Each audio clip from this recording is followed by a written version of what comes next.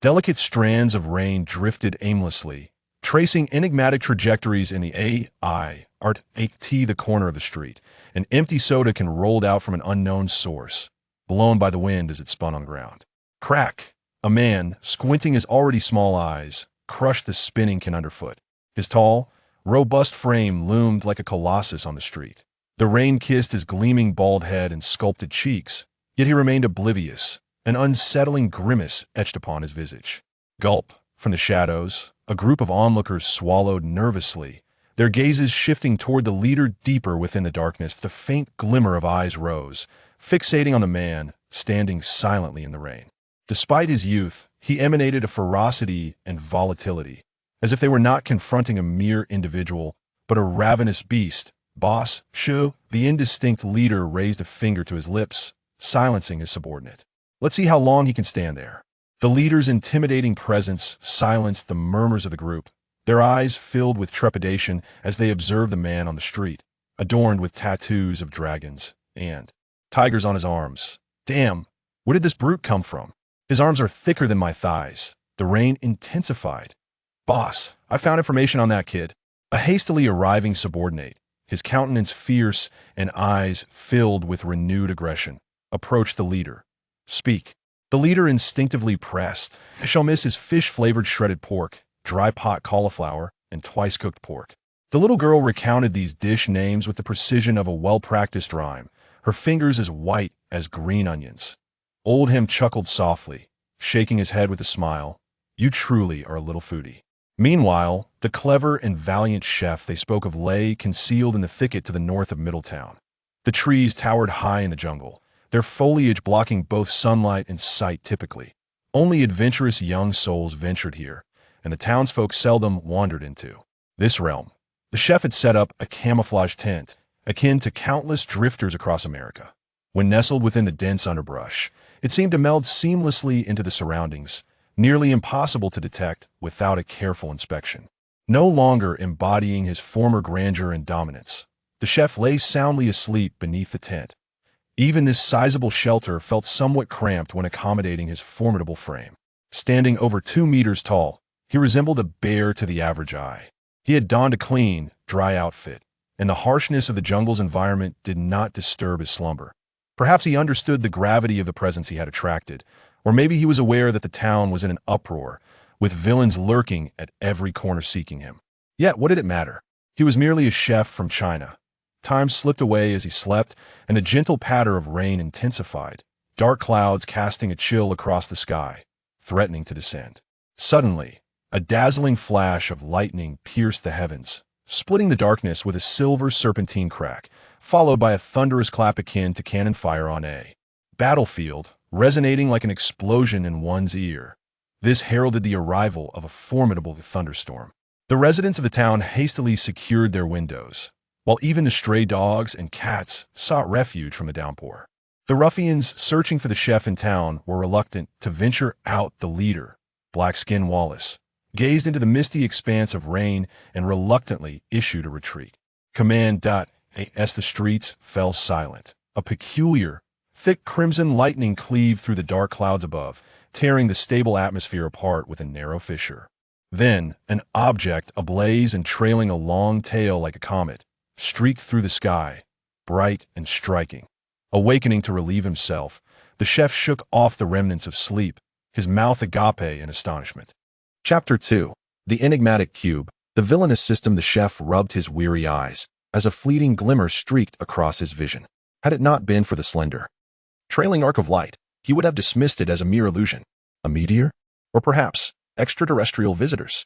As anticipated, the catastrophic explosion failed to materialize.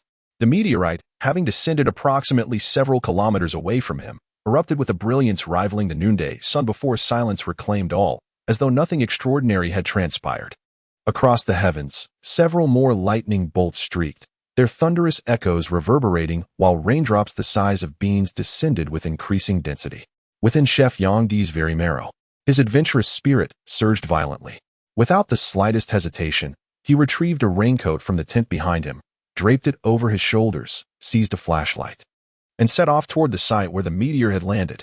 Yongdi's heart clenched tightly. Since arriving in America, This marked the first encounter with such an extraordinary phenomenon. What manner of object could it be? Might it be a celestial meteorite?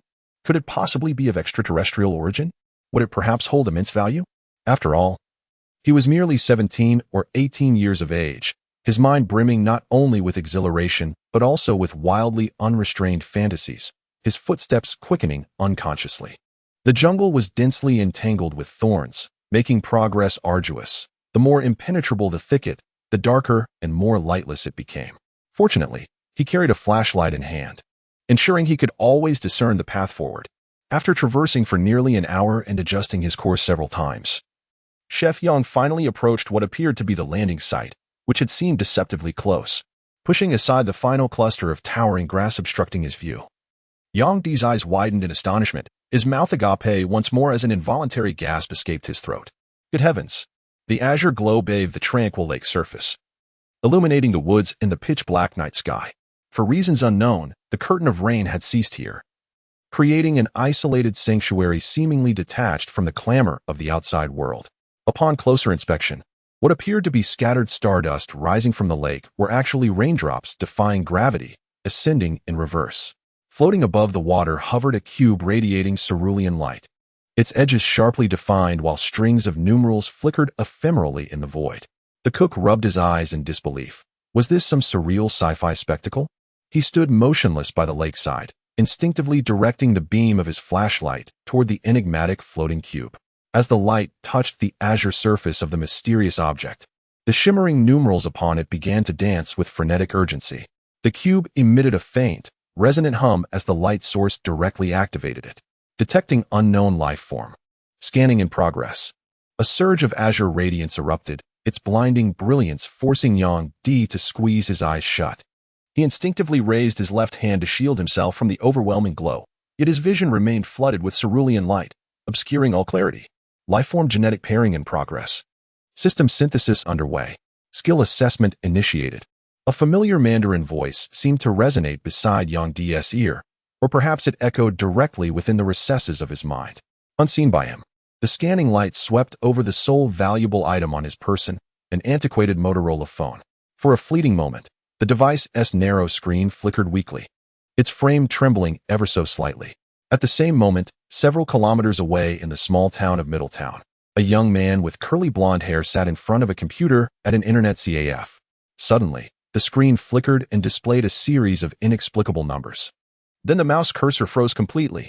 Damn it, boss, your computer has crashed again. The blonde youth was immersed in his game when suddenly it froze at a critical moment. Furious, he slammed both hands onto the keyboard, exclaiming, "What a worthless computer. Can't even handle World of Warcraft properly." Upon the unnamed lake, the enigmatic Rubik's Cube manifested an increasing torrent of data, swirling and dancing in mesmerizing patterns. Host binding confirmed. Lifeform development projection initiated. Data reception in progress. System orientation selected. Villain system initializing. Yang Di could scarcely discern the transformations beneath the cerulean radiance. Yet the synthesized electronic voice grew ever more resonant, until it seemed to reverberate directly within the chambers of his mind. A primal terror seized him. This phenomenon defied all logic, leaving him utterly disoriented. As the azure luminescence receded like an ebbing tide, Yang Di's vision gradually returned. He blinked, only to find himself engulfed in impenetrable darkness, as though nothing had transpired. 1, 2. The mechanical voice continued its inexorable count, its cadence echoing with crystalline clarity within his consciousness.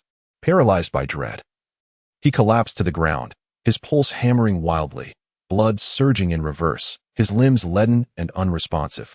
99. 100. As though awaiting judgment. The moment the count reached its zenith, Yang Di's world plunged into absolute darkness. No light, no sound, only the gathering tide of awareness. When his eyes fluttered open once more, he found himself adrift in a void of endless night. Above him, scattered sapphire glimmers pulsed like distant stars, while the mysterious cube loomed before him, its intricate carvings, arcane grids, and ceaselessly shifting data now laid bare. Villain system? Yang Di muttered to himself, bewildered by the sudden utterance that escaped his lips. Just as he was lost in confusion, the Rubik's Cube abruptly radiated an intense azure glow, and in an instant, the surrounding scenery transformed. Within the confined space, the synthesized electronic voice he had heard in his mind materialized once more. Welcome, host, to the villain system custom-tailored exclusively for you. Yang Di. Before him in the sealed chamber, a colossal screen of shimmering blue light emerged. The right side was segmented into smaller panels, while the left displayed an intricate tree diagram. At the center stood a life-sized silhouette, its edges outlined in pulsating cerulean luminescence. This surreal sequence of events defied all logic within Yang Di's comprehension. He couldn't fathom the nature of this system, yet an inexplicable sensation told him he had stumbled upon something extraordinary. The next moment, a line of text materialized on the radiant screen, written in familiar Chinese characters, providing a succinct introduction to the system. Even a manual. How remarkably user-friendly, he mused inwardly. Yang Di froze momentarily, instinctively reaching out to touch the line of tiny text. Upon contact, the characters bounced upward, revealing a cerulean screen that displayed a fundamental explanation of the mysterious phenomena he'd encountered that day. The system was meticulously designed as an external motivational factor for the development of living beings. Data quantification and energy enhancement served as the foundational elements of the system's evolution. The host had acquired a villain system, with its primary developmental trajectory initially focused on refining his rudimentary amateur basketball skills. However, upon detecting the highest echelon of basketball prowess on this living planet, the system recalibrated its main directive to the NBA villain system. Though not exceptionally gifted, Yang Di prided himself on being reasonably sharp-witted. Despite lingering questions, this concise introduction provided him with a general understanding of his circumstances. The enigmatic cube had bestowed upon him a villain system, with the NBA as its central focus. If there was a main path, there must inevitably be branching routes. Scrutinizing the Azure interface before him, Yang Di soon discerned subtle details. On the right side of the screen, partitioned into smaller sections, were lines of fine text: life skills, professional culinary arts, level 5, amateur mixology, level 6, amateur driving, level 3, amateur martial arts, level 1. Encircling these smaller segments was a larger, neatly arranged octagonal screen, the NBA villain system he had glimpsed earlier. It was, in essence, a system within a system. Tentatively, he tapped on the NBA villain system, and as anticipated, another luminous blue panel materialized. Host has activated the NBA villain system. System officially commencing. The synthesized electronic voice resounded abruptly once more.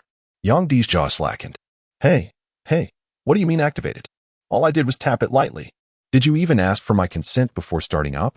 Despite its seemingly intelligent and high-tech demeanor, the system remained indifferent to his protests. A flicker of disappointment crossed Yang Di's mind. So it's just an automated program after all. The newly emerged screen was expansive, and this time, a life-sized silhouette appeared. Strikingly vivid, Yang Di measured it with his gaze. The outline was unmistakably his own. Encircling the silhouette were 6 smaller panels, each labeled distinctly: physical attributes, skill attributes, missions, template training ground, villain point exchange, energy redemption arena. Yang Di exhaled. This is complicated.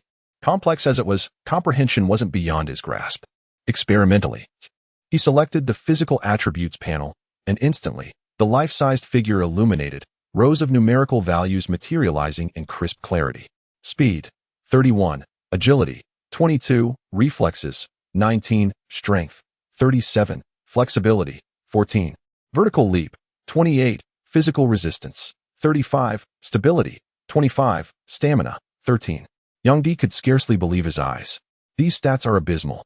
Every value lingered in the teens or 20s, with an apparent expanse of untapped potential stretching beyond each attribute. The system's implication was clear. He had a vast reservoir of latent talent yet to be unlocked. He clicked open the skill attributes again, gazing upon an extensive array of numerical data.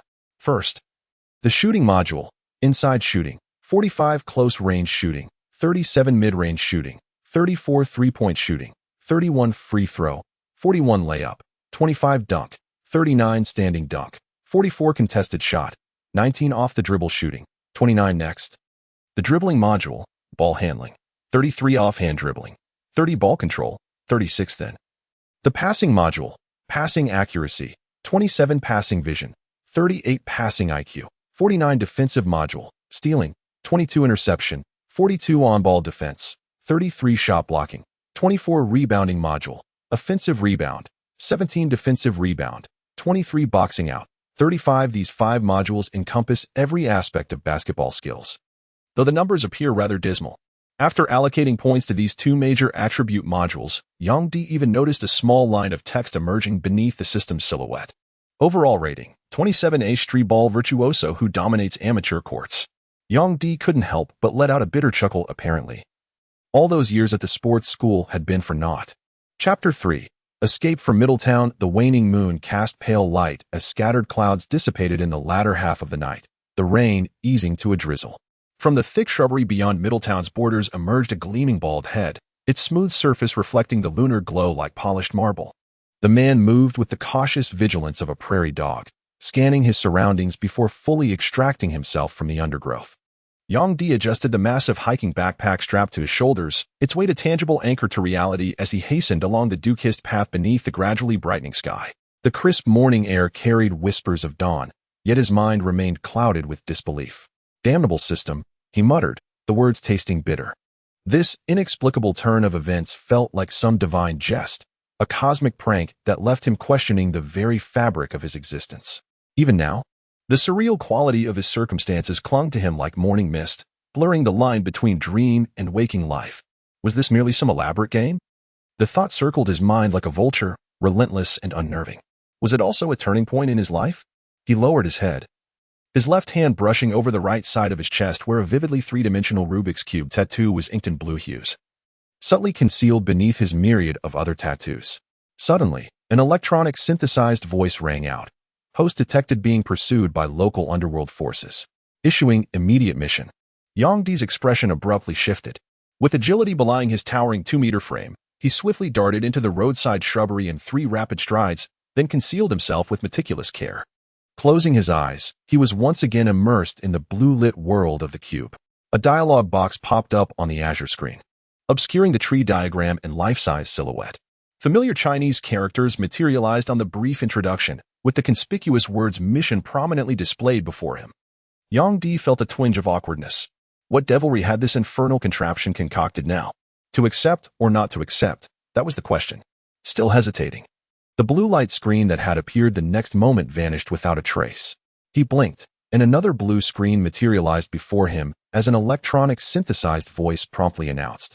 Host activating mission system, issuing main quest. Main quest, street champion complete a street competition within 3 days and defeat the opponent. Reward, 3 free attribute points, 50 villain points. Penalty for failure, none. Instant mission, escape Middletown. The host is currently being pursued by underworld forces. Break through the gang's blockade in Middletown. Reward, upgrade any combat-related skill. This is becoming more and more like a game. Yang Di abruptly returned to reality. The sky had grown slightly brighter. From this inexplicable system, one thing was certain, he was still trapped within the gang's blockade in Middletown. He had no idea where this path would lead, but walking so openly on the streets would inevitably expose his tracks. This was truly an awkward predicament. How was he supposed to escape?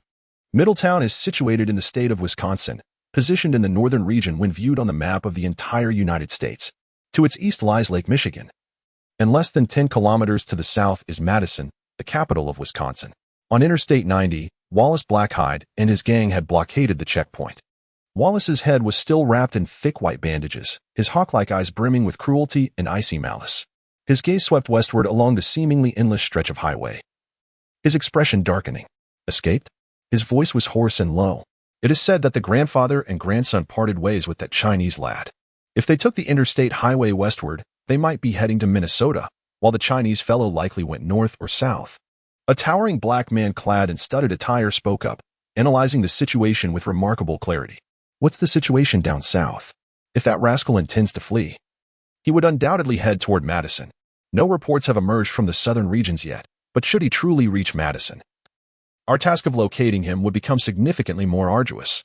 Search thoroughly, we absolutely cannot allow him to escape. At this very moment, Wallace's pocket began to vibrate. As he answered the call, the sound of chaotic fighting erupted from the other end. Boss, we found that kid. He's fleeing south, ouch. This bastard is fierce. We can't hold him back. He's got some massive iron rod from God knows where. Boss, we need backup now. With a dark scowl, Wallace snapped his phone shut, his eyes gleaming with menace. Gather the men, he bellowed. We're heading south to the town outskirts. That brat won't escape us. Yes, sir, came the resounding reply. The crowd complied. Yang Di's towering stature instilled confidence within himself. His gleaming bald head, arms adorned with tattoos, and the blood-stained steel rod measuring a meter in length exuded an aura of reckless desperation. Interstate 90 stretched southward into open terrain, where a pack of hyena-like thugs encircled him. 2 already lay groaning on the ground, while the remaining 3 swallowed hard, their eyes fixed upon Yang Di, who loomed like an unshakable mountain. Fear paralyzed them, rendering them incapable of action. Don't follow me again, you vermin.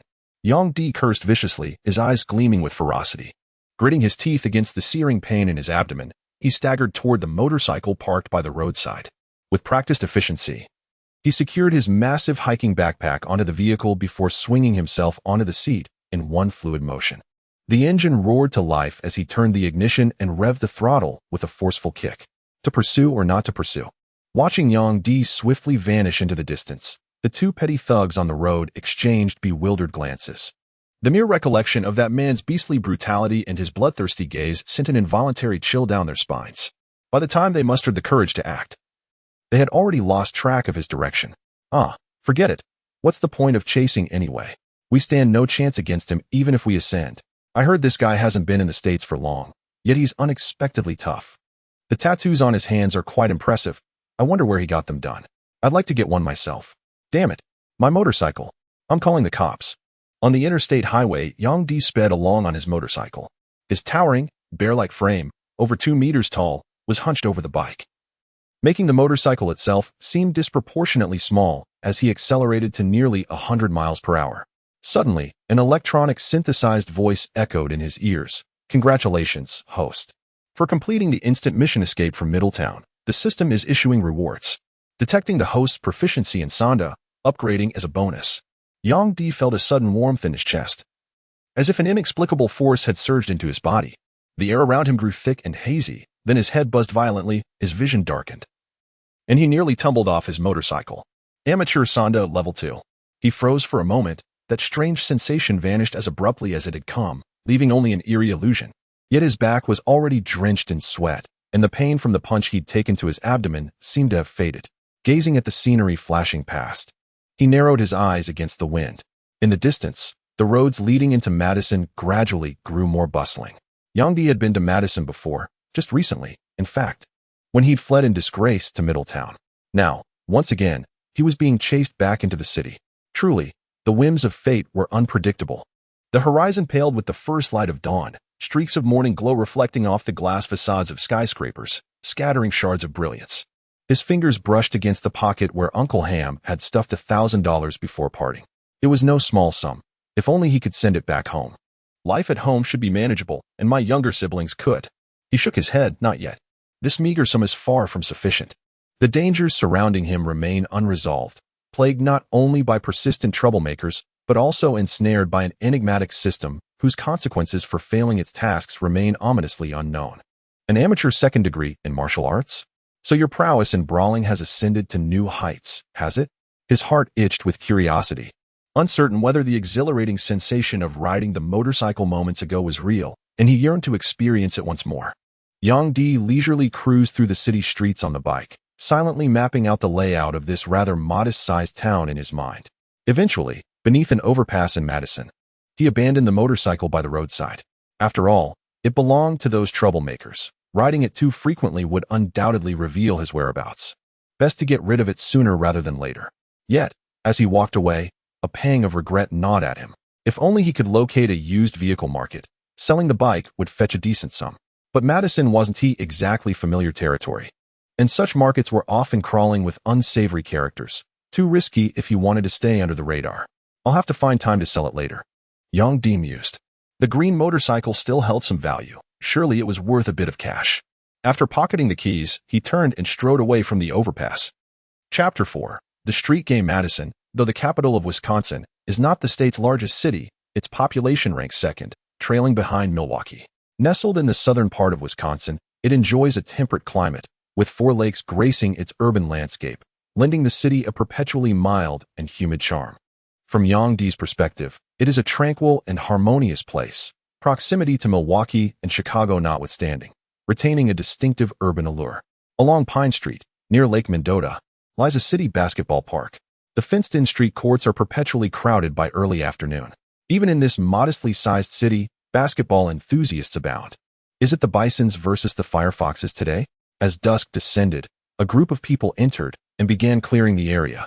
The casual players on the court were politely ushered aside, gradually gathering a considerable audience composed mostly of local residents, predominantly open-minded and hip young individuals. The Buffaloes, having dominated the D.C. district in recent years with unrivaled arrogance, now dared to challenge our Pine Street territory. This time, we would make sure they learned their lesson.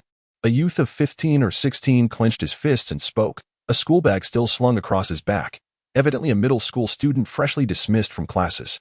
The Buffaloes are formidable. I heard they have several players who've competed in the National Street Basketball Challenge, with exceptional ball handling skills. Indeed, and in recent years, with corporate sponsorship, their training standards have risen. Even in amateur circles, they're considered a powerhouse. Several spectators from the Foxes' side murmured anxiously, yet the majority of the crowd remained electrified with fervor. In the realm of street basketball, a challenge match never fails to ignite exhilaration. Look, they're taking the court. Before the words had fully faded, a dozen figures clad in billowing jerseys strode onto the court. One faction predominantly wore black uniforms, while the other favored crimson. Yet their attire lacked uniformity. Each ensemble bore subtle distinctions, and their footwear presented a motley assortment. Their physiques varied dramatically in height and build. Yang Di, nestled amidst the crowd, cast his gaze toward the court entrance. The procession of towering figures filed in, some nearly matching his own stature. "Hey, tall one," came the call. "Do you play basketball too?" A dark-skinned man nearby struck up a conversation with Yang Di, rolling his tongue playfully. Yang Di's eyes darted thoughtfully before he responded with a simpleton's chuckle. "Indeed, though my basketball skills are rather mediocre, just casual amateur play at best. Might you be Chinese by any chance?" "You're exceptionally tall," the young black man remarked with casual familiarity, gesturing to measure Yang Di's height while clicking his tongue in amazement. As surrounding gazes converged upon them, Yang Di grew slightly embarrassed under the attention, scratching his head awkwardly. "You must be over 2 meters tall, even taller than Parker." The starting center for the Bisons. The young black man gestured with a hand sign, stood on tiptoe to pat Yang Di's shoulder in a friendly manner. Yang Di inquired, "Are such competitions quite common?" I observe that everyone appears to be brimming with excitement. Such competitions are a rare sight on our Pine Street. Today, the Bison team has come to challenge our Fox team. As residents of Pine Street, we naturally stand united against outsiders. A faint trace of disappointment flickered across Yang Di's face. The system has specific criteria for determining the level of street matches. He initially thought that casually finding a couple of passers-by for a game would suffice. But after playing one match on the streets without any response from the task completion prompt, it wasn't until the third day when he arrived at this basketball park that the electronic synthesized voice resonated again amidst the street match between the Bisons and Foxes. "Street basketball match detected. Would you like to participate?" Yang Di's heart was utterly shattered as he pondered the futility of clicking confirm within the system. He doesn't even know anyone from the Firefox or Bison teams. Would they really invite him to join their matches? Yet in the very next moment, he was once again astonished by the system's marvel. The white center of the Firefox team, who had been playing for some time, grabbed a rebound but landed on the opposing team's center, Pike, instantly collapsing in agony with a piercing scream while clutching his ankle, clearly unable to rise again. Could this really be happening? Yang Di's jaw nearly dropped in astonishment.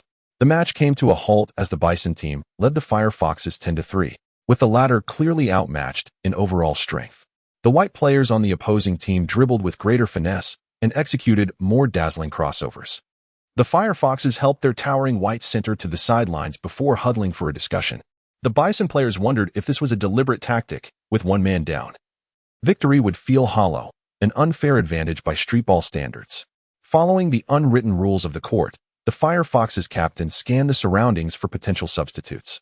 His gaze immediately landed on Yang Di, who stood out conspicuously from the crowd. A glimmer of hope flickered in his eyes, though it dimmed slightly upon noticing Yang Di's complexion. "Do you need my help?" Yang Di removed his coat and stepped forward resolutely. Bathed in the backlight of the setting sun, his towering bear-like frame appeared even more imposing. The coiling dragon tattoo spiraling up his left arm exuded an air of mystery and dominance, while his gleaming bald head lent him a rather ferocious countenance. The entire transformation rendered him unrecognizable from his previous simpleton-like demeanor. The young black man beside him gaped in astonishment, his mind struggling to process the abrupt shift. Are you up for this? The captain of the Asian Fox team was also bald, though his frame was lean and wiry, standing half a head shorter than Yang Di. His words carried an unceremonious edge. You can give it a try. Yang Di bared his teeth in a smile that seemed almost warm under the sunlight. Yet, the Fox captain caught a faint whiff of something darker bloodlust. His pupils contracted sharply.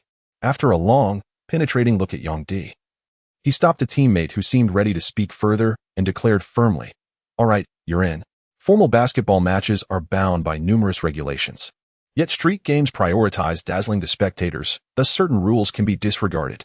Yang Di, formerly a student at a Chinese sports academy, possessed merely average basketball talent but boasted remarkably robust physical conditioning.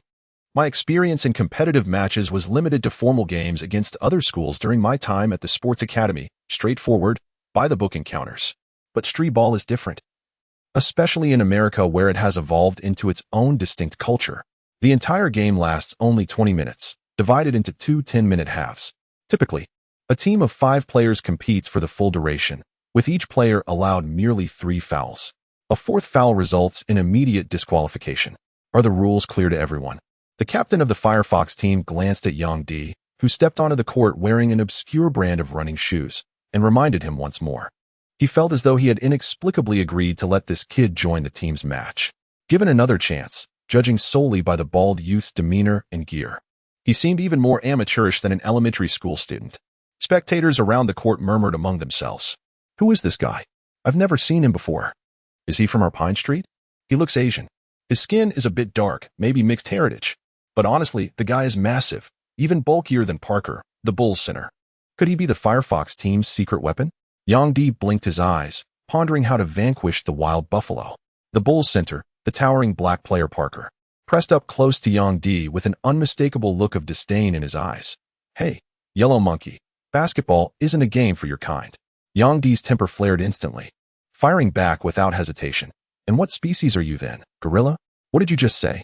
Parker was consumed by fury, his fingers viciously seizing Yang Di's collar in a vice-like grip. What in blazes do you think you're doing, Parker?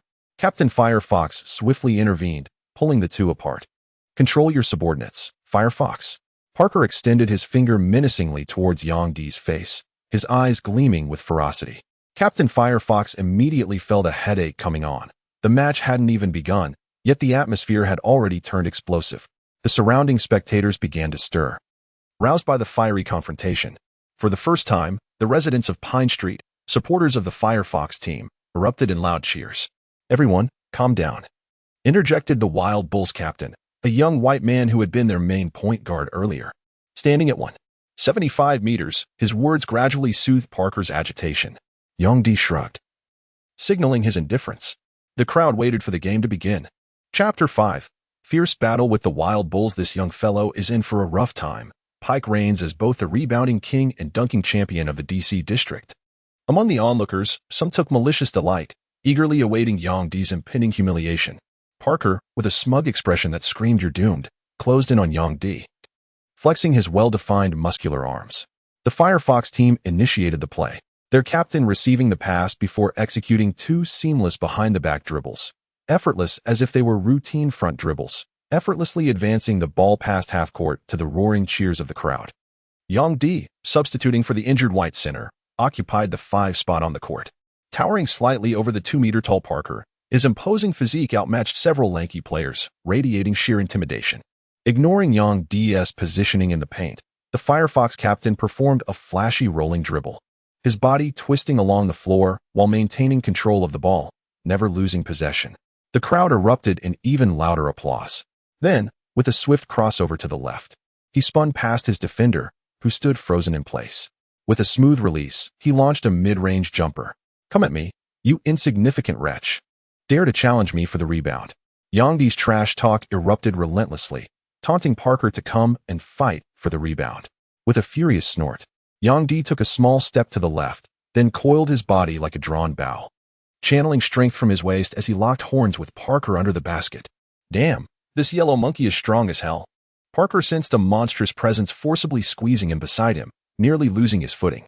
with a strength stat of 37 being his most formidable attribute combined with his substantial weight. Ordinary individuals couldn't possibly withstand his force. Though this opponent was African American, his raw power seemed lacking, relying merely on explosive bursts. Yang Di contemplated with growing confidence. After all, hadn't the system rated him as an amateur court dominator capable of running rampant? Bam! The basketball ricocheted off the rim with a metallic clank, prompting both Parker and Yang Di to roar ferociously as they leapt simultaneously. Parker's face contorted into a savage grimace, veins bulging across his forehead like angry serpents. Yang Di summoned every ounce of his strength, his bronze-hued arms stretching toward the crimson-tinged sky as if grasping for the very horizon itself. Out of my way. Yang Di swiftly seized the basketball with both hands, securing it firmly with a crisp clap, taking advantage of his favorable position. He lowered his waist and subtly exerted force to nudge Parker. What a cunning move. Parker's body was jolted askew, barely managing to land without toppling over. Meanwhile, Yang Di, having seized the offensive rebound, stood majestically with the basketball clutched in both hands. Like a beast on the hunt, he coiled his legs and launched himself with savage ferocity. Arms raised high before slamming the ball downward with thunderous force. The shoddy basketball hoop groaned under the immense pressure as Yang Di slammed the ball through with both hands, his chest forcefully propelling it away after the shot. What an astonishing display of raw power. The onlookers had never witnessed such an astonishing performance before. Their adrenaline surged, instinctively eliciting gasps of amazement, followed by thunderous applause and ecstatic cheers.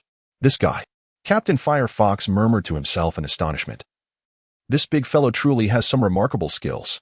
Beneath the basket, Parker's face turned ashen, the jubilant cheers piercing his ears like mocking taunts. He cast a venomous glance at Yang Di, his heart seething with escalating resentment. Meanwhile, back in Madison, the cunning and ruthless Wallace, as treacherous as a viper, had not abandoned his pursuit of Yang Di. According to the latest intel, Yang Di was last seen cycling along Oak Street in Madison. When had Wallace ever endured such humiliation? His pride burned with the sting of disgrace. It is no longer merely a matter of vengeance. A formidable group marched toward Middletown only to be utterly terrified by a mere cook. If they fail to uncover this young man, their reputation in the underworld will be irreparably tarnished. He must be found. Thus, the swarthy Wallace, upon entering Madison once more, mobilized an even greater number of followers. Yang Di possesses quintessential East Asian facial features, making it challenging for Westerners to distinguish such Oriental visages. However, his distinctive physical attributes, a shaven head adorned with elaborate arm tattoos and a towering stature exceeding 2 meters, rendered him unmistakable when he appeared at Pine Street's outdoor basketball court. Substituting for the towering white center known as Firefox, even Wallace, the dark-skinned local, immediately recognized him. Finally found you, you damned chef. Wallace's eyes gleamed with malice, his hoarse voice emanating like a sinister specter from the abyss. The Firefox team fans on Pine Street perked up. This newly substituted foreign player seemed remarkably formidable. The thunderous dunk and steadfast defensive stance exuded an aura of confidence from Yang Di the moment he stepped onto the court, simultaneously injecting renewed vigor into his teammates. The flashy point guard from the opposing team executed a dazzling pump fake move, spinning like a top with mesmerizing footwork. His ball handling skills were undeniably elite, though marred by numerous unorthodox techniques, particularly the frequent palming violations that would have drawn endless whistles in official competitions. Yet this was the street ball arena, where flamboyance reigned supreme and rulebook minutiae became irrelevant. As Yang Di tracked the dribbler's movements, he marveled inwardly. This is America indeed, where even random street ballers possess extraordinary fundamental skills. Though he'd been the star center at his sports academy back home, his dribbling prowess paled in comparison to this street virtuoso. Pass me the ball. Feeling his pride wounded, Parker demanded the ball from the Bison team captain. The crowd cleared space, nearly leaving Yang Di and him in a one-on-one showdown inside the paint. The Bison captain frowned, ignoring Parker's loud protests. Known for his rebounds and dunks, Parker actually had very limited offensive skills. Meanwhile, that Asian player had just pulled off an impressive dunk, clearly no pushover. Another up here would be downright humiliating. So he decided to take matters into his own hands. After a few quick feints, he drove left past the Fox's point guard. The defense was practically non-existent, though in street ball, jump shots rarely landed. Even with an open look, the Bison's white captain opted to charge into the paint. Too easy. The Bison captain felt unimpeded, soaring through the air in 3 swift strides for a layup. How deceptively simple it seemed. a dark figure suddenly emerged from the side. Its bear-like silhouette blotting out the sky. Massive arms enveloped the wild bull captain as it materialized directly above his head in an instant. The captain of the Bisons sensed a gust of wind behind his head. Before he could react, the basketball he had gracefully caught with one hand was abruptly slapped down by someone. Smack! Yang Di swatted the opponent's layup out of bounds with a magnificent block. What a spectacular defensive play. The captain of the Firefox team roared with fury, dashing over in overwhelming excitement. That block was utterly domineering, resounding like the wrath of heaven shaking the earth. Magnificently done, my friend. The captain of the Firefox team extended his palm. Yang Di was momentarily taken aback, but quickly caught on, his lips curling into a smile as he reciprocated the gesture. With a resounding slap, his hand met the captain's sun-darkened palm in a firm clasp. There was an air of camaraderie in this simple exchange, a cultural nuance that spoke volumes. The rest of the Firefox players soon gathered around, some patting Yang Di on the back, others bumping fists or high-fiving him. They sensed the raw energy emanating from this towering figure and, in turn, openly welcomed him as a temporary teammate, their goodwill genuine and unrestrained. What do we do, Captain? This guy seems like a handful. The members of the Bison team huddled together, unease creeping into their expressions. The Bison's white captain and Parker both wore grim faces. They had clearly bitten off more than they could chew this time. Who would have thought that in a small place like Madison, they'd encounter such formidable opposition? With a bit more training, this opponent could easily be playing at a professional level. It's fine. We still have the second half. Just maintain our lead and diversify our offense, the Bison captain said, though his tone lacked conviction. Parker, on the other hand, muttered under his breath, his dissatisfaction plain. If only they'd passed to me earlier. Now look, we got blocked, and they're celebrating. The Bison captain's expression darkened further. Parker, ever the oblivious one, remained clueless about the gravity of the situation. Yet the moment he stepped back onto the court, he was met with another humbling setback. Meanwhile, Yang Di, driven by his mission, was laser-focused, performing at a staggering 120 of his usual capacity. By halftime, the Firefox team had not only caught up but surged ahead, 14-10, leading the Bison by 4 points. The situation had indeed become rather awkward. With Yang Di's sheer size and strength, he was practically an unstoppable force on this amateur court. Chapter 6. The Brawl with a Resounding Thwack. Yang Di seized the basketball hoop with one hand, causing the entire backboard to tremble violently.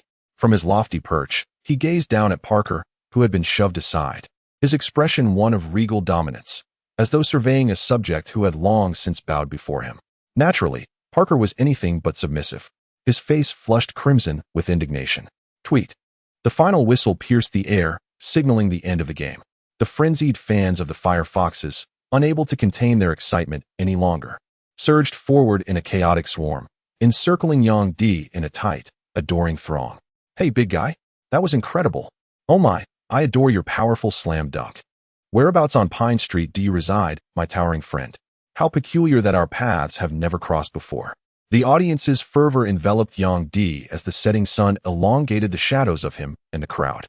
The members of the Firefox team also wore expressions of delight. They had anticipated losing today's match, yet unexpectedly, a dark horse emerged to claim a resounding victory.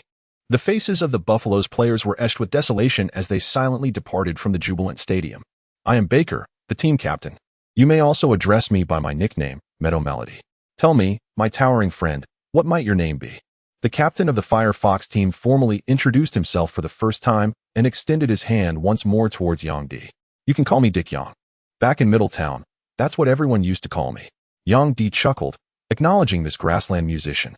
So you're from Middletown? It's not far from here. The place has quite the scenery. I ran into some trouble before, so I ended up in Madison. Just arrived 3 days ago. I think your physical condition fully meets the requirements of a professional player. You could try participating in some higher-level competitions. Even street ball has official matches. Yang Di smiled faintly as an electronic synthesized voice echoed in his mind. Ding. Congratulations, host, on completing the main quest, Street Master. Reward. 3 free attribute points, 50 villain points. New main quest will be issued in 3 days. Stay tuned. Yang Di exhaled deeply in relief. Finally, completing the mission wasn't easy, and earning those 3 attribute points was hard-won. Even more remarkable was that this high-tech system actually understood the importance of balancing work and rest, granting him 3 days of downtime. Just then, A large group of people suddenly surged toward the chain-link fence outside. Yang Di glanced over, and his expression instantly darkened. What's going on? Captain Fox Beck was utterly bewildered by the situation. Seeing this aggressive group of people, he instinctively assumed the defeated Wild Bulls team had returned for a rematch. This was absolutely intolerable. Couldn't they accept their loss with dignity? Brothers, let us venture forth and investigate the situation. The scene was filled with locals from Pine Street, all fervent supporters of the Firefox team, and their numbers were considerable. Though a group of outsiders charged in, they showed no fear regardless of race, after all. The underworld had its own code of conduct. Yang Di blinked and immediately spotted the leader, a dark-skinned Wallace with a white bandage wrapped around his head. He desperately wanted to shrink back and flee, but given his towering height and bulky frame, he was instantly singled out. In the midst of his distress, unexpectedly, Baker took the initiative to step forward. Simultaneously, an electronic synthesized voice echoed in his mind, issuing immediate mission. Host with combat prowess encounters a gang brawl. Take down 3 thugs to demonstrate valor. Mission reward, upgrade in martial arts skills. Holy shit. Yang Di's eyes gleamed with excitement. In his eyes, those fierce-looking delinquents were no longer enemies, but rather precious experience points. He closed his eyes, and his consciousness instantly transported into the mystical cube space. Within the small attribute panel of his physical form, he allocated 3 points to strength. In an instant, Yang Di once again experienced the sensation he had felt that day on the motorcycle, a faint warmth in his chest, as if the surrounding free-flowing energy was being drawn toward him. An inexplicable surge of power coursed through his body, circulating from head to toe. His mind buzzed, and darkness flickered before his eyes. Yet, when he reopened them, barely a moment had passed. The 2 opposing groups had already crossed paths. Blackskin, what brings you to Pine Tree Street? Beck showed no fear as he faced Wallace, 2 towering black men standing nearly 6 feet tall, confronting each other directly. With a hoarse voice, the dark-skinned Wallace fixed his piercing gaze on Yang Di behind him. Instantly, Yang Di felt an icy stare boring into him, as if it could slice him apart. Fox, stay out of this, Wallace growled. I'm here for that tall guy behind you. This bastard crossed me in Middletown today. I'm breaking both his legs. Beck was taken aback, glancing at Yang Di in surprise. He hadn't expected the dark-skinned man to be targeting the towering figure who had just played alongside them. After a moment of contemplation, Beck observed Wallace's menacing demeanor and felt a flicker of unease. But just as quickly, he dismissed it, lifting his chin with newfound resolve. His voice, firm and unwavering, cut through the tension. Listen, Wallace, I don't care what beef you have with Dick Yang. Today, this man helped the Foxes crush the Bisons. He's a hero on Pine Street now. You're not touching him. What? Black-skinned Wallace's eyes flashed with brutality and discontent, his voice as frigid as 30 degrees below zero. How dare you protect him? Do you have any idea what he has done? How dare you stand in my way? How dare you obstruct me? Go ahead and lay a hand on me today if you dare. Baker's temper flared as well, his voice rising several octaves in pitch.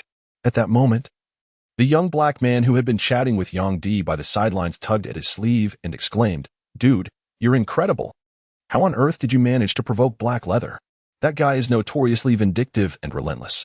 Plus, he controls 3 whole blocks. His influence far surpasses even our meadow music crew. Yang Di was both amused and exasperated, gazing at the surrounding eyes filled with fervor tinged with a hint of reverence, utterly perplexed by the American's thoughts. I must apprehend that lad today, and woe betide anyone who dares stand in my way.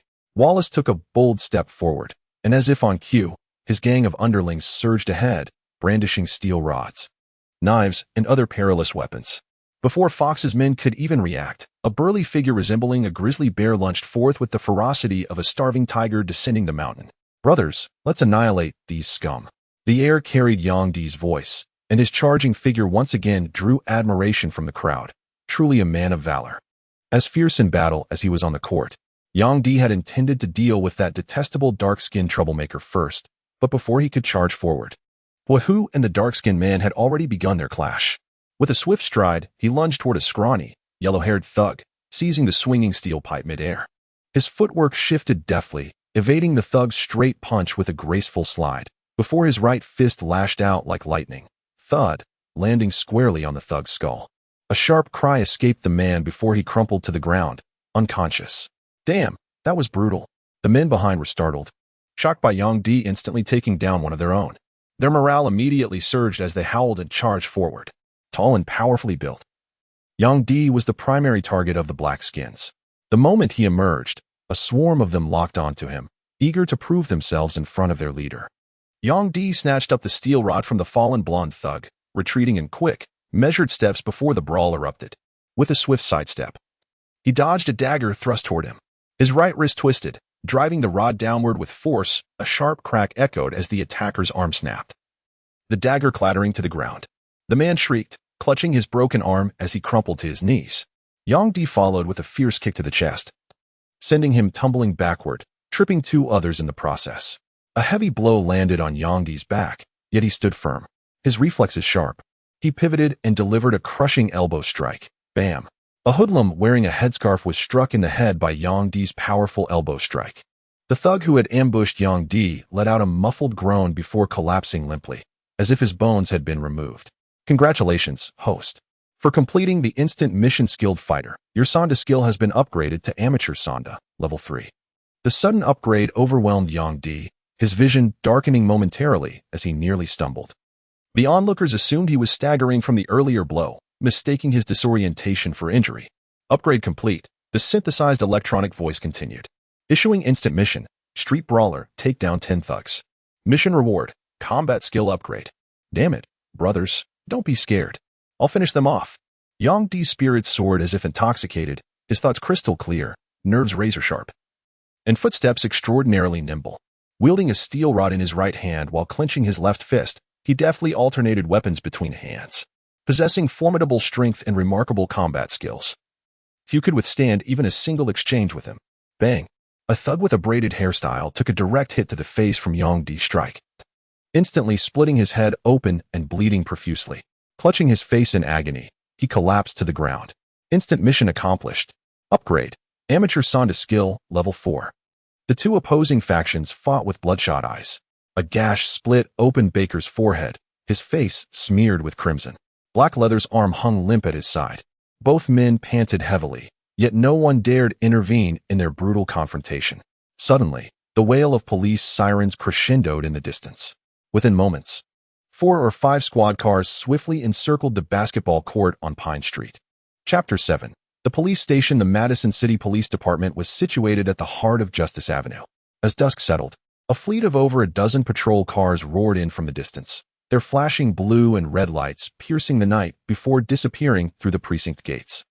Street brawls. These troublemakers are getting more audacious by the day, growled Patrol Captain John Freeman, his fury palpable as he slammed his police cap onto the desk. The office fell into a tense silence. Everyone knew better than to provoke the district's specially dispatched superior officer when he was in such a thunderous mood. What started the fight? Freeman settled into his chair, facing a row of uniformed officers awaiting his directives. The altercation had stemmed from Wallace, a man of dark complexion, seeking retribution against a Chinese chef, which escalated into a violent clash with members of the Firefox gang, two factions that had previously maintained an unspoken truce.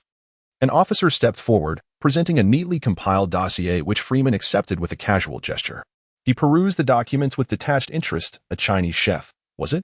How on earth did this become associated with the dark-skinned one? This individual is named Yang Di, who arrived in the United States merely 2 months ago.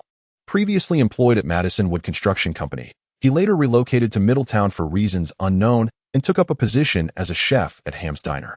According to his work visa, he is classified as a skilled temporary laborer. A week prior, Chloe Ham, the granddaughter of Jamie Ham, the proprietor of Ham's Diner, was targeted by a man known as Blackskin at a nightclub in Madison. When Blackskin attempted to assault her, Chloe bit off his ear in self-defense. Enraged, Blackskin rallied a group of men to seek retribution against the Hams in the small town of Middletown. Before their departure, Blackskin and his cohorts unexpectedly received correspondence from the Hung Society. Upon arriving in Middletown, they were intimidated by the fierce demeanor of Yang Di, the Chinese chef, mistakenly assuming that Ham's Diner was under the protection of the Hung Society. Unbeknownst to them, Yang Di was merely bluffing to buy time. Subsequently, the Hams fled to Minnesota, while Yang Di traveled southward, returning to Madison. Freeman nodded. The story is rather peculiar, but it holds together. By this account, the Chinese chef acted in self-defense. However, why did the Firefox gang intervene on his behalf? Had they not gotten involved, the situation wouldn't have escalated into a full-blown brawl. A white officer interjected. Yang Di is quite tall and plays basketball. Before Blackskin confronted him, he helped the Firefox team defeat the Bison, who had come to challenge them on Pine Street today. That earned him the Firefox gang's favor. Their leader, Beck, chose to protect Yang Di even at the cost of antagonizing Blackskin. So, this Chinese man, Yang Di, is essentially innocent. We could release him early, after all. He is a visa worker, and his permit is about to expire anyway, Freeman remarked as he flipped through the documents. As he finished speaking, the officers exchanged glances.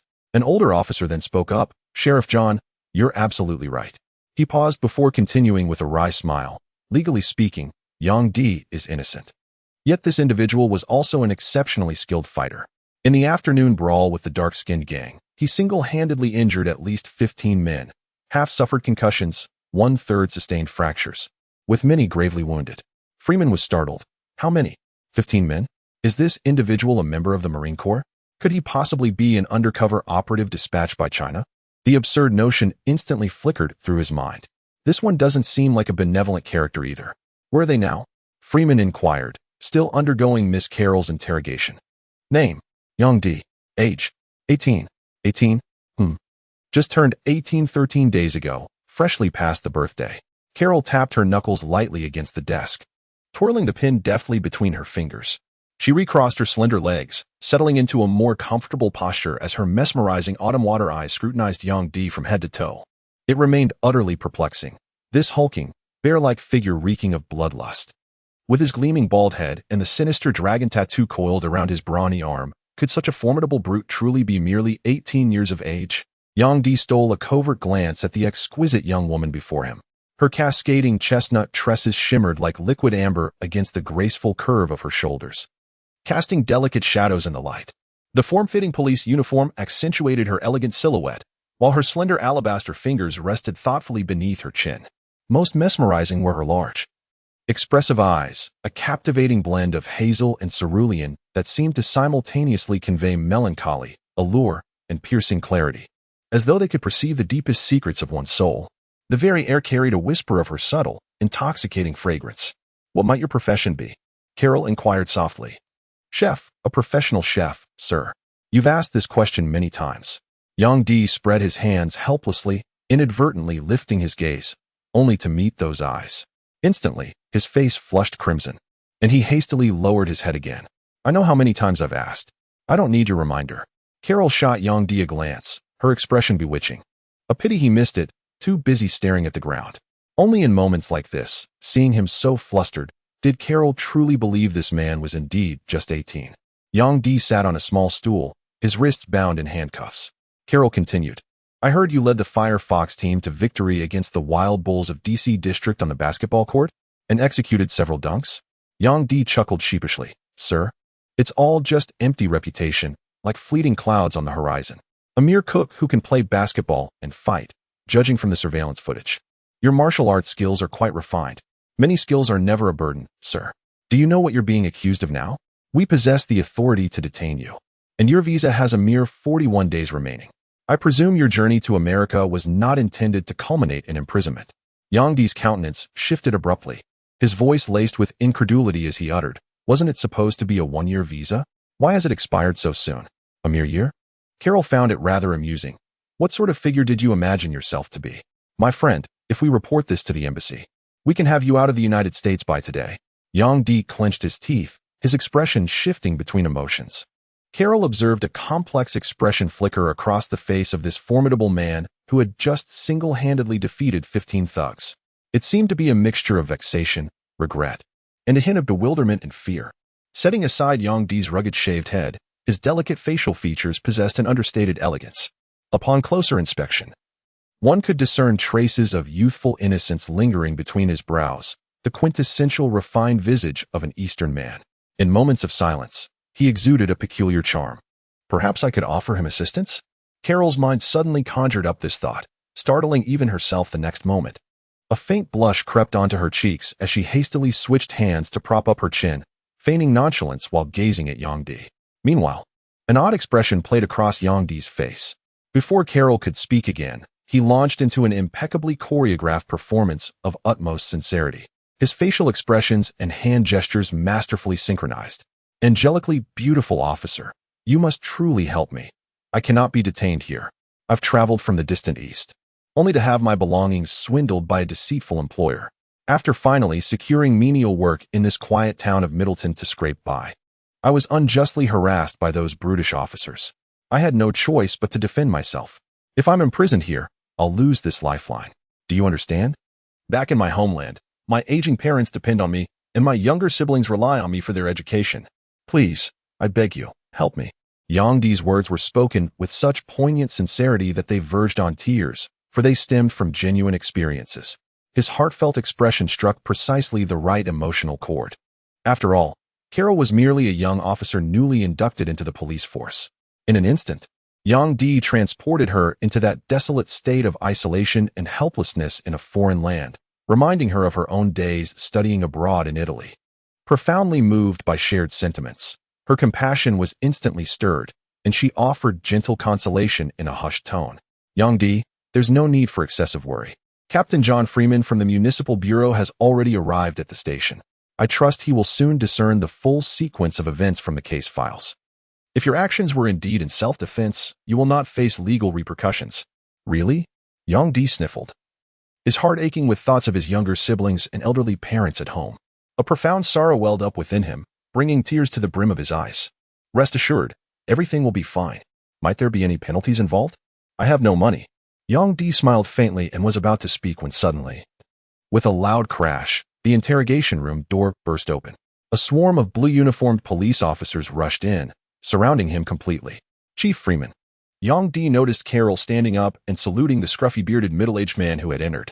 The man nodded and strode over to Yang Di, fixing him with piercing, hawk-like eyes. You took down 15 men by yourself? Indeed formidable. Yang Di inwardly lamented his misfortune, recognizing the hostile intent in the adversary's aggressive approach. After a moment's hesitation, he nodded solemnly and conceded, though the exact number remains unclear, the estimation should approximate reality. He snorted derisively. Freeman snorted coldly. The court where you brawled happened to have a surveillance camera that recorded everyone's actions, you included. While reviewing the entire incident, it's true you acted in self-defense. But the fact remains you severely injured at least 10 people. Charging you with excessive self-defense wouldn't be unjust. Yang Di's mouth fell open, at a loss for how to respond. Carol, her crimson lips parting slightly, came to his rescue. Sheriff Freeman, though Yang Di may have been a bit heavy-handed. He's only 18. Under those circumstances, losing control was understandable. I implore you to show leniency. Sensing Freeman's intent to penalize Yang Di, Carol felt a pang of guilt and spoke up in his defense. The surrounding officers immediately exchanged peculiar glances, their eyes flickering between Yang Di and the stunning Carol. Envy simmering in their hearts over the young man's apparent good fortune. Freeman nodded and delivered his verdict: detain this young man for 5 days. As for the other troublemakers involved, interrogate each one thoroughly. 5 days. Yang Di heaved a sigh of relief as he was escorted out by 2 officers. As he passed through the door, he cast Carol a grateful glance, which only deepened her sense of remorse. What a fine young man he was. Her own brother was about his age, yet still carefreely attending high school without a worry in the world. Unlike Yang Di, who had to struggle for survival, traversing oceans and enduring hardships, even suffering humiliation and destitution. No, she simply had to help him. Chapter 8. University of Wisconsin. 5 days later, at the Whispering Happiness CAF on the corner of Pine Street. Yang Di wore a thin coat, his feet still clad in the most ordinary sneakers, looking rather disheveled in this chilly season. Hey, Dick Yang. Yang Di turned his head and, amidst the swaying branches, caught sight of the striking woman greeting him. Katerina Carroll was dressed casually today, her matte coat softening the curves of her figure, yet her long, slender legs and jeans remained astonishingly straight. Towering in height, she didn't appear diminutive even standing beside the 6 feet 8 inches Yang Di. Radiant and captivating truly. It was as if even the wind could speak. Hi, Sheriff Carroll, Yang Di greeted stiffly. Let us go inside. I've got some good news to share with you today. Carroll effortlessly stepped past Yang Di and pulled open the CAF door.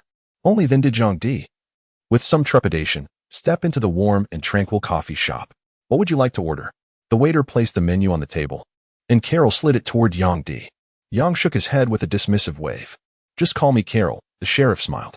I nearly forgot you've only been in America for 2 months, though your spoken English is remarkably fluent. Merely conversational, Yang explained. I can understand and speak, but reading eludes me, as do colloquial expressions. Carol swiftly marked the menu and handed a $1 tip to the waiter, who beamed before departing. Yang arched a brow at the generous gratuity, wincing inwardly, thankful it wasn't his money. Yet immediately, another dilemma seized him. Ought he to offer to pay for this meal? I deeply regret not being able to assist you more effectively. No, Carol. Your willingness to speak on my behalf before Sheriff Freeman is already more than I could ask for. Without your intervention, my detention would have been prolonged considerably. I'm relieved you see it that way. Carol has never been one to mince words, so let's swiftly shift to the purpose of inviting Yang Di today. Yang Di, I've heard from the Foxfire Group that you play basketball? Yang Di nodded slightly. Back in our homeland, I once spent some time at the Institute of Physical Education, though regrettably failed to achieve any remarkable accomplishments. That was truly splendid. Carol's radiant smile instantly illuminated the entire room, her dazzling beauty leaving everyone momentarily spellbound. I have a friend who works at the University of Wisconsin, she continued, her voice smooth and assured. I've already discussed this matter with him. Their basketball team has just begun to find its footing and is currently in need of additional practice partners. I believe you would be perfectly suited for this role. Ball boy. The name flashed through Yang Di's mind in an instant. Gazing into Carol's hopeful eyes, for some inexplicable reason, he felt a faint discomfort stirring within. Might I have some time to consider, Carol? As you know, my true calling lies in culinary arts. I would much prefer securing a position as a chef. Carol's delicate brows knitted slightly, her tone tinged with disappointment. Dick Yang, you really ought to give my proposal some serious thought. You must be aware that this position offers a rather substantial remuneration, with a base salary reaching $3,000 per month, a figure that significantly surpasses the earnings of most culinary professionals. Moreover, as someone previously residing in Madison, you should be cognizant of the scarcity of suitable Chinese cuisine opportunities in this locale. Yang Di's jaw nearly dropped in astonishment. How much did they say? $3,000? He nearly leapt out of his seat, slamming the table in excitement. Carol, I'll take this job, he declared. Carol couldn't help but feel both exasperated and amused by Yang Di's money-grubbing expression. She shot him a coquettish glance that made his bones melt with delight. The University of Wisconsin is a world-class institution, and the benefits are naturally quite substantial. However, I've heard from a friend that excelling in this position is rather challenging, particularly due to the high physical demands. But I believe someone with your capabilities should have no trouble. That's fantastic. Don't worry, I promise to do this job flawlessly. Yang Di declared, flexing his biceps to emphasize his strength. Excellent, Carol replied, her eyes curving into crescents of delight. If you perform well, your visa issues should be resolved, allowing you to stay here and earn even more. Absolutely, you can count on me. Yang Di's eyes had long transformed into rolling dollar signs. With the current exchange rate between RMB and USD, his monthly salary of $3,000 astonishingly amounted to 24,810 yuan. Back in his homeland, even if he worked multiple jobs and sold his blood, he could never earn such an amount with his current capabilities. Tomorrow I shall escort you to enroll at the University of Wisconsin. The coach of the Badgers happens to be an acquaintance of mine. The coach? Wow, that's truly an influential figure. A smile spread across Yang Di's face. Having the team coach as an ally meant his employment prospects were practically secured, and the main mission could be accomplished as well. The University of Wisconsin was established in 1848 as a comprehensive public institution with over 40,000 students. The sprawling campus was almost unimaginably vast. Many freshmen still got lost upon arrival, so you'd better memorize the entrance route. Carol strolled effortlessly along the campus pathways, casually dismissing yet another approaching admirer. Yang Di finally witnessed Carol's magnetic charm and the uninhibited openness of American youth firsthand. Since stepping onto campus, no fewer than 10 men had inexplicably attempted to strike up conversations with her. Naturally, he'd also endured countless jealous glares sharp enough to kill a man multiple times over. It felt like braving a hail of bullets or venturing into a dragon's den. We're here. Carol gestured toward the landmark structure ahead, a precisely rectangular building standing imposingly before them. This was the University of Wisconsin's sports arena. Even from a distance, Yang Di could hear the echoing shouts, rhythmic dribbling of basketballs, and the squeaking friction between sneakers and polished hardwood floors. Pretty impressive, Yang Di remarked with a casual shrug. Brian serves as the head coach of the Badgers team. Having just taken over the struggling squad last year, he revitalized the team's spirit remarkably. Under his leadership, The University of Wisconsin Badgers tasted the sweetness of a Big Ten championship for the first time since 1947, sharing the top honors with powerhouses like Indiana University and Ohio State. Such an impressive feat, isn't it? Young D was startled. So be careful. You mustn't offend Coach Ryan, or your job could be at risk. Carol glanced at Young D before continuing, but there's no need to worry too much. Right now, Coach Ryan's focus is entirely on the Badgers. Just do your job well, and you'll be fine. Then she quickly added, if you have time, practice your basketball skills. Even after leaving school, you could try joining the professional league. I hear professional athletes earn quite a handsome income. I'll work hard. Whenever money was mentioned, Young D's fighting spirit ignited, the sunlight casting a solemn glow on his face as if he were speaking of something sacred. What a noble declaration. Carol chuckled, covering her mouth with her hand. The two walked side by side into the gymnasium. In Young D's mind, the mission details flashed. Main mission: physical enhancement. A strong physique is the foundation of excellent basketball. Within 1 month, raise your overall physical rating to 40. Reward: 5 free attribute points, 100 villain points. Failure penalty: elimination. Immediate mission: outstanding basketball trainer. Being a trainer isn't as easy as it seems. Become an outstanding practice partner for the Wisconsin Badgers and earn the head coach's recognition. Reward: 1 learning template card. During his days of confinement, Young D had repeatedly studied this system. It encompassed every aspect, complex yet clearly structured. Essentially, it functioned by assigning missions to enhance his personal abilities. There were 2 types: main missions, which came with rewards, penalties, and strict deadlines, offering generous rewards upon completion but severe punishments for failure, like the dreaded elimination looming over him like a sword. The other type, immediate missions, emerged based on real-time system assessments, varied, unpredictable, and with differing rewards. For instance, he still hadn't figured out what this learning template card was, as this particular mission had only appeared after he accepted Carol's offer to work at the University of Wisconsin. Chapter 9. Sparring partner. So this is the lad you recommended. Quite the sturdy fellow indeed. The gaunt, silver-haired old man with thinning beard scrutinized Young D intently, scarcely able to believe his eyes. The towering figure before him, with that conspicuously gleaming bald head, was supposedly the 18-year-old Chinese youth Carol had spoken of. Yet his seasoned judgment told him this specimen, standing well over 2 meters, perfectly fit the job's physical requirements. Young man, what's your barefoot height, approximately? Approximately 2.03 meters. Though it's been quite some time since I last measured, so I'm not entirely certain. Young D was simultaneously observing Coach Beret, the supposedly formidable mentor who didn't appear particularly stern in demeanor. The university players from the Badgers team, engrossed in their training on the court, occasionally stole glances in their direction, partly to admire the radiant beauty of Carol, who resembled a blossoming flower, and partly out of curiosity toward Young D, the tall Asian accompanying her, whose towering stature over 2 meters suggested he might be a basketball player himself. Uncle Ryan, this guy is absolutely exceptional. I'm certain he can handle the job. I guarantee it. Carol addressed Barain with an affectionate, almost coquettish expression, which took Young D by surprise. He found himself speculating about the nature of their relationship while silently appreciating Carol's unwavering trust in him. I understand. What I mean is, if he wants to excel in this role, he'll need a bit more refinement, some training before he's fully ready, Ryan replied, his face breaking into a benevolent smile. In truth, he was already quite satisfied with the prospect of having such a towering figure like Young D as a training partner. But his inherently cautious nature compelled him to maintain an air of further evaluation. Though Young D didn't fully grasp the meaning, Carol certainly did. And her face immediately brightened with another radiant smile. The two continued their conversation for a while longer, with Young D remaining silent, attentively listening. After some time, Ryan finally turned to Young D and inquired, Young D, you've played basketball before, haven't you? Yes, coach. I've learned some basketball fundamentals, Young D answered truthfully. That's wonderful to hear, Ryan said with a smile on his gaunt face. You know, this job is relatively simple. What you'll be doing is serving as a practice partner for the University of Wisconsin players, essentially, a role even more basic than a trainer. I believe you can handle it. Young D was overjoyed. I'll do my best, coach. That's the right attitude, Ryan replied amiably. Come on, warm up on the court first. We'll start with some basic training soon. Young D nodded and turned to leave.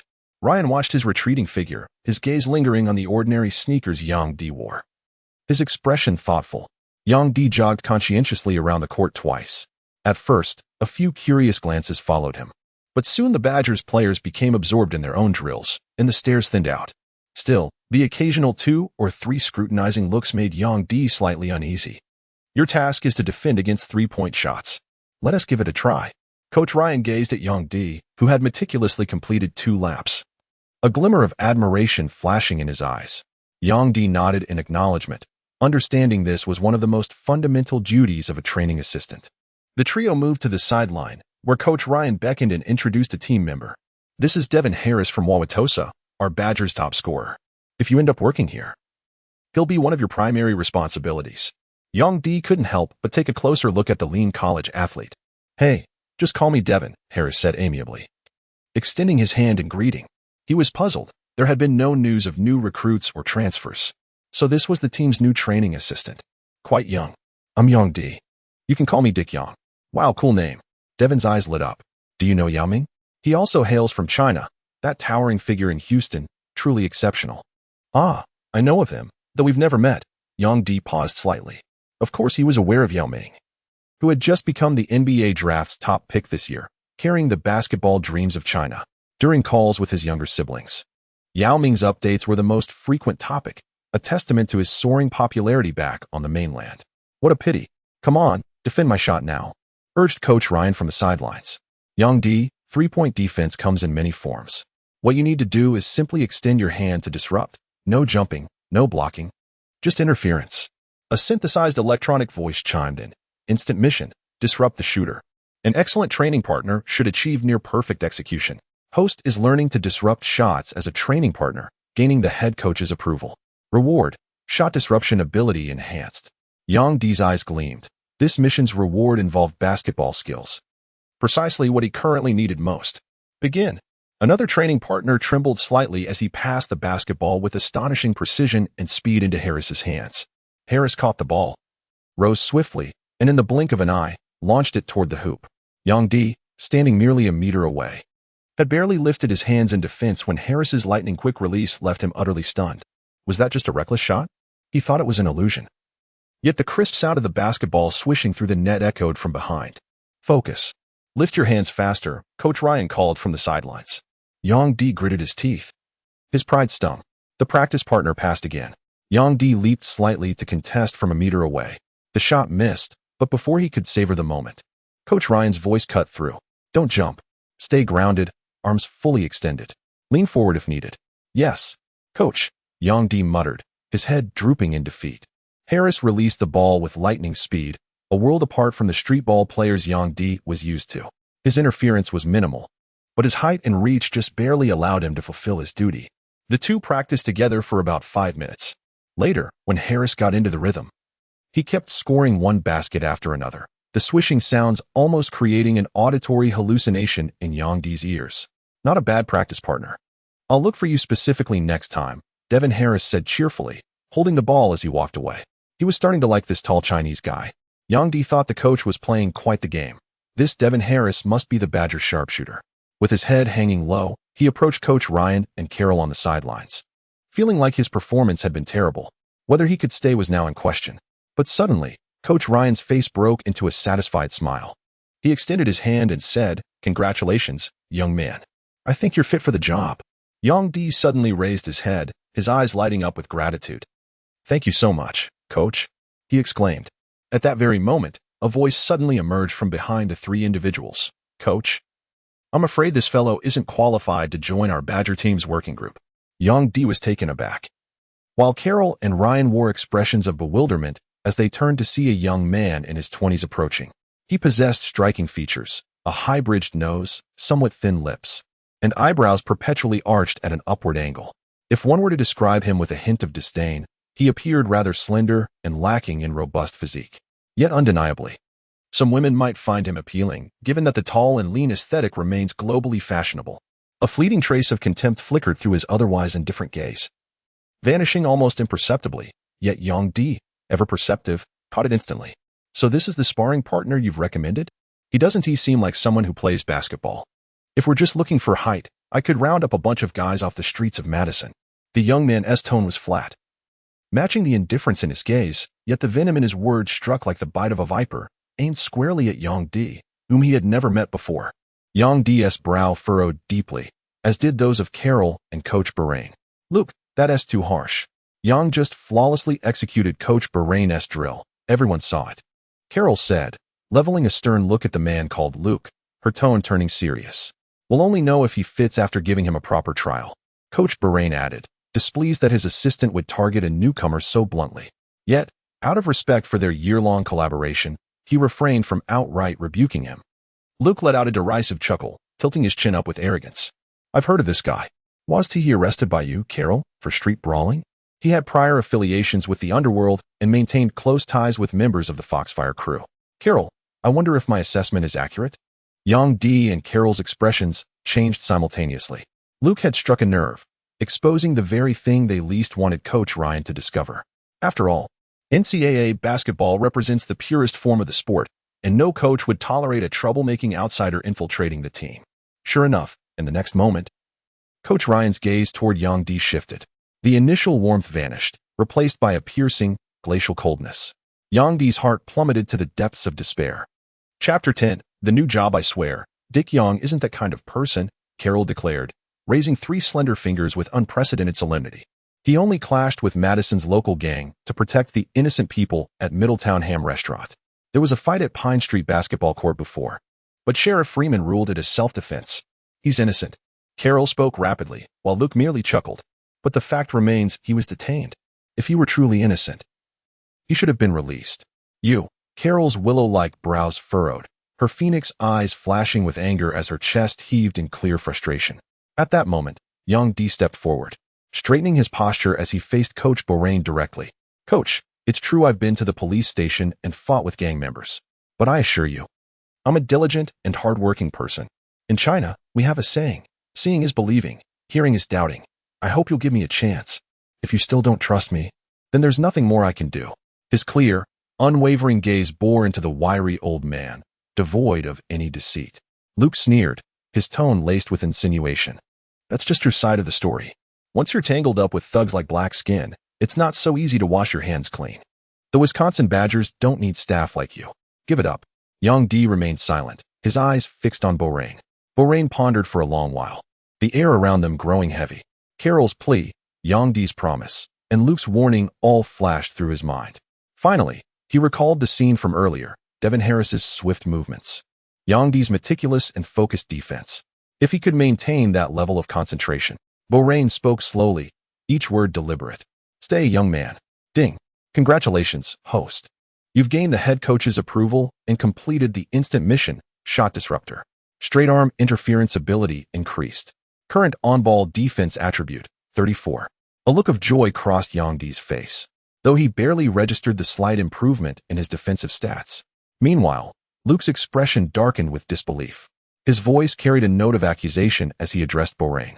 Coach, think carefully. This guy will bring nothing but trouble to the Badgers. We are currently in a phase of ascension, and any mishap could entail considerable responsibility. Luke repeatedly emphasized that Yang Di was a perilous individual, and it was evident to all discerning eyes that his remarks were specifically targeted at Yang Di. Consequently, Ryan grew somewhat irate, his tone turning frigid as he cast a sidelong glance at Luke and declared, "This is none of your concern. From today onward, Yang Di shall serve as our Badgers training partner. You need only focus on fulfilling your designated duties." Luke appeared poised to retort, his lips parting and his face flushing crimson. Yet ultimately, no words escaped him. After casting another sullen glare at Yang Di, he turned on his heel and departed. Carol and Yang Di simultaneously expressed their gratitude to Ryan, saying in unison, "Thank you, head coach." Ryan waved his hand and left the court as well. "Work hard, young man. I hope you can maintain your focus every day and not let me down." Carol and Yang Di exchanged glances, then burst into laughter simultaneously once more. On their way out of the school, Yang Di inquired about Luke. Carol wasn't entirely certain either. "All I know is that Luke is the youngest coach on campus. He's been assistant coach Ryan's right-hand man since last year, though I'm not sure which specific area he oversees. And I have no idea why he's so fixated on targeting you. Just be careful while you're at school." Yang Di chuckled playfully, jesting. "It's not like he can hire someone to beat me up, and even if he did, his hired help might not stand a chance against me." Carol was amused by his deliberately flippant tone, laughing so hard she trembled with mirth. By the way, where are you staying now? Speaking of his living situation, Yang Di's heart darkened slightly, though his face maintained that same indifferent expression. Me? I live not far from Pine Street. Don't worry, I won't be late for work. You'll have some procedures to handle tomorrow, but Coach Ryan will arrange everything, so there's no need to worry. Thank you, Carol. Why thank me? You still have to work hard yourself. You're right, haha. Yang Di rubbed his head, his usual fierce and beast-like demeanor from the street courts completely gone, replaced by an unprecedented gentleness. Catherine Carroll gazed at Yang Di's profile, not conventionally handsome but sharply defined, his tall frame bathed in the golden hues of the setting sun, warm as an Italian autumn breeze. Her fair, delicate cheeks flushed instantly. Naturally, Yang Di wouldn't tell Carol that he lived in a filthy, chaotic, impoverished, and darkest corner of the slums. In his heart, the kind and beautiful Carol was like an angel, pure as a crystal. While he was but a rat in the night, an insignificant nobody at the bottom of society, that she would help him at all was something he had never dared to dream of. The evening breeze swept over Four Lakes, leaving Madison as fresh and translucent as a maiden just emerged from her bath. To the east, lights flickered to life, their glow reflecting off the damp streets, lending the city an ethereal haze. Beep, curled inside a phone booth, Yang Di dialed an international call. Xiao Di, you finally called. How is your work progressing? Are you eating well and adjusting to your living arrangements? It must be quite demanding. The weathered voice of his mother echoed in his ears, and Yang Di's eyes instantly welled up with tears. The work isn't hard, not at all. Mom, you know my cooking skills. I'm perfectly accustomed to preparing meals for myself. Everything is fine here. I can communicate with them without any issues, so please don't worry. Take care of yourself out there alone. Don't be too hard on yourself. And remember to dress warmly when it gets cold. Don't worry. Oh, by the way, Mom, I've changed jobs here. Changed jobs? Wasn't it your uncle who introduced you to that international construction firm? That company, let's not even mention it. Yang Di desperately wanted to share his ordeal, but considering his mother's potential worry, he forcibly restrained himself from speaking about it. Instead, he shifted to describing his new occupation. Currently, I'm working as a practice partner for the basketball team at the University of Wisconsin, earning a monthly salary of $3,000. What university? $3,000. Yang Di came to work in the United States, and his family members all gained an understanding of the exchange rate between the US dollar and the Chinese yuan. Although Yang's mother wasn't highly educated, she could still perform simple calculations like 3 times 8. Instantly, she felt overwhelmed by a sense of bliss. How did you manage to secure this job? You must have endured considerable hardship. Is being a training partner exhausting? Being a training partner is quite simple, Mother. You needn't worry in the slightest. My physique is robust, merely accompanying university students from Wisconsin for recreational basketball. Do remember to devote yourself to scholarly pursuits at that institution of yours. You've always possessed remarkable intellect since childhood, consistently ranking among the academic elite. Had our family circumstances been more favorable, you could have. Yang Di hastily interrupted his mother's words, dismissing the matter with nonchalance. Mother, it's perfectly fine. I'm doing quite well presently. Should the opportunity arise, I shall apply myself diligently to studies. How fares father and the younger siblings? Are they nearby? Your father has gone out and hasn't returned yet. Your younger siblings are here. Let me have them speak with you. The phone line erupted with chaotic noises as Yang Di's brother and sister chimed in simultaneously. Brother, how are things in America? Brother, take good care of yourself. Don't overwork. Brother. Yang Di covered his mouth, tears streaming uncontrollably down his face. He took a deep breath to steady himself, then adopted a deliberately authoritative tone. Bin, ting. I'm doing well in America. No need to worry about me.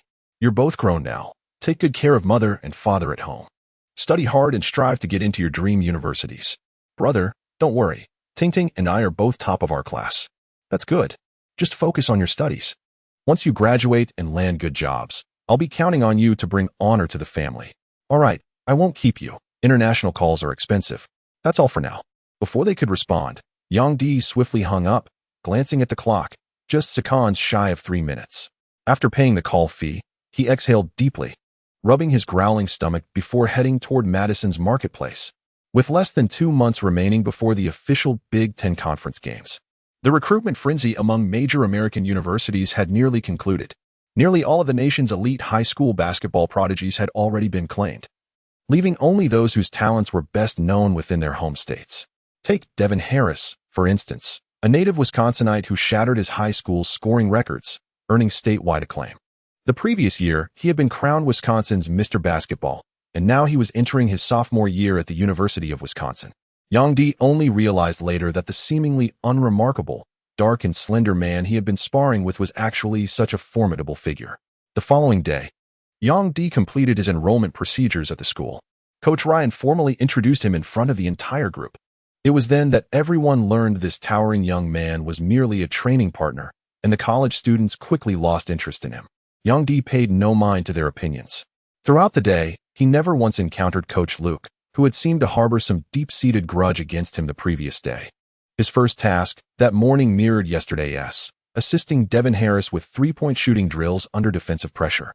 After a brief rest in the afternoon, starting at 3 o'clock, he was paired with two even taller and bulkier post players to practice back-to-the-basket moves. Chapter 11.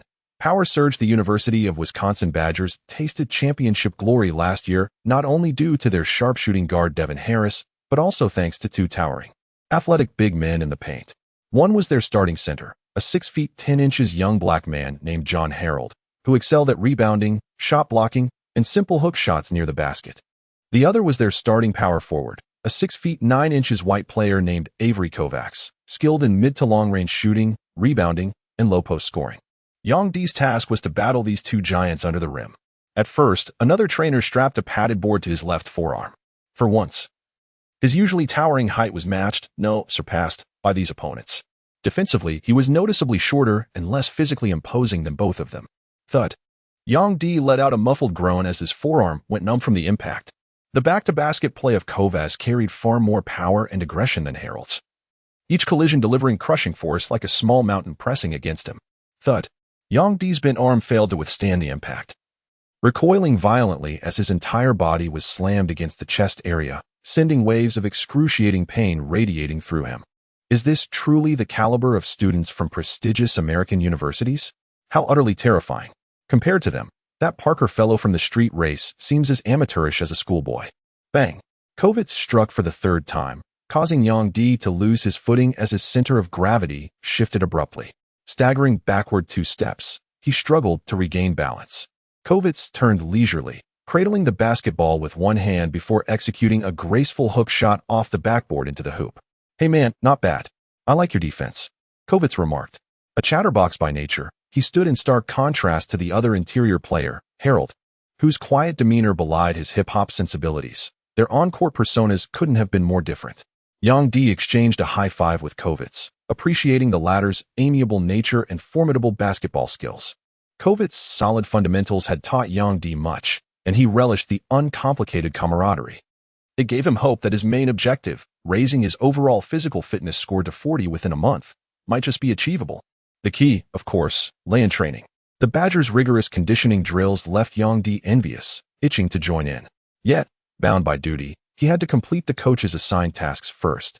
Again, Kovacs shrugged, positioning himself against Yang's back. "Hold on, let me take this off." Shedding his jacket, Yang revealed a short-sleeved t-shirt, exposing the intricate dragon tattoo coiled around his left arm. "Whoa, that's sick," Kovacs marveled, turning to inspect it before freezing momentarily. "A full-sleeve dragon," Yang explained with a grin, noting Kovacs' fascination. Rolling up his sleeve further, he displayed the lifelike tail of the serpentine design.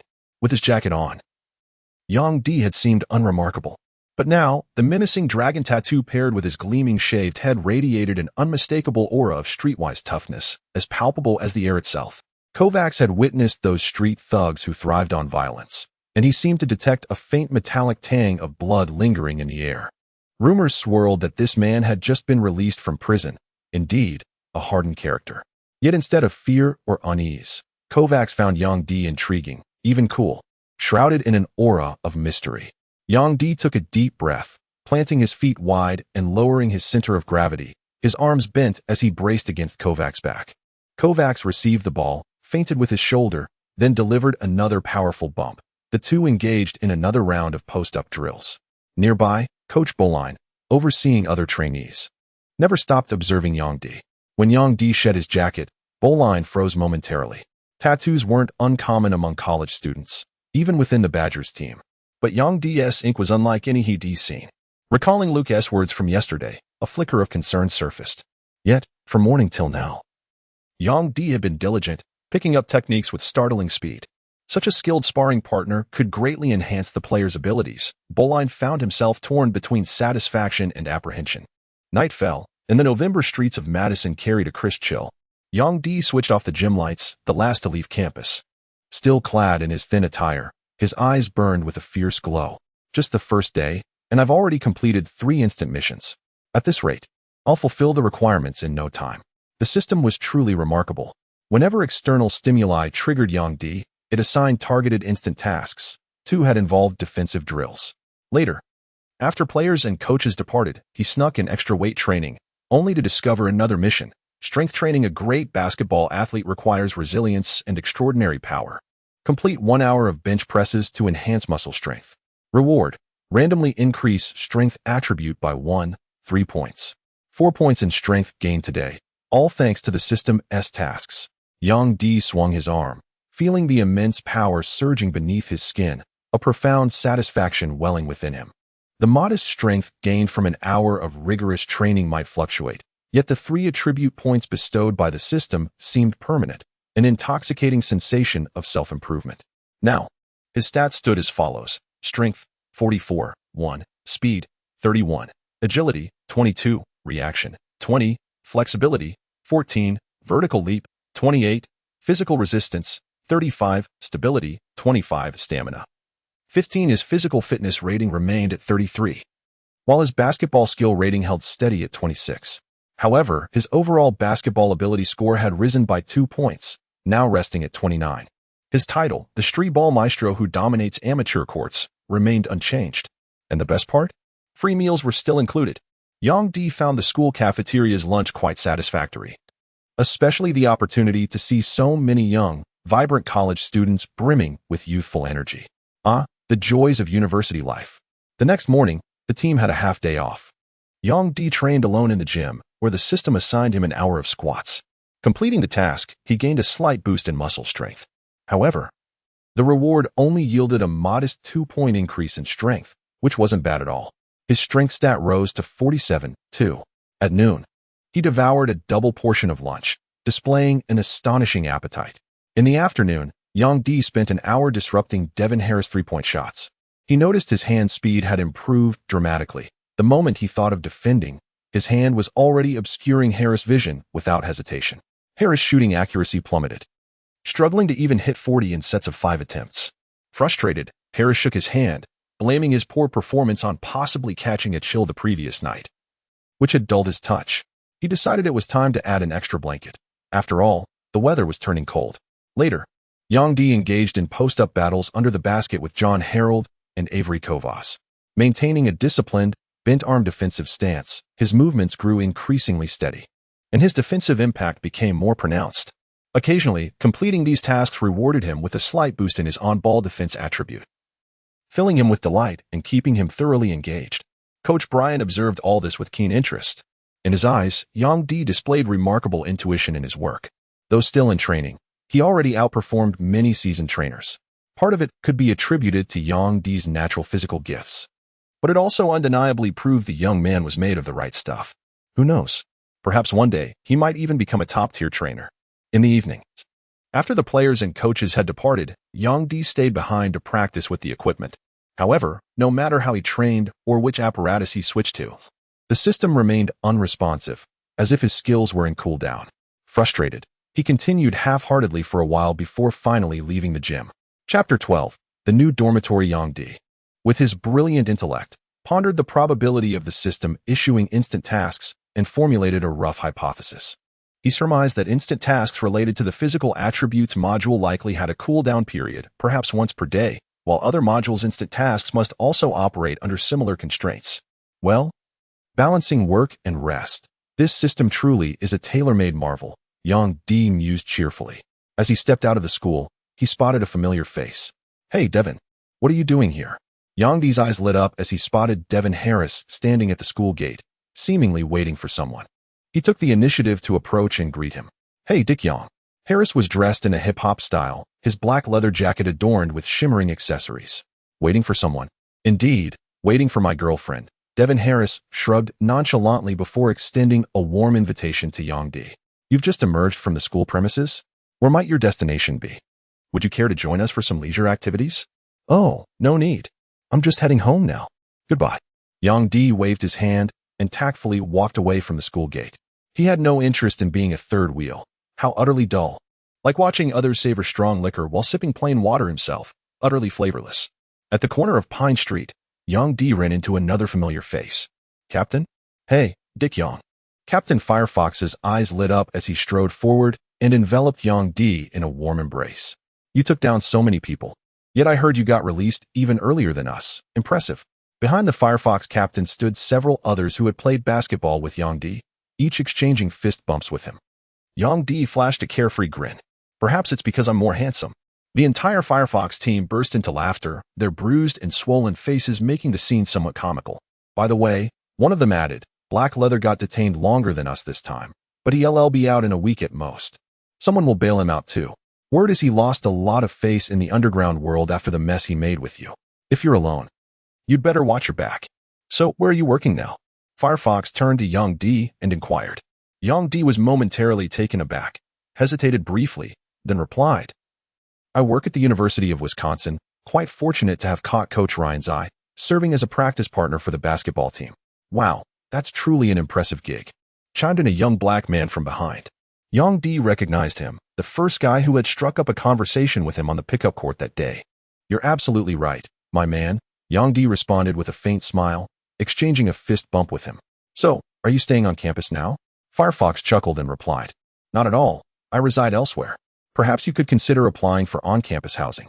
If I recall correctly, staff members at the University of Wisconsin are eligible to rent dormitories within the campus. The accommodations are reasonably priced with pleasant surroundings, and most importantly, it provides a sanctuary from the black skins. I genuinely recommend you give it a try. It's truly splendid. Captain Firefox offered his sincere advice. A sudden realization flashed through Yang Di's mind. Why hadn't he considered staying on campus? A grateful smile spread across his face as he thanked Captain Firefox. Tomorrow he would try applying for accommodation. Let's play basketball together when you're free. Here's my number. Receiving a note from a man for the first time, Yang Di's expression turned peculiar. The next day, Yang Di approached the university administration to apply for staff housing.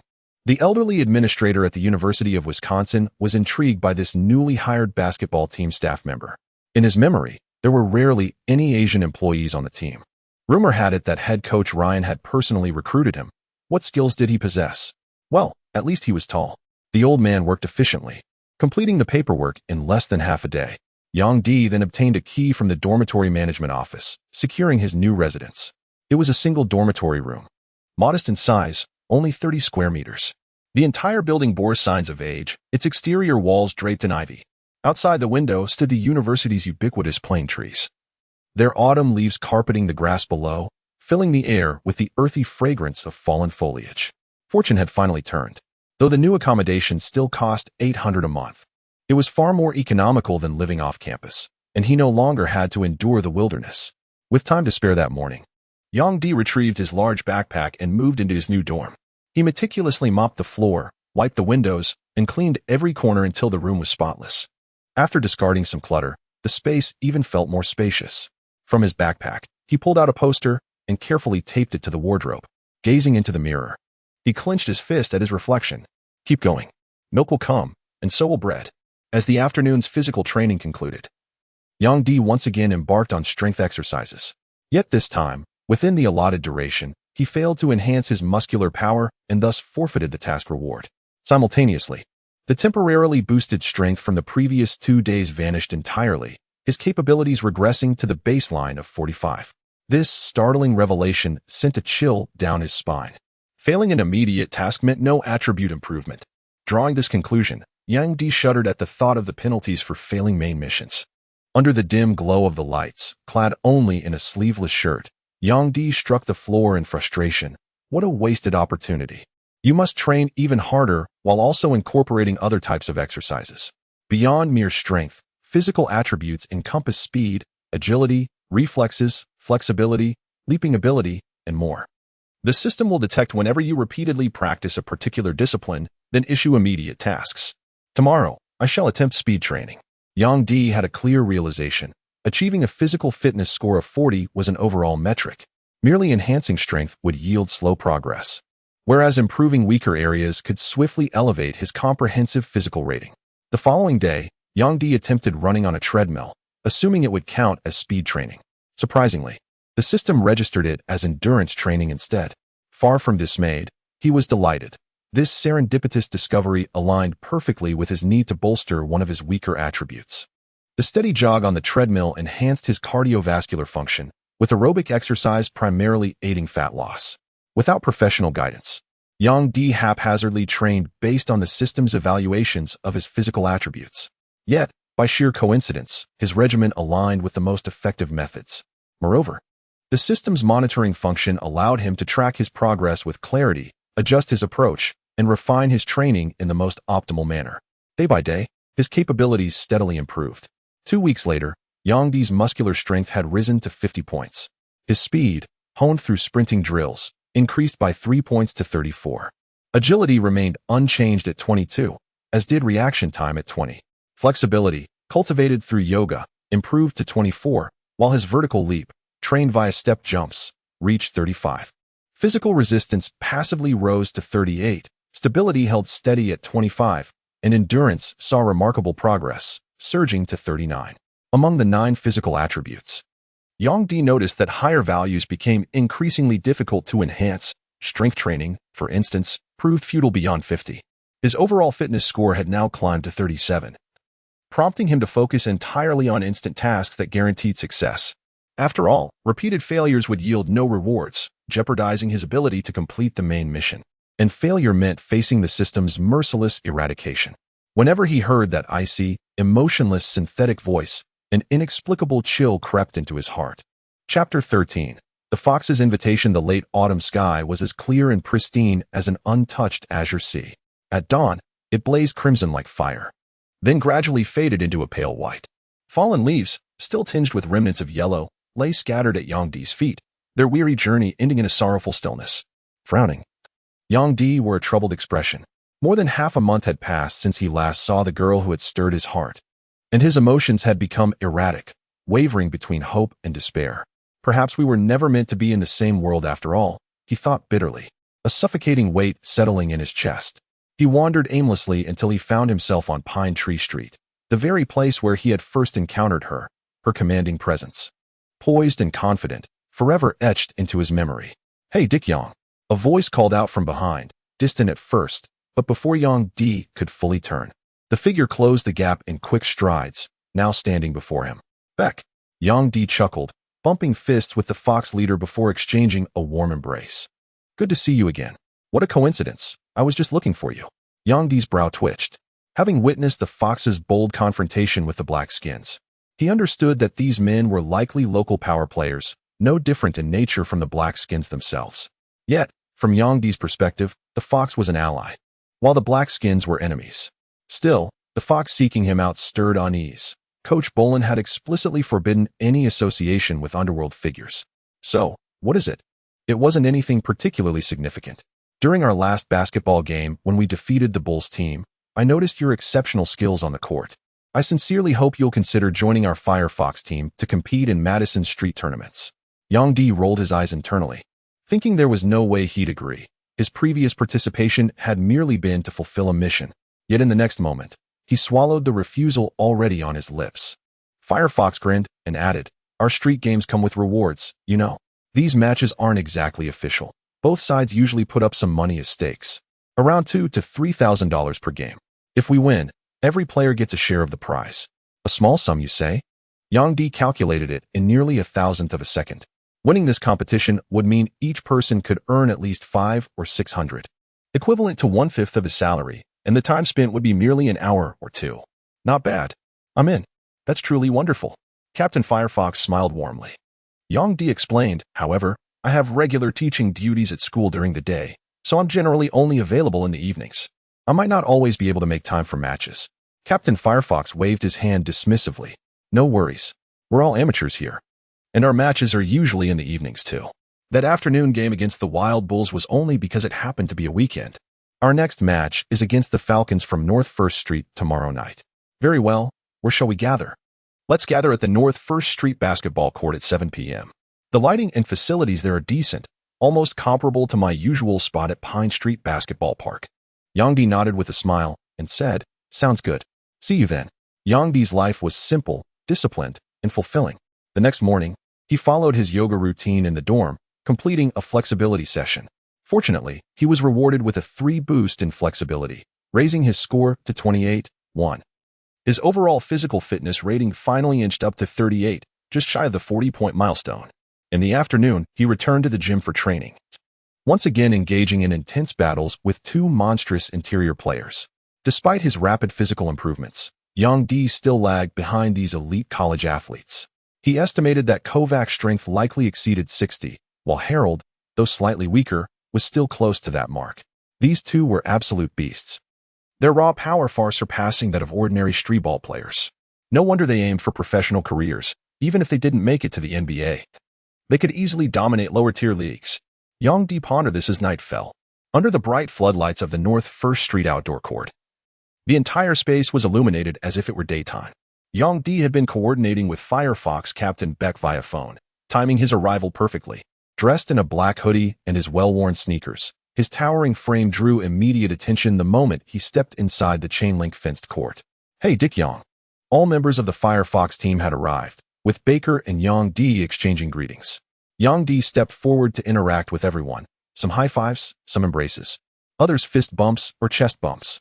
Having experienced street basketball matches, he had mastered this passionate basketball culture to perfection. Naturally, he thoroughly enjoyed such cool and stylish greetings. Yang Di kept his jacket on. In truth, attire on these informal courts varied widely. By late November, the temperature in Madison had already dipped below 10 degrees. And wearing a standard jersey and shorts would have left Yang Di feeling quite chilly unless one was fully equipped, like the Firefox captain with his thick arm sleeves. Seemingly unfazed by the cold. During warm-ups, he stood at mid-range and attempted a few shots, occasionally sinking one, his accuracy dismal at best. If it were Harris, he'd probably make 7 or 8 out of 10 uncontested warm-up shots. Yang Di recalled Harris's shooting, swift and precise. The Firefox captain and the Falcons captain strode to center court, each pulling out 2 stacks of cash from their pockets. After counting each other's sums, they placed the money beneath the scoreboard, the gleaming display immediately catching Yang Di's wide-eyed attention. The Falcons were no pushovers. They had even outperformed the Firefox team before. Their captain stood around 1.9 meters tall, though his exact position remained unclear. In the realm of street basketball, the demarcation of positions is far less rigid than in professional leagues. Such amateur matches scarcely adhere to the conventional 5-position system, typically simplifying into just inside and outside players, 4 ball handlers, and 1 interior presence. The court was encircled by a lively crowd, predominantly youthful enthusiasts from North First Street, ardent supporters of the Falcons. A handful had journeyed from Pine Street to rally behind the Firefoxes. Who was this newcomer on the Firefoxes? No wonder they dared challenge our Falcons. Must VE recruited fresh talent. His physique is undeniably imposing, but how skilled is he on the court? Wait, does he appear to be of Asian descent? Are we certain Grassland Music hasn't he mistaken their man? This colossal fellow appears rather clumsy. Our Falcons might just outmaneuver him. Whispers spread through the crowd. They'd heard how the Firefoxes had toppled the formidable Bison. If the Firefoxes dared challenge them, they must have some hidden advantage. But as for Yang Di, setting aside his unkempt, prison break hairstyle, from head to toe, he hardly resembled a basketball prodigy. Disbelief simmered.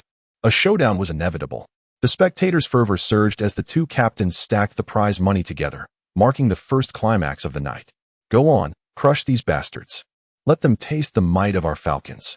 The cheers erupted sporadically from scattered spectators, then coalesced into a fragmented yet resounding chorus that reverberated through North First Street, drawing the attention of passing pedestrians who paused to observe. Simultaneously, Yang Di was gratified to hear the system's prompt announcing an immediate mission: defeat the determined Falcon team on the street basketball court. Mission reward: unlock the exchange store and 100 villain points. Chapter 14. Yang Di's strength. The exchange store. Yang Di frequently delves into the study of systems. Up to now, the major modules he has managed to perceive or unlock are physical attributes, basketball skills, and missions.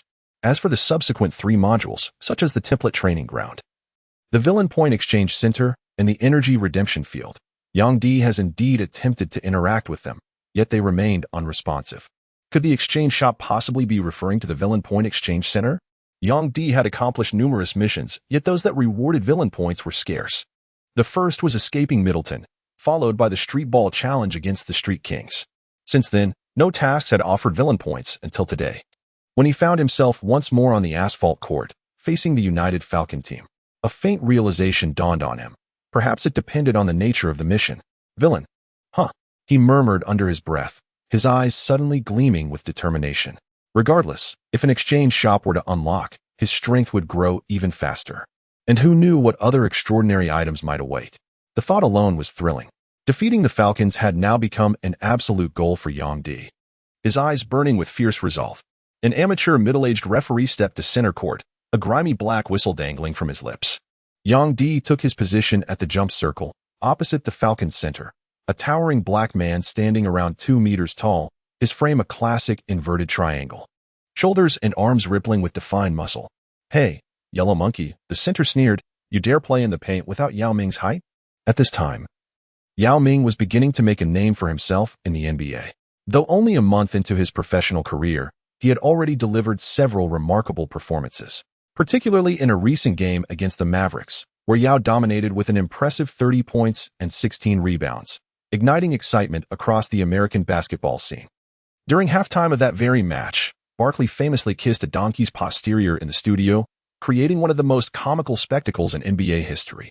However, what truly astonished people about Yao Ming thus far was his extraordinary height, towering over most basketball players. The black man spoke to Yang Di with palpable disdain and provocation in his tone. Yang Di was furious, but there was no way to accuse him of racial discrimination here. Clenching his teeth, Yang Di fired back. As long as I'm taller than you, that's enough. You black swine. What did you say? The black man erupted with fury, his bloodthirsty eyes locked onto Yang Di as he pressed in close, face to face. Whatever you say, I'll say the same. Yang Di resembled an enraged Tyrannosaurus, veins bulging on his forehead as he clenched his fists tightly, exuding an intimidating aura of imminent violence. The middle-aged referee hastily intervened between the two, beads of sweat forming on his forehead, pleading urgently, calm down. Stay composed. Recklessness is the devil's handiwork. The crowd swiftly gathered to separate the two potential combatants. Members of the Firefox team cast peculiar glances at the Falcon center, whose physique appeared decent, silently speculating how many of Yang Di's powerful punches he could possibly withstand. Hey now, what's with those looks? The African-American center felt slighted and flew into a rage. After much persuasion and the intervention of the Falcon captain, the coal-black center finally calmed down, vowing to teach Yang Di a lesson on the basketball court. The players prepared for the tip-off. Yang Di and the black center squared off, their bodies braced against each other, one yellow arm and one black locked in a fierce struggle. Their eyes burned with razor-sharp hostility. The middle-aged referee sighed, rubbing his forehead in exasperation before quickly blowing the whistle and tossing the ball into the air. Huh. Yang Di and the black center roared simultaneously, leaping into the air at the same instant. Though the African-American player stood shorter than Yang, his superior vertical leap propelled him upward with noticeably greater velocity, compounded by the referee's imperfect toss that slightly favored his side. His fingertips were the first to brush against the basketball. The Falcons secured possession from the opening tip-off. The two men landed on the ground. The black man's face filled with mockery. With such pitiful jumping ability, you dare to play basketball? Are you certain you're not here for comedic relief? If you can leap that high, why not ascend to the heavens? Yang Di retorted sarcastically before retreating swiftly to defend. In truth, since the passing game commenced, the interior players had scarce opportunities to shine. The four perimeter ball handlers took turns showcasing flashy dribbling skills, seldom considering feeding the ball inside. Thus, while Yang Di and his counterpart appeared intensely engaged in positioning battles, their efforts were largely futile. Outside, the Falcons' captain shook off the Fox's leader, yet despite having an open shot, he hesitated, executing a spinning pivot before releasing a fadeaway jumper with poetic grace. Clang! The basketball soared high into the air. This rebound is mine. Step aside. Yang Di let out a furious roar, his eyes locking onto the rebound as if beholding $3,000. Like a primordial beast unleashed, he summoned every ounce of his strength in an instant, forcefully shoving aside the opposing black center with whom he shared no camaraderie. Holy shit, how is this possible? The black center recoiled as if he had seen a ghost, being shoved away from the most advantageous position. He sensed that this Asian player was unlike any he had encountered before, not only fiery-tempered but also unnervingly strong. Yang Di leaped effortlessly, though his jump wasn't particularly high. He secured the rebound with ease. Excellent rebound. The members of the Firefox team inwardly gave a thumbs up in admiration. Yang Di passed the ball to the Firefox captain, then swiftly advanced 3 steps forward himself, crossing the halfway line and penetrating deep into the Falcons' defensive zone. Baker, who had just been fooled by the Falcon captain's feint, was now determined to redeem himself as he dribbled the ball with single-minded focus. Such maneuvers were commonplace on the street courts. Baker's shoulders twitched erratically like a sudden convulsion. Then his left foot stepped out wide while his ball-controlling left hand pulled back behind him, executing a dazzling crossover to the right. Magnificent! Yang Di was utterly awestruck by the ball-handling skills of these street ball players. Even if he tried, executing such moves would be utterly beyond his capabilities. Beck crouched low, shifting his weight as he dribbled behind his back before abruptly changing direction and driving right for 2 steps. Then, with a lightning-quick crossover dribble, he came to a sudden halt, his body freezing mid-motion like a speeding car slamming on the brakes. The defensive stance of the Hawks captain was utterly unstable, his footwork in disarray. Baker took a stationary shot, the basketball arcing through the air only to clang off the rim, failing to find the net. The most glaring distinction between street ball players and professionals lies in their shooting accuracy. Setting aside tactical awareness and other nuances, professional players maintain a consistent shooting percentage even under intense defensive pressure. In contrast, street ballers' shooting remains woefully inconsistent. Whether defended or not, the results are equally dismal. Yang Di had anticipated this. Though momentarily pinned by the opposing center, he pivoted with fluid agility. As the rebound caromed to the left, both he and the center leapt for it. Yang's fingertips grazed the ball first, deftly tipping it skyward. He then spun, gathered himself with a light hop, and seized possession. Without hesitation, he took a powerful stride toward the basket, positioning himself squarely in front of the rim. Oh no! The black center sensed impending doom the moment the first rebound was tipped away. Before he could brace himself, Yang Di had already nimbly darted to his flank. Huh! Yang Di let out a resounding shout, hoisting the basketball aloft with one hand. His elongated arm, bathed in the stadium's incandescent glow, appeared exceptionally robust and powerful, akin to a mighty dragon clutching its prey between mighty jaws. As Yang Di reached the zenith of his leap, his wrist snapped downward with explosive force, slamming the ball earthward with a thunderous boom. The basketball was forcefully slammed into the hoop by Yang Di, who spread his legs wide and dangled from the rim, causing the entire backboard to creak and groan under the strain. Beneath the basket, the black center stood disheveled, his face burning with humiliation. The crowd erupted in a mix of astonished gasps, half cheering and half jeering. Well done, Dick Yang. The players from the Firefox team came over to high-five Yang Di. With a sly grin, Yang subtly glanced at the stack of dollar bills beneath the scoreboard as he retreated on defense. A Falcon player, standing around 8 meters tall, executed a dazzling crossover, leaving his defender in the dust before charging into the paint. The wind howled past his ears as he lifted the ball for a layup, his movements as graceful as a drifting swordsman. Narrowing his eyes, he savored the sensation of flight. Looking for death, the shadow suddenly loomed. Yang Di towered above like a beast locking onto its prey, striking abruptly with a massive hand that blotted out the sky, swatting away the basketball exposed in his line of sight. This is my territory. Yang Di shrugged his shoulders and turned to attack. The basketball swatted away, collided with the backboard and rebounded, snatched up by the Firefox team. After tossing out a taunt, Yang Di sprinted down the fast break along the sideline like a roaring freight train, startling the spectators courtside. Seizing the perfect moment, Firefox lofted the ball skyward. Yang Di leapt majestically, snatching the ball near the rim, gliding briefly through the air before hammering it down with a thunderous dunk, clang. His palm slammed against the iron rim, the friction burning his skin as Yang Di's momentum sent his lower body lurching forward. Suspended midair on the hoop, he glared down at the stiff-faced Falcon defender beneath the basket, eyes blazing with murderous intensity. Lucky bastard, he seethed. I could have pulled off that alley-oop dunk too. The towering black center seethed with indignation, the collective gasps around him piercing his ears like shards of glass. Meanwhile, outside the wire fence of the tennis court, a slender and graceful figure quietly emerged among the gathering spectators who had been drawn by the commotion. Chapter 15. The exchange store opens during halftime. Yang Di caught sight of that graceful figure illuminated under the lights. Carol, you came. Yang Di beamed with delight as he approached to greet her. I was worried you'd get into another fight with someone. Carol rolled her eyes. You seem to be in good form, just dunked several shots. Of course. The Falcons couldn't defend against me at all. Yang Di flexed his bare biceps, revealing a menacing yet pearly white grin. The members of the Firefox team gaped in astonishment as they witnessed Yang Di and Carol chatting amiably, their eyes nearly popping out of their sockets. They certainly recognized that stunning beauty, as radiant as a tulip, the same frosty and aloof policewoman from the precinct not long ago, whose formidable skills left an indelible mark on their memories. Yet, to their disbelief, Yang Di, the very one who had struck with the fiercest blows that day, had somehow connected with this unapproachable flower. Instantly, their admiration for him surged like an endless, roaring river. By the way, I'm currently staying at the University of Wisconsin. Yang Di remarked with a chuckle. That's wonderful. The environment at the University of Wisconsin is truly splendid, Carol replied, covering her mouth with a soft laugh. Her eyes curving like a delicate crescent moon.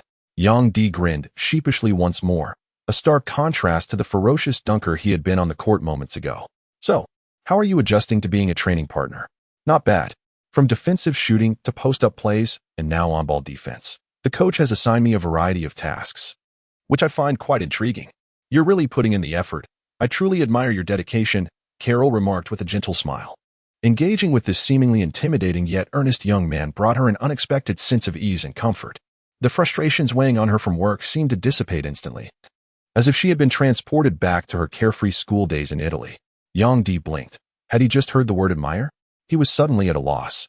Just as he was about to utter something, the referee blew the whistle, signaling the commencement of the second half. Watch me take them down. Yang Di clenched his fist and waved it. Haha, keep up the good work. Carol's radiant smile blossomed like a flower, with such beauty cheering him on. Yang Di fought with redoubled vigor on the court. Defensively, he was a dynamo, leaping to block the Falcons' drives and stretching to intercept their passes. Offensively, he dominated the paint with the ferocity of a young shark in a streetball game, utterly unstoppable. The Falcons were left disheveled and demoralized, the point gap widening beyond 10. The sideline cheers had long faded into silence. The black center who had challenged Yang Di at the start was nowhere to be seen. As the game concluded, the Falcons departed the court in quiet defeat, leaving behind only the victorious Firefox team and Yang Di to revel in their triumph. Ding! Congratulations, host, for completing the instant mission, defeating the Falcons. Reward, 100 villain points. Exchange store unlocked. The familiar surge of heat washed over him, accompanied by that fleeting moment of dizziness. With his eyes closed, Yang Di immersed his consciousness into the system, swiftly tapping on the villain point exchange interface. Instantly, a brilliant azure glow shimmered as an enormous blue dialogue screen materialized before him. The exchange shop allowed the conversion of villain points into equivalent merchandise. The current host villainy value, 250. An intriguing number. Yang Di let out a self-deprecating chuckle. His gaze descended from the illuminated section of the store. Attribute package, 50 villainy points to exchange. Template training card, 100 villainy points to exchange. Specialized training card, 100 villainy points to exchange. Fundamental basketball knowledge card, 200 villainy points to exchange.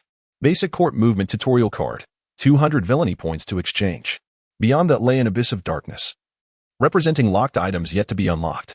Yang Di skimmed through them briefly. Among them were tactical training cards, basketball gear, even stamina recovery potions. An eclectic assortment of diverse and numerous commodities. Hey, buddy, what's the matter with you? Baker's shout snapped Yang Di back to reality. His dazed expression went unnoticed by the crowd as Baker handed him $600 bills. Dick Yang, this is your payment for tonight. Though modest, it's what you rightfully deserve. Yang Di found it peculiar. Captain, you only needed to give me my share of the winnings. Why the extra $300? Captain Firefox let out a hearty laugh and said, the wager I made with Falcon was sponsored by our backers. If we win, the money belongs to us. Sponsors? Yang Di could hardly believe his eyes. How could such a mediocre competition possibly attract sponsors? Captain Firefox glanced at Yang Di, seemingly seeing through his thoughts, and explained. The two sporting goods stores on Pine Street have jointly become sponsors of our Firefox team. You see, the city holds annual street basketball tournaments, each drawing a considerable audience. Today alone, there must be over 200 spectators. Our reputation enhances the basketball culture in our district, which in turn boosts their business. So that's how it is, Yang Di mused thoughtfully. Not only that, Captain Firefox continued, if our team wins the city championship, there will be a substantial cash prize. A portion of it goes to the sponsors as commission. This is just the usual investment strategy of merchants. And it's one of the reasons why Madison's basketball culture thrives so vibrantly. But challenges can't happen every day, can they? Yang Di asked with a puzzled expression. Of course, Firefox replied with a smile. In principle, after a team finishes a match, they can refuse any challenges within 10 days. However, the same team cannot issue consecutive challenges themselves. Quite reasonable. Well, that's all for today. Let's go. Firefox and Yang Di waved their hands, then pursed their lips, gesturing toward Carol standing nearby. With a mischievous grin, Firefox and the other players departed first.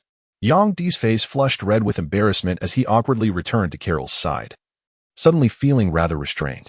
Walk with me, Dick Yang, Carol said, amused by his demeanor. She found it amusing how someone could exhibit such stark contrasts in personality. If playing basketball could be considered part of Yang Di's job, then he seems like two entirely different people between his professional and personal lives. A truly fascinating phenomenon. The two stepped out of the chain-link fenced basketball court and strolled along North First Street. Pedestrians hurried past under the glow of streetlights, the air damp and chilly. The dim moonlight struggled to pierce through the neon-lit urban nightscape. Occasionally, the distant bark of a dog echoed before a shadowy figure darted from a street corner, sprinting like a fleeting phantom before vanishing once more. Dick Yang, what is your dream? The two remained in silent stillness, until Carol suddenly lifted her gaze. The sharp contours of her face softened for the first time, revealing traces of exhaustion upon her delicate features. Yang Di's heart ached with such intensity that he nearly yearned to enfold her within his embrace, to become her shelter from the storm. Yet as thoughts of his own circumstances surfaced, a deeper shadow crossed his countenance. But then, with sudden resolve, he raised his head once more. His eyes shone like distant stars against the night sky, burning with solemn conviction as though taking an unbreakable vow. My dream, without question, is to become an extraordinary basketball player. Under the starry night sky, by the quiet street, the young man's radiant and confident countenance shone like a beam of warm light, pouring into Carol's parched and fractured soul, profoundly stirring her very core. Chapter 16 Progress. Carol burst into laughter, her mirth growing increasingly uncontrollable until she had to pause by the roadside, her shoulders shaking with amusement. Yang Di flushed slightly, feeling rather foolish for his earlier earnestness. Sorry, Carol managed between giggles, though another wave of laughter overtook her. You know, I just couldn't help it. Laugh all you want, Yang Di huffed, his confidence unshaken. With the system at his disposal, making it into the NBA and amassing wealth seemed inevitable. Hell, he could even dabble in Olympic sanda if he wanted, provided the system didn't decide to erase him first. The mere thought of that penalty sent a chill down his spine. The deadline for his main mission was less than 2 weeks away. Time was slipping through his fingers. Yang Di, you know what? It's been ages since I laughed this hard, Carol said, her eyes still gleaming with amusement. You should laugh more often. Laughter keeps you young, he replied. You're right. Is that another Chinese saying? Your culture is truly profound. Side by side, they strolled through North First Street and arrived at the city park. Soft music drifted from the square at the entrance, where the fountain shimmered under shifting colored lights, casting a kaleidoscope of hues across the water. A little girl suddenly darted toward them, clutching a basket of flowers.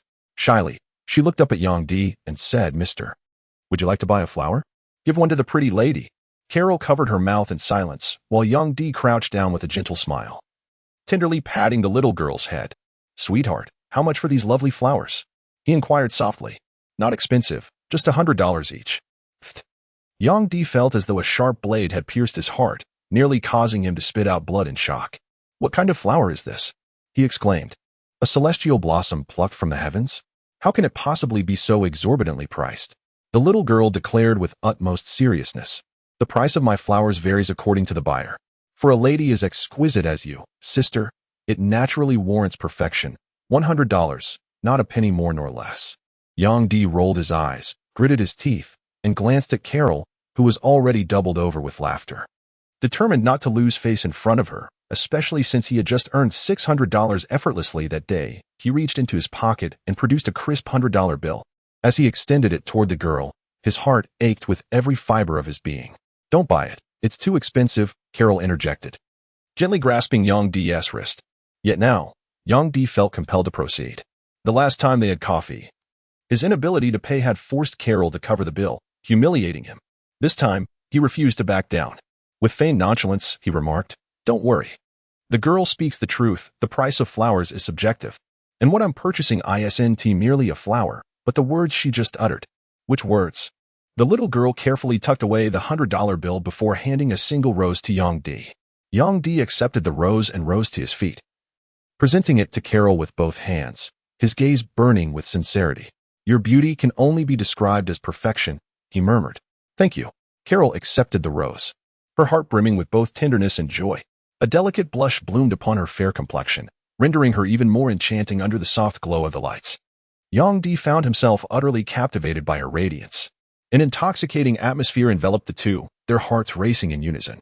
After a lingering silence, Carol lightly patted her cheeks and smiled. "It's getting late. We should head home." "Ah, yes, it is late," Yang Di stammered, his words slightly flustered before adding, "Let me walk you back. It's too dark out." With a gentle nod, Carol agreed. Side by side, their shoulders and arms occasionally brushed against each other as they walked, their shadows stretching long beneath the streetlights. Growing closer to Carol filled Yang Di with newfound vigor. He hummed a cheerful tune all the way back to school, too exhilarated to sleep a wink that night. The next morning, despite the exhaustion weighing upon him, he dragged himself to training with dark circles beneath his eyes. Where is everyone at the gym? Yang Di calculated the time and realized he was running late today, yet the gymnasium was eerily deserted. "Damn it," he muttered. Could training be canceled today? At that very moment, another figure stepped through the doorway. "Hey, Dick Yang." Yang Di turned his head and smiled. "Bill, you're here too." Bill was a black man in his 30s, slightly portly in stature. Like Yang Di, he served as a training partner at the University of Wisconsin. But he also oversaw the players' fast break drills. They were colleagues, yet rivals. However, Bill had already spent a decade at the university. Yang Di, who hadn't even received his first month's salary, was in no position to compare. "There's a friendly match against Georgetown today. The coach and the players left by bus this morning," Bill explained, clearing Yang Di's confusion. Yang Di grew even more puzzled. He hadn't heard a word about this, nor had Coach Ryan mentioned it. "Just an ordinary friendly match, nothing too important. Our real focus is the league games in January and the national championship in March." "No worries, consider today a day off," Bill said with a chuckle. Yang Di nodded, suppressing his doubts for the moment. He figured it might be for the best. With the coach and team away, he could focus on his immediate training task. As he turned away, he missed the faint trace of mockery in Bill's eyes and the subtle upward curl at the corner of his lips. A little over an hour later, Yang Di stood on the court, panting heavily, hands braced on his knees. The electronic chime sounded on cue. "Congratulations, host. Immediate task, speed training completed. Rewards being distributed. Speed attribute increased by 1 point. Current speed attribute, 36-1. Disappointment flickered across Yang Di's face. Speed was one of the harder attributes to improve. Short-distance sprints were grueling to recover from. His brute force method of training was rudimentary at best, but at least he had completed it. Yet the randomized reward turned out to be a measly one to speed, the most lackluster outcome possible. Right, the attribute package. He settled onto the nearby bench, lowering his head as he entered the system space. His thoughts drifted to the attribute package he had unlocked in the exchange store yesterday, the most affordable item in the entire redemption system. The description of the attribute package read, "Exchangeable for antagonist points. Upon opening, it may grant a reward of 1 to 3 attribute points. Attribute direction, random. Null probability, 30%. 30%. And entirely randomized." Yang Di felt the system was as deceptive as the little girl he encountered last night, utterly ruthless in its exploitation.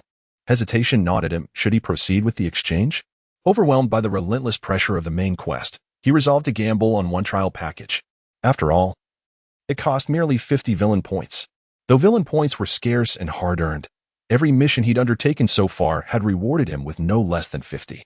With a decisive breath, he committed. Draw with a grand wave of his hand. A burst of blue light erupted. The gift package opened, and an electronic synthesized voice announced, "Congratulations, host. You have drawn 3 points in the dunk and place ability attribute. Current dunk and place attribute, 47. Yang Di nearly spat out blood in disbelief. He never imagined this attribute would also include basketball skill attributes. As a result, the gift became far less useful to him at this stage. Factoring in the vast array of basketball skill attributes, the probability of drawing the physical attributes Yang Di actually needed was drastically reduced. And with a 30 chance of drawing nothing at all, it simply wasn't worth it. Heart aching, Yang Di clutched his chest.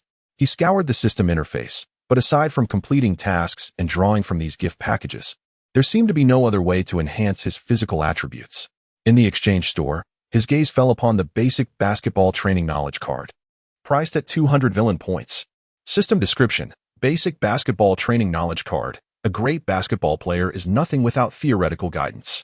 This 1-hour lecture on fundamental basketball training delivers the most scientifically sound knowledge for skill development. Yang Di exited the system. He wasn't sure how much real-world time would pass during an hour in the system. But he certainly didn't dare start the lesson in the gym. The risk of interruption was too high. Bill had already left the gym. After showering in the locker room, Yang Di returned to his dorm and lay on his bed. Inside the system space, he activated the newly acquired knowledge card. Instantly, his surroundings transformed, and he found himself standing in a vast, empty lecture hall. Damn, this place. Yang Di glanced around. No one else was there, just him. A blue dialog box materialized before him once more. After a flicker of data, over a dozen options appeared. Fundamental strength training for basketball players. Speed training for basketball players dash. It's even categorized by subject. After some thought, Yang Di selected agility training mainly because he still had no idea how to trigger the immediate tasks for improving his agility and reaction attributes. If he could boost those, he might complete the main quest much faster. Then, on the lecture hall's podium, streams of data swirled and coalesced, constructing a familiar figure, digitally rendered before him. Chapter 17. Completion of the main quest.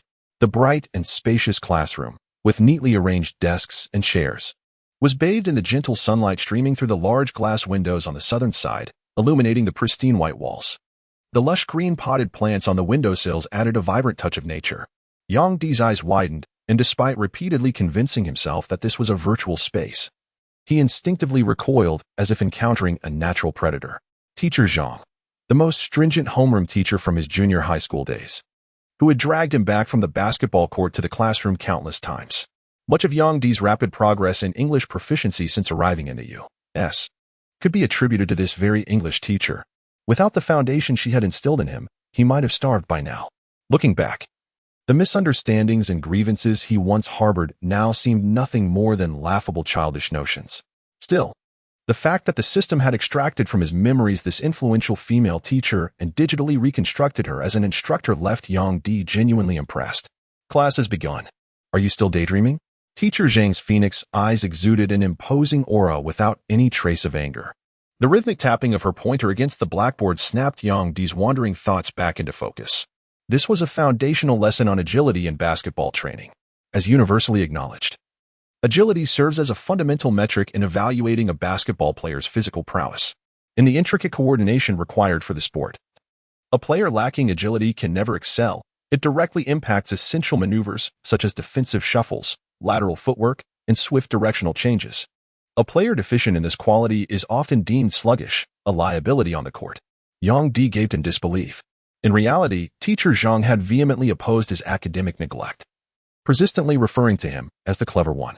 She harbored nothing but disdain for his obsession with basketball, dismissing it as a futile pursuit with no promise of success. Yet here she was, within this simulated realm, tasked with imparting basketball knowledge to him, an irony not lost on him. Focus, please. The pointer snapped against the blackboard once more. When Yang Di looked up, he found that various fundamental training diagrams had already been sketched in chalk without him noticing. Basic agility training, referred to as frequency training, primarily consists of the following types. Jump rope training. Jumping rope not only enhances explosive power, but also improves a player's agility. Consistent and disciplined rope skipping exercises strengthen the body's musculature, thereby refining nimbleness. Agility ladder training is illustrated. The squares represent the agility ladder, which should be placed on flat ground. Using a soft or rope ladder laid horizontally, players engage in a movement akin to hopscotch. Agility ladder training is further divided into 3 variations. 1. Lateral shuffle training. By alternating steps between the left and right foot, the player follows a wave-like trajectory. Key points: focus on driving from the balls of the feet, and adjust the center of gravity promptly when hopping between squares. Yang Di's initial astonishment faded swiftly as he became wholly absorbed in this lesson on fundamental agility training, listening with unprecedented attentiveness. The Wisconsin Badgers had returned, each face etched with solemnity. Head coach Ryan remained utterly silent, casting an oppressive atmosphere over the team. The next day, as Yang Di participated in training, he immediately sensed this palpable tension lingering among the players. Stealing glances at both the athletes and the coach's expressions, he surmised the team must have suffered defeat against Georgetown University. Yet it was merely a friendly match. Did victory or defeat truly hold such significance? Yang Di was somewhat perplexed. The team had extended their training for an extra day, significantly increasing his workload. He quietly inquired of Kovacs, "What's going on? You don't know? Haven't you noticed that one of our teammates is missing?" Kovacs lowered his voice, whispering to Yang Di while shielding the ball with his back. Yang Di froze momentarily, then carefully scanned the players on the court. "Devin?" Yang Di was startled, an ominous premonition creeping over him. During the match against Georgetown, he had sustained significant injuries, and the doctor advised 2 months of rest. Kovacs' voice grew even softer as he spoke, then turned away with a graceful hook shot, sinking the ball effortlessly. 2 whole months? The league matches were nearly over. Yang Di instinctively raised his voice, then immediately realized his mistake and covered his mouth. Fortunately, no one noticed, though Kevin gave him a reproachful glance. "Keep it down, Dick Yang. The head coach is already in a foul mood. Better not let him hear you." Right. Yang Di muttered, though inwardly he remained indifferent. So what if the coach heard? Devin Harris being sidelined was already a done deal. The real priority now was figuring out how to compensate for the absence of their main scorer and maintain their standing in the league. His mind, however, remained fixated on the system's main quest. He trained more scientifically and diligently than ever, always the last to turn off the lights and leave the court. As his hair grew thicker, Carol took him to get a stylish buzz cut, sharp and modern. In return, Yang Di bought her a little teddy bear, and the two often strolled together, sharing meals, their bond deepening. A week later, on Red Cloud Street, Yang Di and the Firefoxes defeated the Skeletons, earning him another 500. He also randomly unlocked a life skill, amateur kickboxing, which leveled up to rank 5. Yet, he failed to gain any villain points, and his training efficiency remained frustratingly low. His agility training, however, began to show steady progress. With jump ropes and agility ladders, he consistently completed his immediate tasks, pushing his agility past the 30-point threshold and his overall physical rating to 39. One evening in early December, under the darkened sky of the University of Wisconsin's gymnasium, the bright lights illuminated Yang Di sprawled on the floor like a dead dog, chest heaving, gasping for breath. Then, with a sudden burst of manic energy, he roared to his feet, fists clenched. Hell yeah. Finally, success. On the third day, counting down to the approaching 1-month deadline, he finally elevated his overall score to 40. Ding. Congratulations to the host for completing the main quest, quality expansion. The overall physical fitness rating has risen to 40. Task rewards are being issued.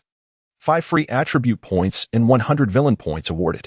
The new main quest will be released in 5 days. Please stay tuned.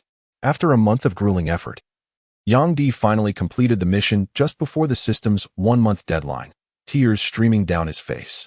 It was an incredibly close call. The pressure was so immense that even receiving 5 free attribute points and 100 villain points didn't feel as exhilarating as it should have. Villain points. Yang Di pondered slightly.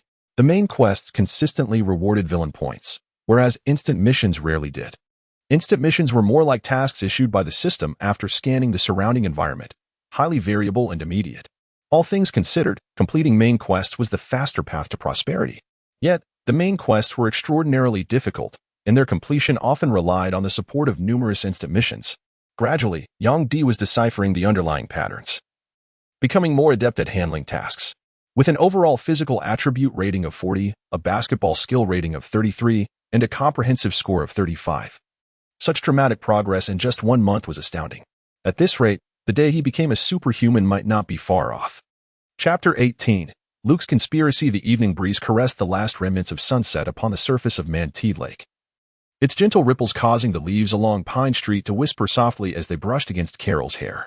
Moonlight flowed like water, and beneath the cloak of night, the city grew ever more clamorous. Yang Di and Carol walked in silence along the street, eventually leaving Pine Street behind without realizing it. Be careful, Carol said with evident concern. I've heard the Wild Bulls are planning to make a move against you soon. Don't worry, Yang Di reassured her, flexing his muscles confidently. I'm plenty strong. If they dare come at me, I'll make sure they regret it. Carol shook her head. Still, you should be cautious. The underworld runs deeper than you think. By the way, she added, has that Luke been bothering you again? Carol inquired. Yang Di paused momentarily before shaking his head. Not at all. I've scarcely encountered him at the gymnasium. Rumor has it he's an assistant coach, yet his presence during team practices seems rather sporadic. While it's true he serves as the Badgers' assistant coach, tensions simmer between him and head coach Ryan. Luke has long coveted the head coach position. Oh, I see. Yang Di nodded in comprehension, finding the situation rather self-explanatory. After a brief hesitation, he pressed further. Yet what perplexes me is why Luke targeted me so pointedly upon my arrival at the university. I've done nothing to provoke him. I can't say for certain, came the reply, but do tread carefully around him professionally. As the team's assistant coach, he holds influence. As they rounded the corner past the Whispering Bliss CAF, the intersection pulsed with flickering traffic lights. The distant roar of engines crescendoed, drawing rapidly nearer. Yang Di turned toward the sound, his pupils contracting sharply. Go. Now. He murmured tersely, nudging Carol behind him as he positioned himself as a shield. Her complexion paled. Down the street, a swarm of motorcycles surged forward, riders clad in black leather, helmets glinting coldly. In an instant, they encircled the pair with a deafening rev of throttles, a blatant display of intimidation. Carol's hand slipped into her jeans pocket, fingers dialing a number. She's calling someone. Move now, barked one of the assailants. From beneath the motorcycle helmet came the muffled voice of the leader. The black-clad bikers swiftly drew steel rods, chains, and daggers from their bikes, charging toward Yang Di and Carol. Run! Yang Di's eyes burned with fury, his heart seething with hatred. He never imagined the Wild Bull gang would dare to be so audacious, even implicating Carol. But there was no time for contemplation. Swiftly, he allocated the 5 attribute points from his main quest reward into strength within the system. A familiar surge of power coursed through his veins as his adrenaline spiked, accelerating his blood circulation. With a thunderous roar, he charged toward the first black-clad motorcyclist rushing at him. The motorcyclist wielded a long steel rod, his head protected by a sturdy helmet, posing a grave disadvantage for Yang Di and Carol. Unfazed by fear, Yang Di let out another furious cry. In a fluid motion, he launched a soaring high kick, his leg tracing a graceful arc through the air. Bam! Yang Di delivered a powerful kick to the first assailant's chest, sending the man flying like a ragged sack with a piercing scream, knocking over several others charging forward. Carol, these guys. Yang Di turned his head and was nearly dumbstruck by the sight before him. Carol moved with the grace of a dancer on a knife's edge, weaving through the crowd of black-clad attackers with astonishing speed. With precise elbow strikes and swift kicks, she effortlessly took down 2 opponents, displaying combat skills far surpassing Yang Di's own. Watch out. Yang Di uttered a suggestive remark before swiftly turning to evade the sweeping arc of a long blade. With his left hand, he seized the wrist of the mechanized assailant and applied a crushing grip, eliciting an ominous creaking sound from the synthetic bones. Pivoting with fluid grace, he clenched his fist and delivered a devastating punch, the strike slicing through the air with a sharp whistle before connecting with the android's abdomen. A muffled groan escaped from beneath the helmet as the mechanical warrior crumpled to the ground. Ding! 2 black-clad mechanoids defeated. Current mission progress, 2-3. Every unforeseen encounter served as a crucible for his growing prowess. Though fury simmered within Yang Di toward the unseen mastermind orchestrating these assaults, his mind remained crystalline in its clarity. Bang! His back was struck by a steel rod, causing him to stagger as the whistling sound of another blow descended upon his head. With keen alertness, Yang Di swiftly evaded the incoming strike and retaliated with a lightning-fast kick. The terrifying force of 55 points, compared to an average person's mere 20, rendered him akin to a humanoid beast. Moreover, his towering stature and long legs ensured his strike landed before his opponents could react. Screams erupted one after another as wounds marked Yang Di's arms, thighs, and back. Yet the surrounding black-clad assailants showed no sign of thinning. This won't do. I must flee at once. His gaze drifted toward the motorcycle parked nearby. The very moment this thought crossed his mind, a thunderous roar erupted. As Yang Di turned his head, he witnessed Carol fiercely riding the bike, violently knocking down several black-clad motorcyclists. Get on, quickly. It turned out that the black-clad motorcyclists had been solely targeting Yang Di. Seizing the opportunity when Carol broke through the encirclement, she swiftly commandeered a racing motorcycle and charged back into the fray. Without a moment's hesitation, Yang Di forcefully repelled 2 assailants with his collapsible baton before vaulting onto the pillion seat. Hold me tight. Beneath the helmet, Carol twisted the throttle, and the motorcycle roared forward with a thunderous burst of speed. As they accelerated, Yang Di felt several blows land on his back, though fortunately none seemed to carry much force. His breath came in ragged gasps, beads of sweat trickling down his forehead as he wrapped his arms tightly around Carol's slender waist, pressing himself flush against her. The velocity surged relentlessly, the surroundings blurring into streaks of motion as the wind howled past, forcing Yang Di to squint against the onslaught. When he glanced back, the black-clad riders that had loomed in the streets moments before had vanished, doubtless left far behind. With a deep exhale, relief washed over him. They had escaped, those wretched bastards.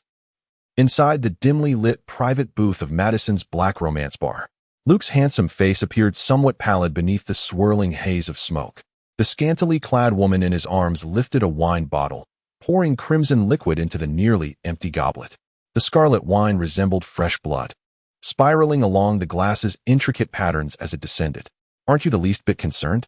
Wallace's arms and head were swathed in white bandages, his voice as hoarse and deep as ever, with a piercing gleam in his falcon-like eyes. "It matters little. In the end, that Chinese man is but a minor figure. Yet now he has been swept into this storm. You and I are merely insignificant players beneath its shadow. And do not forget the surname of the woman who has grown close to him. Carol," Luke murmured softly, finally straightening his posture before waving his hand to dismiss the ladies. In an instant, the spacious private room emptied as the flock of beauties filed out. "Well, with that surname, surely even you cannot afford to disregard it?" Prior to this, no one could have possibly foreseen the role Madison would play in this intricate game. As for how much benefit we might reap or how far this scheme might take us, none can say with certainty. Wallace's dark-skinned face bore a malicious grin, deriving peculiar satisfaction from Luke's grave expression. That Chinese lad must be expelled. At the very least, he cannot remain in Madison. Currently serving as a practice player for the University of Wisconsin's team, I want your men to provoke him again. This is the trap we've set. Luke's expression twisted into something venomous, his smile as sinister as a serpent's. If he fails to escape, your men will beat him half to death, shatter his limbs, render him utterly useless, a broken shell of a man. Should he flee, by tomorrow, someone will ensure the stubborn old man Ryan learns of this incident. With Devin Harris injured and the Wisconsin Badgers teetering on the brink, that obstinate fool won't tolerate even a speck of dust in his eye. Magnificent. I've long grown weary of that detestable little rat. Wallace's laughter boomed as he raised his glass and drained it in one swift motion. Chapter 19. Journey to Chicago. There must be some underlying issue here. Carol's willow leaf brows furrowed slightly as her crimson lips parted, her keen senses detecting an unusual undercurrent. However, the immediate concern is that I've beaten up Luke. Though the man is despicable, he's still a coach. This complicates matters. Yang Di rubbed his temples, feeling the weight of the predicament. Carol shot him a disdainful glance. "You realize it's troublesome now? Why didn't you consider that before throwing punches? Your temper is truly foul. Where is the subtle grace characteristic of the East? Catherine, you must understand, under those circumstances, I had already withdrawn my hand. Now everything is ruined. I've lost my job and may starve on the streets. Following you, I fear there's little hope left for me." Carol feigned tears, appearing utterly pitiful. Yang Di gently patted her head, his confidence undiminished. With heroic determination, he declared, "Catherine, set your heart at ease. I shall undoubtedly enter the NBA one day and become a basketball superstar. Though the Badgers cast me out today, they will surely regret it in time." "So your true dream is to become a basketball superstar?" "Indeed, I have always preferred playing basketball since childhood," Yang Di remarked.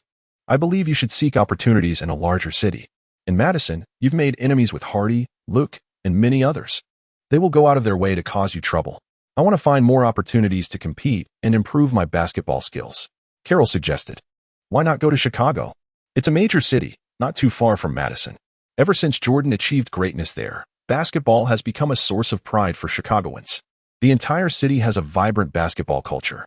But I don't want to leave you, Catherine," Yang Di murmured, gently cupping Carol's delicate face and pressing a tender kiss to her lips. Carol wrapped her arms around Yang Di's neck, gazing deeply into his eyes. "Dick Yang, what draws me to you most is your independence and maturity. I adore your fierceness on the court and your gentleness in life. You are a young man with dreams and ambitions. You deserve a broader horizon. In Chicago, you'll have far more opportunities," Carol said earnestly. Yang Di sighed. "I wonder how Uncle Ham and Little Pepper are doing. They seem to have gone to Minnesota.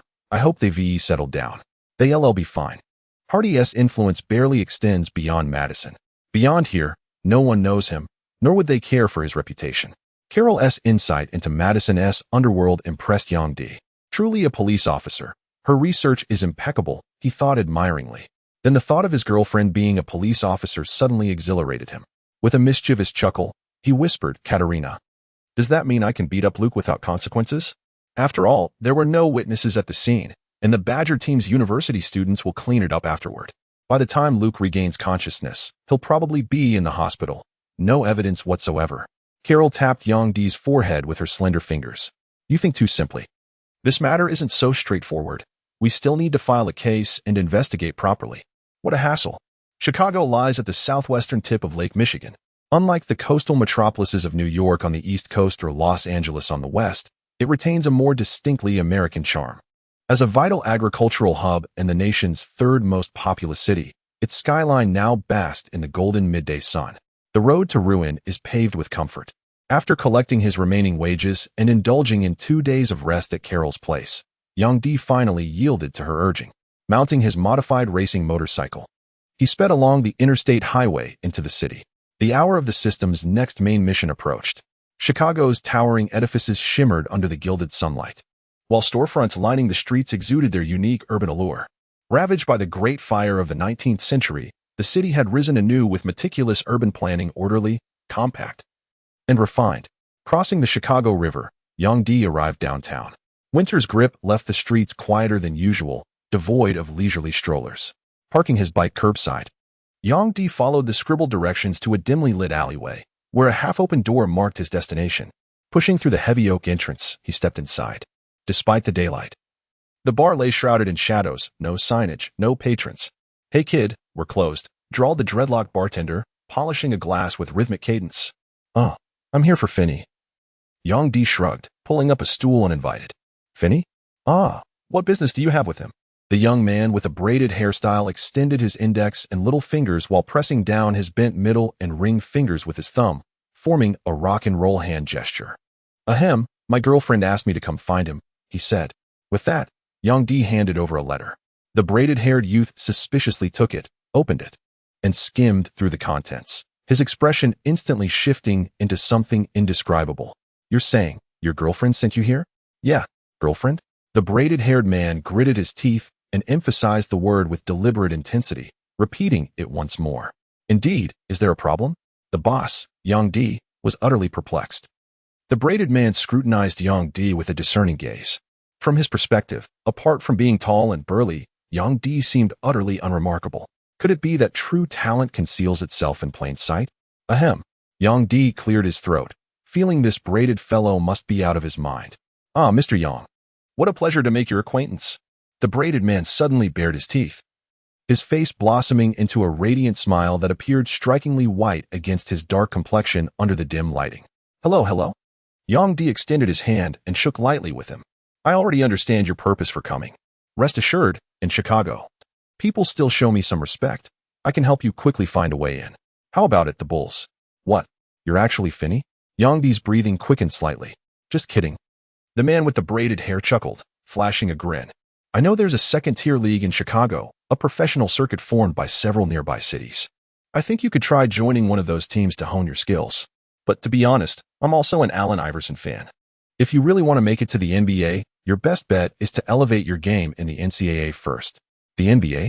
Of course. I want to get in. But I don't have any connections, Yang Di admitted. I know a few agents, the man continued. They scour the globe for promising basketball talent. If you can demonstrate enough potential, I'm sure they'd be more than willing to leverage their networks to help you unlock the door. Yang Di's pupils dilated abruptly, his heart pounding uncontrollably. For the first time, he truly felt as though he had brushed against the pinnacle of basketball's grandest stage. So, the man asked, tilting his head slightly, do you think you have what it takes to play in the NBA? Or rather, shall I one day grace the courts of the NBA? Only you yourself know such matters, and the future destiny lies entirely in your own hands. 6 months. If given half a year to train and refine my basketball skills, I will undoubtedly meet the standards to enter the NBA, Yang Di declared with unwavering confidence, his voice resolute. At that very moment, the cold, synthesized electronic tone echoed once more in his ears. Ding. Main quest issued. Main quest. Secure an agent. A competent agent is an indispensable stepping stone on the path to becoming a professional basketball player.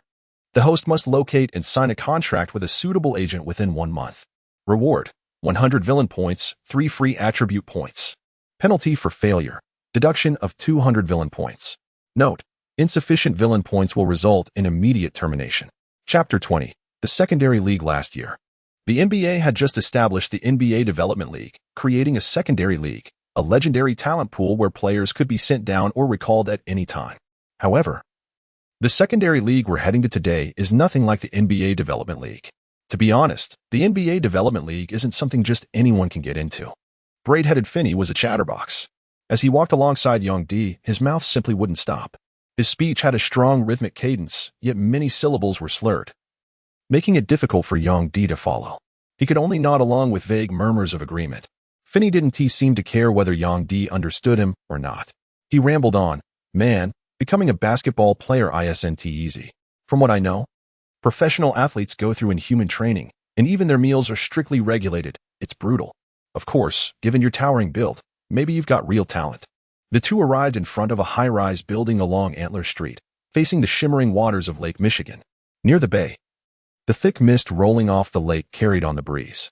The secondary league I'm taking you to, well, it's what we call a league, anyway, is kind of semi-professional, semi-amateur. Basically, it's a small association sponsored by a bunch of backers.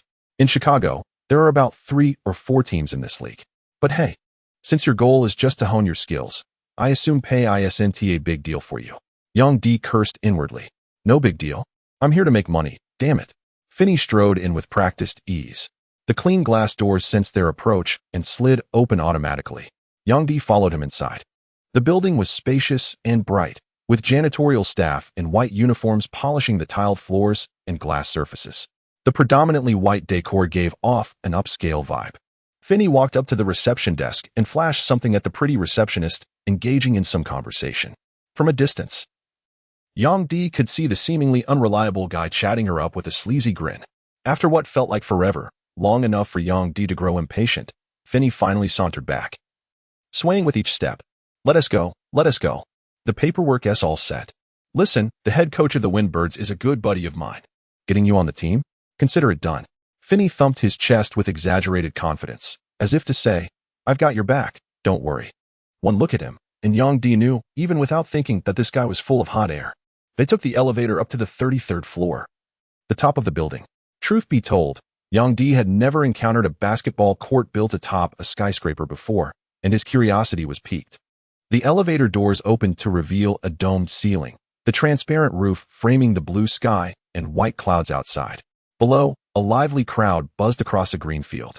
Wait, a green field? Young D's eyes widened in astonishment. In the center of the lush green lawn stood 2 interconnected basketball courts. Surrounding the emerald turf were long benches and seating areas, ingeniously arranged to resemble spectator stands. Thump, thump. The basketball reverberated as it struck the hardwood floor, while intense training sessions unfolded simultaneously on both courts. Hey Smith, my brother. The dreadlocked Finney warmly embraced a tall black man approaching him. However, due to their height difference, it looked rather comical, like a child hugging an adult. Hey Finney, what brings you here today, man? And who's this handsome young fellow? Well, I love the tattoo on his hand. The towering black man gave Finney a playful punch on the chest after their embrace. He had very little hair, nearly bald, and spoke rapidly, almost like he was rapping. This is my new friend, Yang D from China. You can call him Dick Yang. And yeah, his tattoo is pretty cool. It's a wicked dragon. Huh? How did you know what my tattoo looks like? Yang D was utterly astonished. Apart from the faint dragon tail pattern visible on his exposed forearm, he was certain no ordinary person could discern anything unusual. Huh, you actually understood me. How peculiar.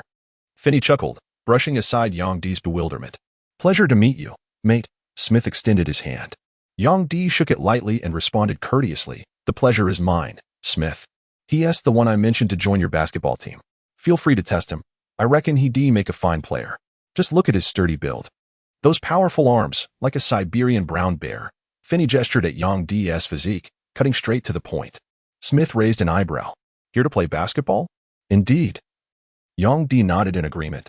TSK. What position do you play?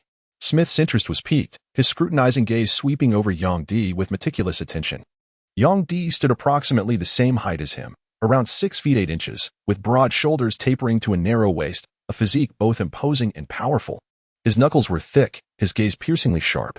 On his feet were the latest edition of Air Jordan 17 sneakers, their metallic casing adorned with an embossed Jumpman logo, exuding an air of opulence and grandeur. Inside, Yang Di replied succinctly. Inside? Smith pressed for clarity. Could you be more specific? Power forward or center? Back on the street courts, there were no distinctions like power forwards or centers. When asked about his specific position, Yang Di was momentarily at a loss. After all, he was merely a self-taught player without any formal basketball training. But Finney, ever quick-witted, immediately picked up Smith's thread and interjected, power forward. He's told me before, he's an outstanding power forward. Power forward? Smith stroked his chin with a contemplative expression, appearing rather troubled. This presents quite a conundrum, you see.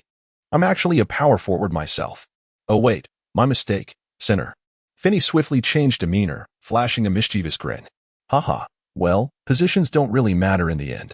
Coincidentally, our team has been recruiting extensively lately, with many talented street ball players coming for tryouts. Your physique shows excellent proportions. I believe you could become an outstanding basketball player. So come on, let's hit the court and test your skills. Smith was exceedingly gracious and promptly extended a generous invitation for both to enter. By the way, where might your coach be? Yang Di inquired curiously, and Smith promptly invited him in for a trial, which struck him as rather peculiar. I am the coach, Smith declared with evident pride. Player coach, to be precise. The Windbirds are my brainchild. Yang Di suddenly realized he'd asked a rather foolish question. Finney had mentioned in the lobby earlier that his good friend was the head coach. On the courts, players were diligently practicing, their numbers not insignificant. Some of them are Windbirds players, Smith explained with a smile, while the other half of the facility is rented out to the public. We operate around the clock here. You know how it is in Chicago, the basketball culture runs deep. People come to play every single day. The courts were divided into half-court setups. The three of them cut through the first court and arrived at the second, where the crowd thinned noticeably, but the array of equipment and training apparatus multiplied. 4 towering players, clad in matching mustard yellow jerseys, were practicing their shots on one half, while 2 shorter guards dribbled around strategically placed obstacles. So, here we are, the Windbirds, Smith announced, his chest swelling with pride. At the moment, counting me. We have 7 players, just one short of the standard 8-man roster for competition. He couldn't help but gloat inwardly. Such a well-equipped facility, so advanced for a second-tier league, was surely enough to impress any newcomer. Meanwhile, Yang Di was silently lamenting the team's hideous jerseys. Why couldn't they be plain white or black? Chapter 21. The trial, perhaps due to the large number of trainees arriving for tryouts, the crowd merely glanced at Yang Di without paying him much attention. Following Smith and Finney, Yang Di made his way to the other half of the court, which happened to be empty at that moment. Smith, is this the new kid? Wow, an Asian guy, looks pretty solid, remarked one of the players as he came over to retrieve a ball, greeting Smith casually. Jimmy, go work on your dribbling. Smith retorted with a laugh, playfully raising his leg as if to kick him. Chuckling, the player picked up the ball and walked away, dribbling as he went. Yang Di could tell the team atmosphere was quite harmonious. Let's test your physical abilities first. How about we start with your vertical leap? Smith chuckled softly, gesturing toward the transparent glass basket with his fingers. Directly measure the vertical reach? Yang Di raised his eyebrows slightly. Indeed, let's give it a try, he said. Smith crossed his arms. Go for it, my friend, he encouraged. Finney clenched her fist to cheer for Yang Di. Yang Di removed his jacket, revealing the short-sleeved t-shirt he wore all year round. He twisted his neck, rubbed his joints, and without a word, charged forward with a determined stride. Yang Di possessed a vertical leap of 35. This attribute had always improved rather slowly through training. However, standing at 2.03 meters tall with a decent wingspan, his momentum was formidable. As he lunged forward, his foot struck the ground, his right arm raised high, fingers splayed like a soaring beast, exuding an overwhelming presence. Smack! His palm struck a spot slightly above the rim. Then he lowered his head and descended gracefully to the ground. Not bad, Smith nodded approvingly. The vertical leap was quite impressive. Though he'd witnessed many with greater jumping ability than Yang Di, most were African-American players. For someone of Asian descent to achieve such elevation was remarkable, especially considering his height and weight suggested no formal training background. Yang Di approached. Any other tests to conduct? Well, we were supposed to conduct speed and agility tests today, but the venue is quite crowded. How about we just do a strength assessment first, then play a round of 3-on-3? Great. Yang Di felt a surge of joy. Strength was his highest attribute at 55, while his speed and agility were merely average. Skipping those tests meant his weaknesses would remain hidden. Come, let's try the bench press over here. Smith grew even more enthusiastic. Yang Di could practically feel the man's blazing energy, like the sun itself. With a wry smile, he allowed himself to be dragged to the equipment area, where a barbell loaded with 50 kilograms waited. My usual training weight is around 70 kilograms. But since my strength has recently surged, 80 kilograms should be manageable. The thought flashed through his mind before he spoke up with a smile. I'll go for 80 kilograms. Let's add another 15 kilograms to each side. Wow. Let's get that set up right away. Smith's eyes lit up as he personally helped load the additional plates onto the barbell. Yang Di reclined on the bench, lying supine with his hands firmly gripping the barbell. His knees were bent, back perfectly straight. With a deep exhalation from his core, he forcefully pushed the weight outward. Once, twice. Yang Di exerted himself to push the barbell 15 times in one go, his arms trembling with exhaustion before finally returning the weight to the rack. At that moment, both Smith and Finney broke into approving smiles. Impressive, my friend. Who would have guessed you possess such formidable core strength? Remarked one. You've practically reached NBA player standards. How do you train your power? You must incorporate bench presses into your routine regularly, no? Yang Di paused for a moment before nodding with a smile. It's obvious whether one is trained in bench press or not, and there's no shame in admitting it. Indeed, I've had some training in this area before. Come, let's play a 3v3 match. I want to see your skills firsthand. Smith removed his jacket, revealing his robust physique. His well-defined muscles bulged in layers, making him look more like a bodybuilder. Yang Di couldn't help but marvel inwardly. This guy. Ding. An instant mission activated. Join the Windbirds team by proving yourself in an exhilarating 3v3 match. Gain the team's recognition and embark on the path of professional basketball. Reward. Unlock the professional basketball journey. Yang Di was baffled by this sudden mission. What does unlock the professional basketball journey even mean? Suppressing the doubts in his heart, he followed Smith across the court. The sharp sound of Smith clapping his hands interrupted the players' training as he shouted for them to halt their shooting drills. Jimmy, Howitzer, Monkey, Garcia, let's have a 3-on-3 scrimmage.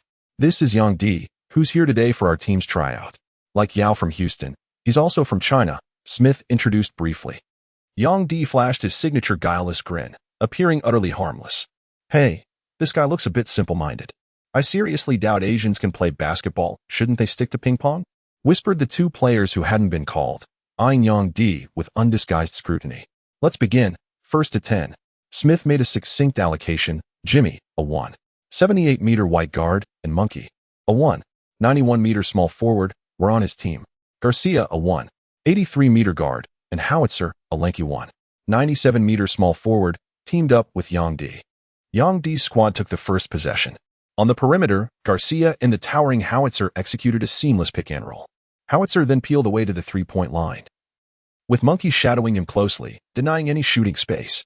Howitzer feigned a shot with a swift pump fake before delivering a crisp pass to Yang Di, who had already established position in the post. Yang Di could clearly see that these players' basketball skills were significantly superior to those on the streets of Madison. Whether it was Smith, who was as robust as a fitness trainer, or the uniquely skilled players from the Windbirds, they all possessed the preliminary qualities of professional athletes. Although Yang Di wasn't entirely sure what defined a professional player's caliber, an instinctive feeling told him there was something worth learning from this group. At least in Madison, no one had ever thought to pass the ball to him as an inside player. When he received the pass, he froze momentarily, unsure of what to do next. The next instant, Smith seized the opportunity, aggressively reaching in and poking the ball loose from Yang Di's grasp. Out of bounds, Yang Di stumbled forward, losing his balance in an unprecedented display of clumsiness. Finney, who had been cheering for him, flushed with embarrassment, while two onlooking Windbirds players snickered, pointing at Yang Di as if he were a joke. Naturally, Yang Di felt awkward. Smith maintained a cheerful grin, though inwardly, he couldn't help but feel disappointed. This guy, who seemed physically capable, turned out to be rather mediocre at basketball. Yet, when the ball was inbound again, the sharpshooter passed it right back to him. as if testing his abilities.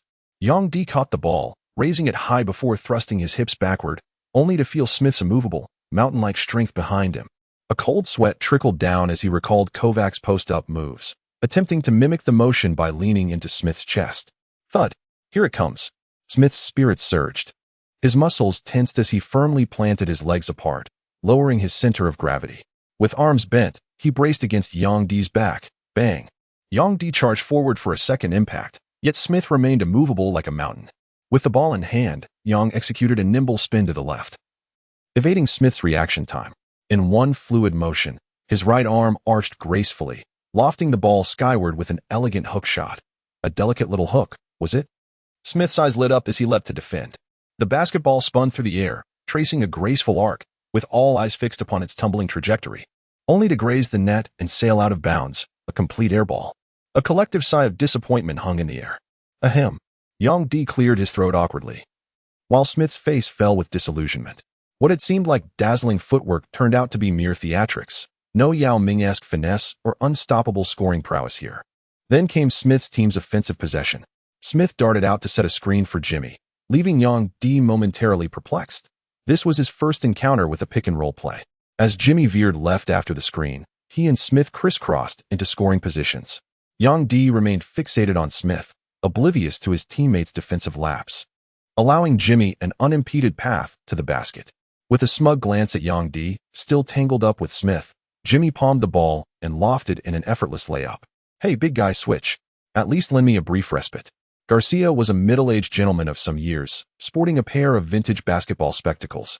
Yet he played with an unyielding thirst for victory. Without the slightest hesitation, he bluntly pointed out Yang D's mistakes. Yang D ignored him, which only fueled Garcia's anger further.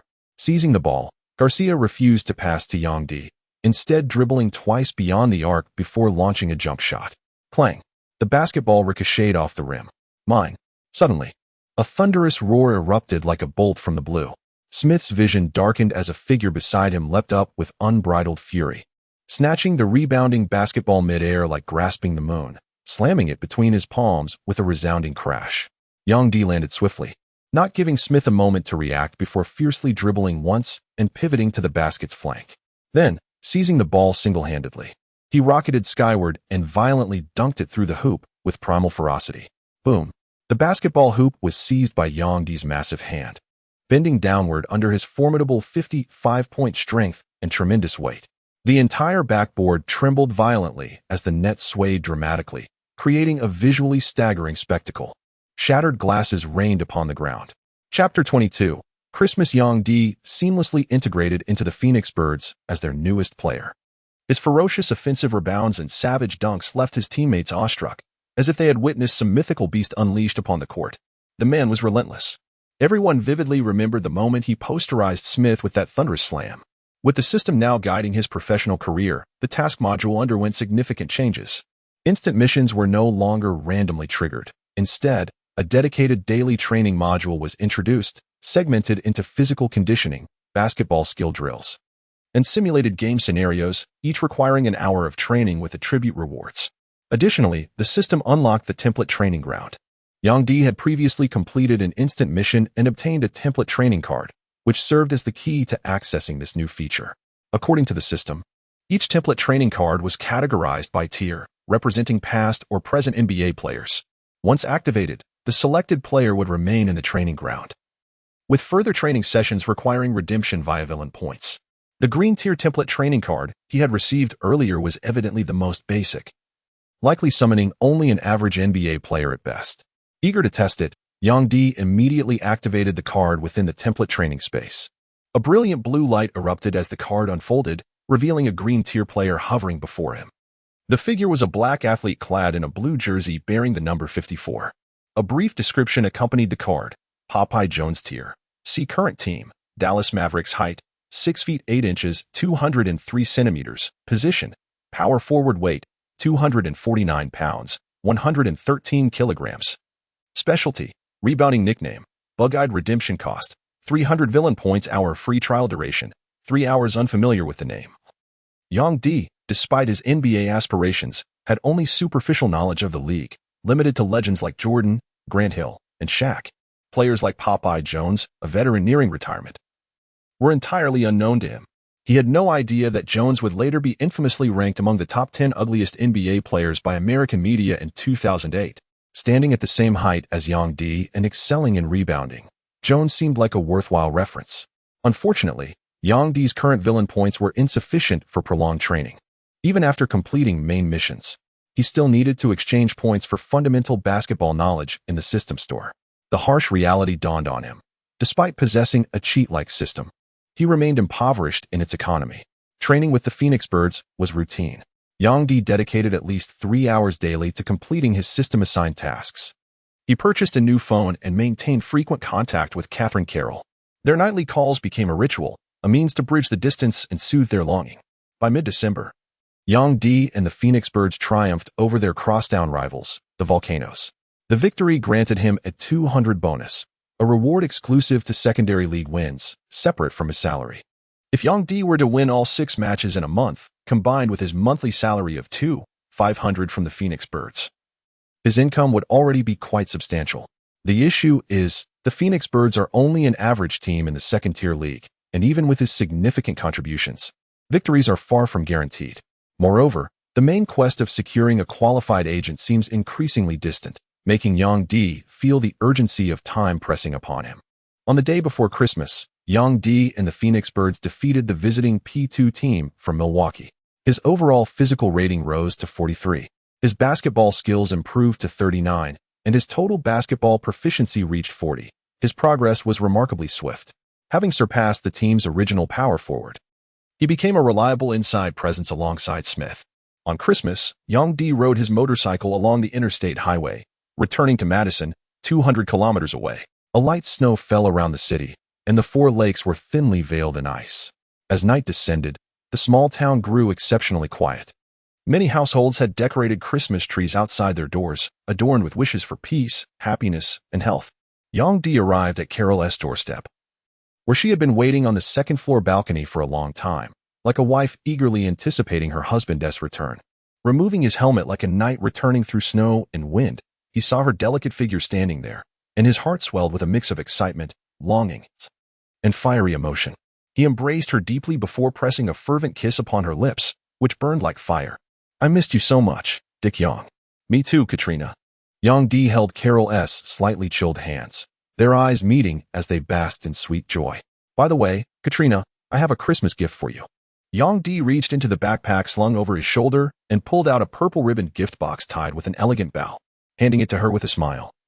He said, "Open it." "Thank you." Carol kissed his cheek before eagerly unwrapping the box. Light snow began to fall again, drifting beneath the glow of street lamps.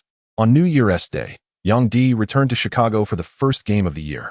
It was a match against the local Tigers, the strongest team in Chicago's second-tier league. Their roster boasted a towering 2'9" center whose strength surpassed even Yang D's and Smith's, along with several sharpshooters. Their professionalism was impeccable, second only to the Phoenix Birds in Yang D's experience. Though Yang D had grown more experienced and positionally aware on the court, facing such a formidable team proved challenging. Neither he nor Smith could contain the dominant center. Not only was their defense ineffective, but they were also outmatched on the boards. The Phoenix Birds lost that game, with Yang D managing only a single dunk the entire match. As a result, Yang D failed to claim the prize money from this competition, leaving him deeply disheartened. What troubled him even more was the imminent deadline of 1 month. Yet he still hadn't found a suitable agent. "I do know one agent," Finney said, emphasizing the word outstanding, hinting that this was no simple matter. "But he left the industry many years ago. He's now a brilliant lawyer." "I have to try anyway," Yang D boasted without modesty. "In the lower leagues, I'm already an indispensable force, giving and taking as I please." "Yet just the other day, I heard your team lost to the Tigers," Finney countered. "You and Smith couldn't even contain their lumbering giant?" A look of skepticism crossed Fanny's face. Yang D's cheeks flushed with embarrassment as he awkwardly stated, "In any case, you must believe in my potential. Right now, I absolutely need to find an agent. That's non-negotiable." "I really don't understand why you're in such a hurry," Fanny replied. "But I must say, your arms are becoming increasingly well-defined. You've clearly made significant progress." Fanny was particularly intrigued by Yang D's strength. According to Smith, Yang D's physical power was improving at an astonishing rate, so much so that he was nearly catching up to Smith himself. who had been dedicated to fitness for years. The guy I know lives near Michigan Avenue, Yang Di mentioned. Michigan Avenue? Fanny raised an eyebrow. Isn't that the commercial district? So it's nearby? But that doesn't mean he lives right on the street. Finney rolled her eyes at Yang Di. After becoming familiar with each other, their conversations had grown increasingly casual. TSK. Michigan Avenue, always just a dream. Never dared to actually go. Yang Di was naturally well aware of Michigan Avenue's prestige. This commercial thoroughfare held the same status in Chicago as Fifth Avenue in Manhattan or the Champs, Lycées in Paris. Luxurious hotels, chic boutiques, magnificent architecture on one side, a dense forest of steel and concrete, and on the other, leisurely parks, lakes, and museums. We can still go. It's not like we have to buy anything. Finney scoffed dismissively. Come on, no time like the present. Let's go today. Yang Di tugged at Finney, determined to complete the main quest. Chapter 23. Agent Jones. With the arrival of the new year, Chicago welcomed an increasing number of visitors, most taking advantage of the extended holiday season spanning Christmas and New Year's. Along Michigan Avenue, tourists from around the world could be seen strolling. Crossing Michigan Avenue and passing two more streets led to an older, time-worn road lined with quaint local businesses unique to Chicago. Among them, a shop with a conspicuously new sign stood out. Fortunately, it occupied only a single storefront. We're here, Finney said, pointing at the sign above.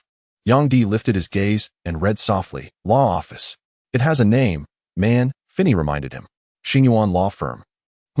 Never heard of it. Yang Di admitted honestly, shrugging. All right, let's head in then, Finney said, running a hand over his braided hair. The two approached the glass door, which slid open automatically as they neared. Stepping inside, the office was hushed, save for the faint tapping of fingers on keyboards. Gentlemen, how may I assist you? Upon the entrance of the two visitors, a dapper young Caucasian gentleman in a tailored suit approached with a polished, professional smile that exuded warmth. Pardon me, might I inquire if Attorney Jones is available? In such a solemn and dignified place, Finney found it impossible to maintain his usual carefree demeanor, his speech becoming uncharacteristically proper. Yang Di couldn't help but cast a few extra glances at Finney. Pardon me, but which Attorney Jones are you referring to? Well, Finney scratched his head. How should I put it? Didn't you say you were his close friend? Yang Di couldn't resist interjecting. Shut up.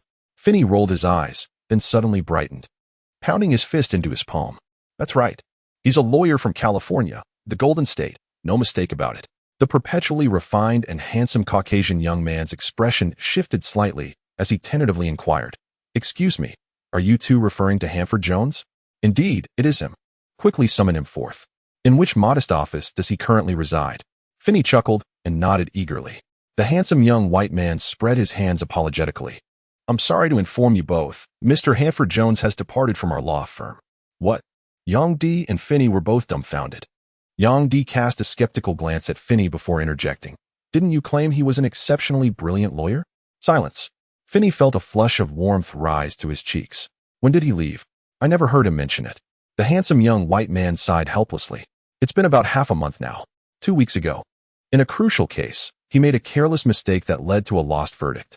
So, you understand. Oh, I see. So that means. Yang Di had an epiphany, about to continue, when Finney suddenly leaped up and clapped a hand over his mouth. This was his previous residence and contact information. I hope it helps you. The fair-haired young gentleman remained as refined and courteous as ever, his cheerful demeanor and warm smile significantly elevating Yang Di's favorable impression of him. Very well, thank you kindly. Finney clutched the small note and hastily dragged Yang Di away in a fluster. Why run? That young man seemed quite sincere and polite. I was about to ask if he'd be interested in being my agent, Yang Di mused. Stop daydreaming. His monthly salary likely exceeds 3 months of your earnings. Came the retort. Following the address on the note, they found themselves nearing the southern suburbs of Chicago. Yang Di, unfamiliar with the route, trailed behind as Finney took the lead. Brimming with grievances, Finney inwardly lamented, why must I assist this person in finding an agent? What sin have I committed to deserve this? In the densely packed residential district, beneath a 7-story apartment building, Finney tilted his head upwards. This must be the place. He then glanced down at the slip of paper in his hand to confirm. The two men climbed to the 5th floor and proceeded to pound heavily on the door. After more than 10 seconds, the door remained stubbornly silent. This has to be the right place, Finney muttered irritably. Checking the note once more before hammering on the door even louder, the sound reverberating through the stairwell. Nothing ever goes smoothly, Yang Di thought to himself, staring at the cobweb-laden ceiling in silent exasperation. Just as Finney was about to relentlessly knock for the fourth time, the door finally creaked open. Who is it? What kind of lunatic disturbs people in broad daylight? A disheveled mop of hair, resembling an untidy bird's nest, emerged along with a pair of spectacles and a scruffy, unshaven face. Hanford? Fanny gently caressed the braided head once more. Fanny? Good heavens, it truly is you. Finney was utterly astonished, then broke into a radiant smile.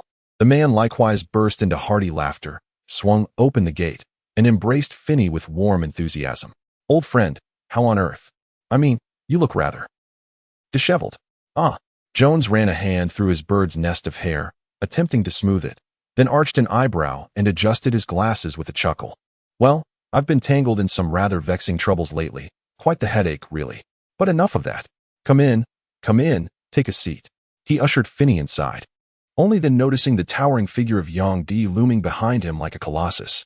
Bloody hell, who's this? Bodyguard. This is my newly acquainted brother, Yang Di from China. You can call him Dick Yang. He's a basketball player now, Finney smoothly introduced. Pleasure to meet you. Yang Di extended both hands with a genial smile. A peculiar glint flickered in Jones' eyes as he shook Yang Di's hand, grinning. Impressive, youth and talent combined. Upon entering the house, Yang Di was immediately assaulted by a sour, stale odor.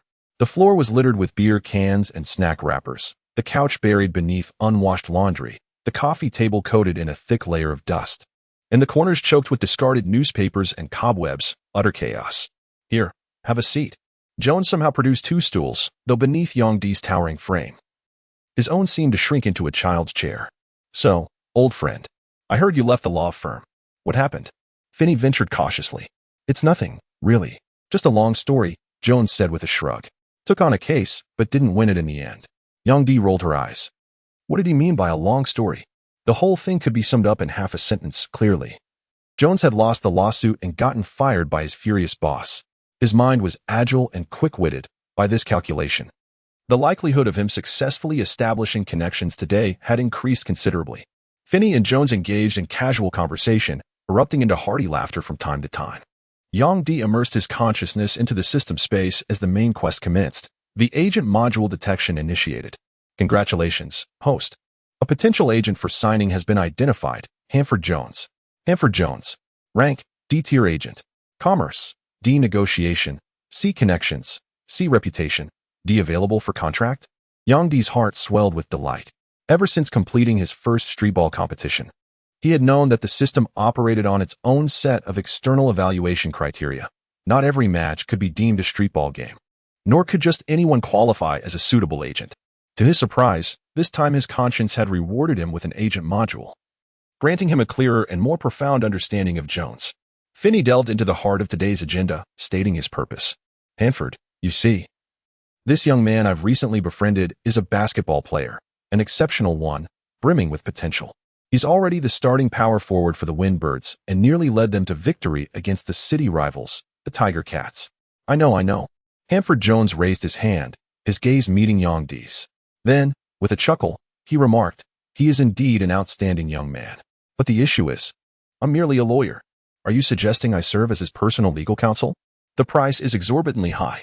Jones left half of his sentence unspoken, implying that Yang Di could never afford his fees.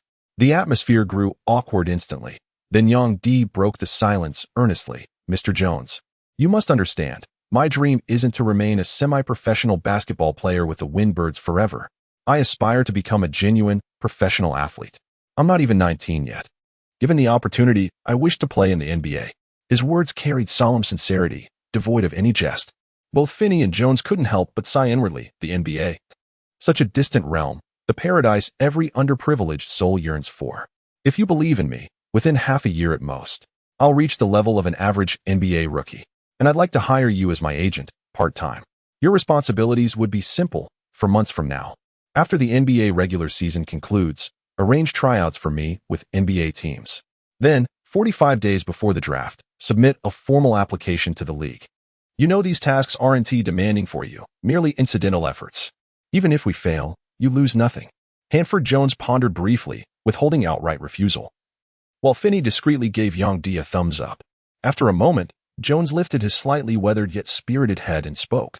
Certainly, I've worked as an agent before, though not in sports. However, in addition to that, you must pay me a monthly salary of $1,000. Furthermore, if you successfully enter the NBA draft, your first rookie contract must be signed with me. I won't take advantage of you. We'll stick to the NBA's standard 4%. No problem. Yang D was overjoyed in his heart, finally completing this troublesome task. Finney watched in stunned silence. Was it really that simple? Do you genuinely believe that Yang D could ever become an NBA player? I merely accompanied him out of. The two swiftly signed a concise contract in black and white. Yang D generously handed over 2,000 yuan to cover 2 months' salary, at which point Finney suddenly realized, damn it. It was all a scam to swindle money, just as I suspected. Instantly, his gaze toward Yang D, who was shaking hands with Jones, brimmed with pity. A notification from the system arrived. Congratulations, host, for completing the main quest, Finding an Agent.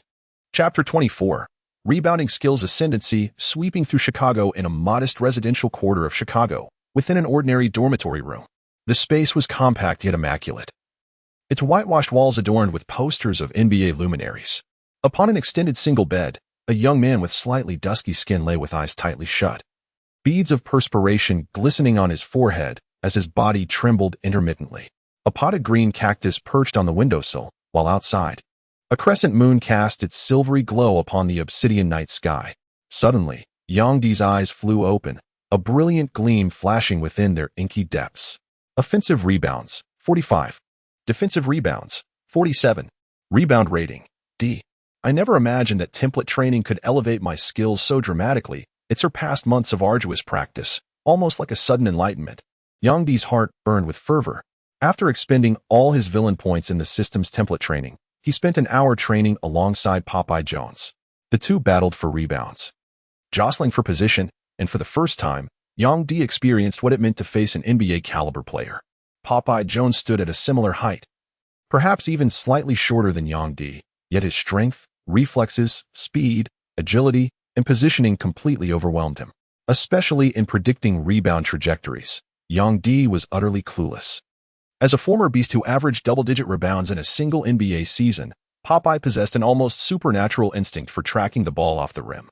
At first, Yang D failed to secure a single rebound out of 10 attempts, constantly boxed out beyond the paint.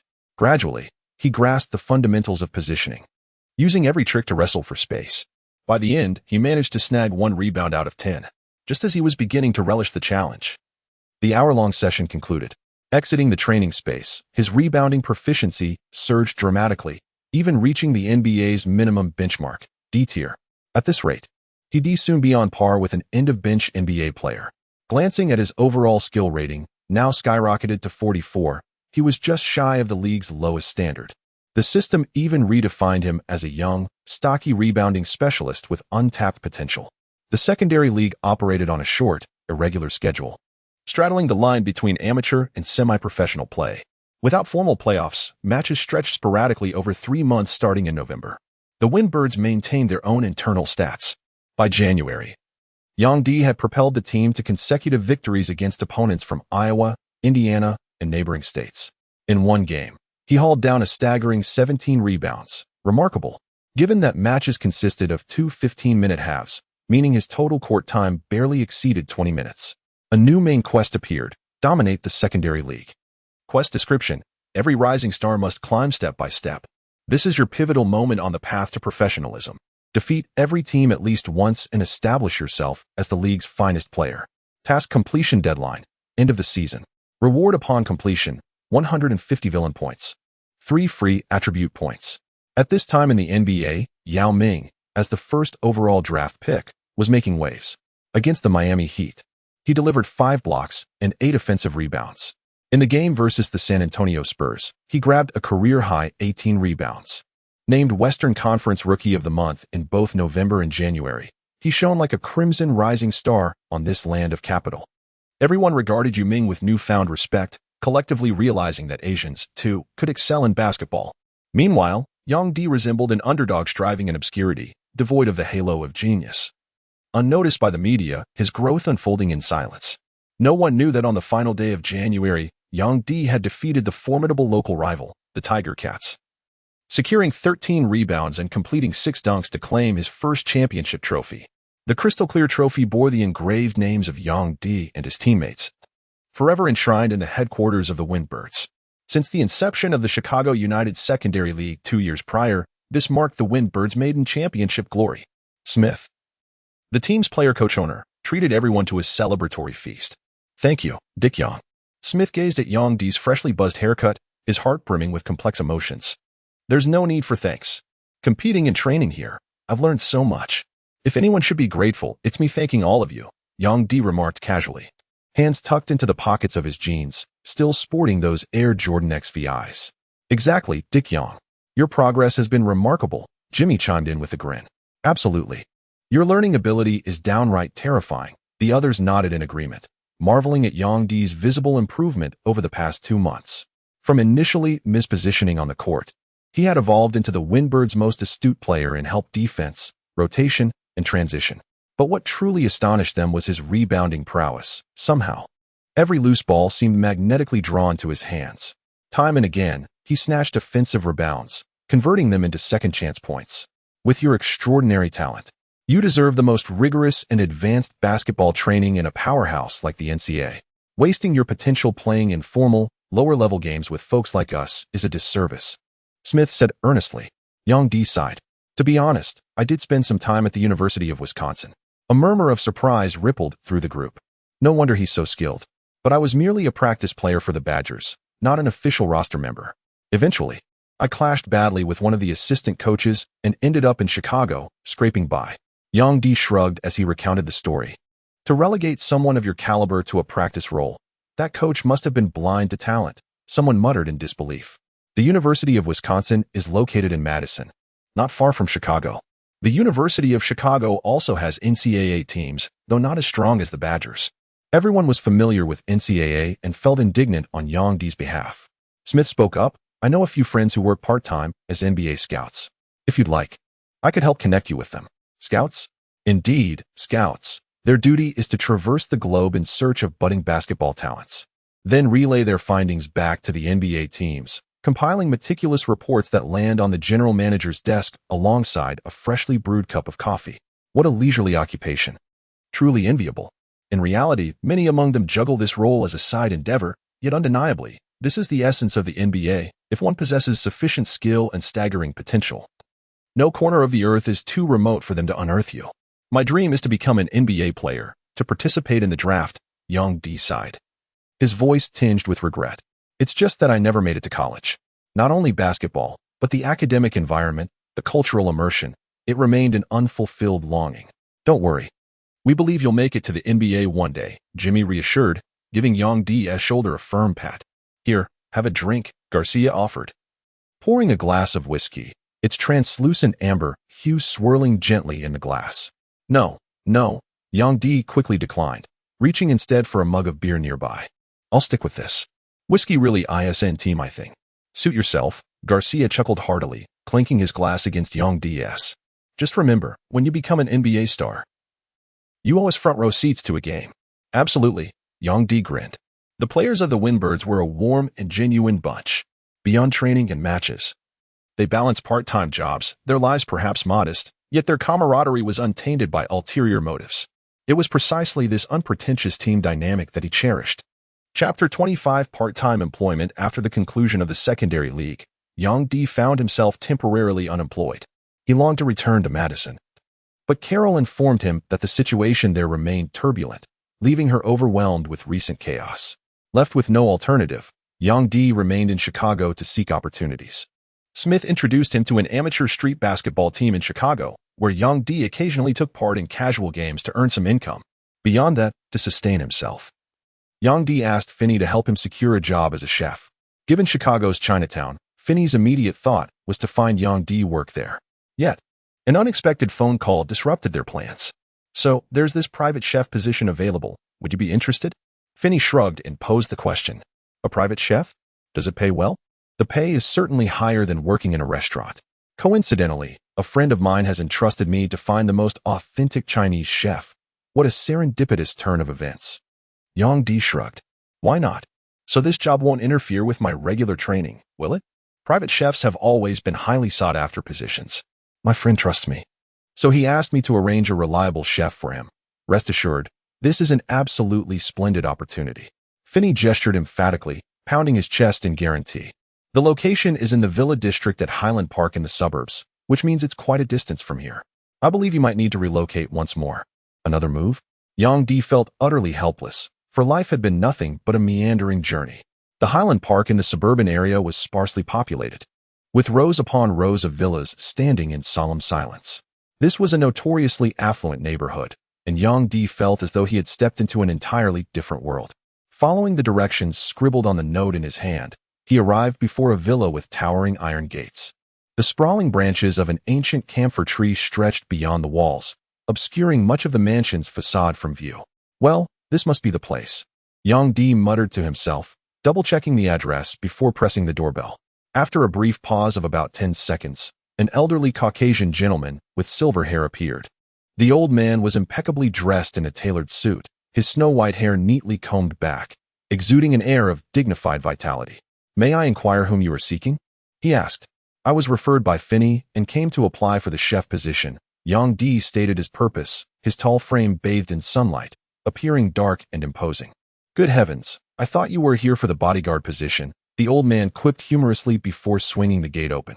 "If you're willing to pay me a bodyguard salary, I wouldn't mind taking on that role as well," Yang Di replied, flexing his massive fist with a powerful whoosh. "That's quite the proposal.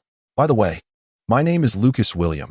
You can call me Uncle William," the old man said, leading Yang Di inside. The villa stretched deep, flanked by blooming flowers along the path. "All right, Uncle William," Yang Di chuckled, inhaling the mingled scent of blossoms and damp earth. The two passed the fountain in front of the villa and strode straight toward the entrance. A grand, three-story mansion, pristine white, and sprawling across vast grounds. "Follow me to the back," the old man instructed. Old William led Yang Di around the front entrance. The two arrived at a detached rear building, presumably the mansion's kitchen. "What culinary specialties do you possess?"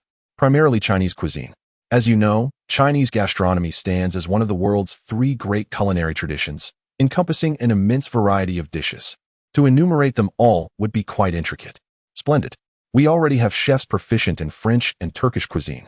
With your expertise, we now complete the trio of distinguished culinary traditions. Since dinner approaches, why not prepare a few simple home-style dishes using the ingredients available here? I shall arrange for the dishes to be served shortly." "Understood. No issue at all." Yang Di surveyed the spacious kitchen, fully equipped with abundant ingredients, and felt his fingers itch with anticipation.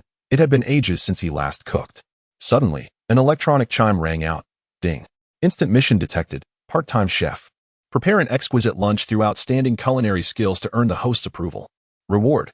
Cooking skill upgrade." Yang Di's eyes lit up. Aside from basketball, cooking was one of his passions, and the chance to refine his culinary prowess was too good to pass up. Without hesitation, he briskly washed his hands, donned the chef's attire hanging on the wall, slipped on gloves, and ignited the stove.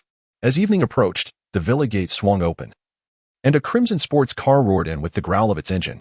The elderly butler, William, stood waiting, while two attendants swiftly opened the car doors.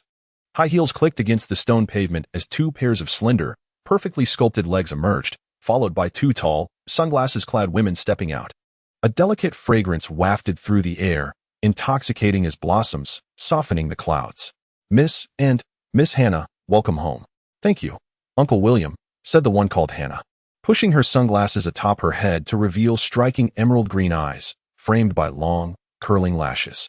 Her flawless porcelain skin and angelically alluring beauty seemed almost surreal. "Uncle William, you needn't greet us every time. It's too much trouble," chimed in, and her chestnut brown hair cascading gently. Her delicate, crescent-shaped brows arched over a face as radiant as moonlight, exuding effortless grace. Standing side by side, the two young women were like dazzling pearls, their combined brilliance even more mesmerizing. "Dinner is ready. Please, ladies." William gestured with the poise of a seasoned gentleman, his movements refined and natural. "Come, man. You rarely visit. I must treat you well," Hannah said, linking arms with and as they strolled into the villa. Before they even reached the dining table, an intoxicating aroma of richly seasoned dishes already filled the air. "Wow, something smells amazing tonight." Annie and Hannah's eyes lit up as they hurried to the dining table. Spread before them was not only an array of widely beloved Chinese dishes like sweet and sour pork, kung pao chicken, spring rolls, and wontons. But also Yang Di's specialties crafted from specially sourced ingredients, steamed pumpkin with red dates, stir-fried ham with broad beans, and eggplant with spiced salt. Complementing these were hearty meat dishes such as twice-cooked pork with dried beans and pan-fried pork tenderloin, forming a sumptuous feast. The new Chinese chef has already been tested by me. His skills are exceptional, and his cooking is authentic, old William explained. Thank you, Uncle William. You're so thoughtful. Ever since our trip to China, I've been longing for the diverse and delicious flavors of that country, Annie said with a smile, picking up a spring roll with her chopsticks. She took a delicate bite, crispy, savory, and perfectly balanced. Excellent. This chef has mastered the timing. Is it really that good? Hannah also took her seat at the dining table, where a pair of chopsticks lay before her. One must use chopsticks to properly enjoy Chinese cuisine, she remarked. Though I suspect you're quite unaccustomed to them. Perhaps we should fetch you a knife and fork instead. And covered her mouth, stifling a quiet laugh. Humph. As if I couldn't manage, Hannah retorted stubbornly, picking up the chopsticks and mimicking In's grip. Yet her fingers trembled slightly, struggling to exert the proper pressure. The food slipped frustratingly between the slender sticks. You'll grow accustomed with practice. It's really quite simple, Anne said, her eyes crinkling with amusement. And what of the chef? Have him tell us the names of these dishes, Hannah remarked. William replied, he has already left. We just signed a contract with him today, so we can summon him any time to prepare meals. So, my lady, are you satisfied with his cooking? A decent fellow, not bad at all. Yang Di, strolling down the streets of Chicago, suddenly paused mid-step. A faint smile graced his lips as he instinctively pressed a hand against his chest. Feeling the reassuring thickness of his freshly acquired 5,000 paycheck. A wave of contentment washed over him. Chapter 26. The Scout Yang Di's life regained its familiar rhythm once more. In the week preceding the Spring Festival, his overall basketball rating reached 45, earning him an NBA evaluation of D. The system hailed him as a promising interior rebounder with boundless potential. Chicago boasted a considerable Chinese population, and as the Lunar New Year approached, Chinatown buzzed with festive energy. Is this truly impossible to cleanse? Yang Di stripped off his upper garments, bearing his torso adorned with a ferocious azure dragon coiling over his shoulder, his countenance tinged with melancholy. Why must it be washed away? This is tantamount to desecrating a priceless work of art. The bleary-eyed old man, peering through his spectacles, gently traced his fingers over Yang Di's muscular arm, sending shivers cascading down his spine. This technique was originally conceived as a means of salvation. Now that the purpose has been served, naturally one would wish to return to normalcy. Yet nothing in this world appears and disappears at our whim. If you wish to avoid complete disarray, I advise abandoning this notion of tattoo removal. After all things possess duality. What remains unseen may yet hold unforeseen benefits. The new year approaches swiftly. Will you not return home? The elderly man set down his reading glasses with a sigh. Not going back. Yang Di exhaled deeply. Truth be told, there was time. But if his parents were to see these tattoos on him, they'd surely beat him to death. And the travel expenses were steep, he silently added in his heart. What a pity, the old man chuckled amiably. The Spring Festival is meant for family reunions, after all. Uncle Kai, how long has it been since you last returned home? It has been roughly 3 decades now. I arrived in Chicago even before the diplomatic relations were established, never imagining that so many years would pass in the blink of an eye. All these years, and I haven't once returned? Yang Di fastened his clothes once more, concealing the azure dragon tattoo upon his skin. Quite right. A melancholic sigh escaped Yang Di as he rose to take his leave. I shall depart now, Uncle Kai. Should I return to our homeland, I shall bring you specialties from our region. That would be most splendid indeed. Emerging from Chinatown, Yang Di wandered the desolate streets alone. The winter wind bit with icy teeth, and few souls braved the cold. A stranger in a foreign land, solitude weighed heavily upon him in moments like these. Then, his phone chimed to life. Hello? Young Dick, where are you? Finney's voice always sounded somewhat peculiar after electronic processing. Just stepped out of Chinatown, strolling down the road. Let me share some delightful news with you. What is it? Shouldn't you display a modicum of exhilaration? I'm already thoroughly exhilarated. Is that not sufficient? Yang Di rolled his eyes helplessly. All right then, my friend. You know what? You've been scouted by the NBA.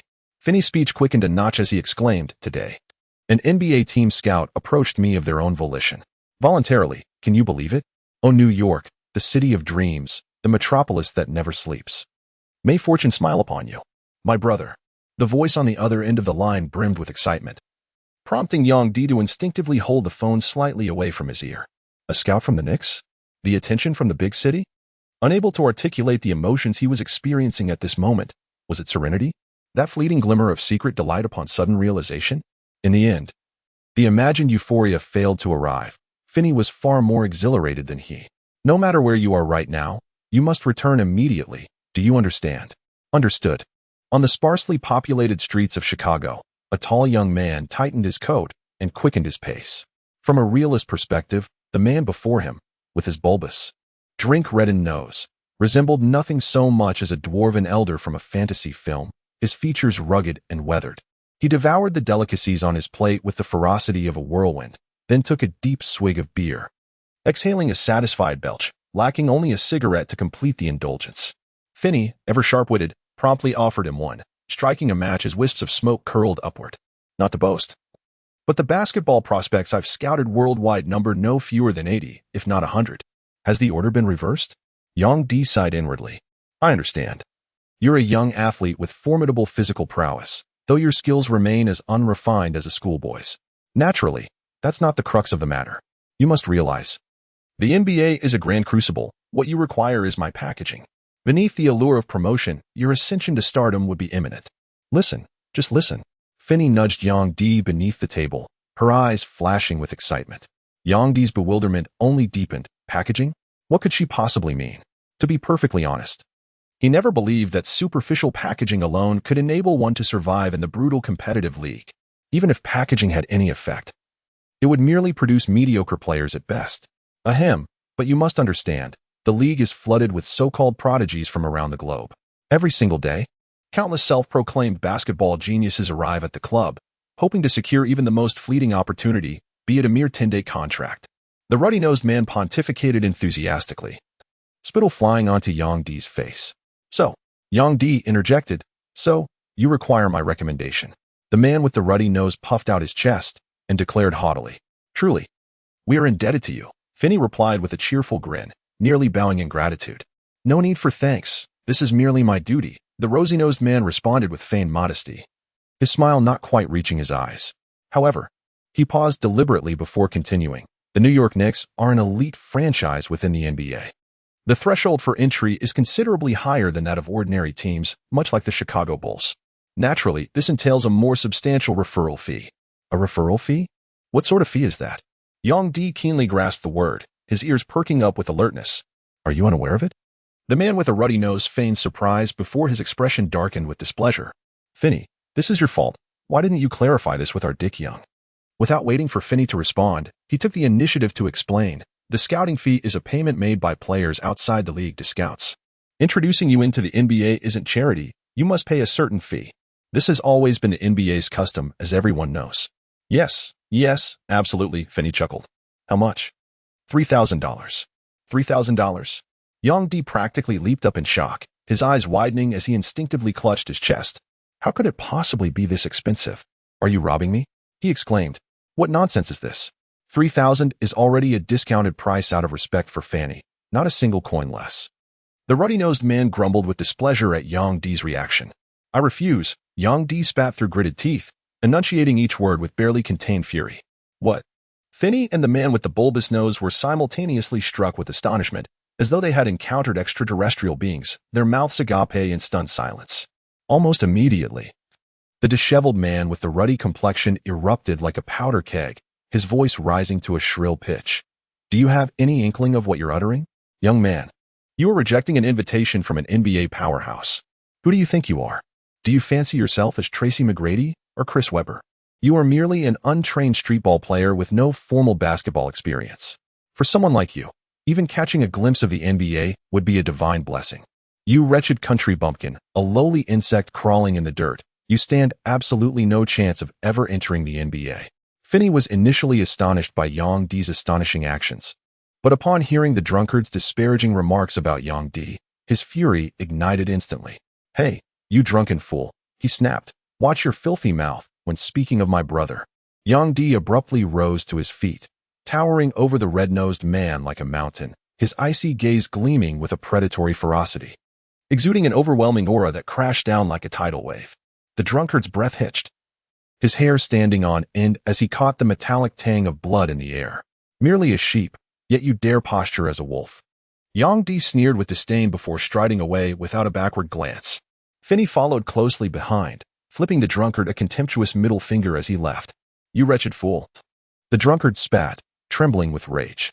You'll regret this, you arrogant bastard, looking down on everyone like this. The drunken man with a ruddy nose roused himself from his stupor and began to belligerently shout behind Yang Di, his face flushed with humiliation and rage. Chapter 27 The King's Opportunity. The ruddy-nosed man was indeed a scout for the New York Knicks, and his intention to invite Yang Di for a trial was genuine. Yet, to everyone's astonishment, Yang Di turned him down without hesitation. Come to think of it, $3,000 was no trivial sum. Yang Di counted on his fingers and did the conversion. How could the scout even have the audacity to make such an offer? This person is truly unhinged. Finney also wore an expression of displeasure. That being said, it's still somewhat regrettable, but you needn't concern yourself with it. Finney quickened his pace to catch up with the rapidly striding Yang Di.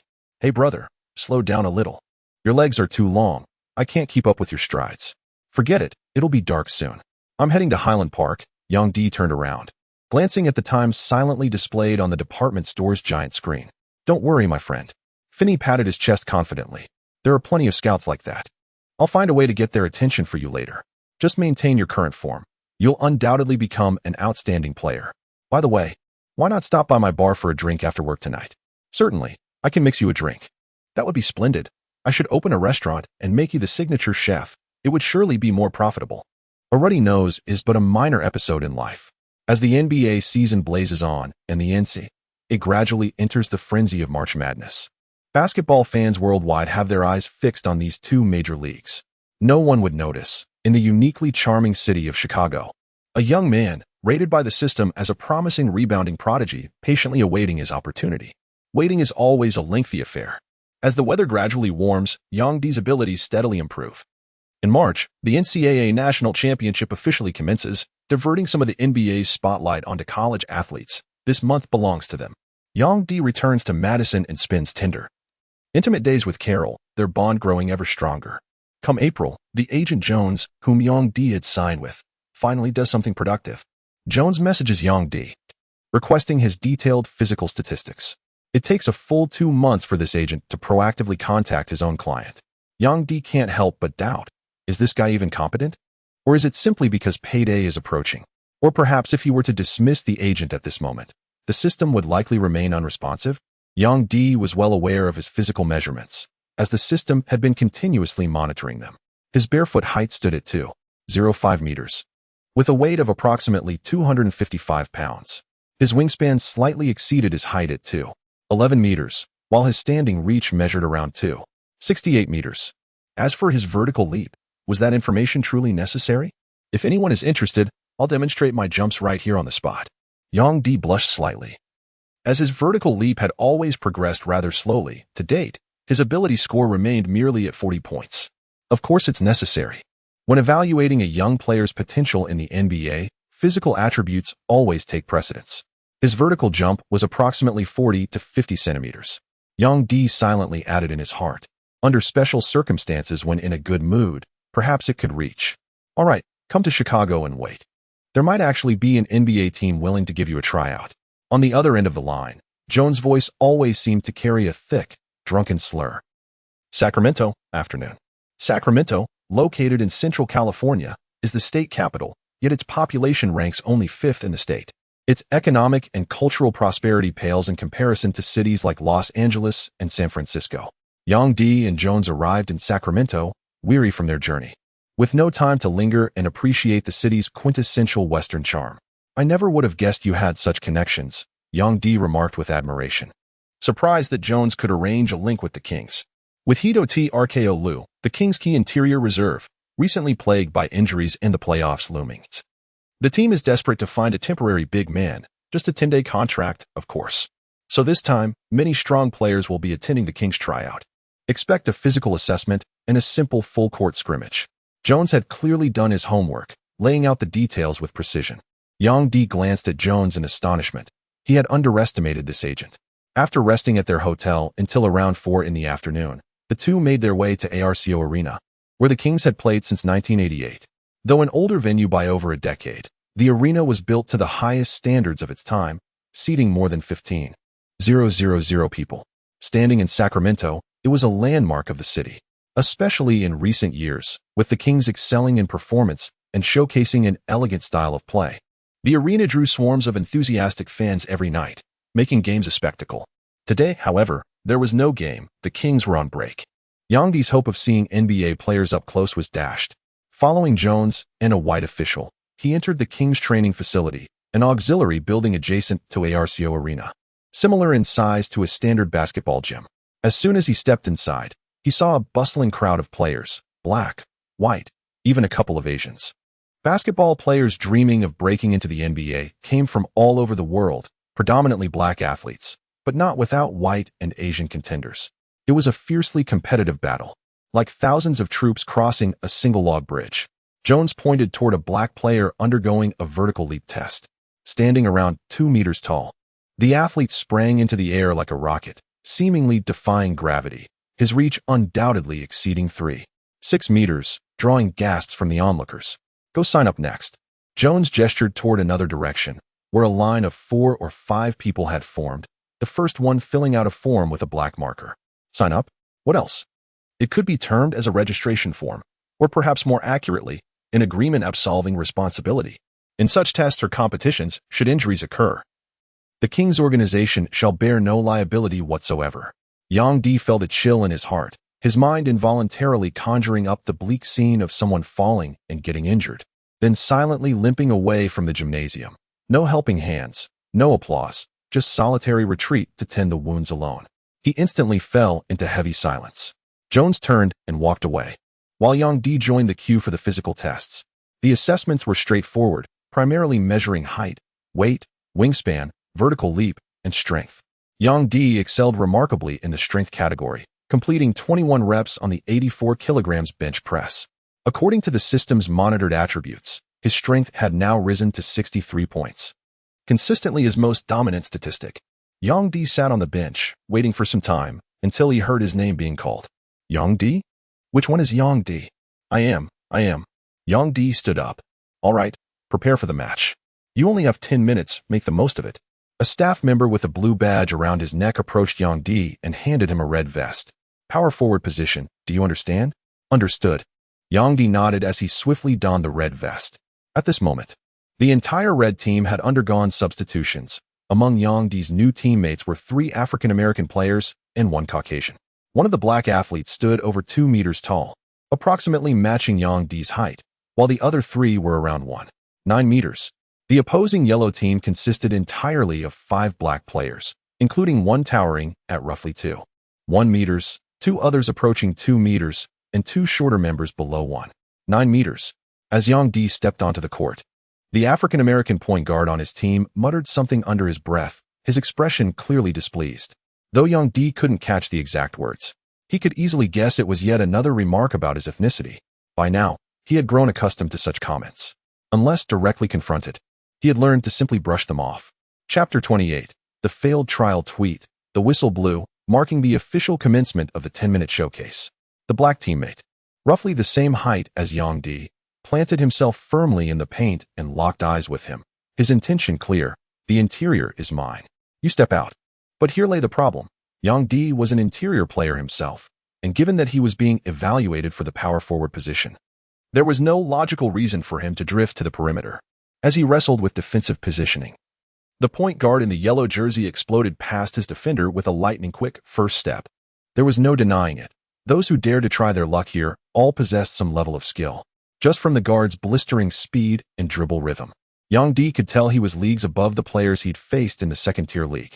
Ding! Instant mission. Trial evaluation through brief on-court performance. Showcase your strengths and secure a rating of B or higher. Reward: 200 villain points, 200 points. Yang Di's eyes burned crimson with intensity. Never had he encountered such a lavish mission reward. Even main storyline quests rarely offered such bountiful compensation. The African-American player defending him furrowed his brow in bewilderment, sensing something peculiar about this opponent. What was this bull-like aura of murderous intent? Boom. The black point guard who broke through soared up for a thunderous dunk. Yang Di felt a pang of regret. Had he still been in the paint, perhaps he could have defended against it. Though the black player's leaping ability was impressive, his height disadvantage was undeniable. On the offensive end, Yang Di actively moved out to set a screen for his teammate.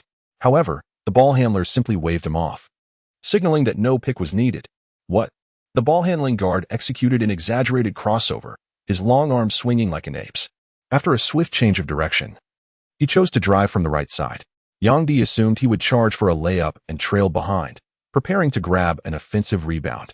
Unexpectedly, the defender marking him was tenacious, subtly tugging at his jersey and extending an arm to obstruct him. Frowning in frustration, Yang exerted tremendous effort to push forward. Yet his teammate abruptly halted just outside the paint, rising for a jump shot over the defender. Swish. Nothing but net. The statistician by the sideline smiled as he took out his notepad to record the play. Thompson executed a flawless jump shot for 2 points, showcasing exceptional ball handling skills and remarkable shooting accuracy, though his passing awareness was slightly lacking, earning him a C rating. Yang Di sprinted back on defense as the opposing team launched another aggressive drive. This time, a forward under 2 meters tall charged down the lane but missed the layup. Yang Di, positioned inside, used his superior strength to effortlessly secure an advantageous spot while boxing out. However, the rebound didn't bounce his way, instead being snatched by a teammate guard who had dashed in from the perimeter. Fast break. The teammate sprinted away like a whirlwind. By the time Yang Di turned to chase, his teammate had already crossed half the court and went up for a layup as if carrying an explosive package. Missed. The rebound was snatched by the yellow team, forcing Yang Di to sprint back again.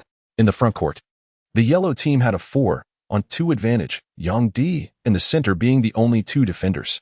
This time, the yellow team drove and dished to the corner. Yang Di managed to box out his man, but failed to anticipate the soaring guard crashing in from the perimeter. The guard took 2 dribbles out and sank an effortless mid-range bank shot, securing a second chance bucket for the red team. The visiting Kings official shook his head, marking a red cross next to Yang Di and his center teammates' evaluations. Weak rebounding ability, poor defensive awareness. Some onlookers among the trial players burst into mocking laughter as Yang Di kept sprinting back and forth on the court, as if engaged in a mere running drill. The red team launched their offense, but before Yang Di could set a screen for his teammate, the latter executed an exaggerated crossover, slicing through the defense. Lured by the glamour of NBA life, their competitive drive had multiplied, their hunger for individual brilliance overwhelming. This time, Yang Di played it smart. Instead of blindly following his teammate, he first fought to shake off his persistent defender. True to form, his teammate didn't disappoint, launching into an awkward mid-range pull-up jumper without even looking, the shot's trajectory clearly off. The ball clanged off the rim, bouncing fortuitously toward Yang Di. His heart leaped as he stretched both hands to secure the defensive rebound. Suddenly, a red blur charged in, colliding with him. A yellow and a black hand simultaneously clutched the ball, sending it spiraling away in an erratic trajectory under their combined force. Damn it! Yang Di erupted in a torrent of national profanities, while his black teammate retaliated with equally vulgar curses. The 2 locked eyes in a heated glare. Meanwhile, the basketball that had been tipped flew into the hands of another player from the yellow team, who instantly accelerated, launching a fast break. The yellow team stormed down the court, their small forward driving hard against Yang Di's white teammate, attempting a layup. The ball circled the rim before rolling out, only to be snatched by a retreating red team player. The game descended into chaos, no strategy, no discipline, just a frenzied back and forth. By the 6th minute, the red team center missed a floater, and Yang Di, fueled by frustration, shouldered past the yellow team's power forward, snagging the rebound with one hand. His teammates' reckless drives and thoughtless shots had already pushed him to the brink. Now, seized by fury, he roared and launched himself upward, gripping the ball in a thunderous one-handed slam. The whistle shrieked. "Foul on you, yellow-skinned big man," sneered the yellow team's power forward. Rising from where Yang Di had knocked him down, disdain etched across his face. Yang Di, momentarily regaining composure, turned to see the referee pointing at him.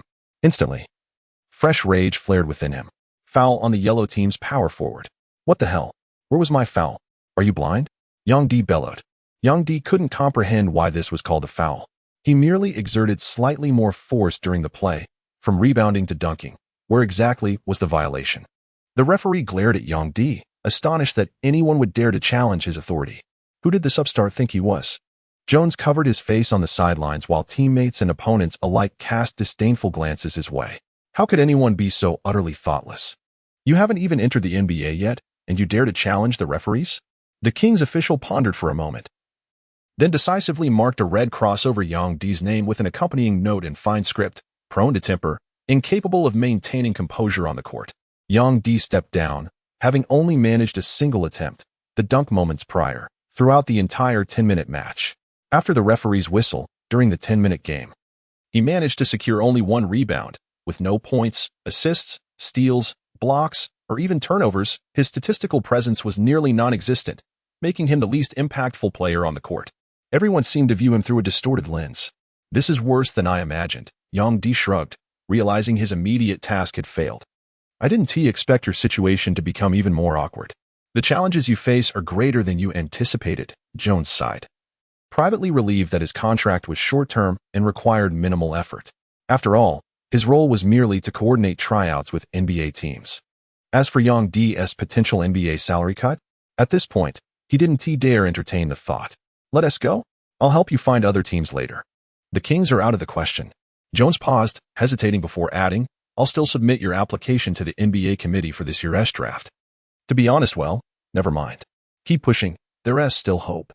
Yang Di pursed his lips, too frustrated to speak. A day later, Yang Di returned to Chicago. By evening, he cooked a meal for the wealthy homeowner in Highland Park and collected his monthly wages, his pockets gradually filling. After some thought, the next day, he wired 3,000 home, keeping 6,000 for himself.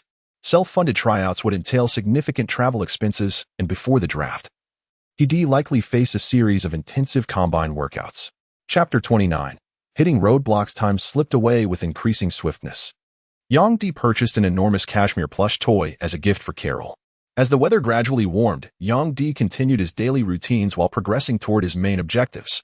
The latest primary mission involved completing 3 NBA team tryouts within a 2-month time frame. His self-funded trip to Sacramento cost nearly $2,000, an exorbitant expense, especially since he had to bring his agent along. On the return journey, Yang Di briefly entertained the thought of traveling alone to save money, though he dismissed the idea as mere fantasy. As the NBA regular season drew to a close, several playoff-bound teams opened their doors for tryouts. Amidst fierce competition, Yang Di, accompanied by Jones, attended sessions with the New Jersey Nets and the Philadelphia 76ers. The outcomes were predictably similar, though his performance with the 76ers earned him a B-grade rating. While he still fell short of selection, the attempt fulfilled an immediate task, netting him a substantial amount of villain points. In Philadelphia, 76ers general manager Billy King pored over the day's tryout reports. Though his primary focus remained on the impending playoffs, the team's roster flaws were undeniable.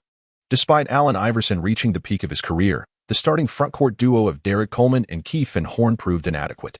Surprisingly, the team's leading rebounder was the 6 feet 7 inches Kenny Thomas. Single-star leadership, defensive vulnerabilities, and inconsistent perimeter shooting, issues that seemed manageable during the regular season, would inevitably be exploited and magnified in the playoffs. That kid was quite intriguing, remarked assistant coach Sedale Frazier, who had overseen the tryouts that afternoon, pointing to a circled name on the report. Yang Di, a Chinese player? Billy King almost instinctively envisioned the towering eastern wall that had dominated the hardwood at the Wachovia Center not long ago. His interest piqued immediately, inquiring, how tall is he? Assistant Sedfield promptly presented the physical measurement report in his hands, a height of 2.07 meters while wearing shoes, playing the power forward position on the court with remarkably acute offensive rebounding instincts. Only 2.07 meters? Billy King did not conceal his expression of disappointment. Indeed, he appeared rather intimidating. Aren't all Chinese people supposed to be modest and amiable? Billy swiftly flipped through the scouting report, his interest waning instantly. Strength, vertical leap, wingspan, speed, all rather mediocre. Though he is quite young, the physical ceiling for Asians probably isn't that high. No amount of training would likely bring about any substantial transformation. True enough, but I find this guy rather extraordinary, you know? Today on the court, he actually dared to go toe-to-toe with a black big man several centimeters taller than him. I was testing him for the center position, and the scene was downright explosive.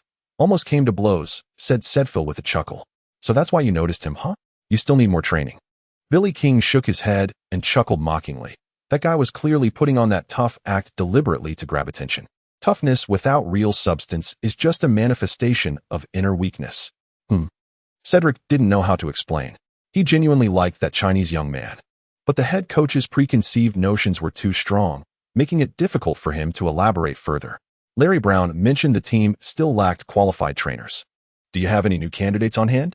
When can we organize interviews? I want to add a trainer to the coaching staff. Also, we need to put the June draft plans on the agenda. If there's a chance for trades, we must find a big man partner for Allen. Look at Los Angeles. They've already achieved a three-peat. Understood. The night lights burned even brighter. Yang Di completed the main mission with both ease and heartache. Fatigue and failure weren't the main issues. What truly hurt was the massive financial expenditure. He told Jones to take it slow, mainly because his savings were nearly depleted. And he was on the verge of poverty. The pain in his heart was unbearable. It felt suffocating. While cooking, Yang Di was lost in melancholy. What troubles you? My dear Dick Yang. Old William wandered behind Yang Di with his hands clasped behind his back like a butler, occasionally sampling the exquisite dishes Yang had prepared. Hey, Uncle William, don't ruin my carefully arranged presentation, Yang said as his spatula danced through the air, flames leaping up now and then. William smiled warmly. I adore your stir-fried pork kidneys. China is truly a magnificent nation. I have such admiration for your cuisine. You should visit our country sometime, the safest place in the world. Yang replied, his face brimming with pride. William chuckled. Is that the conclusion you've drawn since arriving in America? William chuckled heartily. Having grown familiar with Yang Di, he often sought him out for conversations and had learned some of Yang's stories. Yang nodded as he tossed the ingredients into the sizzling wok. You said it. Let me tell you, I came to Chicago to escape trouble. Honestly, being a tourist is fine. Having a steady job, living comfortably in the middle class, that's all good. But once you end up in my situation, things can go south in an instant. Luckily, I'm strong and can handle myself. With practiced ease, Yang turned swiftly, lifting the wok and deftly scooping the stir-fried kidney blossoms onto a plate with a flick of his spatula. This dish is for the young lady tonight, so I won't be having any. Old William swallowed hard, his principles unwavering. A nearby waiter, who had been waiting patiently, stepped forward at William's signal and carried the dish away. William's gaze lingered on the server until he disappeared beyond the door, only then reluctantly pulling his eyes away. I'll stir-fry another portion for you later, Yang said with an eye roll. He then moved to the other side, lifting the lid of the clay pot simmering over low heat and inhaling deeply. Very well, take your time. The young lady should be returning shortly.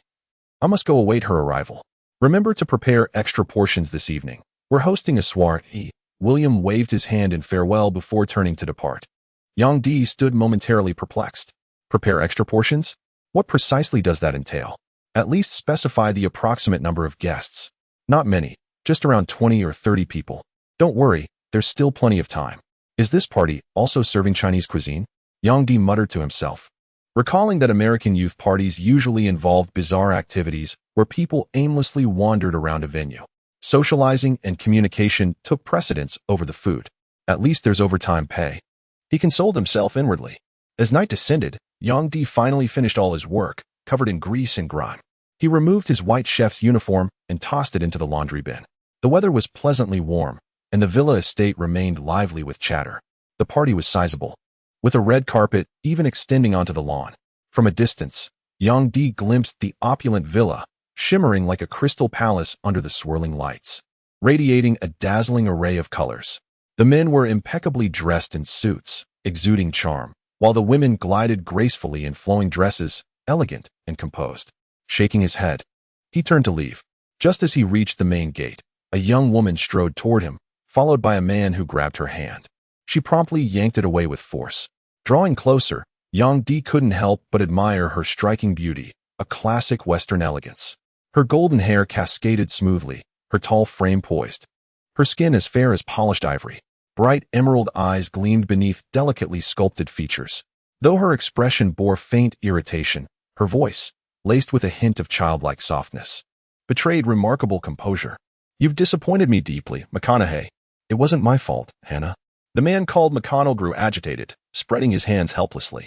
His desperate attempts to explain, yet inability to articulate himself, made even Yang Di feel anxious for him. I'm deeply disappointed in you. You'd better reflect on your actions.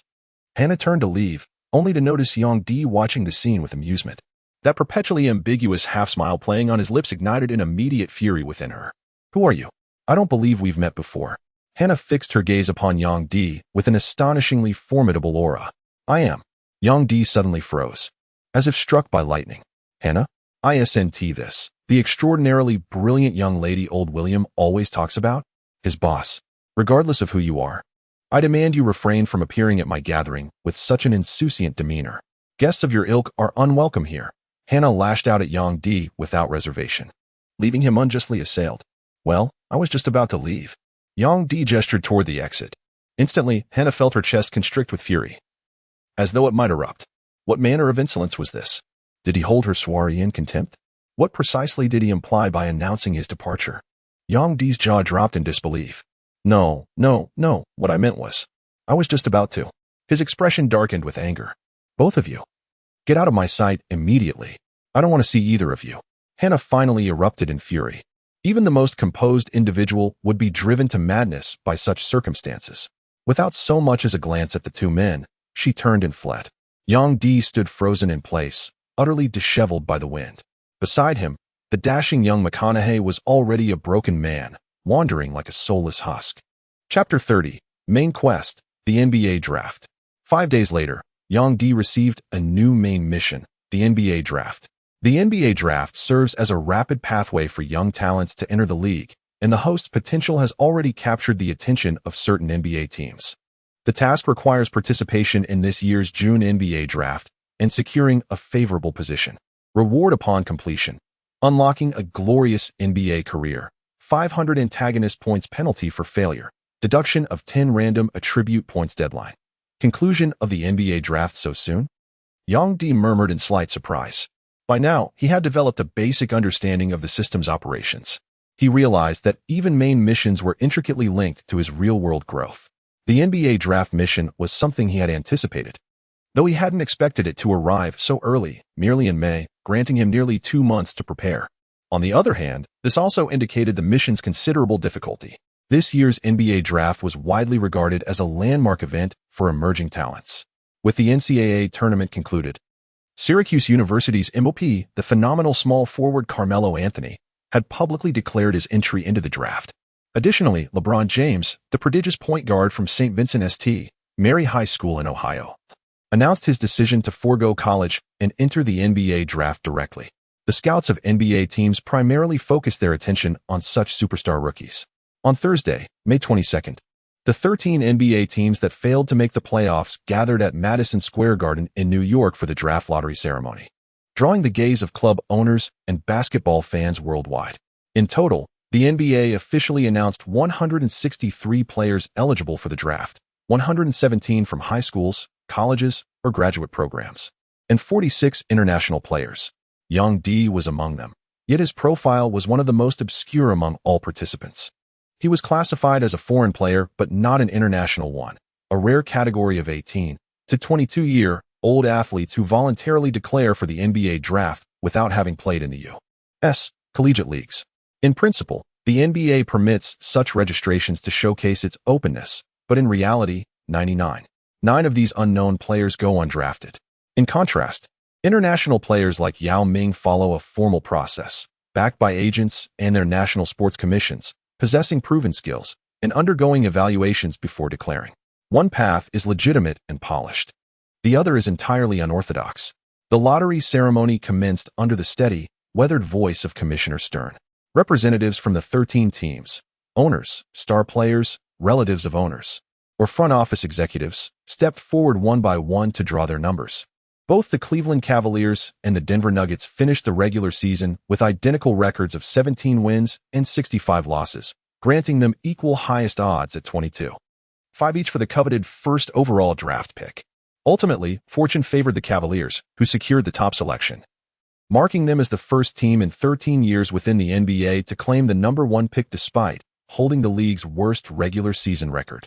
Following this, the Detroit Pistons joyously received the second overall pick, an outcome that elated the entire franchise, especially considering their remarkable achievement as the Eastern Conference's top-performing team during the regular season.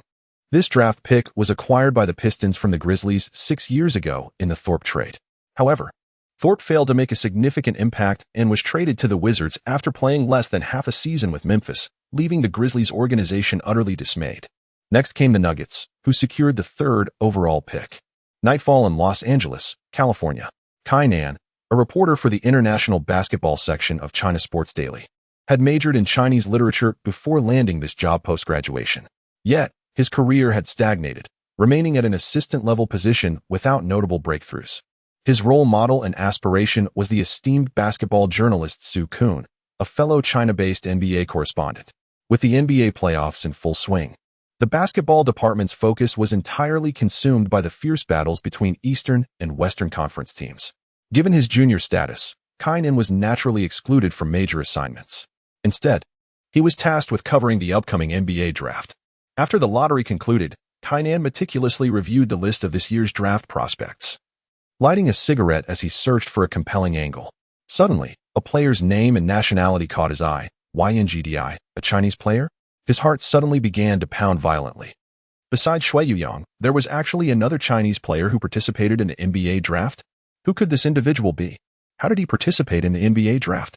Yao Ming delivered an outstanding rookie season with the Rockets, profoundly altering the NBA's perception of Asian athletes excelling in basketball. The league's attention toward Asian players has been steadily increasing. Take Shui Yuyang, for instance. The NBA had extensively covered him before he even turned 22, with multiple teams expressing interest. But this young D fellow? Never heard of him before. Kai Nan swiftly accessed the NBA official website, his eyes scanning the flickering computer screen for pertinent information. The official profile read, Young D, Chinese name, born June 28, 1984, standing at 2.08 meters tall, weighing 255 pounds, positioned as power forward, professional experience, none. A wave of bewilderment washed over Kai Nan. What could no professional experience possibly signify? An amateur player? Could it possibly be April Fool's Day today, and someone is playing a joke on him? His fingers danced swiftly across the keyboard. Yet the digital void yielded no trace of Yang Di's existence, as though this individual had materialized from thin air. Such an extraordinary circumstance bordered on the inconceivable. Kai Nan found himself both astonished and intrigued, his youthful curiosity kindling a desire to unravel the enigma of this mysterious Chinese player. To comprehend the truth behind this peculiar phenomenon, he logged into his official account and posted a thread on the forum, requesting information about this year's Chinese draft prospect. Young D. Here immediately pops up a reply. What on earth are you talking about, mate? I possess information regarding Shui from China. Would you require it? With a tentative hope, Kai Nan posted this thread, yet only a handful responded. It was swiftly buried beneath an avalanche of highlight reels featuring James T. J. Ford and myriad exclusive analytical reports in the draft section. Just as disappointment began to settle in, a glimmer of serendipity emerged. A netizen named Meadow Melodies earnestly replied, I happen to possess some information about this Yang D. Absolutely splendid, my friend. Might we connect further to discuss? Kai Nan typed rapidly on the keyboard, his heart filled with nervousness and apprehension. No problem, came the other party's generous reply. The two then proceeded with a private conversation using their accounts. Grassland Music said, I've played basketball with Yang D before. He's an unimaginably tall guy, brimming with energy on the court, always overflowing with passion. Have you played with him too? Are you also a basketball player? Indeed. But I am merely an amateur streetball player, quite unlike Dick Young. He is young, extraordinarily gifted, and brimming with potential. Kai Nan sighed with a tinge of disappointment, never expecting that this young D truly emerged from amateur competitions. Without formal competitive experience, this would likely prove a significant disadvantage in his professional career. Yet, Grassland Music grew increasingly animated as he spoke. He excels at grabbing rebounds, especially offensive ones. His strength is astonishing, like a beast unleashed on the court. I loved being his teammate back then. He was the star player of our Madison squad, leading us to numerous victories. Madison, the capital of Wisconsin? Indeed. But later I heard he moved to Chicago, and since then we seldom met. However, word has it that he became an invincible player in the secondary league there. The secondary league? Was that an official professional competition? My friend, I'm afraid that's not the case. Although the second-tier league is slightly more advanced than our street games. Ultimately, it remains a loosely organized amateur alliance with players of varying skill levels. It simply cannot compare to a proper professional basketball league. Grassland Music typed with astonishing speed, but he is exceptionally talented nonetheless. I suspect you might be an NBA scout. You should attend one of his games in person. Then you'll understand what I mean. He possesses the ability to shift the momentum of a match, carrying an aura entirely his own. Kainan found it amusing. This netizen had mistaken him for an NBA scout. Still, it was remarkable that Yang Di had such a staunch supporter. A framework for his article began to crystallize in his mind, the NBA dream journey of street kid Yang Di. Kainan shook his head with a tinge of regret. Thus far, no media outlet had paid attention to this player, and his chances of being selected were likely quite slim.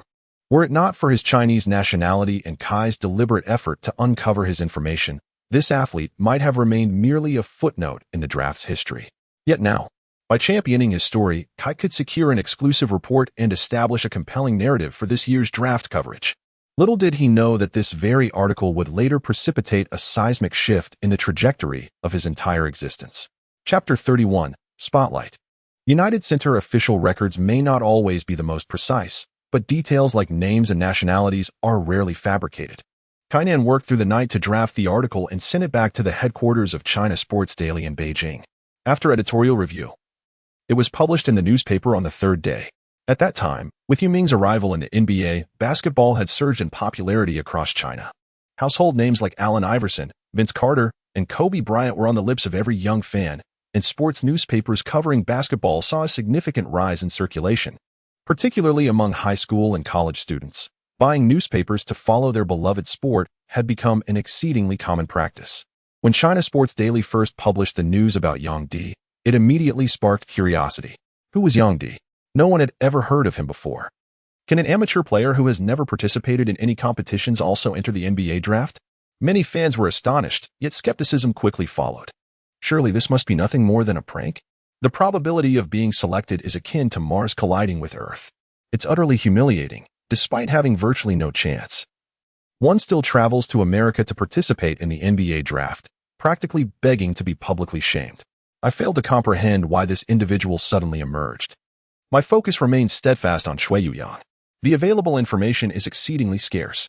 Though Kainan has already praised Yang Di in the news, initial skepticism persists in abundance. The ripple effect manifests as an increasing number of Chinese media outlets begin to notice Yang Di, resulting in a deluge of bandwagon-style reports, albeit predominantly brief updates. When Yang Di communicated with his family, his younger siblings excitedly relayed this development to him. Meanwhile, Jones assisted Yang Di in submitting applications for a new round of tryouts. This time, he applied for pre-draft workouts with the explicit intention of entering the NBA draft, a stark contrast to his previous sessions in Sacramento or Philadelphia. Early June, Chicago, United Center. 5 years prior, the legendary Michael Jordan, at the pinnacle of his career, made his second retirement from basketball. Key figures such as Scottie Pippen, Dennis Rodman, Luke Longley, and Tony Kukoc gradually departed as well, marking the dissolution of the Bulls dynasty and ushering in a full-scale rebuilding era. The current head coach, Bill Cartwright, was an unassuming supporting figure during the Bulls' first dynasty. Standing at 7 feet 1 inch, he was renowned for his unorthodox free throw technique. During the 2001-02 season, after the team stumbled to a 4-23 start under Tim Floyd and Bill Barry, Cartwright took the reins. Last season, the Bulls secured only 30 victories, and Cartwright, as head coach, bore the weight of immense pressure. Thus, even for an ordinary pre-draft workout, far from the high-profile combine, he quietly positioned himself along the sidelines of the arena, observing in silence. Snap! Yang Di's fingertips grazed the height marker at 3.51 meters. The younger generation these days possess remarkable leaping abilities, nimble, agile, and practically airborne. Myers remarked with a chuckle to Cartwright. And this little fellow, is he of Asian descent? Cartwright was somewhat skeptical, for Yang Di's complexion was rather swarthy, unlike the traditional skin tone of most Asians. Myers held some documents and handed a sheet to the head coach. It was a Chinese player named Yang Di, positioned as a power forward. Cartwright glanced at Myers and skimmed through the profile. His overall physical attributes were average, though his strength was decent for a young interior player. The rest, shooting drills, dribbling tests, agility assessments, were all rather unremarkable. Mid to lower tier among draft prospects, Myers offered a fair evaluation. The GM seems interested in him, though. Heard he was named MVP in Chicago's secondary league before, a street ball player originally. At that, Cartwright's frown deepened. Yang Di donned a black jersey, while his opponents wore white. This year, Chicago not only possessed a coveted number 7 pick in the first round, but also held 3 second-round selections. The open tryout had drawn a flood of draft hopefuls, though most were projected outside the top 60 on scouting websites. A short black player, around 185 meters tall, flashed Yang Di a grin. "Big man, I'll pass you the ball later," the player said warmly, his kindness cutting through the skepticism and prejudice in Yang Di's gaze, stirring a long dormant warmth in his chest. "I'm not great on offense," Yang Di admitted honestly. "If you have a shot, take it. I'll grab the rebounds for you." "I'm Mo Williams," the black player said with a smile. "I'm Yang Di, from China. You can call me Dick Yang." "Whoa, cool name. I'll remember you." The two chatted easily as they changed jerseys. Soon, they were joined by 3 teammates who had finished their physical tests. Among the 5, Yang Di was the only interior player, the rest were perimeter players. Williams, the shortest, was assigned as point guard, while the others included a 193-meter combo guard and 2 wing players around 2 meters tall. An official motion for the 5 to take the court. The white jersey team was ready. The opposing squad featured 2 big men, a 213-meter European center and a black power forward, though the latter stood only 201 meters, a stocky, undersized interior player. The rest were a mix of unsigned prospects, all around 20 or 21 years old. The game began with the black team inbounding. Mo Williams handled the ball with smooth control. After crossing half-court, he executed 2 quick crossovers, evading a steal attempt. Yang Di had initially moved up to set a screen. But seeing Williams blow past his man, he immediately pivoted and cut toward the basket. Williams pulled up for a mid-range jumper, wide open. "Swish. Nice shot. That was slick." Yang Di exclaimed in admiration. "This fellow's shooting speed is astonishingly swift. Among all the players I've witnessed, only Devin Harris from the University of Wisconsin previously demonstrated such rapid-fire precision." The white team launched their offense, and the beaten point guard waved his hand, signaling the big man to set a screen for a pick and roll. Although individual plays still dominated, in this training camp, the point guard was striving to showcase his playmaking abilities, even with the simplest high pick and roll tactic. Myers chuckled. Yang Di spread his arms wide and, drawing from his experience in the second-tier league, immediately stepped up to hedge the guard. By the time Williams arrived, Yang Di instinctively took small, quick steps backward. However, the white team's point guard boldly attempted a direct bounce pass, trying to slip it past Yang Di to the rolling center. Yang Di calculated the trajectory mid-retreat, leaped up, and intercepted the ball. Regaining his balance, he pushed the ball up court in transition, gathered it with both hands, and dished it to Williams. Then, sprinting ahead as the trail man, he received the return pass from Williams. Charging toward the front court, Yang Di covered the 3 steps inside the arc in 2 long strides, palming the ball before soaring for a one-handed slam. Clang! The basketball descended, only to be deflected by Yang Di's soaring chest, eliciting a wave of applause from the audience. "What a magnificent play!" Yang Di sprinted back and high-fived Mo Williams. Having a reliable teammate made the game feel entirely different. His defensive awareness was commendable. On the sidelines, Cartwright nodded in approval. The white team continued their offensive play.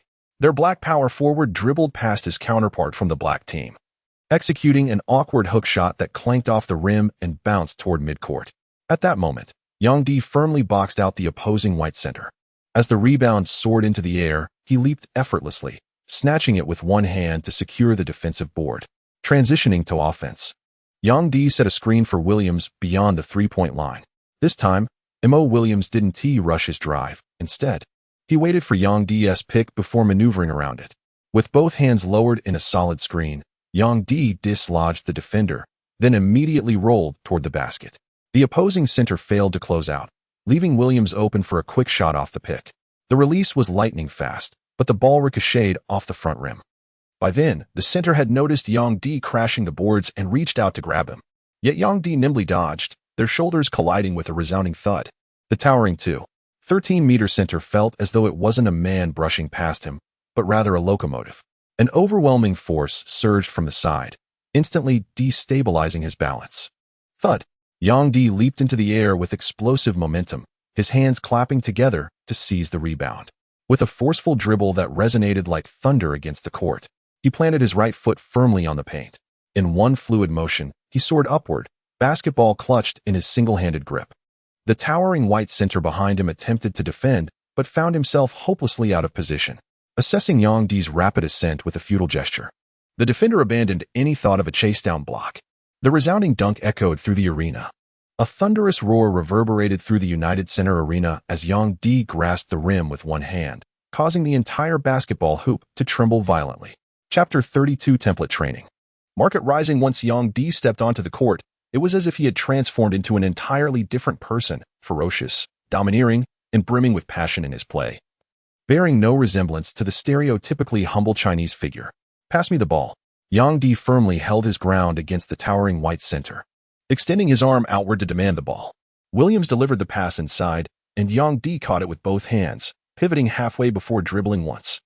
The ball bounced crisply back into his grasp as he turned his shoulder, charging forward like a grizzly bear crashing into a mountain boom.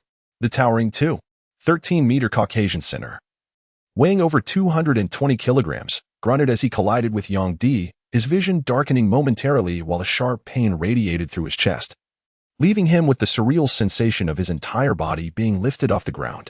Yang Di, with his elongated arms extended in an awkward semi-hook shot, launched the basketball toward the backboard.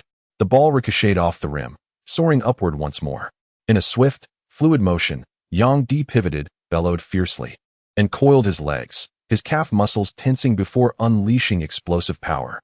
Like Tarzan swinging through the jungle, he propelled himself skyward, his hands perfectly positioned to snatch the rebound midair. With a thunderous clang, he slammed the ball through the hoop. This guy. Cartwright's face betrayed genuine astonishment for the first time. The training facility buzzed with activity as numerous players undergoing trials couldn't help but erupt in cheers. Hey, this Chinese player can really jump and dunk with authority. He appears to exude formidable strength, with that striking dragon tattoo adorning his arm, utterly captivating. No one dares underestimate Yang Di anymore. Not only has his prowess surpassed that of ordinary players, but his aggressive playing style also outshines typical draft prospects. Inside the United Center training facility in Chicago, the tryouts gradually crescendo into an electrifying climax, the atmosphere thick with intensity, and the media presence far from sparse. Yang Di's outstanding performance has been meticulously documented by numerous outlets. Though the sample size remains limited, his undeniable talent gleams through his every move. That young lad shows promise. Prepare a detailed report for me later, Cartwright remarked to Myers. Understood. And that shorter point guard with the headband. He's impressive too. His release is lightning quick, his drives decisive and razor sharp, devoid of any superfluous movements. Gather his profile as well, Cartwright added, gesturing toward Mo Williams, who darted across the court like a gust of wind, his interest clearly piqued. The tryouts stretched well into the afternoon, only concluding as Chicago's night descended, the draft prospects gradually dispersing. The following day, local media outlets buzzed with coverage of the camp, with Yang Di's standout performance earning widespread acclaim. Clips of his drills circulated, sparking considerable attention. By then, Yang Di, having completed the Chicago tryouts, was already aboard a flight bound for Oakland. His Chicago tryout earned him an A rating, rewarding him with 200 villain points. Now, with a stockpile of 1,050 points, he could finally splurge 1,000 on an orange-tier template training card pack. In the System S Exchange shop, template training card packs were tiered: 300-point green cards, 500-point blue cards, 1,000-point orange cards. And beyond that, the elusive 2,000-point purple cards. After months of scrimping and saving, Yang Di had finally amassed enough for a single orange tier pack. The orange card corresponds to players rated A or above, with an 80 probability of drawing an NBA athlete within the A tier range, a 10 chance for a B tier player, 5 for C tier, and another 5 likelihood of obtaining an S tier superstar. While daily training ensures steady improvement in physical conditioning and basketball skills, template training brings about transformative leaps in ability.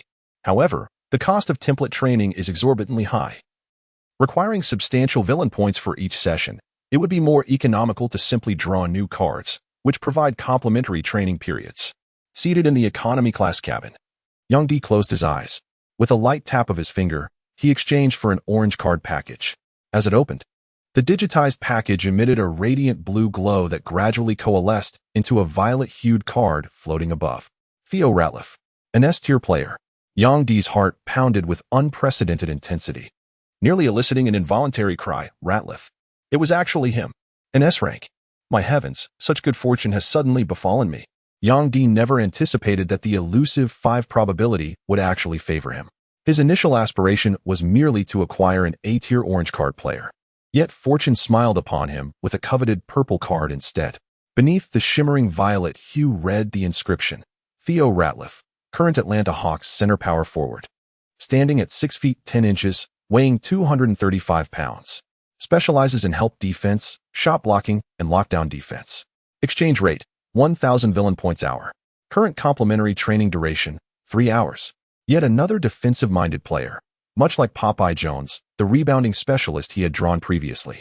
Though Yang D relished the thrill of offensive plays, particularly the adrenaline of slamming dunks in the paint, fate seemed insistent on furnishing him with defensive stalwarts.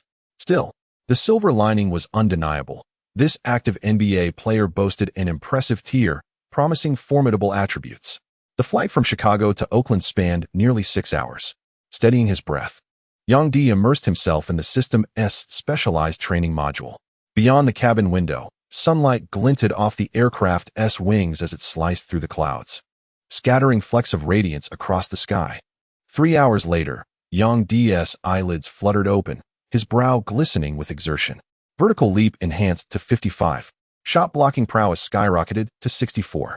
Under Ratliff's rigorous training regimen, Yang D's attributes in these two areas surged remarkably. The quantifiable energy infused into his body was as intoxicating as the allure of poppies. The following day, within the Warriors training facility, Yang D showcased even more extraordinary leaping ability and an aggressive playing style, leaving a profound impression on the team's management. Among American media outlets, the Chicago Tribune became the first to dedicate coverage to Yang D, followed by the San Francisco Chronicle. Gradually, Yang D captured public attention, and his draft stock soared continuously. By the time he completed his final workout with the Los Angeles Lakers, he had, for the first time ever, broken into the top 60 of the draft prospect rankings, claiming the 52nd spot, even surpassing Shui Yang. Meanwhile, across the ocean in China, Yang D's story had been widely reported by major newspapers.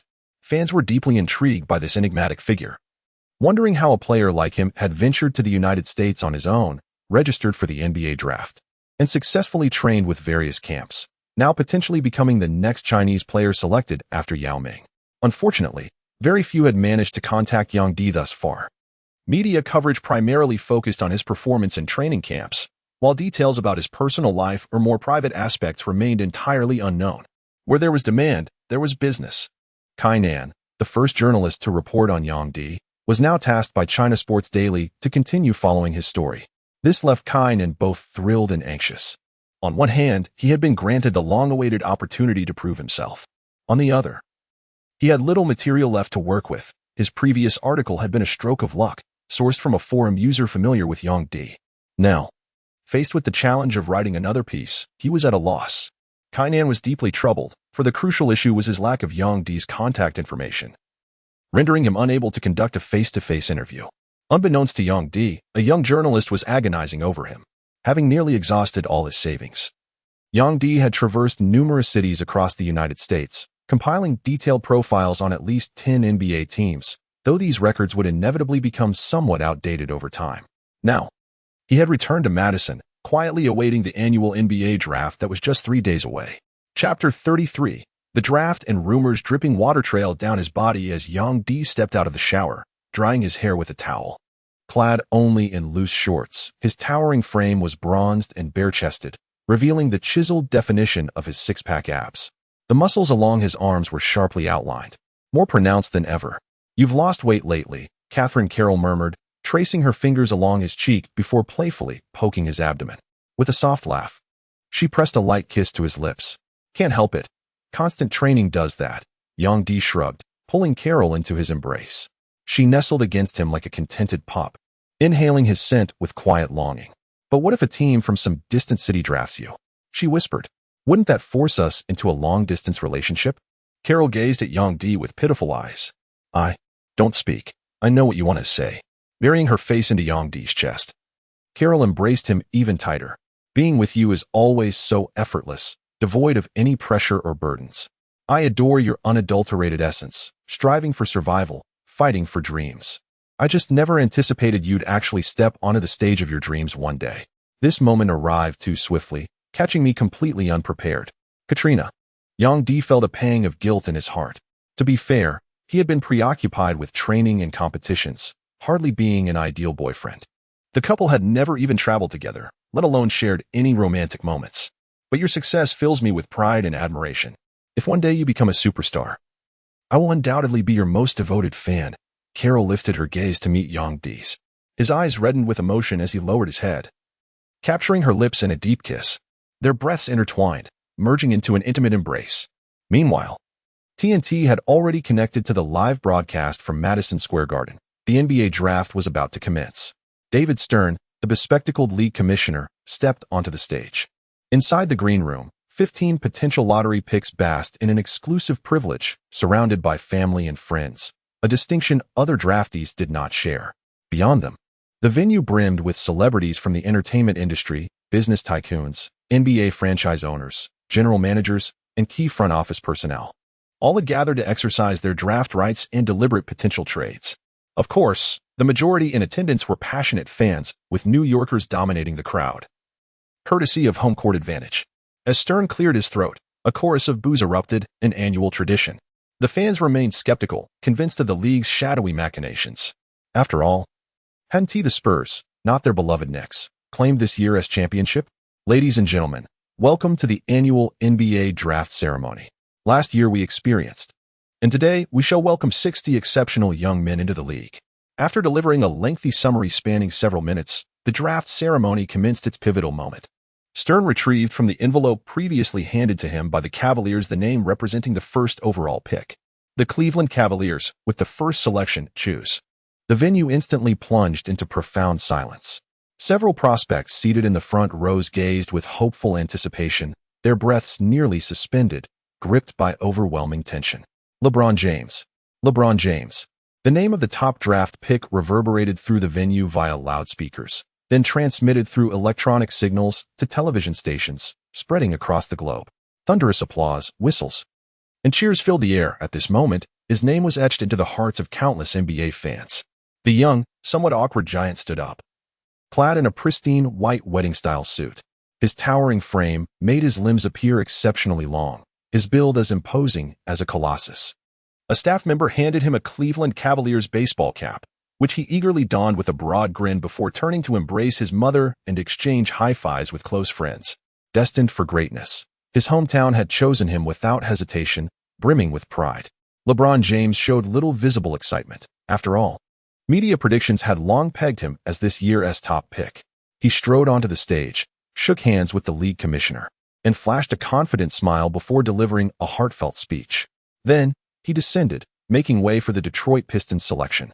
This draft was highly anticipated for three standout prospects: high school phenom LeBron James, Carmelo Anthony, and the Serbian prodigy, Darko Milicic, each brimming with extraordinary talent. As the Pistons ultimately succumbed to their fascination with the Serbian teenager and selected him, the Denver Nuggets staff erupted in elation, swiftly picking Syracuse University's Carmelo Anthony with the third pick. Next, the Toronto Raptors, holding the fourth pick, chose Chris Bosh from Georgia Tech, a young big man hailed as possessing Kevin Garnett-like potential. Now, the Miami Heat were on the clock. Before Pat Riley lay two prospects, Chris Common and Dwayne Wade. Conventional wisdom favored Common, whose draft stock far surpassed Wade's. After all, Wade, a senior entrant standing just 6'4" as a shooting guard, reliant on explosive athleticism, yet plagued by injury concerns and inconsistent shooting, had no historical precedent for success. Yet, weeks prior, Riley had personally invited Wade to Miami for a workout and was deeply impressed by his ability and potential. Torn, with time slipping away, Riley made a decisive call: "Get Tim Grover on the line for me." Pat Riley addressed his assistant, Stan Van Gundy. Yes, Van Gundy promptly retrieved his phone, fingers swiftly dialing the number. The call connected, and the voice of Tim Grover came through. "Tim, both Dwayne Wade and Chris Common have trained under you before. Between the two of them, who do you believe has the potential to become a superstar?" At that very moment in the Jordan training camp, trainer Tim Grover suddenly recalled the 1984 draft, the regretful scene where the Trail Blazers missed Jordan and chose Sam Bowie instead. With solemn gravity, he responded, "Dwayne Wade possesses the potential to become a superstar." Dwayne Wade? Tim, as you are well aware, our Miami team has been persistently seeking a formidable center. Last season's meager tally of merely 25 victories was utterly unacceptable. I understand your desire for towering figures. Yet your inquiry pertains to who possesses the potential to become a superstar. Pat Riley took a deep breath and responded, "Very well, I comprehend now." He hung up the phone and turned to Stan Van Gundy beside him, saying, "Write down Dwayne Wade's name for me. We're bringing this young man back to Miami." At the 5th pick, the Miami Heat surprisingly passed on the highly touted big man Chris Common, opting instead for an undersized shooting guard with limited shooting range, the first major upset of the draft that sent shockwaves through the arena. Dwayne Wade rose to his feet, exhaling deeply through his prominent cheeks as he accepted the Miami baseball cap, caught between dreamlike disbelief and the necessity to maintain composure. His emotions surging like a tempest he struggled to contain. Of course, such gambles were hardly unprecedented in the draft's history, year after year. High-picking teams rolled the dice on potential. Naturally, the Los Angeles Clippers swiftly claimed Chris Common, the Michigan behemoth who had dominated college play with averages of 20 points, 10 rebounds, and 3 blocks per game. With the 7th pick, the Chicago Bulls selected Kirk Hinrich out of the University of Kansas. In the Heat's draft war room, Stan Van Gundy chuckled. "I attended Dwayne's workout. His shooting may be unrefined, but his drives cut through defenses like lightning. His core strength, aerial body control, and balance are elite. At worst, he'll be a relentless slasher for us." "No," Pat Riley interjected, weariness etching his features. "I chose him to become a superstar. Anything less would fall short of my vision. Stand time isn't on our side. Next season, I won't be on the sidelines anymore." "Pat, then you. The front office will likely name you my successor. You'll take the helm next season." This wasn't recklessness. Idea preferred a steady rebuild with a reliable big man. But the clock is against us. The pressure is overwhelming. "So, our target for the second round is?" "Stan, have you recently perused the forums on our official website?" "What was that?" Van Gundy was utterly astounded by Pat Riley's erratic train of thought. "The rumor mill is abuzz with activity. Have you heard?" "The rumor mill?" "A Chinese basketball player, having never participated in any professional matches, consecutively defeated players with significantly higher draft prospects during the training camp." "Are you referring to that Chinese athlete, Yang Di?" "Indeed. Are you aware of what he did before participating in those low-level competitions?" Stan Van Gundy shook his head in bewilderment. "I simply don't comprehend," he murmured. The young man in question was a professionally trained chef, yet still worked part-time jobs for others. If his records were truthful, he ranked as the 3rd youngest among this year's rookies, surpassed only by LeBron James and Darko Milicic. The rumor mills churned relentlessly with tales about him, a controversial figure who'd been expelled from the University of Wisconsin after assaulting his coach. Assaulting his coach. The very notion seemed inconceivable. Stan Van Gundy's brows furrowed deeply, an instinctive wave of revulsion rising within him. He interrupted the effusive and somewhat exhilarated Pat Riley. "Pat, with all due respect, such an unruly player is probably—" "Stan, how could you think that way?" Pat Riley countered. "Don't you find his story remarkably reminiscent of someone, Dennis Rodman?" In his early years, Dennis Rodman had never touched a basketball before the age of 19. He worked as a security guard at an airport, drifting through life in a haze of petty crime, stealing, brawling, and substance abuse. Yet to me, his troubled past seems almost trivial. What if, beneath that chaotic exterior, lay untapped potential waiting to be unleashed? Van Gundy sighed helplessly. "Then all you have left is Pippen to reassemble the Big Three." Chapter 34, a high-stakes gamble in the second round of the 2003 NBA Draft. With the 2nd overall pick, the Cleveland Cavaliers selected Jason Kapono from the University of California, Los Angeles. Selected by the Los Angeles Lakers as the 3rd pick in the second round of the 2003 NBA Draft, Luke Walton from the University of Arizona. Selected by the Miami Heat as the 4th pick in the second round of the 2003 NBA Draft, Yang Di from China. The excitement of the draft lingered, with occasional trade rumors sparking enthusiasm. Yet when a Chinese player was unexpectedly selected in the early second round, many were left stunned. Yang Di, that player mentioned in the news earlier who had no professional competition experience? Is the Miami Heat out of their minds? Opting for an undersized shooting guard with a history of injuries, and now selecting an unproven Chinese player who hasn't demonstrated his capabilities? This is utterly insane, beyond belief. The entire venue erupted in an uproar, as the majority of fans were completely unfamiliar with the name Yang Di. After a brief period of bewildered discussions, the astonishment was swiftly drowned out by the subsequent draft selections. Yet the ripples of this unexpected choice spread far beyond the arena, creating quite a sensation. In Madison, within the dormitories of University of Wisconsin's basketball team, That all-too-familiar name flashing across the television screen sent shockwaves through the Badgers players. Koivitz, John Harold, and others exchanged stunned glances. That guy. Is Dick Young? Is it possible that he was actually drafted by an NBA team? Has the world gone mad? Or are our minds simply too conventional? I believe I too could participate in the NBA draft. The players were utterly astonished. How could a former practice squad member become the fortunate one selected by the NBA? To them, this was far too shocking. Devin. Let's enter the draft next year. I refuse to believe I'm inferior to Dick Young. In China, amidst the burgeoning era of online media, Yang Di's selection instantly sent netizens into a frenzy. On one hand, his rise was abrupt, devoid of any domestic basketball background, as if he had materialized out of thin air.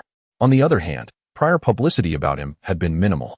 Even with Kai Nan's introductory article, most dismissed it as a pipe dream, a prank, or deemed Yang Di's chances of being drafted absurdly low. Yet swiftly, Yang Di's name became the hottest topic. People were desperate to uncover the mystery. How had this enigmatic figure emerged in the NBA's world? Madison City, Carroll's residence. Miami. I've made it.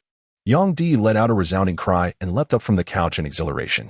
The moment he was drafted by the Heat, his mind buzzed with overwhelming emotions. His heart pounded violently, trembling uncontrollably, unable to find peace amidst this euphoric moment. He was utterly intoxicated by this long-awaited triumph. Katerina, I've truly made it, he exclaimed breathlessly. Yang Di reached out and embraced Carroll tightly. Congratulations, my dear little man. Carroll embraced Yang Di with a radiant smile, her heart swelling with pride. Only she truly knew the immense effort Yang Di had devoted to this moment. Subsequently, Yang Di's phone rang, the first caller being his agent, Jones. Hey boss, we've triumphed. Magnificent, my esteemed leader. To my astonishment, you have indeed accomplished this monumental feat. It feels as though I'm wandering through a dreamscape, heavens above. Rest assured, I shall handle your contracts from now on, ensuring to secure the utmost benefits for you. The azure skies and golden sands of Miami beckon, where prosperity and opportunity await. Yang Di furrowed his brows and awkwardly responded with a yes.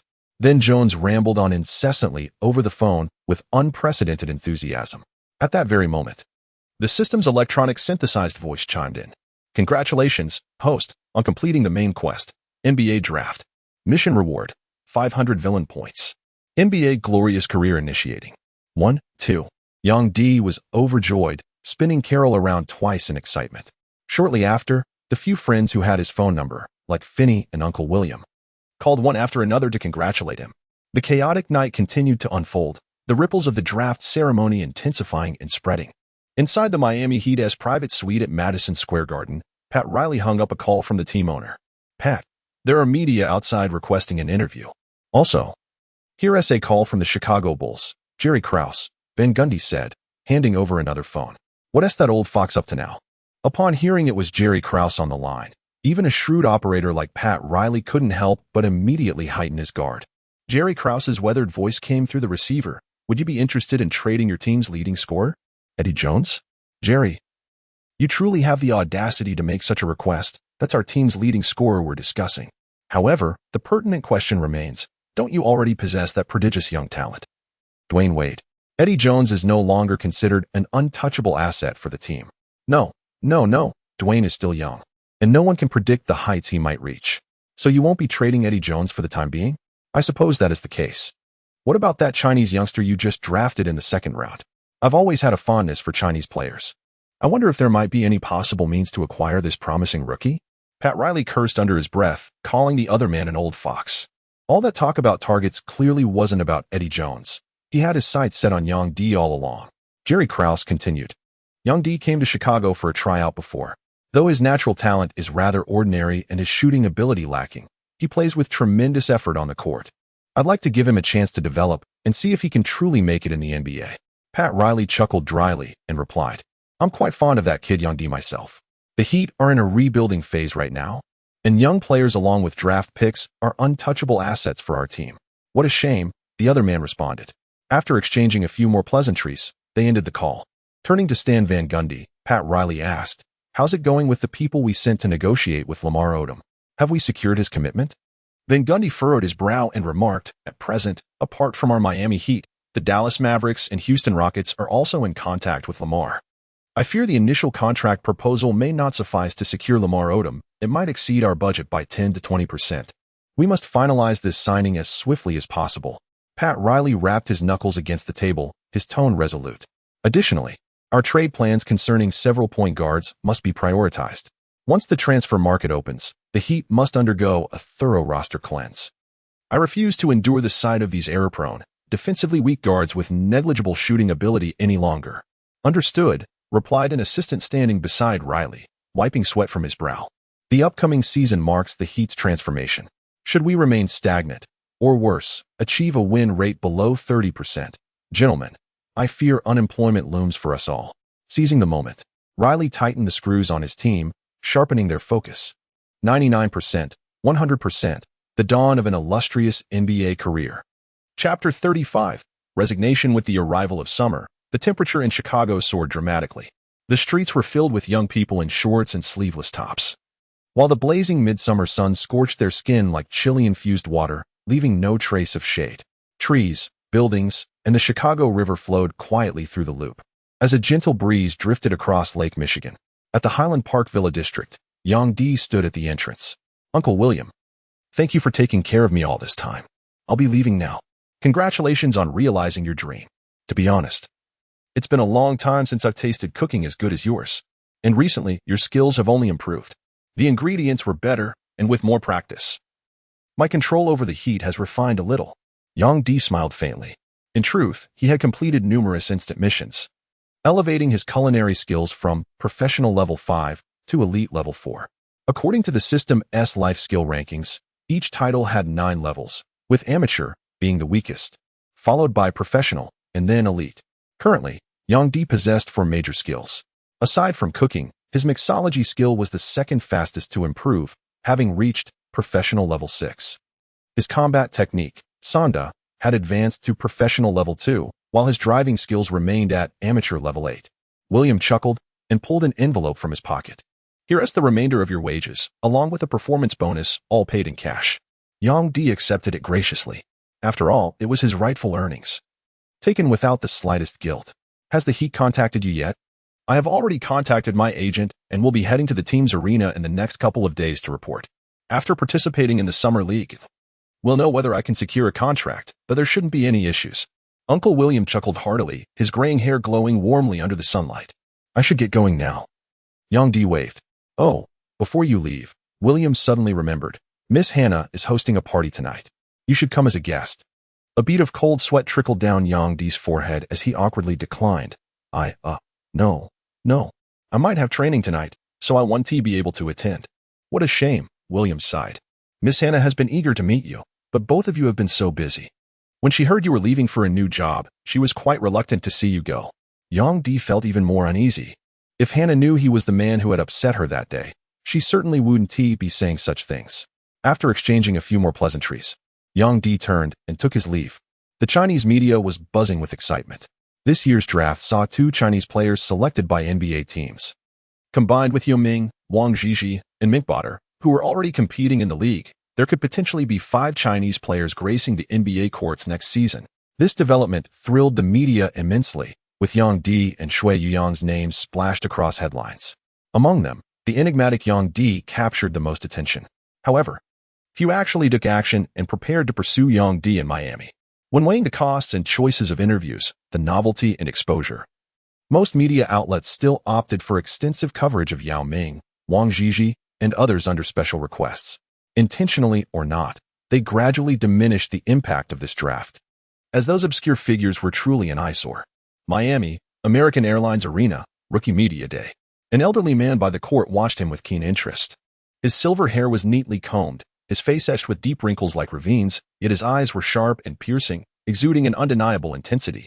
Dwayne, who is this guy? He's been staring at us for ages. Young D finished his final set of bench press tests and sat on the sideline bench, chatting with the young black man he had just met. This young man was none other than Dwayne Wade, the shooting guard selected 5th overall by the Miami Heat in this year's draft. Though only 21, his muscular physique was striking, his upper body strength so formidable that it rivaled Young D's, a true interior player.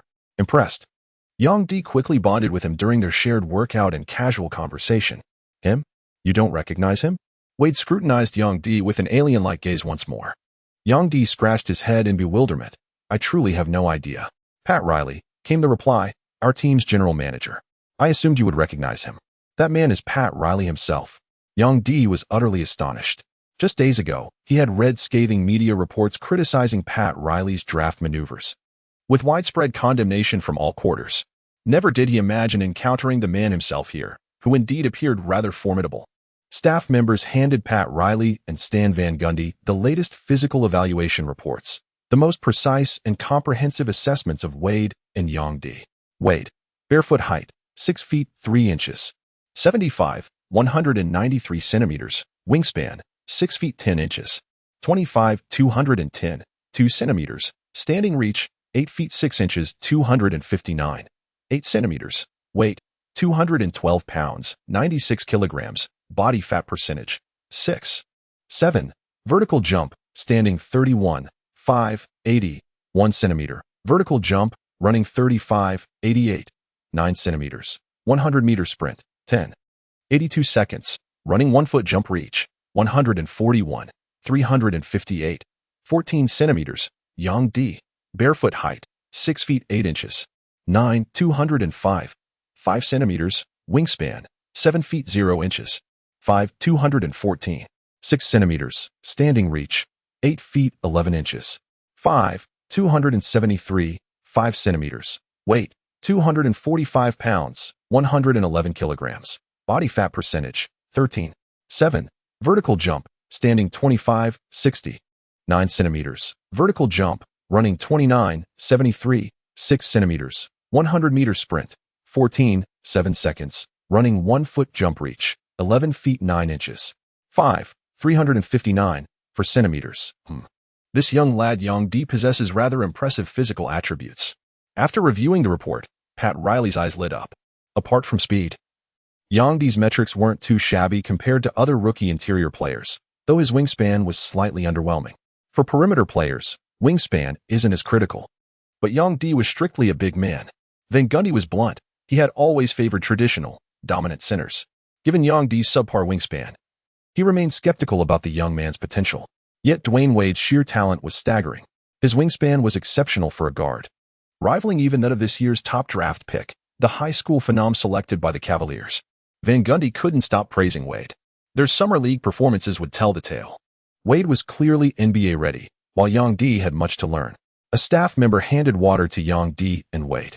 As they wiped off their sweat, team trainer George approached. Today's workload is light. After stretching, you two will go one-on-one. Huh. Yang D frowned with a troubled expression. George, are you certain?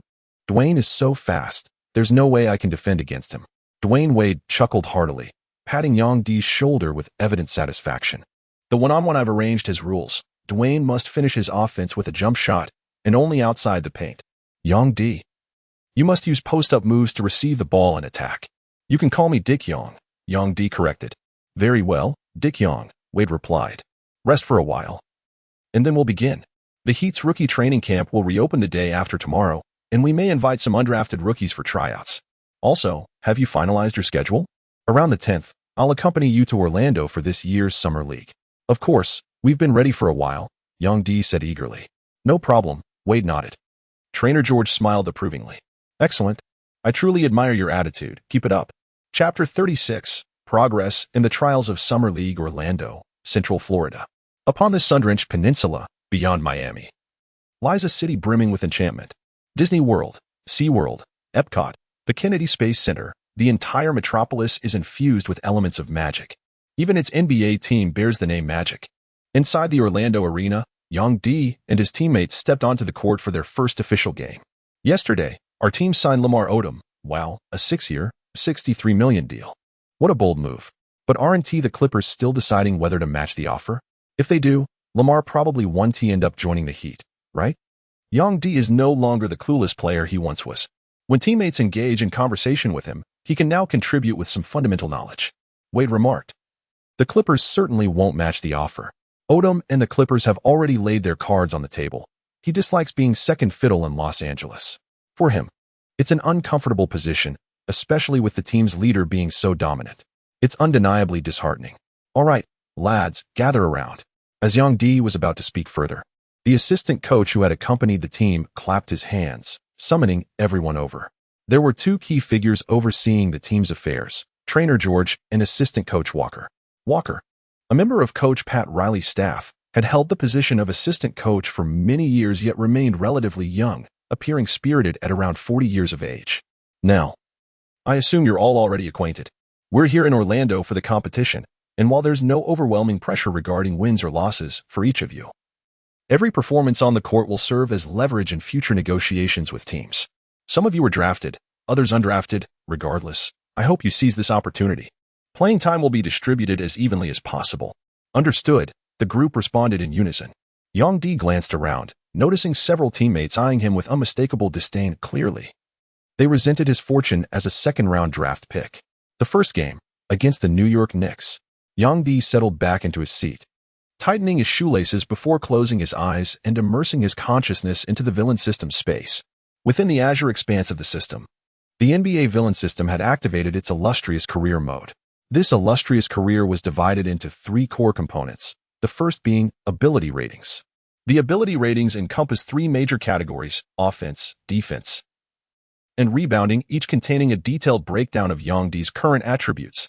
Physical attributes: speed, 55 agility, 37 reaction time, 41 strength, 71 flexibility, 31 vertical leap, 56 body resistance, 45 stability, 41 stamina, 51 offensive breakdown, 3 subcategory shooting module, inside shooting, 59 close-range shooting, 44 mid-range shooting, 35 three-point shooting, 29 free throw, 47 layup, 51 dunk, 65 standing dunk, 77 shooting under pressure, 39 pull-up shooting, 35 dribbling module, dribbling skills, 47 offhand dribbling, 35 ball protection, 69 passing module, passing technique, 30 passing vision, 51 passing awareness, 55 defensive attributes, uncategorized stealing ability, 45 receptiveness, 71 on-ball defense, 61 shot blocking, 64 defensive awareness, 60 rebounding stats, offensive rebounds, 75 defensive rebounds, 50 boxing out, 74. After compiling these attributes, Yang Di's overall offensive rating stands at 53, earning an NBA grade of D. His defensive rating is 66, graded as C, while his rebounding is the highest at 71, meriting a B. Initially, Yang Di assumed the skill cap was 100, but given that every 5-point increase elevates the grade, achieving an S-tier rating would require surpassing 100. This led him to ponder the staggering abilities of legendary S-tier players in history. Regrettably, his only reference is the S-tier star Ratliff. In the template training ground, Ratliff mentors Yang Di as a commander, though they never directly compete. In essence, training methods vary significantly across different rating tiers. The second segment of Glory Career is career milestones. Yang Di observes that milestones are chronologically arranged, with the first entry being June 26, 2003, the day the Miami Heat selected him in the second round, 4th pick. The third section is Villain Evolution, divided into regular season and playoffs.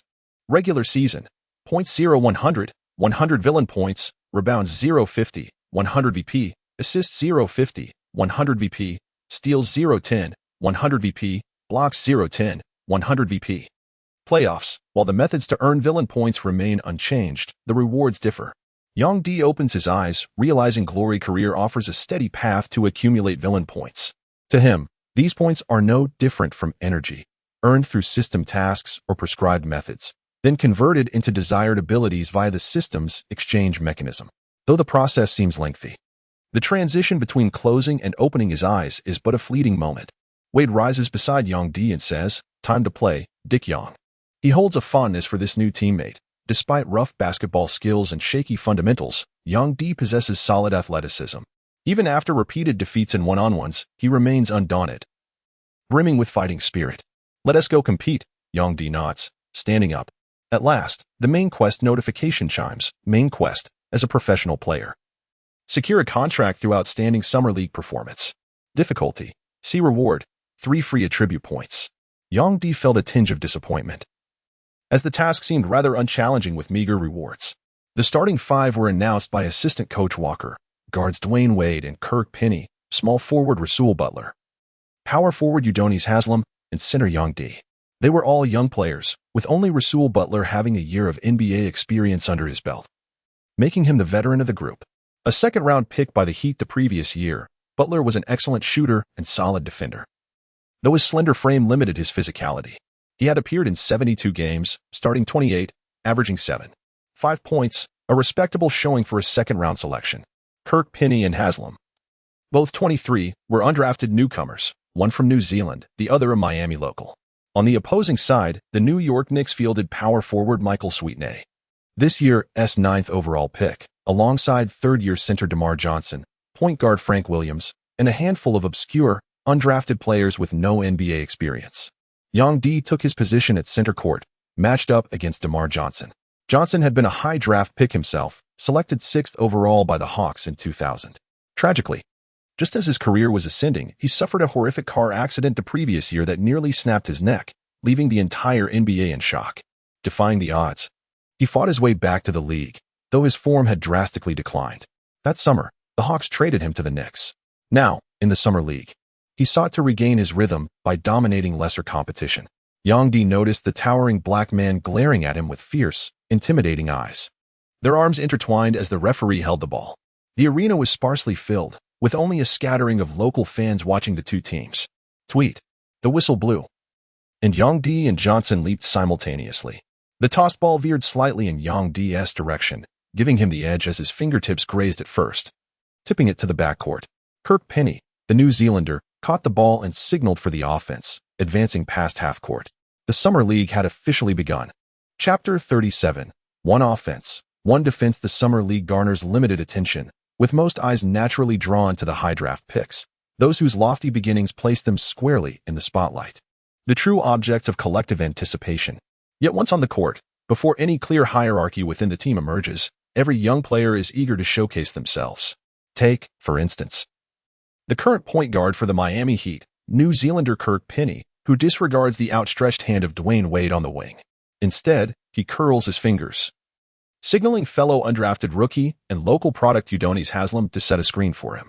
The diligent Haslem dutifully sprints out to execute the pick and roll. Facing them is a rookie-laden Knicks lineup, who can only watch as the Heat smoothly execute the high screen, forcing a defensive switch. With a subtle shift in his footwork, Pinney slithers past the Knicks' 9th overall pick, power forward Michael Sweetney, in the blink of an eye.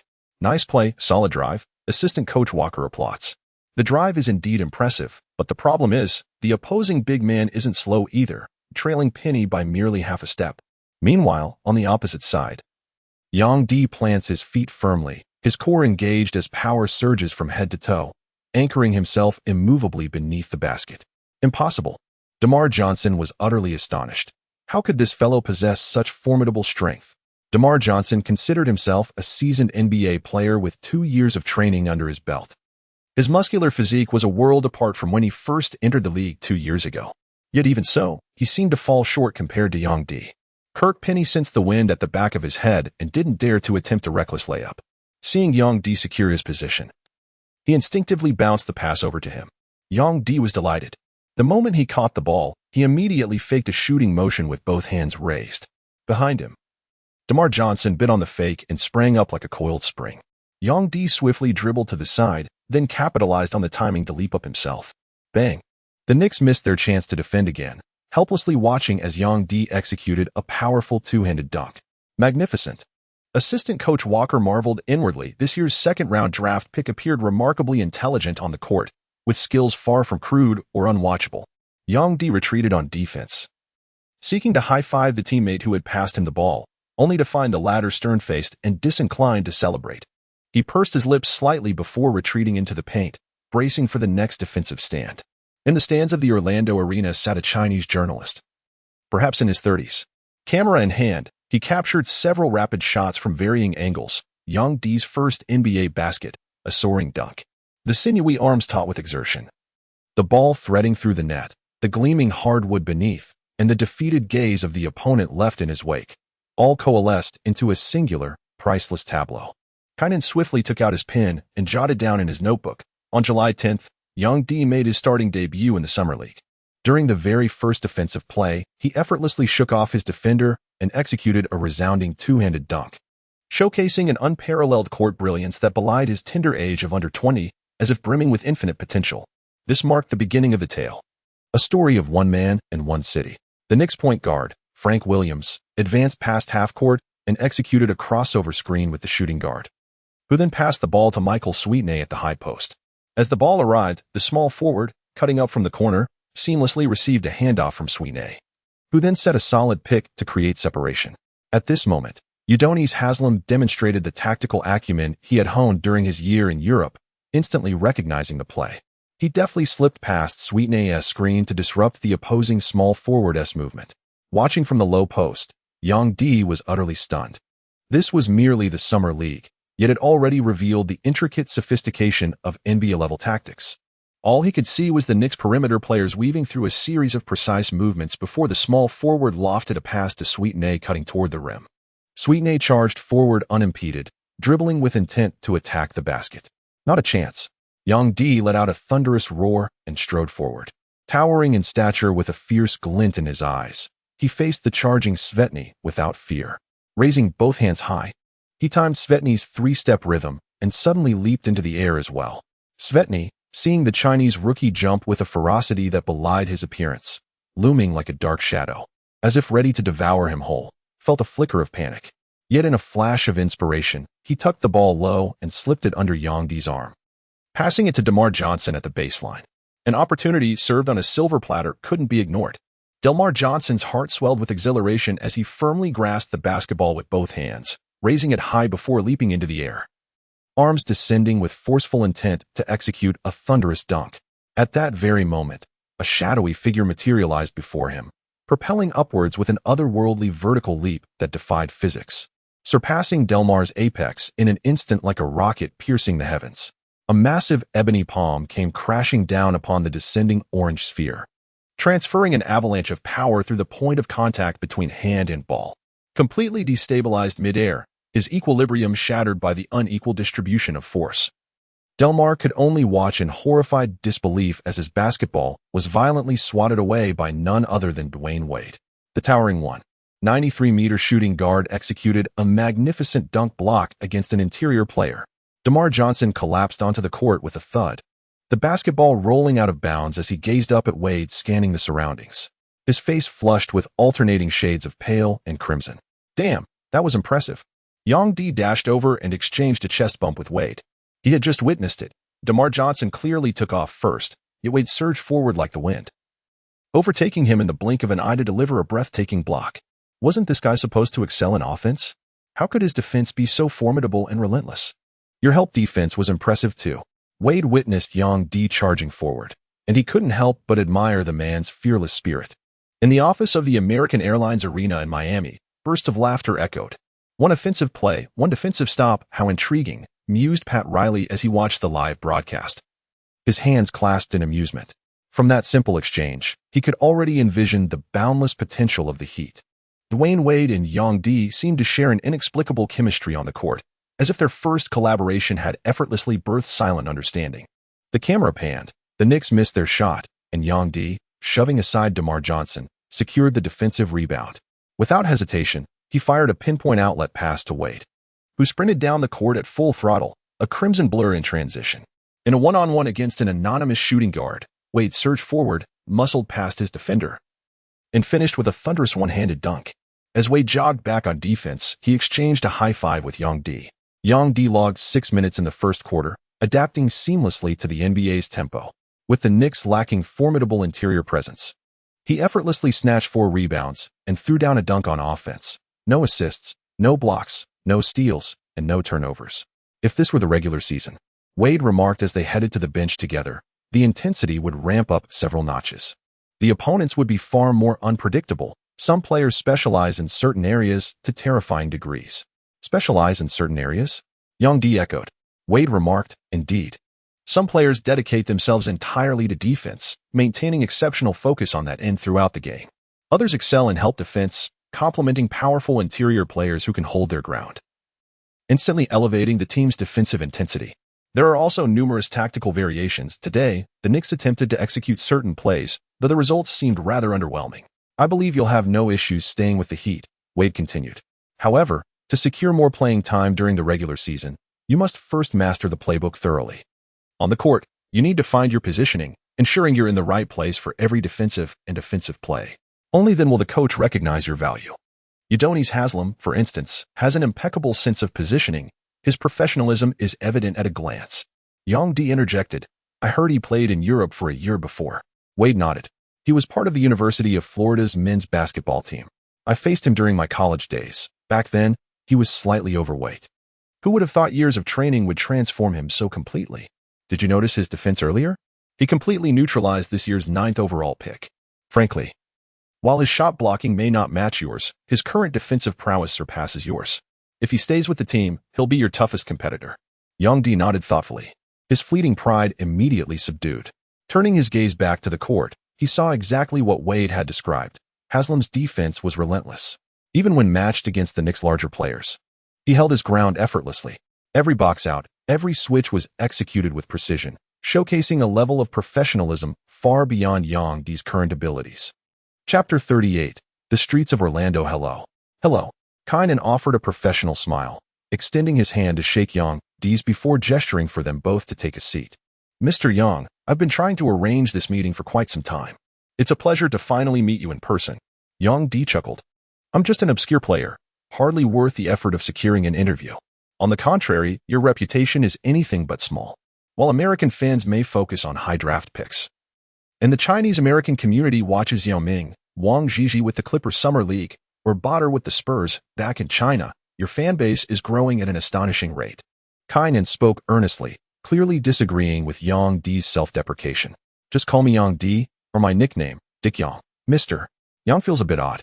Kynan burst into laughter, suddenly reminded that despite the young man's composed demeanor, he had only recently turned 19. "Dick Yang, is that your nickname?" "Indeed, I reside in the United States. And that's how they address me here. It sounds rather stylish." Kynan suppressed a chuckle, while the nickname had a certain coolness to it. It also carried an unintentionally risque undertone. Perhaps it was merely a matter of pronunciation. He hoped he was overanalyzing it. "Where are you from?" he inquired. "Me? I am from N-City." "Ah, N-City, that would make you a resident of the northern bank of the river." "I'm from the north myself. I visited your city once, exceptionally clean," Yang D remarked, "though I haven't been downtown many times. I grew up in the countryside." Kynan, with practiced professionalism, retrieved his notepad and swiftly jotted down notes with his pen, inquiring, "So, did you begin playing basketball from a young age?" "Well, I suppose you could say that. I first became acquainted with basketball during my elementary school years. Given your remarkable stature, did you not consider attending a sports academy?" Yang D said with a bitter smile. "Sports school? Of course I got in. Right after graduating from middle school, I enrolled in a sports academy. A relative told me at the time that becoming a physical education teacher would be a very good career path." Kynan pressed further. "Then how did you end up coming to America later on? According to conventional reasoning, this should not be the case." "Well, this." Yang D hesitated, uncertain how to respond. "Is there something inconvenient about it?" Yang D pondered for a moment before speaking candidly. "Truth be told, there's nothing particularly inconvenient to share. During my time at the sports academy, I had ongoing tensions with one particular classmate. Eventually, our disagreements escalated into a physical altercation where I ended up striking him. Consequently, I was expelled from the institution." Kynan initially appeared startled by this revelation, then burst into hearty laughter. "Huh? So you're telling me you got kicked out of sports school? Indeed, this is rather awkward. On the contrary, the true embarrassment lies with the sports academy that expelled you.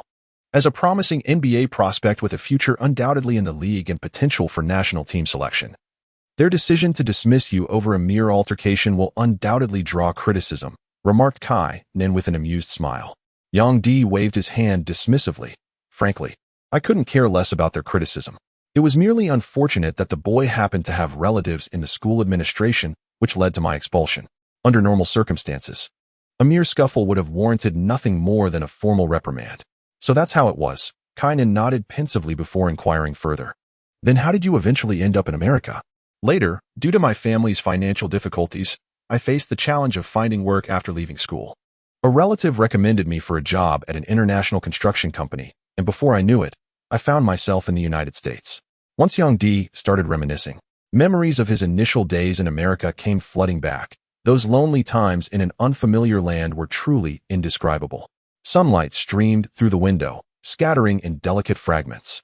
While the rich aroma of coffee filled the room, the streets in the afternoon were bustling with pedestrians, as it was peak tourist season, drawing visitors from all over the world to Orlando. After bidding farewell to Kainan, Yang Di wandered alone through the city, eventually arriving at the Central Park. He found a clean spot beneath a tree, settling onto the grass with his back against the trunk. The leaves danced gently in the breeze as Yang Di sat quietly, lost in thought. Daily training remained the primary method to improve his attributes and abilities, while matches provided a steady means of gaining villain points. Once he entered the NBA, his training would undoubtedly become more structured, and meeting the prescribed requirements would be easier than his previous self-directed regimen. The only question was, how could he secure consistent playing time? After all, he wasn't a high draft pick. To earn steady minutes, he'd first have to win over the head coach. But just as he joined the team, the coach was replaced, Stan Van Gundy. Yang Di had no idea what kind of personality or preferences this new coach had.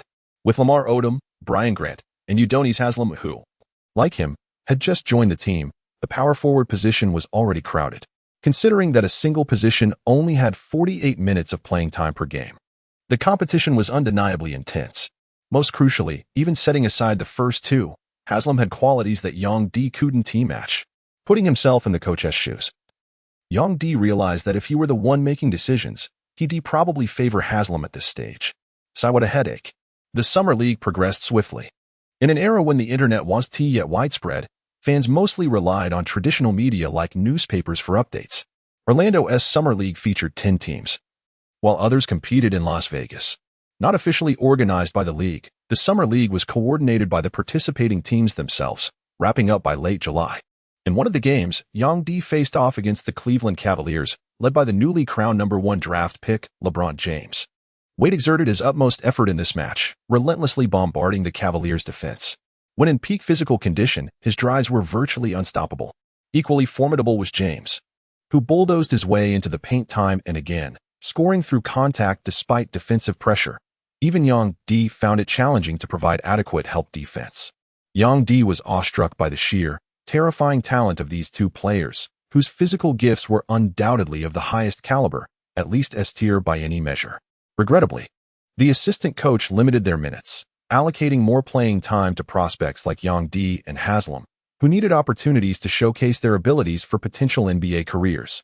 Yang Di observed that Haslem, though unassuming, was willing to do all the gritty work on the court with remarkable focus.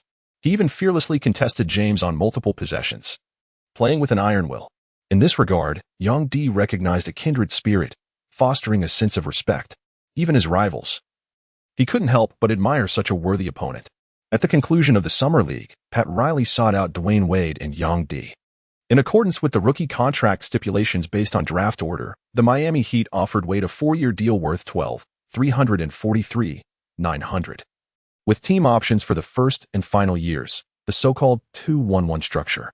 Yang Di received a standard second-round pick contract, 2 years at $990,000, with $370,000 in the first year, $620,000 in the second, the latter being a team option. Frowning slightly, Yang Di signed the contract, tuning out his agent's exuberant cheers. He understood that in the current NBA landscape, this was the standard compensation for second-round picks, a league-mandated figure no agent could negotiate lower. A fleeting thought crossed his mind. Converted to RMB, $990,000 amounted to nearly 8 million yuan. Instantly, his heart swelled with fervor, overshadowing the subtle, almost imperceptible ambition simmering within him, an ambition even he hadn't fully acknowledged, yet one that grew increasingly voracious. Days later, beyond announcing the signings of their 2 drafted rookies, the Heat also secured free agents Rafer Alston and Udonis Haslem. Alston inked a 1-year minimum deal at $690,000, while Haslem received an identical contract to Yang Di's, 2 years at $990,000, with the second year as a team option. Chapter 39, Transformation. After concluding her interview with Yang Di, Kainan worked through the night to draft his biographical feature. The editors at China Sports Daily trimmed and refined it before publishing a slightly more detailed profile in their basketball section.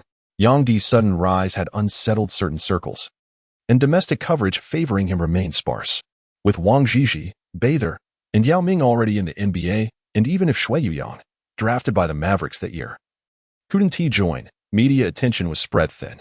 Yao Ming, at just 23, had completed an outstanding rookie season, securing his place as the Rockets' starting center. His future seemed boundless, and the title Oriental Little Giant grew ever more resonant. Thus, Yang Di's publicity was modest, his exposure limited, and his fame paled in comparison to the established stars. Yet undeniably, many fans sought to learn more about him, drawn either by the mystique of his journey or an inexplicable kinship with his background. The more they discovered, the more they yearned to see. Back in N City, Yang Di's hometown, relatives and friends had begun visiting more frequently. Today marked the Yang family's relocation. Did you hear? The Yang's boy is making a fortune overseas. Of course, even as a child, he was sharp, top marks in elementary school, even made it into the Olympiad math class. That cleverness was always something special. Old Yang, your boy has really made it. Even the city TV station came to interview you. Yang's father struggled to maintain a stern expression, but the corners of his eyes and lips betrayed his delight. His face glowed, as if decades had lifted from his shoulders. Not at all, just a stroke of luck. He still has much to learn, he demurred, though his pride was unmistakable. Xiao Bin and Xiao Ting excel too. I've always said our Yang ancestors produced scholars. Now you've got to believe it. Yang Di's uncle stood at the doorway, gesturing emphatically to the gathered relatives. His demeanor nothing short of triumphant. We believe it. Xiao Di is practically a modern-day martial champion now. A single year's earnings outstrip the whole village's. How much? It is said to be over 2 million. Next year it will be even higher, reaching 5 million. The crowd gasped in astonishment. Murmuring in awe, the Yang family has truly struck gold this time. Heavens. It's as if they've won the lottery. Indeed. So they've moved straight to the city center now. Much more convenient for taking care of Xiaobin who's in high school. Don't they pay taxes? Surely they still pay taxes? What about Xiaoting? The transfer procedures were completed, and the entire family of 4 relocated to the city. Rumor has it that Xiaodi adamantly insisted on this move. While old Yang and his wife were initially reluctant to leave, after all, they still had several acres of farmland to tend. My nephew has a strong sense of independence, so we should respect his opinion on this matter. Coincidentally, the child will be attending school in the city. My younger brother and his wife are considering opening a small shop there to start a business. When we visit the city later, let's remember to support them by frequenting their establishment. Uncle Yang let out a hearty laugh and spilled all the Yang family's plans in one breath, eliciting waves of admiration from everyone. Lately, Yang Di had been feeling rather troubled. Since leaving Madison, his communication with Katerina had noticeably dwindled compared to before. This filled him with unease and left him at a loss. Their conversations had become monotonous repetitions of mundane trivialities, gradually losing the initial spark of passion. Slowly, they found themselves running out of topics, and even phone calls became scarce. Though only a month had passed since his departure from Madison, it felt like an eternity. He tried to numb himself with training, yet deep down, an overwhelming sense of loneliness and restlessness grew. This is a dreadful feeling, Dwayne. My mind is in utter chaos. Yang Di wiped the sweat from his face and confessed to Wade, who was resting beside him on the court. So, this is another challenge on your path to becoming a professional player, Wade remarked. The two often trained and competed together, their bond growing stronger by the day. Recently, Wade had noticed his young friend seemed distracted and took the initiative to inquire. As expected, there was indeed an issue. Wade paused briefly before continuing. Well, women. Ahem. He cleared his throat and rephrased. To be honest, you should take a page from my book. Marriage is about shared happiness and fulfillment between adults. Love and marriage are two entirely different matters. Even if you're not ready to commit to someone for a lifetime, you can still love passionately. Yang Di. So, you and Sayo. Exactly. We've been together since high school, got married last year. Our souls resonate. We love deeply and intend to spend our lives together. How blissful. Yang Di said with admiration, though still somewhat puzzled. But how does this relate to my long-distance relationship woes? How does it not? Wade repeated once more. How could it possibly be unrelated? You should seek inspiration from me. If you truly love your girlfriend, you ought to shoulder the responsibilities of a man, don't you understand? You should bring her to Miami. Your current salary places you among high-income earners, perfectly capable of supporting her. And if money is ever lacking, just tell me. I'll lend it to you without hesitation. It's absolutely no trouble at all. Wade patted his chest and spoke with righteous indignation. Yang Di was deeply moved in his heart and simultaneously jolted awake by these words. He slapped his thigh in sudden realization, exclaiming, that makes perfect sense.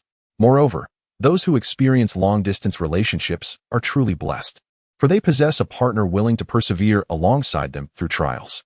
They share a love so profound it dares to defy the tyranny of distance. Is this not the very essence of happiness? Yang nodded thoughtfully, lost in reminiscence of the sweet days in Madison. Memories of sharing triumphant joy with Carol during the draft selection came flooding back. Those emotions forged through hardship and tempering instantly washed away all confusion and despondency, seemingly reigniting a flame within his heart. Come on, let's practice a bit longer on the court. There'll be a 2-week break soon, and by the time the team officially reports in September, I hope you'll have everything sorted out. No problem. Yang regained his vigor.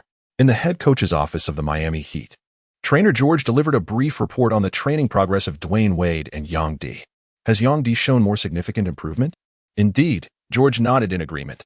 Both individuals possess remarkable adaptability, but Yang's progress has been particularly striking since he began training at the NBA level. That towering figure is truly formidable. Within just this single month, he appears to have elevated his physical conditioning by an entire tier, especially in terms of explosive leaping ability and raw power. What training regimen have you been implementing for him? Stan Van Gundy reviewed Yang's latest measurements and was pleasantly surprised by the significant progress since the draft combine. His impression of Yang improved considerably upon seeing the data. While Yang's wingspan is rather average, his explosive leaping ability and quick second jump stand out. Combined with his keen defensive instincts and fearless physicality on the court, Van Gundy believes focusing on developing his mobility could mold him into an exceptional rebounder and defensive presence. But what about his shooting? Stan Van Gundy inquired. Whose shot are we talking about? Dwayne or Yang? Come on, it's obviously Dwayne. Is there even any hope left for Yang's shooting? George was about to respond affirmatively, but reconsidered, not wishing the coach to perceive it as boastful. Instead, he dutifully reported Wade's shooting variations, while his overall accuracy was mediocre. His performance under defensive pressure remained remarkably unaffected. What could this signify? George continued. The implication is that Dwayne may not excel as a pure shooter, yet his field goal percentage on the basketball court remains respectable. With his speed and ability to penetrate defenses, evolving into a ball-dominant scoring threat would be effortless for him. What a fortunate turn of events. Once the team assembles for training camp, we must diligently refine their skills, both his and those of the newly signed players. This season marks my debut as head coach, George, so I'll be relying heavily on your expertise. Consider it done. It's simply part of my responsibilities. George replied with a light chuckle. Chapter 40. Divergence Madison, Oak Street. Yang strolled leisurely down the avenue, holding Carol's hand. I remember when I first arrived in Madison. He mused. I abandoned my motorcycle right around here. Just beneath that overpass. He gestured toward the bridge overhead. Has public safety improved since then? Carol asked. I wouldn't want to run into those troublemakers in black leather again, would I? Yang quipped playfully. Carol rolled her eyes, couldn't be bothered to engage. The two settled onto a weathered wooden bench by the riverbank, Carol leaning quietly against Yang's shoulder as they watched the languid currents drift by. Katerina. Aye. What is it? Yang took a deep breath and exhaled slowly. Catherine, come with me to Miami. The 19-year-old youth spoke with unprecedented solemnity. His worldly experiences smoothing away the boyishness from his features. His broad shoulders squared and chest lifted with the regal bearing of a lion. Aren't you a Cancer? Carol froze momentarily, then covered her mouth with a delicate chuckle. You. Yang's facade of dominance instantly crumbled as he exhaled heavily, pulling Carol into an embrace.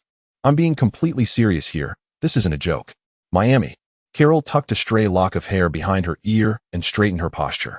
The sudden absence of her warmth in his arms left Yang's heart hollow and unsettled. Let's talk about it later. Yang clenched his fists, his chest tight with unspoken words as he stared blankly at the flowing river. Yang, I think we both need some time, Carol murmured softly, resting her chin in her palm. Truthfully, how well do we really know each other? That's precisely why I suggested we go to Miami together. It's the only viable solution. I shall shoulder this responsibility, I give you my word. Yet this burden weighs heavily upon us both. We are still in the bloom of youth. Why not grant each other some breathing room? Carol couldn't comprehend why Yang was so insistent on her accompanying him to Miami. Though deeply moved in her heart, she didn't consider this a prudent suggestion. The sorrow of long-distance love was indeed bitter, but the price of abandoning everything seemed far too heavy for her to bear. Yang felt somewhat disappointed. believing Carol failed to truly appreciate the courage he'd mustered and the depth of affection he'd expressed. Must we continue like this indefinitely? He wondered with melancholy. Yang Di's tone carried a hint of stiffness. Katerina seemed to detect his displeasure, her heart tightening. Forcing a smile, she settled onto his lap, encircling his neck with her arms before pressing a gentle, cool-lipped kiss upon him. Come now, it's nothing serious. I'll be transferring to Chicago for work in October. After that, whether you visit me or I come to you, it'll be convenient. We're still young. No need to dwell on heavy matters like old men. Just relax. Yang Di's furrowed brow eased slightly, yet an ineffable trace of melancholy still flickered in the depths of his eyes. For the first time, their perspectives diverged, leaving him with an unsettling ache in his heart. A gentle breeze caressed the entwined figures of the young lovers, as their elongated shadows stretched beneath the golden sunlight. In September, as the team gathered for preseason training, the first day's media event featured the official portrait shoot. Yang Di chose the number 8 for his NBA jersey, while Wade opted for number 3. The two shared several photographs together, symbolizing the camaraderie forged in their rookie year. Haslam selected number 40, and Alston picked number 12 for their jerseys.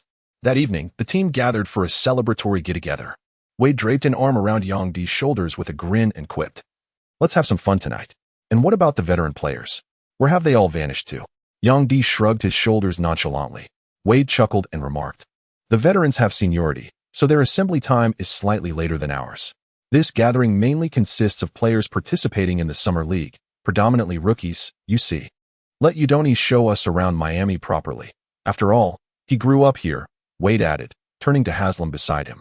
"No problem at all," Haslam responded heartily, patting his chest in assurance. "Dick Young, where are you staying now?" "I rented an apartment not far from the stadium. Living alone?" "I don't need much space. A modest apartment suits me just fine," Yang Di remarked. "Hey, where shall we head later?" Alston, dressed in the epitome of urban chic, sauntered over with an air of being the most hip-hop figure on the team. "Dikembe, I heard you used to play street ball back in the day. Let's have a street ball showdown sometime," he challenged with a grin. Yang Di lifted his chin confidently. "No problem, Alston. Though I must admit my street ball skills are a bit rusty, huh? But when it comes to one-on-one, I never back down. Just look at how Dwayne tortures me every day. I'm practically immune now." The group erupted in laughter, and Wade affectionately ruffled Yang Di's hair. As night descended, Miami shimmered like a radiant jewel.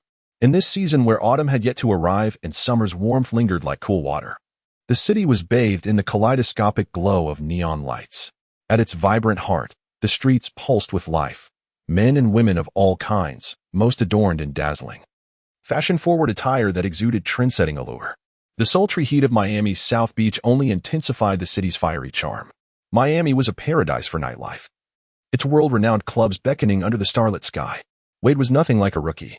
The moment he stepped into the nightclub named W, it was as if a caged bird had been set free, his demeanor a stark contrast to the intense focus and sheer dominance he exuded on the basketball court. Accompanying him were not only the rookies Yang Di, Haslam, and Alston, but also Rasul Butler and the most significant, high-profile acquisition of the Miami Heat that summer, Lamar Odom, who had recently signed with the team. Though absent from the training facility during the day, Odom was already waiting at the club by nightfall. "Hey, fellas, ready to take off?" Odom was naturally gregarious and lacked the arrogance typical of star players. After signing his lucrative contract, he seemed rejuvenated and quickly developed a warm camaraderie with Yang Di and the others. Several individuals found a circular table surrounded by sofas and took their seats. A fruit platter adorned the table, while an attentive waiter positioned himself discreetly beside Odom. "Gentlemen, what shall we drink? Tonight is my treat. Please, don't stand on ceremony." Odom generously pushed the wine list toward the group with an air of effortless extravagance. Given his current income, indulging in drinks tonight was but a trivial expense, scarcely noticeable against his wealth. "I'm utterly enamored with China," he declared. "The Orient, such a magnificently enchanting land." Odom's words effortlessly evoked a sense of goodwill. As he spoke to Yang Di about Yang's own homeland, it made Yang feel exceptionally wonderful and honored. "Next time, come visit China together. Our country boasts numerous renowned historical sites with a civilization spanning thousands of years," Yang Di declared proudly. "Wow," the crowd marveled in admiration. Odom chuckled and said, "Last year when I played against your Chinese giant Yiming, that towering 26-meter player from Houston, during a defensive switch, I tried to hold my ground behind him. But with one powerful post-up, a spin, and a hook shot. He left me utterly bewildered. How on earth do you defend against that? Amidst the uproarious laughter. It was well known in the NBA that Yao Ming possessed an exceptionally soft touch, boasting a free throw accuracy exceeding 80%. Yang, is your shooting prowess equally remarkable? Odom inquired. Yang Di shrugged helplessly and replied, Lamar, I'm afraid I'll disappoint you. My shooting is abysmal. Anything beyond 2 meters is basically a wild guess. What about within 2 meters? Within a 2-meter radius, I can effortlessly take off and dunk. Rest assured, my dunking skills are quite formidable. Yang Di accepted the drink menu, perused it briefly, then closed it with a graceful smile directed at the waiter. A glass of orange juice, please. The waiter's professional smile froze abruptly, replaced by an awkward expression. Apologies, but we don't seem to have that. Then a watermelon juice. Yang Di tossed the menu aside dismissively. The waiter wiped his brow nervously. We don't have that either. What kind of place doesn't even have? Before Yang Di could finish, Wade lunged forward, clamping a hand over his mouth. With a strained chuckle and an apologetic glance at the increasingly exasperated waiter, he interjected, just get him an Air Force 2. The waiter took the wine list and turned to leave. Dwayne, what exactly is Air Force 2? Yang Di pushed Wade's hand away. Ugh, how embarrassing. Wade covered his face with his large palm, realizing bringing Yang Di along might not have been the wisest choice. Too irritated to even explain, he simply sighed. Odom, ever the gentleman, smiled and said, it's just the name of a wine, quite a pleasant one at that. Yang Di glanced around, taking in the dim yet sensual ambience of the venue. Plush sofas encircled round tables, creating intimate nooks in the heart of the space. The night was still young, far from the peak of intoxication, far from the height of revelry. The floor below was shrouded in darkness when suddenly, the evening's host ascended the stage. As conversations buzzed around them, the club gradually filled with more patrons. After delivering a few perfunctory remarks, the host handed the stage over to the DJ. The heavy bass of rock music erupted, igniting the atmosphere of the grand party. The energy surged instantly. Men and women, intoxicated by adrenaline and hormones, swayed and twisted to the rhythm. Cheers and shouts rose and fell like waves in a tempestuous sea. A group of stunning Miami girls with revealing outfits approached Yang Di's table. They first exchanged words with Odom before circling the round table to engage in conversation with Wade, Haslam, and others. A particularly statuesque young woman took the seat beside Yang Di. She possessed raven-black tresses and sun-kissed skin. Dressed in equally scant attire, merely a bandeau top paired with a diaphanous white chiffon wrap skirt that tantalizingly hinted at Miami's untamed sensuality through its artful concealment. Chapter 41. The Cauldron of Temptation. The scorching, alluring figure pressed tightly against Yang Di, her seductive curves brushing against his arm with seemingly accidental grace. The intoxicating fragrance of her perfume, laced with the sultry essence of the nightclub, invaded his senses. Uncomfortable, Yang Di shifted slightly, prompting the girl to pause in momentary confusion before misinterpreting his gesture. Covering her mouth with a coy laugh, she turned and settled beside another Heat player. Hey, this is my brother, still young, a little shy. Sit with him, keep him company, have a drink, Odom called out, patting the ample hips of a woman beside him before gesturing toward Yang Di. Of course, the woman replied with a smirk, swaying over with deliberate allure, dragging another companion along. They flanked Yang Di on either side, amplifying his unease. Though no stranger to such encounters, the sheer extravagance of the scene clashed violently with the traditional values ingrained in him since childhood. Perhaps this was the greatest challenge he faced upon entering the NBA, the relentless collision of cultural norms and habits with those of his teammates. Glancing around, he saw Wade, Haslam, and Alston all in their element, utterly at ease. Wade, in particular, reveled in the attention, arms draped around companions, laughing boisterously with unrestrained charm. Drink up, little brother. The Miami beauty purred, lifting a glass toward Yang Di.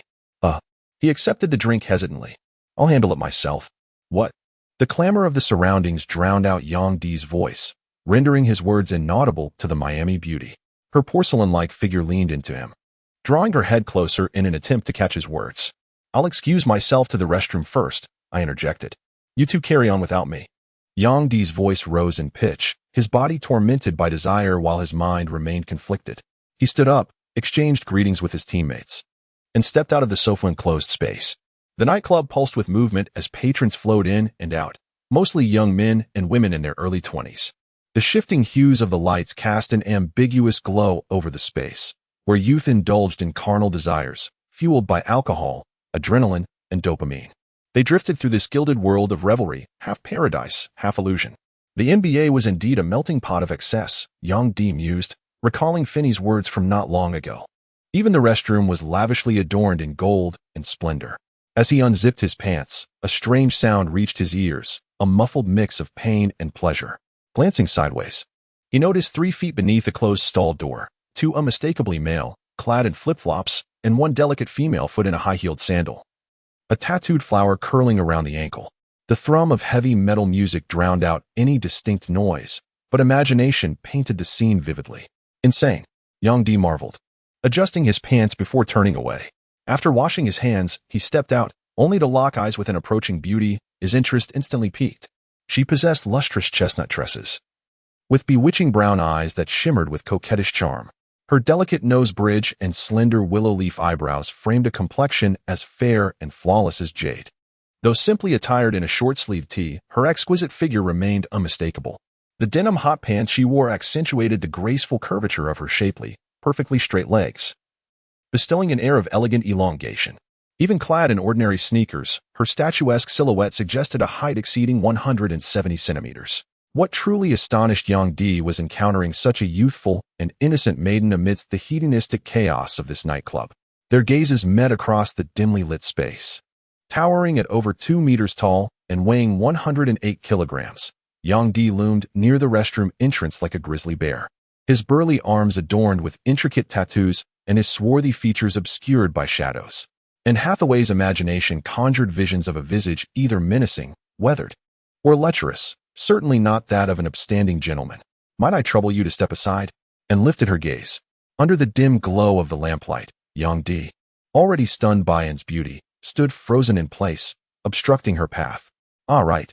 Young D felt his mouth go dry as he awkwardly stepped aside, and cast a fleeting glance at him, her expression one of mild surprise. This individual appears not entirely unpleasing to the eye. Possessing rather delicate and handsome features, exuding a distinctive aura and charm. Young D watched Anne's retreating figure disappear into the restroom, reluctantly withdrawing his gaze with lingering reluctance. A perplexing thought arose within him. How could such a beautiful maiden appear in a place like this? Returning to the Heat players' gathering spot, Odom and Alston along with those Miami beauties had already vanished without a trace.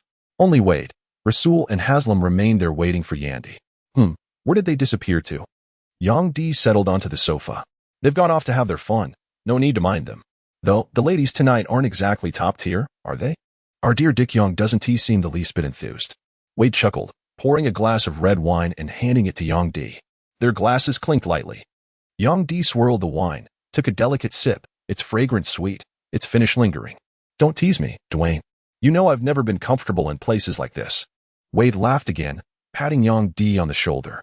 The 4 of them chatted for a while, interrupted now and then by different groups of women approaching them. The nightclub's performance began, the dancers swaying to the heavy bass, peeling off layers of clothing. There wasn't much to begin with, and thus little to anticipate. Yet the raw energy of the metal music electrified the air, stirring the crowd into a frenzy of howls and cheers. Young D watched with quiet amusement. This, at least, is somewhat interesting. But when he turned back, Rafer and Haslam had vanished, leaving only him and Wade. "If you're really not enjoying yourself, you can head back first. They'll be at it for a while. I'll go find them." Eventually, Wade too excused himself, leaving Young D alone with his drink. He now understood where the others had gone, closer to the stage, lost in revelry with their chosen companions. The debauchery was too much for him. What a waste. His gaze lingered on the half-empty bottles and abandoned glasses, a pang of regret tightening in his chest. He was about to leave, gathering his belongings and preparing to stand when a tall, slender figure entered the room. "Oh, it's you." Young D's eyes suddenly brightened. The woman before him was the same girl he had encountered near the restroom earlier, clearly recognizing him as well. A faint blush colored her cheeks as she settled into the seat opposite him. "Sure, don't speak. My friends are looking for me," Annie murmured, glancing around the empty private booth. The table was cluttered with glasses and bottles, and she seemed to understand the situation at once. "Aren't you joining your friends?" Young D spread his hands helplessly. "Haven't you also been avoiding your friends?" Annie retorted to Young D with a playful tone. "Well, they're just too wild, definitely not suitable for minors. I'll stick to sipping my drink. Thank you." Yang Di wore a sulky expression, clearly frustrated that after arriving at the nightclub, his friends had all scattered to their own amusements. Next time, I'm bringing my laptop, he grumbled inwardly. His petulant demeanor struck Annie as oddly amusing, softening her impression of him. So, you don't like it? She inquired. Don't like what? He countered. That very thing. What is it? Yang Di wondered if he had misinterpreted the situation, staring blankly at Annie's earnest expression as her large eyes blinked behind long, fluttering lashes. All right. I don't really like it either, Annie shrugged, suddenly breaking into a smile so radiant it seemed almost unreal. Yang Di opened his mouth, wanting to clarify, if it was that. Then he actually did like it. Don't misunderstand. Annie continued, too noisy, too chaotic, too wild. I don't like it. My name is Annie. What's yours? Yang Di. You're Chinese? Certainly. You should be able to discern the fine qualities of a Chinese gentleman in me. No, I absolutely cannot see that, and replied with a laugh. Thinking to herself that this man was rather amusing, his audacity was simply unparalleled. Well, let me tell you, I am exceptionally. Yang Di began counting on his fingers, ready to enumerate his virtues one by one. Suddenly, and turned from the edge of the sofa, her silken hair cascading as she flung her arms around Yang Di's neck, her warm, delicate body collapsing into his embrace. What on earth? Yang Di froze in shock. A man appeared at the doorway, casting a glance at the woman in Yang Di's arms. The dim lighting obscured his attire as he turned and departed. No sooner had he left than the woman came running back, her cheeks flushed with urgency. They're still looking for me, she pleaded breathlessly. Please take me away from here. I want to go home. Of course, Yang Di replied without hesitation. No problem at all. This time, Yang Di finally caught on. When a beauty makes a request, naturally he puffed out his chest in agreement. Arm in arm, they walked out together, just like countless hastily paired couples in nightclubs. Outside, the streets were brightly lit, and the sea breeze carried a gentle chill. Chapter 42 Novice? The hotel on South Beach, a pristine white bed, an expansive room. Alcohol dulled the mind, nerves unleashing suppressed desires, taboos and longings erupting in this moment. Faces flushed like peach blossoms, entwined in reckless passion. The next day, Miami's sunlight skimmed the shoreline, streaming through curved glass into the room. Scattered clothes littered the floor as golden rays crept over Yang Di's eyes. His eyelids fluttered before opening abruptly. A sudden realization struck him. The bedside lay empty, as if it had all been a dream. He sat up sharply, his sculpted torso exposed, intricate tattoos shimmering with an artistic allure under the sunlight. This. Yang Di rubbed his temples, fragments of the previous night surfacing in his mind. A dull ache pulsed through his skull. This. He didn't even know her full name. Annie, just Annie. A breathtaking enchantress. The memory was intoxicating. He closed his eyes, savoring the lingering sensation. Like a beast that had seized a delectable prey, he was, at best, momentarily lucid. Yet in the end, he remained bound to the primal laws of nature. What a beast! Yang Di raised his head, gazing at the ceiling with self-disgust. Meanwhile, Anne Hathaway had just stepped out of the hotel, slipping on her sunglasses as a tingling weakness spread through her legs, descending the stairs with an awkward, limping gait. She hailed a taxi. To the international airport, she murmured, settling into the back seat, and watched the scenery recede behind her, her emotions tangled. Yang Di. A player for the Heat. The name echoed in her mind, and only now did she realize he was 2 years younger than her. What a reckless night. Just then, her phone buzzed, her agent's call. "And, where are you? Why haven't you answered? I've been calling all night." The agent's sharp voice rang out, unleashing a torrent of angry words. "I went to meet some friends, and then my phone died, Danielle. What time do you think it is to be out with friends? We have to return to Los Angeles today, for heaven's sake." Danielle, the agent, grumbled in frustration. "I'm already in a taxi, and will reach the airport soon," Annie apologized. Fine. By the way, I have your ID with me. Where exactly are you staying?" The agent said suspiciously, his tone laced with concern. "I'm staying at a friend's place." "It's fine. I just stayed out a bit late. Might catch some sleep on the plane later," Annie replied, her cheeks flushing. The agent responded, "All right, that makes sense. I'm almost at the airport now. I'll wait for you at the entrance in a bit." American Airlines Arena, Miami Heat training camp. Yesterday's group activities strengthened the camaraderie among the players, with the rookies growing closer and sharing laughter during breaks. The team chemistry was excellent. Lamar left with 3 voluptuous women later. "Goodness, that man is wild," Wade remarked, shaking his head in amused disbelief. Even as a first-hand witness, He couldn't help but admire his yet-to-be-introduced teammate with near reverence, a teammate like no other. Where did you go afterward? Wade turned his head and inquired of Yongdi. Me? Yongdi pointed at himself. Of course I went home to rest. He said somewhat guiltily, his eyes darting upward. Really? You didn't even seize such an opportunity? Wade felt a pang of regret for Yongdi. As they chatted and laughed, a black man with braided hair walked into the gym. His intricate cornrows made him look more like an artist, yet his towering height of 6 feet 9 inches betrayed his athleticism. Beneath his t-shirt, the defined muscles of his arms were evident, and on his right bicep was a tattoo of a long-haired man's portrait, accompanied by a single word, Prophet. Brian Grant? Why is he here? Brian Grant? Yongdi scrutinized the man who had just entered, confirming his imposing stature as described in the magazines. This fellow had likely joined the league back in '94, accumulating a decade of experience within its ranks. With over 3 seasons already under his belt for the Heat, truly a veteran presence. Now, with the Heat acquiring Odom, Brian Grant would likely shift from his starting power forward position to take up the mantle of starting center.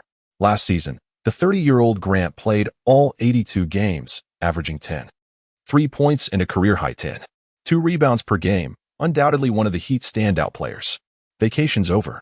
Came in early to train, get back in rhythm, Grant remarked. Seated on the bench as he chatted with assistant coach Walker, the players gathered around. Yongdi, Wade, Haslam, Rasul, Alston, and Karen Butler, who had just reported to the team earlier that day. This is Brian Grant. Everyone knows him, right? Of course, they responded in unison. And these are the new signings this year. Rafer Alston, Dwayne Wade, Yongdi, and Udonis Haslam. When the first two were introduced, Grant maintained a warm smile.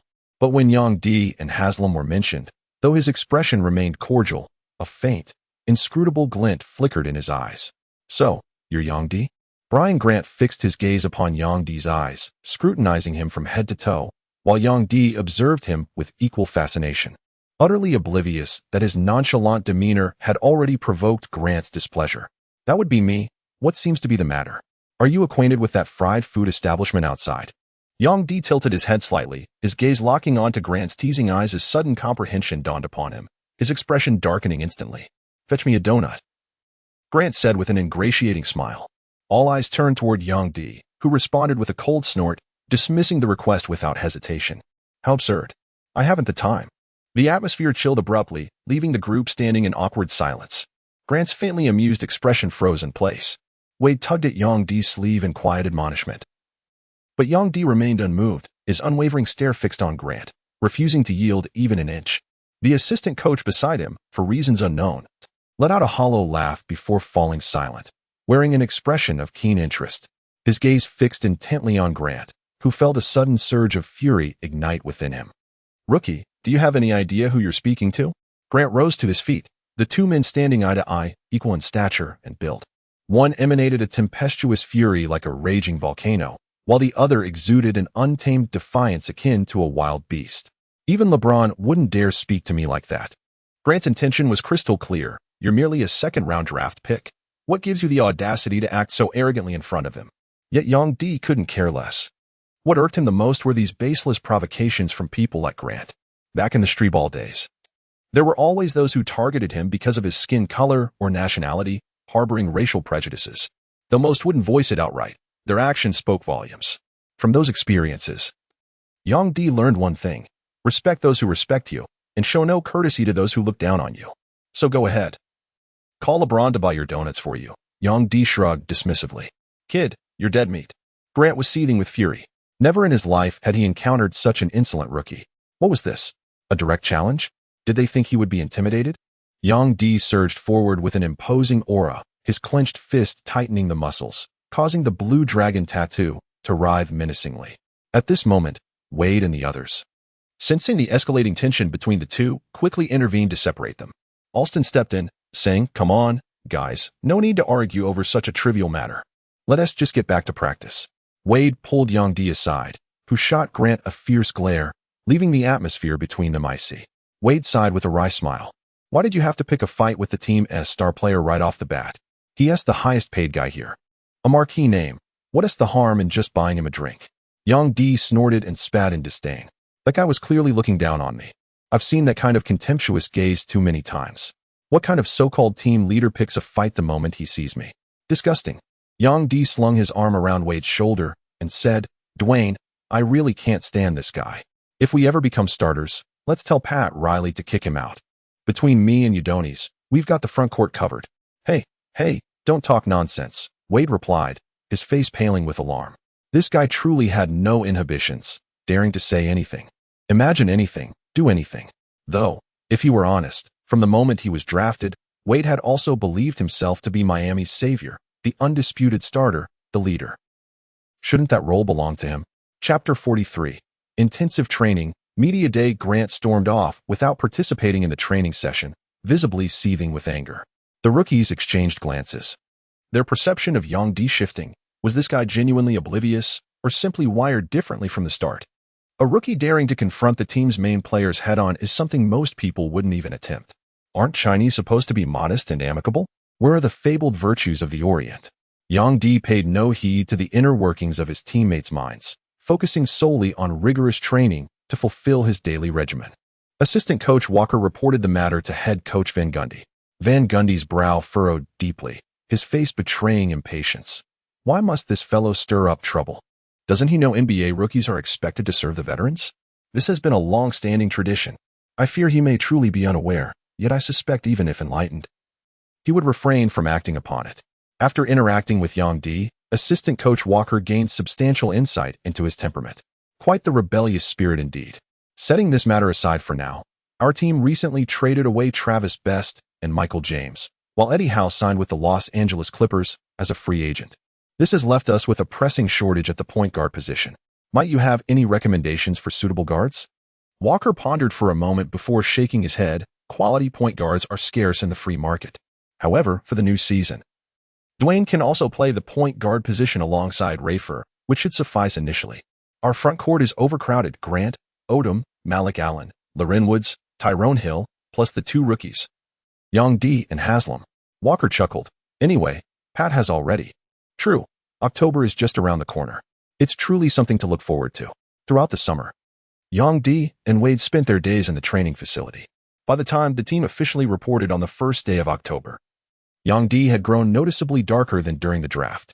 Wade, already dark-skinned, now displayed even more pronounced muscle definition, his physique visibly bulkier than his college days, all achieved in just 3 short months. It was impossible not to marvel at the NBA's formidable and cutting-edge training techniques. Under the meticulous guidance of trainer George, both adhered strictly to their regimen. Occasionally, Yang Di would push himself with extra drills. Though George couldn't quite grasp the intent behind these additional sessions, he could unmistakably observe the rapid transformation in Yang Di's physique, progress that seemed to evolve with each passing day.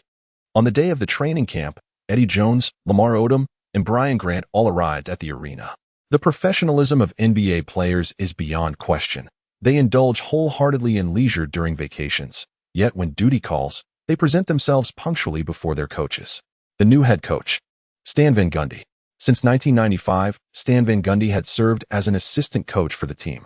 By 1997, he had risen to become Pat Riley's associate head coach. Now, with Riley's abrupt resignation, Van Gundy seamlessly ascended to the helm as the Heat's head coach, a transition so natural that no one batted an eye. And expectations from the outside world soared. Gather around, gentlemen. Van Gundy stood clad in a gray training suit, his thick mustache reminiscent of black and white comedians from the 1930s and 40s, his stern expression exuding an air of severity. Ahem. I am your head coach, Stan Van Gundy. I assume you've all seen the news, or at least Haven T left the planet, so you should know who I am. A ripple of subdued laughter spread through the group. All right, this season, I'll be leading the Miami Heat. As you all know, last season we ranked 3rd from the bottom in the Eastern Conference, utterly dismantled by every team we faced. But this summer, we've infused new blood into the roster. We have fresh faces joining us, and our team should embody a renewed spirit. Then Gundy spoke with fiery passion, practically itching to raise a clenched fist and rally the troops with a battle cry. Yang Di, however, found the coach's motivational tactics uninspiring. Take a moment to familiarize yourselves with your positions and teammates' names, assistant coach Walker interjected, distributing sheets of paper to each player. Yang Di blinked in mild disbelief. This head coach is downright old school. Glancing down at the paper in his hands, he confirmed his placement at the power forward position. Point guards: Rafer Alston, Bimbo Coles, 35-year-old veteran, newly signed. Shooting guards: Eddie Jones, Dwayne Wade. Small forwards: Karen Butler, John Wallace, Rasul Butler. Samaki Walker. Power forwards: Lamar Odom, Malik Allen, Tyrone Hill, Young D. Udonis Haslam. Centers: Brian Grant, Loren Woods. Brian Grant got moved to center? Wade and the others were slightly taken aback. Grant had been playing the power forward position for several years. Now that the team had acquired the formidable reinforcement Odom, not only would last season's starter Malik Allen become a substitute, but Grant would also have to switch positions on the court. What caught Young D's attention, however, was the number of power forwards. Five power forwards. Could this be some kind of mistake? Strictly speaking, Samaki Walker could indeed be considered an interior player, given his lack of three-point shooting and proficiency in rebounding. Young D needed to understand why the latest main quest merely required him to successfully appear on an NBA court. Judging by the current situation, he would have to surpass numerous competitors just to earn playing time. What a vexing predicament. Young D pressed a hand to his forehead.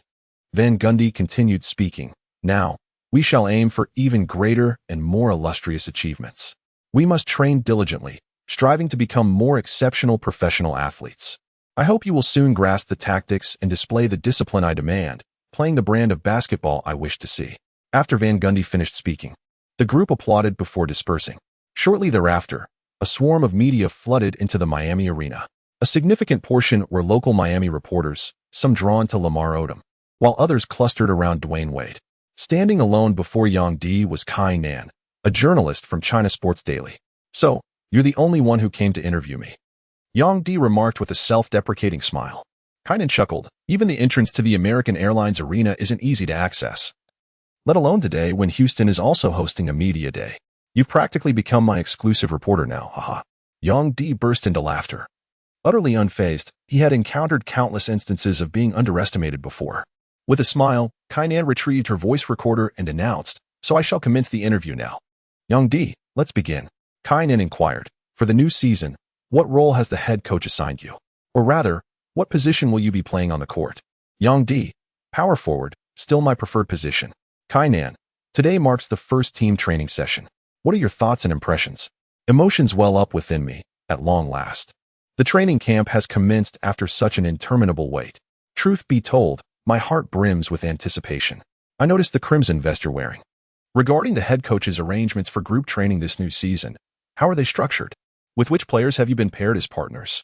This remains uncertain, but currently, Dwayne and I share the most seamless chemistry, as we frequently engage in additional training sessions together. Do you and Dwayne Wade possess such profound synergy? Correct. Young D nodded. Kainan continued to inquire, so currently within the team, you share a relatively closer relationship with Dwayne Wade. Is that accurate? Indeed. We spent the entire summer practicing basketball together. He was exceptionally skilled with a diverse scoring arsenal, and we developed a close friendship. Following media day, Coach Van Gundy gathered the team for preseason training, starting with recovery sessions for the veterans. Players like Odom and Grant, who had opted for vacations during the summer, hadn't yet joined full team practices. Trainers conducted thorough physical assessments for them, designing scientifically structured programs to gradually reintroduce them to basketball conditioning, easing them back into game shape. Meanwhile, newcomers such as Wade, Young D, and Haslam focused primarily on team strategy drills. As Van Gundy often emphasized, rookies entering the NBA must first unlearn bad habits from their previous play styles, cultivate proper professional discipline, and truly learn how to play the game, not just engage in simplistic, repetitive scrimmages. Chapter 44, The First Battle, Part 1. The schedule for the 2003-2004 NBA regular season was announced, with the Miami Heat making their debut on the road against the Philadelphia 76ers. Prior to that, there were nearly 2 weeks of preseason games, a period for rookies to hone their skills, coaches to experiment with new strategies and rotations, and fringe players to showcase their talents in hopes of securing a spot in the league. After team training camp, Young D's remarkable summer progress became evident. Though his offensive game remained inconsistent, his defensive prowess displayed extraordinary potential and distinctive qualities. His offensive rating stood at 57, grade C, while his defensive rating soared to 77, grade B. His rebounding was rated 79, grade B, and his overall score was 71, grade C. Notably, his strength and vertical leap showed the most rapid improvement. His strength reached 82, breaking the 80 threshold, while his leaping ability hit 77, hinting at limitless upward potential. Coach Van Gundy couldn't deny that Yang D was a quick learner. Unlike Udonis Haslam's steady, workmanlike approach, Yang D exhibited a natural instinct on the court. His lateral quickness and anticipation often led to unexpected blocks. His positioning is excellent, and he attacks offensive rebounds with relentless energy, assistant coach Walker remarked with a smile. Huff. On the training ground, the rhythmic squeaks of basketball shoes against the hardwood floor create a constant soundtrack. Occasionally, a player executes a dazzling breakthrough or orchestrates an exquisite play. What a magnificent move! Yang D clapped enthusiastically as the half-court offensive drills progressed, gradually developing chemistry with Haslam, Alston, and others. Even routine NBA training sessions brim with intensity and aggression. Boom. Odom backed into Yang D, dribbled with a spin move, then faked a shot with a deceptive pump fake. Yang D wasn't shoved away, but when he slid along the baseline, he was tricked into jumping. Midair. He caught the mocking glint in Odom's eyes and instantly realized he'd been fooled again. Seizing the moment as Yang D descended, Odom leaned back effortlessly, creating space between them. With his arm raised high, wrist flicking downward, his fingers gently guided the ball. The basketball arced just beyond Yang D's reach, swishing cleanly through the net, sending the white mesh rippling. Damn, fell for it again. You'll get used to it with more practice. Watch my fakes. But I just can't tell if your first shot is real or fake. If I don't jump, it feels like you score even easier, Yang D grumbled, rubbing his head in frustration. Odom's lips curled slightly. Just keep practicing. By mid-October, the preseason officially tipped off. The Miami Heat's first preseason game was a home matchup against the visiting Indiana Pacers in Miami, while 7 or 8 other games unfolded simultaneously across the league. For the NBA, which has always been committed to global expansion, preseason games undoubtedly present a prime opportunity to amplify its influence. In the past, to cater to international fans and tap into overseas markets, the league dispatched numerous teams to play abroad: Spain, France, Japan, and beyond. However, following the impact of 9/11, overseas games were suspended in recent years. Yet rumors now swirl that officials are considering reviving the international preseason series next year, with China likely being the first destination. Yao Ming's monumental influence has unveiled a vast, untapped market, leaving countless stakeholders salivating at the prospect. Before the game, Tyrone and Samaki were sidelined due to injuries, while John Wallace found himself edged out by the likes of Yang D and Udonis Haslam, omitted from Van Gundy's 12-man roster. The Pacers, during the offseason, dismissed head coach Isaiah Thomas, replacing him with the 44-year-old Rick Carlisle, who had previously coached the Pistons for 2 seasons. However, after Detroit hired Larry Brown this year, Carlisle was unceremoniously cast aside, deepening the simmering rivalry between these Eastern Conference powerhouses. In the locker room, Yang D ran his fingers over the number 8 jersey issued to him. His surname YNG emblazoned across the back. Let S go, Young, everyone S already out, Wade called, his face alight with excitement as he pushed open the locker room door. Coming. Young hastily pulled on his jersey, concealing it beneath his warm-up jacket before following Wade out. The two emerged onto the court, where players from both the Heat and the Pacers were engaged in pre-game warm-ups. The arena, sparsely populated due to the preseason nature of the game, lacked the fervor of a regular season opener. Only those with flexible schedules or diehard Heat fans had turned up. Young took a few shots, loosening up while staff diligently retrieved the balls. At the appointed time, the referees strode onto the floor, synchronizing their watches at the scorer's table before blowing the whistle, signaling the end of warm-ups. The lights dimmed, and the DJ's electrifying voice boomed through the arena. Ladies and gentlemen, welcome to American Airlines Arena. In front of the players' bench, Van Gundy, who had already announced the starting lineup, signaled the team to prepare. The substitutes like Yang D stood in 2 rows. The starting 5 were Wade, Eddie Jones, Karen Butler, Odom, and Grant. Let us welcome, from Marquette University, standing at 6 feet 3 inches tall, our 5th overall pick this year, Dwayne Wade. The DJ made the introductions. A glimmer of envy flashed in Yang D's eyes. This was the glory of being an NBA starting player, though the audience's cheers were sparse at the moment. He could vividly imagine the thunderous roars that would erupt once the regular season began. This is presumably the very essence of the NBA's enchantment. The polished floor gleamed under the radiant lights, the arena bathed in a luminous emptiness. The Indiana Pacers starting lineup consisted of C. Jeff Foster, P.F. Jermaine O'Neal, S.F. Harrington, S.G. Ron Artest, and P.G. Jamal Tinsley, with Reggie Miller notably absent from the active roster.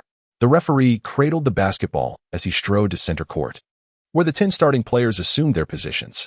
Multiple camera angles were poised, the crew standing by in readiness. With a sharp whistle, the official lofted the ball into the air.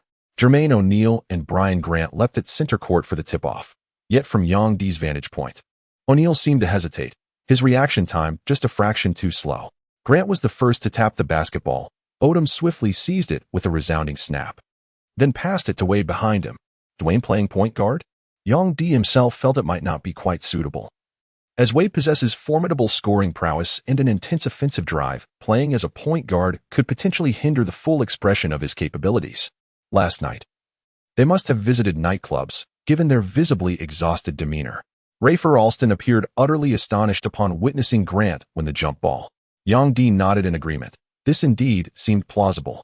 If even I can out-jump Grant, damn it, then Jermaine O'Neal can't possibly be an all-star caliber player. This individual is affluent, having just signed a 7-year contract worth $123 million this summer. Such an exorbitant sum. Yang Di secretly clicked his tongue in admiration, his heart brimming with envy.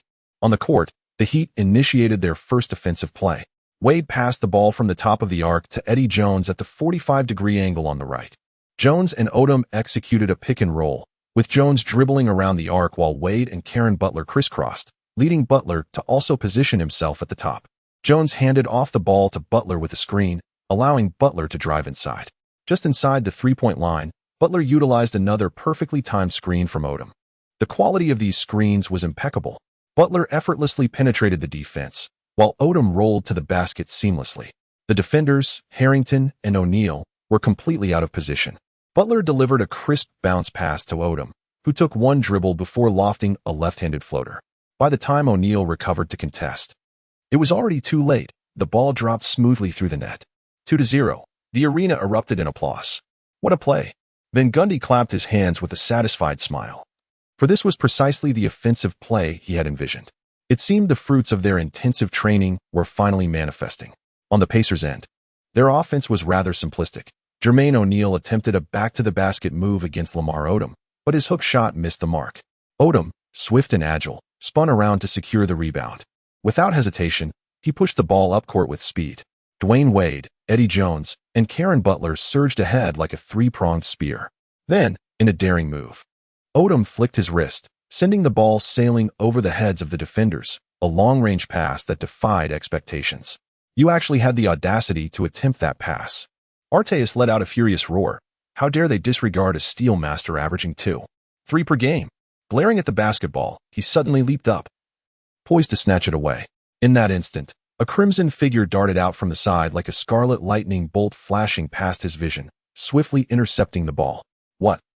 Arteas turned his head, only to witness the crimson number 3 jersey fluttering in the wind, with not a single Pacers player able to keep pace. Chapter 45. The First Battle, Part 2. Too swift. Only upon stepping onto the court does one truly witness this tempestuous velocity. Wade, facing an empty front court with no defenders, takes a deep breath before charging towards the perimeter of the paint. With a powerful push from both legs, his body ascends diagonally into the air. Clutching the ball beneath his waist, he arches his torso mid-flight as his head clears the rim, letting out a thunderous roar. Bang! The resounding dunk echoes through the arena. The basketball hoop swayed as he executed a spectacular reverse dunk. The surroundings plunged into silence for a moment. After a brief 2-second pause, the audience suddenly erupted with realization. An indescribable surge of adrenaline burst forth, flooding their minds with exhilaration. Damn, what a shot. Slam dunk, my man. Absolutely brilliant. The audience erupted in whistles and cheers, their faces alight with exhilaration as if struck by pure joy, part astonishment, part delight, ultimately transforming into thunderous applause. Yang Di was the first to rise from his seat, cupping his hands around his mouth like a megaphone, shouting toward Wade on the court, "Shatter their arrogance, Dwayne." Wade turned his head and gestured toward the bench with his finger, prompting Haslam, Alston, Rasul, and others to rise, some waving towels, others clapping in response. Clearly, the Pacers were out clubbing last night. Look at them, utterly sluggish, Yang Di remarked as he sat down. Though, can you blame them? Our nightlife here is irresistible. It's only natural the Indiana boys wanted a taste. Haslam, overhearing Yang D's incessant chatter about the Pacers' lack of energy, silently averted his gaze. Meanwhile, Wade dominated the court. With 3 years of college experience under his belt, his technical and tactical prowess was impeccable. Not only did he flawlessly execute Van Gundy's plays, but he also seized every opportunity with breathtaking precision. His dazzling drives left defenders like Jamal Tinsley utterly helpless. In just under 9 minutes of the first quarter, he sank 3 of 4 shots, racking up 8 points and a rebound. The Pacers, disengaged and listless, allowed the Heat to surge ahead. By the end of the quarter, Miami led by a commanding 15 points, 32-17. As Grant walked off the court, his eyes flicked toward Yang D, still benched on the sidelines. Their gazes met, and Grant tilted his chin upward, exuding arrogance. Yang D clenched his jaw, understanding the taunt all too well. Grant, the starting center, had played the entire 12-minute quarter, securing 5 points and 4 rebounds, including an offensive board, executing the coach's strategy flawlessly. Meanwhile, Yang D hadn't seen a single minute of action, left to stew on the bench. Restless, Yang D glanced at the head coach, only to find him deep in conversation with Rasul, preparing for the next rotation, completely oblivious to his sideline players' frustration. In the second quarter, the Pacers substituted their starters with bench players, and the Heat followed suit by matching them with their own reserves. Towering at 7 feet 1 inch, center Loren Woods made his appearance, a teammate of Yang D who was originally selected by the Timberwolves as the 17th pick in the second round of the 2001 draft. After spending his first 2 seasons with Minnesota, he joined the Heat this year, weighing in at a solid 245 pounds, serving as a valuable addition to Miami's interior presence. Stan Van Gundy, by nature, favors deploying such towering big men, though Loren Woods' rebounding leaves much to be desired. Meanwhile, the Pacers' frontcourt was anchored by Scott Pollard and Austin Croshere, both white players yet fiercely aggressive on the court, relentlessly securing offensive rebounds for Indiana. As a result, despite the Pacers' perimeter shooting remaining ice cold, the deficit gradually narrowed. Van Gundy called a timeout, barely halting Miami's downward spiral, but by the 7-minute mark, the Pacers had cut the lead to just 6 points, 29-35. Through the first 5 minutes of the second quarter, the Heat had managed only 3 points. Their offense sputtering and their rebounding unreliable. Substitution. During a dead ball situation, Van Gundy signaled for a substitution, prompting the referee to immediately halt the game. With a deliberate motion, Van Gundy's finger swept across the Heat's bench before pausing momentarily and pointing towards Yang D and Udonis Haslem. Young, Udonis. You two are up. Replace Loren and Malik, the power forward. All right, no problem. Yang D sprang up from the bench in an instant, brimming with eagerness. Go get him, Wade encouraged. Giving Yang D a pat on the backside before he took the court, Haslem appeared relatively composed, yet his tightly clenched fists betrayed the storm of emotions within. Both men shed their training jackets and strode onto the court, one after the other. Lawrence Woods and Malik Allen were subbed out, their expressions tinged with frustration as they exchanged lackluster high-fives with Yang D and Haslem. The arena announcer delivered a brief introduction for the newcomers from China. Standing at 6 feet 9 inches, our second-round pick this summer, the young talent, Yang D, born in our beloved Miami, hailing from the University of Florida, stands the towering 6 feet 8 inches power forward, Udonis Haslem. The audience erupted in scattered applause. Yang D heard a crisp ding as the synthesized system voice announced, Instant mission, preseason debut for the host's first official NBA appearance during the preseason lineup refinement phase. Achieve a standout performance of at least 5 points, 5 rebounds, and 1 block to strengthen rotation credibility. Reward, random free attribute points, 13, penalty for failure, none. Fantastic. Yang D clenched his fists, silently bolstering his own resolve. Completing impromptu tasks from time to time was also a pathway to self-improvement. After entering the NBA, these side missions should be embraced even more wholeheartedly. Haslem inbound the ball, passing it to Alston. At this moment, Yang D was playing the center position on the court. Alongside Haslem and Alston, the lineup also featured small forward Rasul Butler and shooting guard Eddie Jones. Alston advanced past the halfway line, with Yang D moving up high to set a screen for him.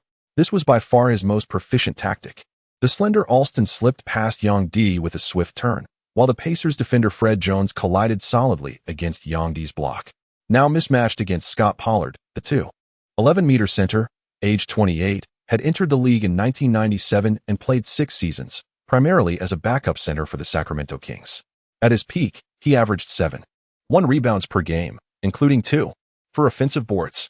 However, Pollard was never renowned for his defense, merely a diligent, blue-collar player. Against a quick guard like Alston driving hard, he could only lumber along, struggling to keep pace. Fortunately, Alston himself was no sharpshooter. Once he penetrated, he lacked the ability to pull up for a mid-range jumper, forcing him to barrel all the way to the baseline.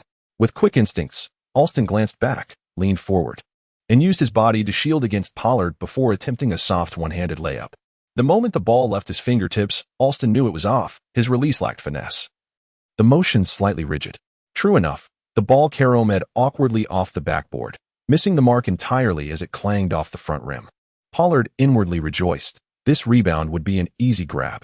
Yet just then, urgent warnings from his teammates echoed in his ears. Watch out. Watch out. Bewildered, Pollard wondered, watch out for what? Before Pollard could comprehend the situation, a sinister gust of wind suddenly rose behind his head. His countenance changed dramatically. Having spent years in the NBA, he didn't need to guess to understand what was happening. In the next moment, an irresistible force surged from behind him, propelling his feet to stagger forward unsteadily. His outstretched hands barely missed the rebounding ball as a pair of powerful, bronze-skinned arms appeared precisely in its trajectory. With a resounding smack, the hands clamped shut around the basketball, the deafening collision between palm and leather echoing like thunder in his ears. The charge zone, an offensive rebound. Yang D snatched the rebound, slammed the ball onto the court with both hands, lowered his head, shifted his feet, and swiftly maneuvered his body to evade the charging Pacers forward Austin Croshier and the assisting guard Fred Jones. With a thunderous roar, he propelled himself off the ground like a serpent coiling and striking, his arms raised high, effortlessly clearing the rim by half an arm's length. Arching his back and lifting his legs, he channeled every ounce of strength into the explosive dunk, driving the ball, and the exhilaration in his heart, through the hoop with a resounding bang. His sinewy arm clutched the rim, the pristine net fluttering as the basketball descended along the beam of spotlight, mingling with droplets of perspiration. The crouching photographer instinctively captured countless frames of this divine moment, as though a celestial being had descended to earth. Chapter 46, The First Battle, Part 3. In the blink of an eye, Yang D snatched the offensive rebound and executed a thunderous dunk, leaving the spectators at the American Airlines Arena utterly stunned. The sheer visual impact of the moment was overwhelming. Magnificent play, Yang. Wade was the first to rise from the bench, cheering for Yang D, just as Yang had been the first to stand when Wade completed a thunderous dunk moments before. In an instant, the arena erupted with thunderous applause and roaring cheers. Yang D descended from the rim, clenched his fist with a triumphant roar, then pivoted and sprinted back on defense. The stadium DJ, momentarily stunned, finally snapped to attention and elongated his tone, bellowing Yang's name with fervor. This guy. Even Van Gundy hadn't anticipated that Yang D could make an immediate impact upon entering the game.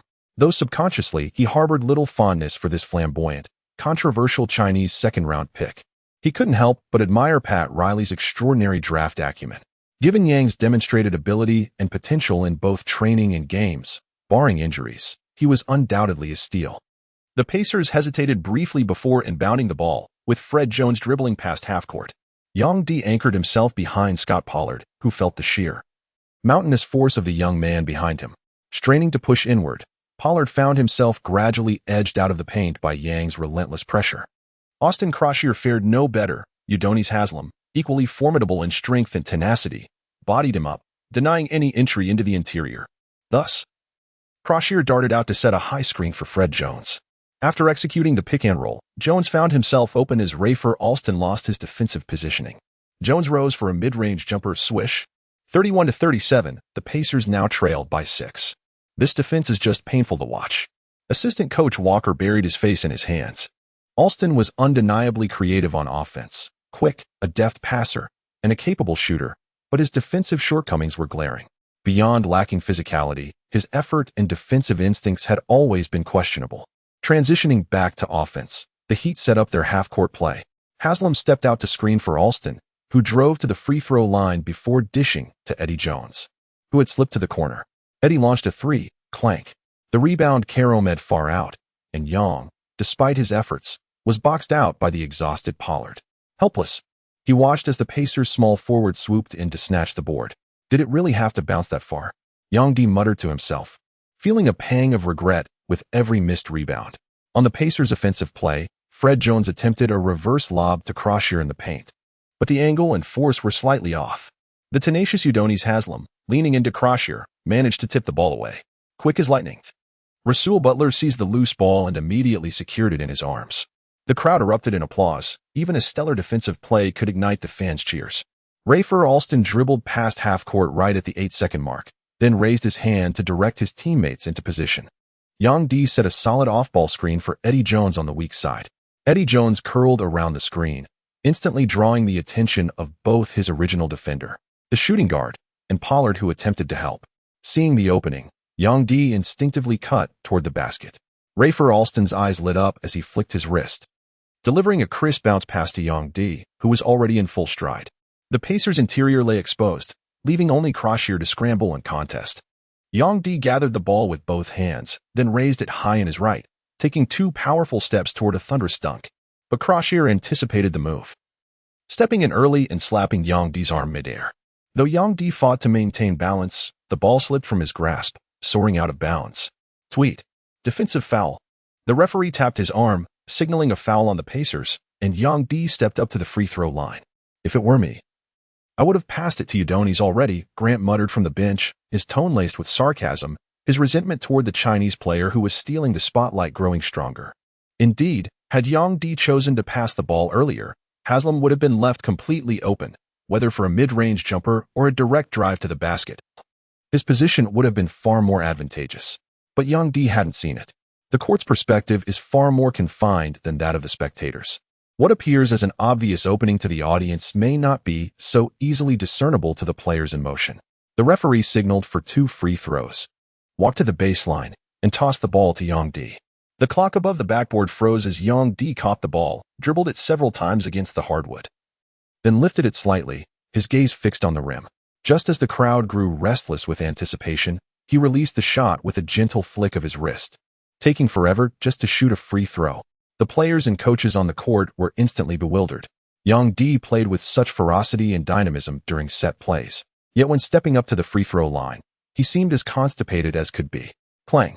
With just 5 seconds left on the clock, Yang D released the ball, only for it to strike the inner rim and bounce high into the air before grazing the backboard and veering hopelessly off course. His expression darkened. Poor shooting plagued him in every aspect, with his free throw rating languishing in the 40s and his accuracy abysmally low. Stepping forward, he exchanged slaps with Haslem and Butler, but the second attempt also clanged off the mark. So his free throws are a weakness.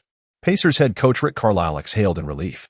This rookie's earlier performance had defied the norms for an inexperienced big man, but his flawed shooting stroke suggested he still adhered to the traditional mold, predictable, and therefore manageable. On Indiana's next possession, Crozier muscled inside, only to be disrupted by Haslem's defense. The ball teetered on the rim, and Yang D, boxing out Pollard behind him, ready to secure the rebound. Yet a crimson blur streaked in from the perimeter, snatching the board before he could react. Great box out, Yang. Push the break. With monkey-like agility, Alston snatched the rebound, then pivoted gracefully on the spot, leaving Yang D with nothing but a broad retreating silhouette. With a resentful expression, Yang D swiftly dashed forward. Just past the half-court line, Rafer Alston passed the ball to Rasul Butler, who then dished it to Eddie Jones in the corner. Facing the defender rushing at him, Jones executed a quick step-through, catching the opponent off balance and out of position. He effortlessly laid the ball in, extending the Heat's lead to 39-31.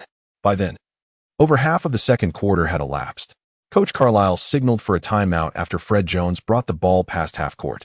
The home crowd erupted in applause. Since Yang D and Udonis Haslem entered the game, Miami's rebounding and interior defense had visibly strengthened, tilting the momentum in their favor. Yang D stepped off the court, his face still flushed with excitement. In those brief moments, his heart pounded faster than ever, as if his very soul trembled with exhilaration. Good job, Stan Van Gundy said, exchanging high-fives with each player. When he reached Yang D, he added, rebounding was solid. Just doing my part. Yang D replied with a lifted brow. Van Gundy frowned slightly, but remained silent. Yang D then proceeded to slap hands with his teammates, Lamar Odom, Karen Butler, before bypassing Brian Grant to share a fierce embrace with Dwayne Wade. Why copy my dunk? Wade teased. Only a dunk could capture how I felt, pure adrenaline. Yang D answered. After a pause, he added, Udonis told me the Pacers hit the clubs last night. If we don't crush them today, When will we ever get a better chance? Brilliant, Wade laughed heartily. A minute later, the timeout ended. Yang D and Wade checked back in together, replacing Eddie Jones. Chapter 47, The First Battle, Part 4. As the head coach, Carlisle was well aware of where the Indiana Pacers had been carousing the previous night. In fact, during the regular season, he would have explicitly forbidden such behavior.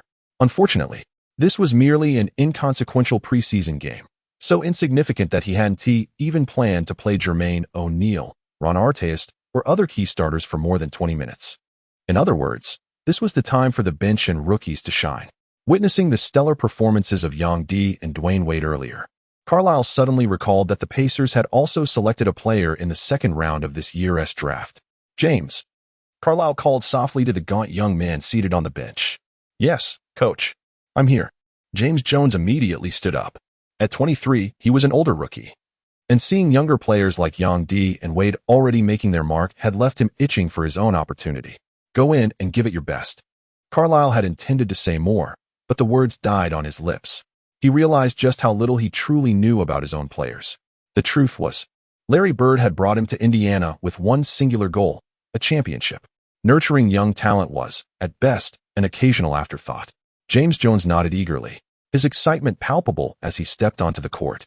After the timeout, the Heat fielded a lineup of Rafer Alston, Dwayne Wade, Rasul Butler, Udonis Haslem, and Yang D.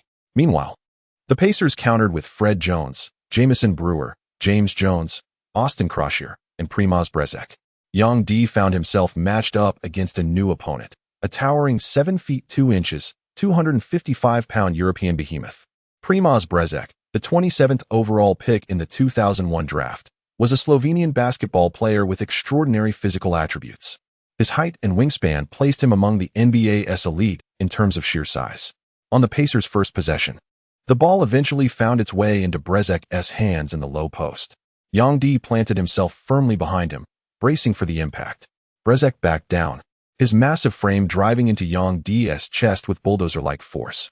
The collision sent Yang D staggering, his balance disrupted. Seizing the moment, Brezek pivoted on his left foot, raising his left hand for a gentle hook shot. The ball arced gracefully through the air before dropping cleanly through the net.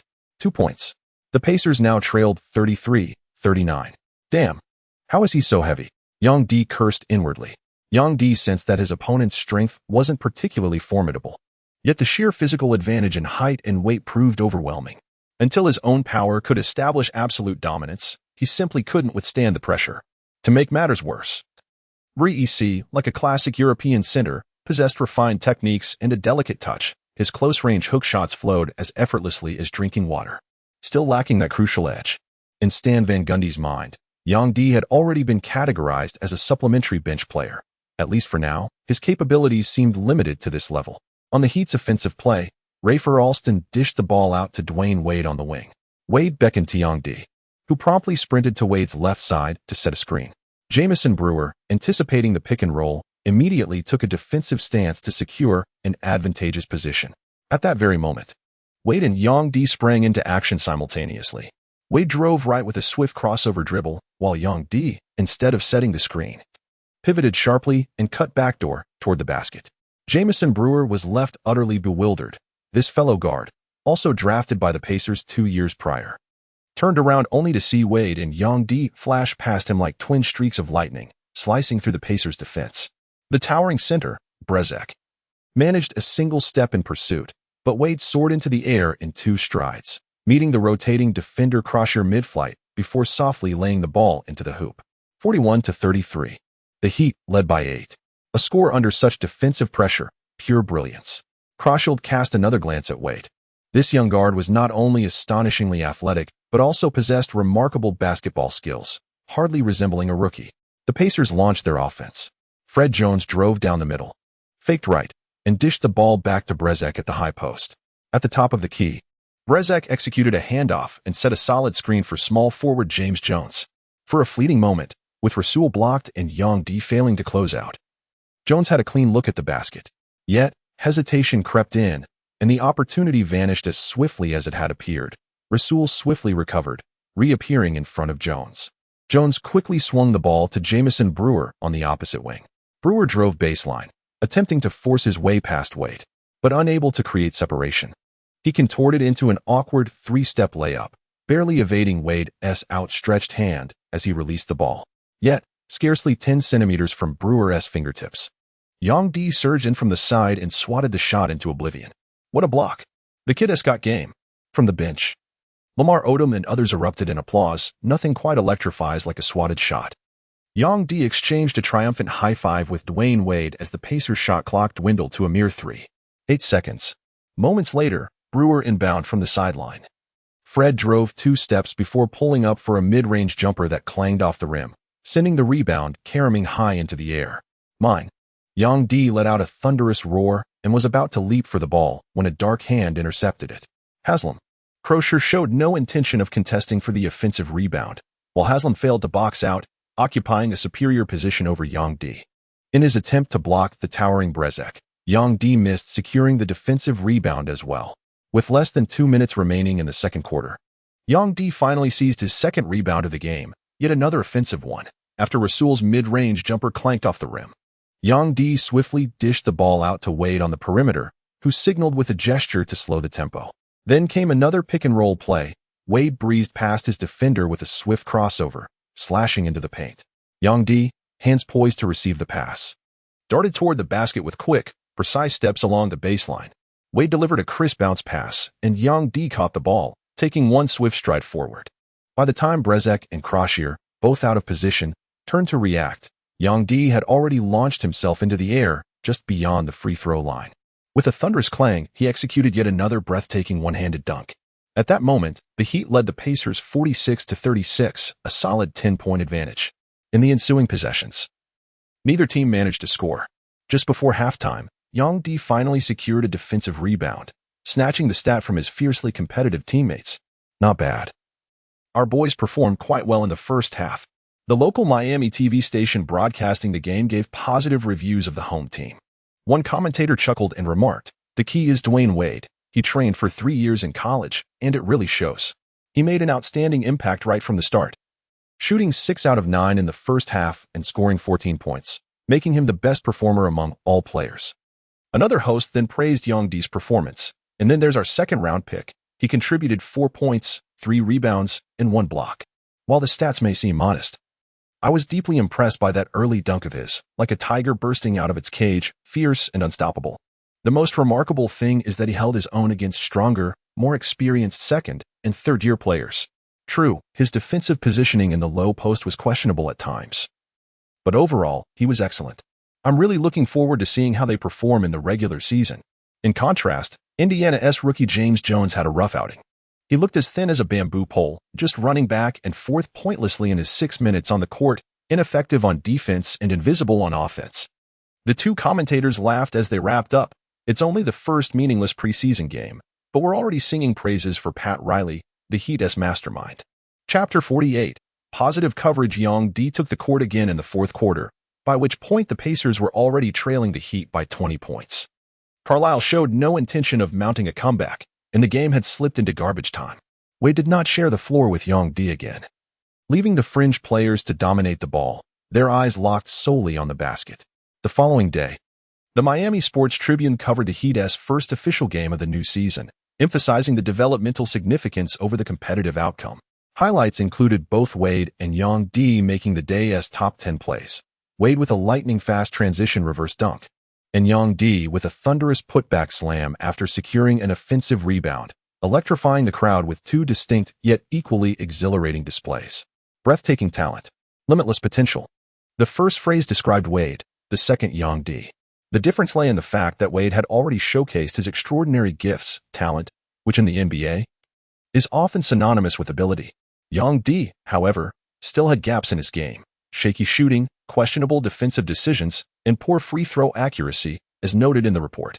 His current performance could only be defined by the promise of what he might become. This favorable coverage quickly caught the attention of Chinese-American fans across the Florida peninsula.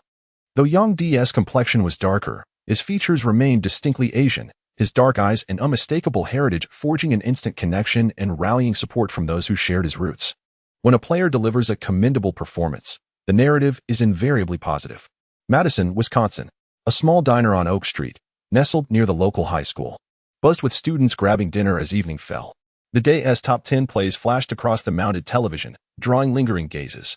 Number 10. Corey Maggette of the LA Clippers storms down the court for a one-handed tomahawk jam. Last season, Maggette averaged an impressive 16.8 points and 5 rebounds per game for the Clippers. During the offseason, he reportedly underwent intensive training at a specialized camp. Even in the preseason games at the dawn of this new season, the fruits of his rigorous preparation have begun to subtly manifest. The ninth play featured a dazzling display by Boston Celtics guard Kendrick Brown, with an exquisite fake that left his defender grasping at air, followed by a graceful layup that found nothing but net. This defender was selected by the Celtics in the first round, 11th overall pick in 2001. After spending his first 2 seasons mostly on the bench, he finally made it to the top 10 plays today, a promising sign for the new season. The 8th highlight features a Chinese rookie drafted by the Miami Heat, fiercely grabbing an offensive rebound before emphatically slamming it home with both hands while hanging on the rim. Yang Di's spectacular goal was ranked 8th in the top 10 plays of the day on the official website. The moment it appeared, it instantly drew gasps of amazement from fans. A high school student watching the game in a restaurant exclaimed loudly, "I know this guy? Damn, I think I've seen him before. Isn't he the center from the Firefox team last year?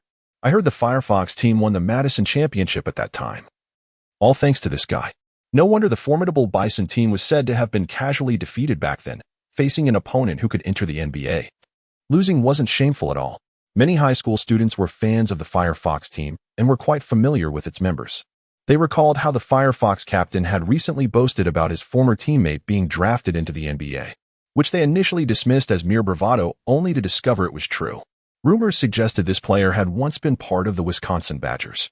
Yet the scouting report claimed he had no college basketball experience. How could that be? He was later expelled from the University of Wisconsin. The second preseason game was against the Bucks, again held at home. The match was scheduled 2 days later. After giving the team a day off, Stan Van Gundy gathered all the Miami Heat players for their regular training session the following day. Yang Di hummed a tune as he walked into the locker room, finding it completely empty. His locker was next to Dwayne Wade's. After setting down his headphones, he changed into his jersey and slipped on his newly purchased Air Jordan 18s. The Air Jordan 18 had debuted the previous season when Jordan retired. Featuring metallic mesh material on the tongue and ankle support, the shoes offered exceptional comfort. And Yang Di found them incredibly pleasant to wear. Just as he finished changing, the locker room door swung open and Brian Grant walked in. Yang Di, about to leave, found himself face to face with him. Their eyes met, each reflecting mutual disdain.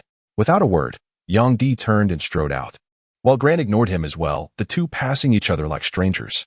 Yang Di made his way to the training facility, where a couple of staff members were already wiping down the floors and equipment.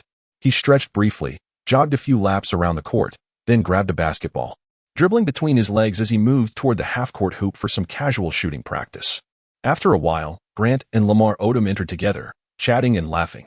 Spotting Yang Di, Odom's eyes lit up, and he greeted him cheerfully. "Yang, you're here early." "Indeed, Lamar." Yang Di put away the basketball and responded to Odom. Their rapport remained amicable. Odom's generosity that day had left an indelible impression on Yang Di, offering him a genuine glimpse into what it meant to spend extravagantly without hesitation. Subsequently, Wade, Butler, Haslam, and others filed into the training facility one after another, gradually filling the space with lively energy. Head coach Stan Van Gundy instructed the staff to bring in 2 stacks of jerseys, one red, the other yellow. "Today, we're running full court 5-on, 5 scrimmages." Assistant coach Walker addressed the entire Miami Heat roster, saying, "Stan and I will each lead a team, with a 20-minute time limit." "All right." The players responded in unison. Rasul, Butler, Dwayne, Wade, Lamar, Odom, Rafer, Alston, Malik, Allen, Yang Di, and I formed one team. Walker smiled while calling out names, then led Yang Di and the others across to the opposite half of the court. The remaining players, Bimbo Coles, Eddie Jones, John Wallace, Karen Butler, Udonis Haslam, Brian Grant, and Loren Woods, stayed on one team, ready to follow head coach Van Gundy's instructions. The starting players were split evenly between the 2 squads, with Yang Di and others donning yellow vests. Even in the most routine 5-on-5 scrimmage, the intensity was fierce. After all, these were NBA players. What I want to emphasize is focus during the game, especially on rebounding. And be careful, don't get injured, Walker said without overcomplicating tactics. After a brief reminder, he sent the players onto the court to warm up. Assistant coach Eric Spoelstra officiated the scrimmage. Of Filipino descent, Spoelstra joined the Heat in 1995, serving 2 years as a video coordinator before becoming an assistant coach in 1999 and later the director of scouting while retaining his coaching role in 2001. At just 33, he was already a rising star in the league. Of course, before Stan Van Gundy took over as head coach, all three had been assistant coaches for the Heat, each with their own basketball philosophy. Officiating a simple scrimmage was effortless for him. Young D remained on the bench as a substitute. Odom out-jumped Grant for the tip-off. And Rafer Alston brought the ball past half-court, finding Dwayne Wade on the wing. With a deft flick, Wade lobbed it inside to Odom. Odom dribbled left, faked, then pivoted on his right foot toward the baseline, planting his left before rising for a smooth fadeaway. The ball kissed the glass and dropped in. Grant didn't even jump, failing to contest. On the red team as possession, veteran Bimbo Coles advanced the ball before dishing to Karen Butler, who signaled for a screen from Grant. Butler used the pick, crossed over to create space, and pulled up for a clean jumper. 2-2. See that? Walker remarked to Young D on the sidelines. Haslam didn't defend well here. If he had stepped up a split second earlier when Butler drove, he could disrupted the play. He sagged too far inside, giving Butler room to operate. Finding that perfect balance between defending the drive and the shot, that's what separates great defenders, Walker continued. Young D nodded. Walker made a valid point. Every player's defensive instincts differed, and adjustments based on physicality and reaction time dictated their choices on both ends. Still, it nodded him. Haslam was starting for the red team, while he remained a reserve. Frustration simmered beneath the surface. Chapter 49. Negative emotions. Some believe that training is merely training and competition is simply competition. This is a profound misconception. Training is competition without an audience, while competition is a battlefield with no retreat. Every individual striving within the league must exert their utmost effort on every game night. The slightest lapse in focus can lead to humiliating consequences. When the NBA rose to global prominence, its unparalleled intensity of competition became a subject of fascination for countless experts. Many basketball stars from Europe struggled to adapt upon arriving in the NBA, partly due to differences in basketball philosophy, but also because they were overwhelmed by the relentless physicality of the game. This intensity is not confined to the court alone. It permeates daily training as well. Stan Van Gundy rose to his feet, his commanding voice echoing through the arena. Move. Move. Seal off his drive. Secure the rebound. Beautiful. Wade was still unaccustomed to the pick-and-roll plays in the NBA, while Karen Butler, having trained for a year, had already mastered the most efficient ways to score. Coupled with the solid interior rebounding of the red team, the two squads battled back and forth for 6 minutes, with the yellow team trailing 7-9 by 2 baskets. Young, get ready to play. Walker patted Young D's shoulder, rose from the bench, and walked to the sideline, addressing Eric Spoelstra. Eric, I'm preparing to make a substitution. Understood. Spoelstra glanced at his watch. 6 minutes and 39 seconds. At the next dead ball, Young D checked in, replacing Malik Allen at the center position, while Lamar Odom shifted back to power forward. Simultaneously, the yellow team also made adjustments. Veteran Tim Hardaway was subbed out, with Eddie Jones and Karen Butler pairing up in the backcourt, and John Wallace stepping in as small forward, countering move for move. Impressive. Watching Jeff Van Gundy's tactical shift, Walker immediately grasped his intentions. From the initial emphasis on interior offense to now bolstering perimeter firepower, even without a superstar like Wade. The yellow team maintained a slight edge over the red team. Once Young D stepped onto the court, he found himself matched up against Brian Grant. Rookie, you're finally in the game. I've been waiting for you. Grant approached Young D's side and whispered a taunt in his ear. What an atrocious hairstyle you have. You effeminate weakling. Young D swiftly retorted without hesitation, exclaiming sharply. Grant was seething with rage, cursing under his breath as he resolved to teach this arrogant young upstart a harsh lesson later. As the red team launched their offense, Grant abruptly planted his feet, arching his back to lean into Young D while demanding the ball from the perimeter. Young D braced against Grant's back with a single bent arm, immediately sensing the overwhelming force radiating from the veteran. This man, Grant's sheer strength surpassed even Young D's current formidable 85-point rating. He was the epitome of the iron-willed power forwards of the 90s, renowned for his relentless tenacity and ferocious rebounding. Young D estimated that Grant's power likely hovered around 90, just a hair's breadth away from the coveted S tier. Seeing Karen Butler notice Grant's rare enthusiasm for the ball, He halted his drive and instead lofted a high pass, delivering it to Grant in the low post. Thud. With the ball in hand, Grant dribbled once, mustering every ounce of his strength as he subtly leveraged his elbow to create space. The first forceful impact struck squarely against Yang Di's chest. Yang Di felt an excruciating pain, as if struck by an iron chisel. His ribs seemed on the verge of shattering, though his mind willed him to hold firm. His body instinctively recoiled in evasion. Seizing the moment, Grant took a quick step forward, charging toward the basket before leaping high with the ball raised. By the time Yang Di, stubbornly refusing to concede, attempted another jump, it was already too late. As Grant slammed the ball through the hoop with a resounding bang, Yang Di arrived just a fraction too late, swiping at his arm in vain. "Rookie, that's a foul." Grant let out a low, mocking chuckle before turning away. The players continued their drills. This wasn't an official game. No cameras were rolling. Yet Yang Di's face burned with humiliation. His teeth ground together audibly, veins throbbing visibly at his temples. When the yellow team launched their offense, Yang Di didn't call for the ball. Instead, he moved to set a screen for Wade.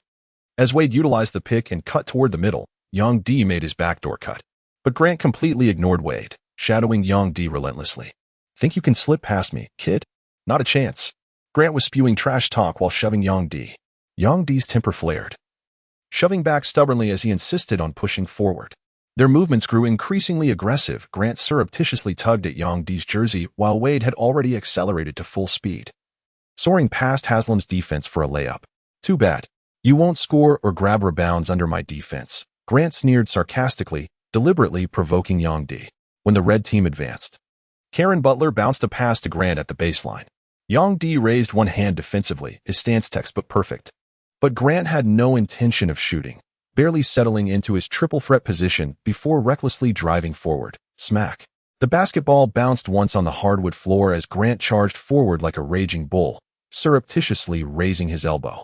"Watch out," Wade signaled clearly from the perimeter, alerting Yang Di. A flicker of anger flashed in Yang Di's eyes as he swiftly retracted his right hand, raising it defensively. His left foot pivoted with precision, his body twisting fluidly while his left hand transformed into a blade-like strike, slashing downward with determination. Whether it met flesh or ball mattered little in that moment. Grant never anticipated such tenacious defense from a rookie like Yang Di. After deflecting Grant's elbow with his right arm, Yang Di maintained perfect balance, and his descending left hand struck precisely the exposed surface of the basketball. The combined force transferred to the ball, wrenching it instantly from Grant's grasp. The leather scraped painfully against his palm, a testament to the sheer power behind Yang Di's strike. The ball ricocheted off his foot, soaring into the air before being snatched by the closing in Alston. In an instant, Wade and the others surged forward like arrows loosed from a bow. With a final glance at the stunned Grant, Yang Di sprinted after them. How could it be? How could this fellow possibly execute such a defense? Grant found it hard to accept.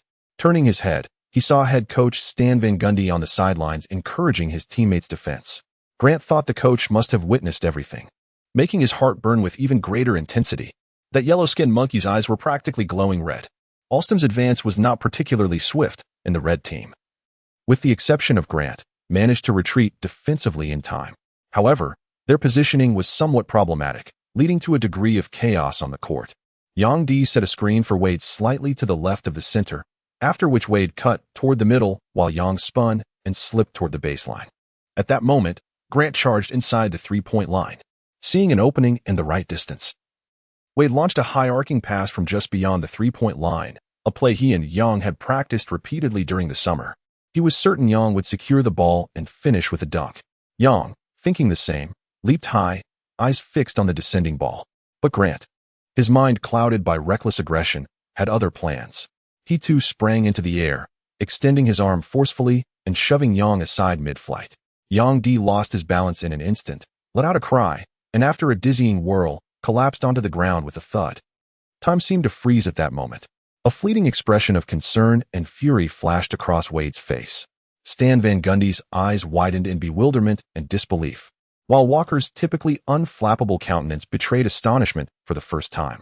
Referee Spoelstra was so startled, he dropped his whistle. "Gasp, have you lost your mind, Brian?" Odom, being the leader and the closest, was the first to lunge at Grant, an incredibly perilous move. Then Van Gundy, Walker, Trainer George, and others rushed in. Yet someone moved faster than them all. Yang Di, who had been sprawled on the ground for less than a second, sprang up like Wolverine. In the next instant, with a furious roar, he charged at Grant. His left fist clenched, delivering a thunderous straight punch, swift as lightning, that struck Grant square in the nose. Instantly, Grant's face blossomed with blood, his vision swimming with stars as dizziness overwhelmed him. Any flicker of remorse was swiftly eclipsed by sheer agony. Without pause, Yang Di's right fist followed like a landslide, a devastating hook crashing into Grant's skull.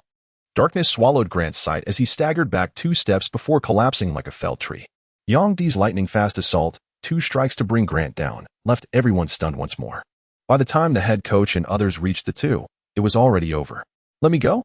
Yang Di's eyes burned with fury, still intent on delivering another blow, only to be firmly restrained by Wade and Odom, who rushed over. "How could this happen? What are you all doing? Your teammates. Have you all lost your minds?" Van Gundy gazed at the unconscious Grant and the defiant Yang Di, feeling utterly overwhelmed. The team physician rushed in, followed shortly by Pat Riley, who had caught wind of the commotion, plunging the scene into complete chaos. Chapter 50. The troublemaker and rumors in the Miami Heat's general manager's office. Pat Riley had just finished his second pack of cigarettes, the deep furrows on his face appearing even more pronounced. The team doctor's report had come in. Grant suffered a mild concussion, but was now conscious. He would need a week's rest. Standing before Pat Riley were Walker, Van Gundy, and Spoelstra. In many ways, Riley had been their guiding light on the path to coaching. A true mentor in every sense. Why had this happened? Why did you fail to recognize the utterly toxic relationship between them? As the head coach, you bear undeniable responsibility. Pat Riley addressed Stan Van Gundy with palpable dissatisfaction in his tone. Van Gundy did not deny it, nodding in acknowledgement of his accountability. "Indeed, I overlooked the hostility between them. I never expected Grant, as a veteran, would resort to such reckless actions against a rookie during practice, nor did I anticipate that a rookie would retaliate so fiercely. The kid fights like a boxer, for heaven's sake." "Professional," Walker interjected. Spoelstra added, "The locker room atmosphere is now poisoned, and tomorrow's headlines will likely fuel the fire, making the situation even worse." "I've mentioned before that I was considering trading Grant," Riley said, rubbing his temples, deeply troubled. "But if this incident isn't handled properly, it could significantly derail my plans, not just the locker room dynamics. They must be disciplined severely," Van Gundy asserted firmly. "Absolutely, that's precisely what's needed," Spoelstra agreed. Then, all 3 turned their gaze toward Walker, who hesitated before speaking. "Dede Young did make a mistake, but Grant set a terrible precedent. If punishment is to be meted out, it shouldn't be one-sided, it must be balanced. But Grant is a key player for the team. Does being a key player grant him the right to harm his own teammates without consequence? This matter transcends the player's status and should be judged objectively. In any case, Grant's punishment ought to be less severe than Yang Di's, given that Grant didn't directly assault a teammate, whereas Yang Di's conduct demonstrated far greater peril." "Greater peril, you say?" "A single misstep could potentially derail one's career, yet it remains ambiguous which consequence bears greater severity, a perspective I find myself at odds with." The 3 coaches engaged in a heated debate over the appropriate disciplinary measures for the incident. Van Gundy, Walker, and Spoelstra each held firm to their convictions, their arguments clashing vehemently, faces flushed with fervor. After what seemed an eternity of contention, Pat Riley struck the table with a resounding thud. "Enough. I have reached a decision regarding the punishment." The 3 coaches, moments ago on the verge of physical altercation, fell silent, their attention now fixed upon Riley. After a measured pause, Riley declared, "Yang Di shall face a 5-game suspension, effective from the preseason. Furthermore, he will bear the entirety of Grant's medical expenses." Pat Van Gundy thought this suspension would hardly affect Yang Di financially. According to the guaranteed salary calculation, only regular season suspensions impact personal income. As for medical expenses, while they may incur some costs, they certainly wouldn't be substantial. All things considered, one player recovering from injury and the other serving suspension would both be sidelined for about the same duration. Team performance is crucial, but an internal suspension should suffice. After all, Yang Di is just a kid under 20. We should give him more opportunities, Pat Riley interjected, cutting off Van Gundy before he could continue. The next day, as expected, some well-connected media outlets reported the shoving and brawl that had occurred during the Heat's practice. The Miami Herald, the city's largest newspaper, was the first to document the locker room conflict, framing it as a crisis and directing blame squarely at Yang Di. According to insider sources, Yang D had assaulted veteran Brian Grant, sending him to the hospital. The news immediately shocked Miami fans, and soon, the entire league was abuzz. Many seasoned players expressed disbelief at such an audacious and unruly rookie. Within days, media presence outside the American Airlines arena surged, demanding an official statement from the Miami Heat.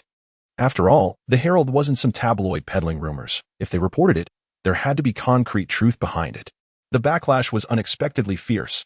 Miami fans, unaware of the full story, reacted with outrage. All they knew was that a troublemaker had joined their beloved team and injured one of its key starters. Some even protested outside the Heat's offices, demanding severe punishment for Yang D, or better yet, his outright trade. "We don't want this Chinese player. He's nothing but a thug. A rotten apple spoiling our team's chemistry," one angry fan shouted to reporters outside the arena. Amid the PR crisis, Carroll and Finney called Yang D for an explanation. Then came the call from his agent, Hanford Jones. The moment the line connected, a frantic, despairing voice erupted. "Yang, how could you do this? Have you lost your mind?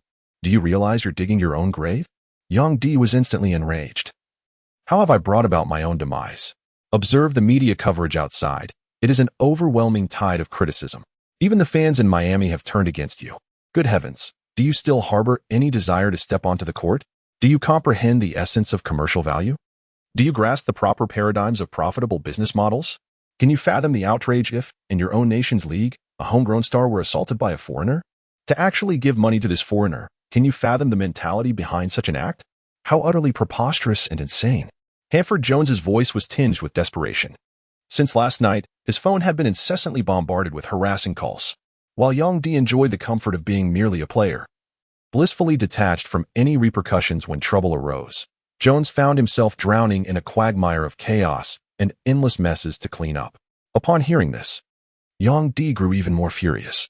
Without responding to Jones, he abruptly slammed the phone down. He curled up on the sofa, pulling the blanket over himself as the weather outside turned chilly and overcast, devoid of sunlight. Before long, his agent called again, spouting trivial complaints that only deepened Yang D's resentment. "I'm utterly exhausted.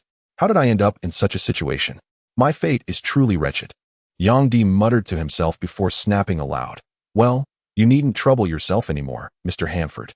I suppose what you truly require is an extended vacation." "What? Congratulations. Our employment relationship has come to an end at this very moment. You may now return to enjoying your vodka in peace." Yang D uttered these words in a flat, hurried tone before hanging up the phone. He then turned it off completely and tossed it onto the coffee table, choosing to ignore all these vexing matters. By firing his agent, Yang D had essentially shed that superficial layer of external protection, leaving him more vulnerable to the relentless onslaught from the outside world. Negative reports tarnishing his image sprouted like mushrooms after rain. Allegations surfaced about his underworld connections and his involvement in a brawl at Madison. Revelations about the dragon tattoos on his body emerged, with claims that his rebellious nature was nothing new. An unconventional Chinese, why is his temperament so drastically different from Houston's Yao Ming? The media questioned. Pacers' Ron Artest expressed admiration for Yang D. "Back in my training camp days, the one who broke my ribs was none other than Jordan. This young man has got fire." However, Pacers GM Larry Bird swiftly refuted such claims. Players with such temperament tend to be hot-headed. The Pacers have never endorsed such behavior. Teammates must stand united on and off the court. Amidst the swirling debates, Yang D's name surged in prominence during the preseason. Rumors further circulated that Yang D's impulsive actions had angered the Heat's upper management, prompting them to place him on the trading block. Upon hearing the news, Miami fans erupted in jubilation. Chapter 51. The unveiling. The media frenzy gradually subsided after 2 days. Yet Yang D's image had been permanently etched with negative descriptors such as impulsiveness and violence. Grant recuperated in the hospital, leaving Yang D without the opportunity to join the team for the remaining preseason games. Deep down, head coach Stan Van Gundy harbored disdain for troublemakers like Yang D. In contrast, the diligent Udonis Haslem stood out as the ideal team player. Yet paradoxically, Yang D's progress was astonishing. His daily training performances were visibly impressive, and his recent bench press strength even surpassed that of Haslem and the injured Grant, making him the strongest in the Heat's roster. What a freak. After reviewing the latest physical assessment report, Van Gundy was utterly speechless. October 28th, Philadelphia, 5 o'clock p.m. Inside the visiting team's locker room, Van Gundy delivered his pregame pep talk. Philadelphia ranked 5th in the East last season, but their head coach Larry Brown departed during the offseason. Currently, their starting small forward Glenn Robinson remains on the injured list, leaving their front court reliant on veteran Derek Coleman and Kenny Thomas, a notably weak interior defense. In short, we have a strong chance of winning tonight. Stay sharp on defense and secure those rebounds. His gaze swept across the Heat players, lingering briefly on Yang D, Dwayne Wade, and others, before settling on Haslam. Udonis, you're starting in place of Bryant tonight. Yang D blinked in surprise, while Haslam first beamed with delight, nodding in acknowledgement.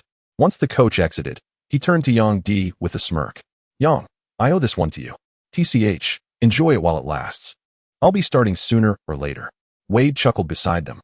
Despite Yang D's altercation with Grant, the camaraderie among the younger players remained strong. After all, they hadn't been particularly close to Grant before the incident. From their perspective, Grant's actions had indeed been reckless, though Yang D's reaction was undeniably extreme.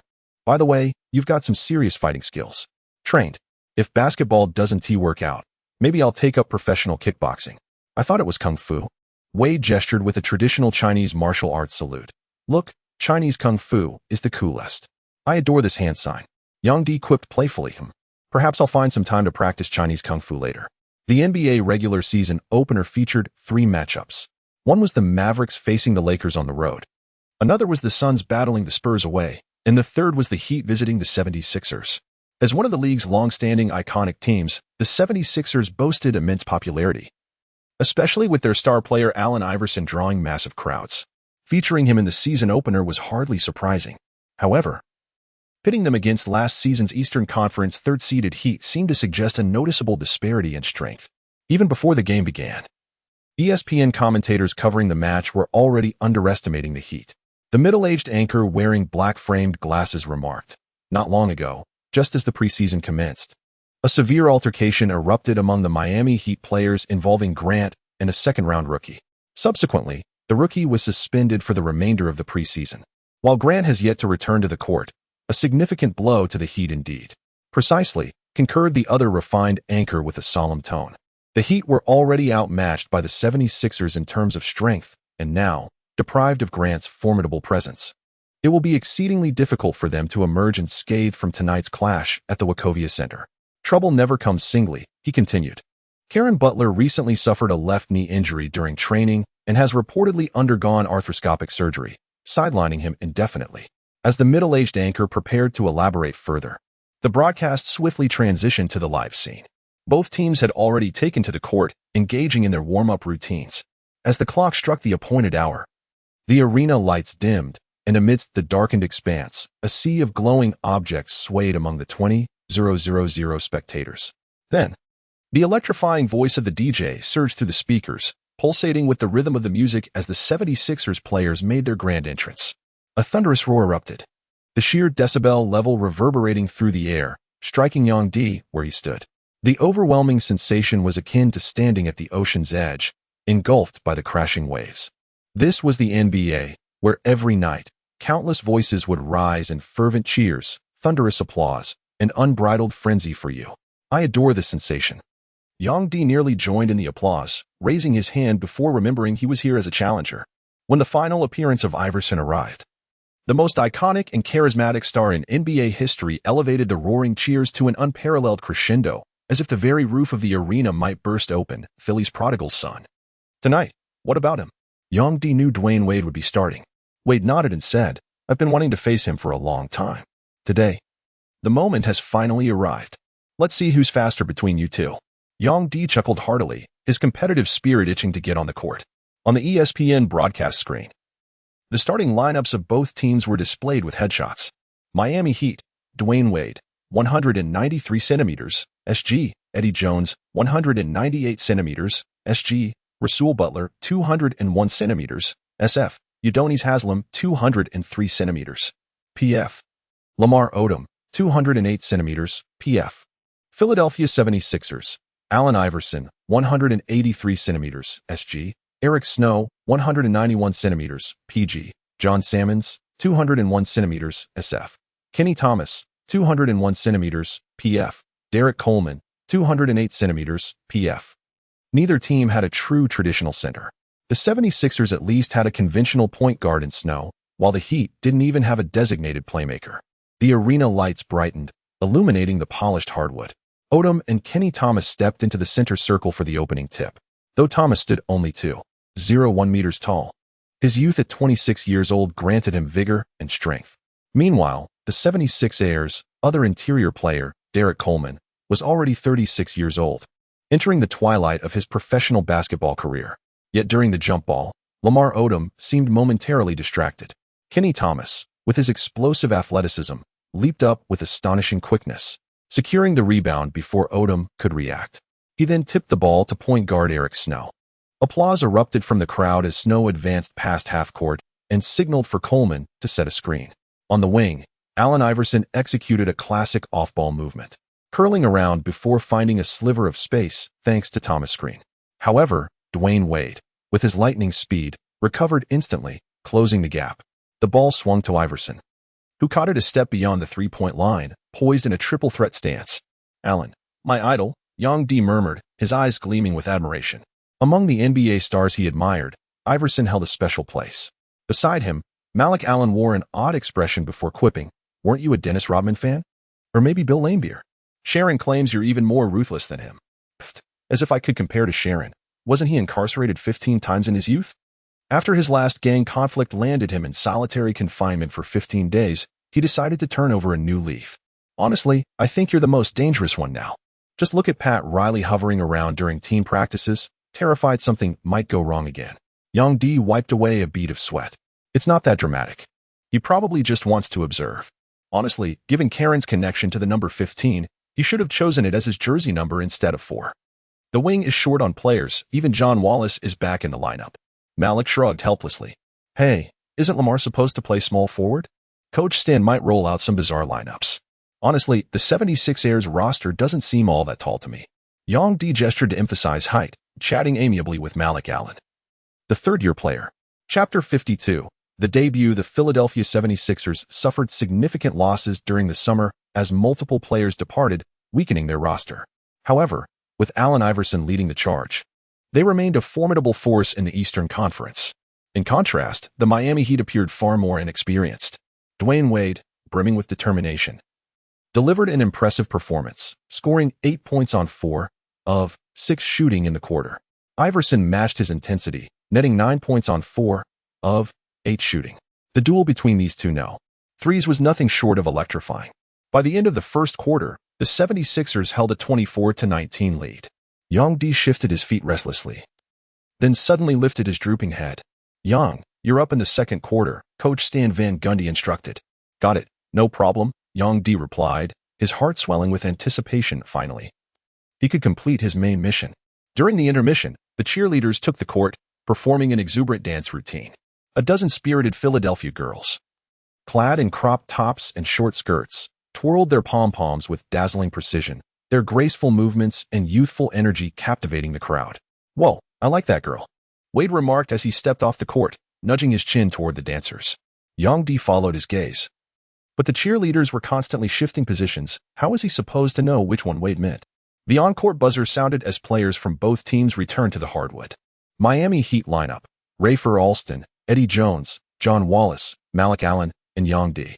Philadelphia 76ers lineup: Eric Snow, Willie Green, Aaron McKie, Kenny Thomas, and Mark Jackson. Young D found himself matched up against Mark Jackson. At 28 years old, Mark Jackson was selected in the second round, 9th pick, of the 1997 NBA draft. Standing at 6 feet 10 inches, he played the power forward position. Interestingly, there was another player in the NBA with the same name, Mark Jackson, currently serving as a guard for the Houston Rockets. Exactly 10 years his senior, the bald, muscular black man appeared physically imposing, with a height and build similar to Young D's. He remained silent, merely casting a brief glance at Young D upon his arrival on the court, likely aware that this newcomer was a rookie. Young D, too, refrained from initiating conversation. Noticing the other's silence, he simply kept to himself without a word. The game resumed. At the same moment the game was broadcast, Young D's fans sat up straight in anticipation. Chinese-American supporters in Miami, distant admirers from China, and most importantly, his closest friends and family all fixed their gaze upon the television screen, unwilling to miss a single detail of Yang Di's appearance on the court. The Heat inbound the ball, with Rafer Alston advancing past half-court. Yang Di lurked near the baseline as Alston and Malik Allen executed a pick-and-roll. After screening Eric Snow, the 76ers switched defensively, prompting Alston to pass the ball back to Allen, who now faced Snow in a mismatch at the high post. Mismatch, but not an ideal position, Yang Di thought, preparing to loop around and assess potential opportunities.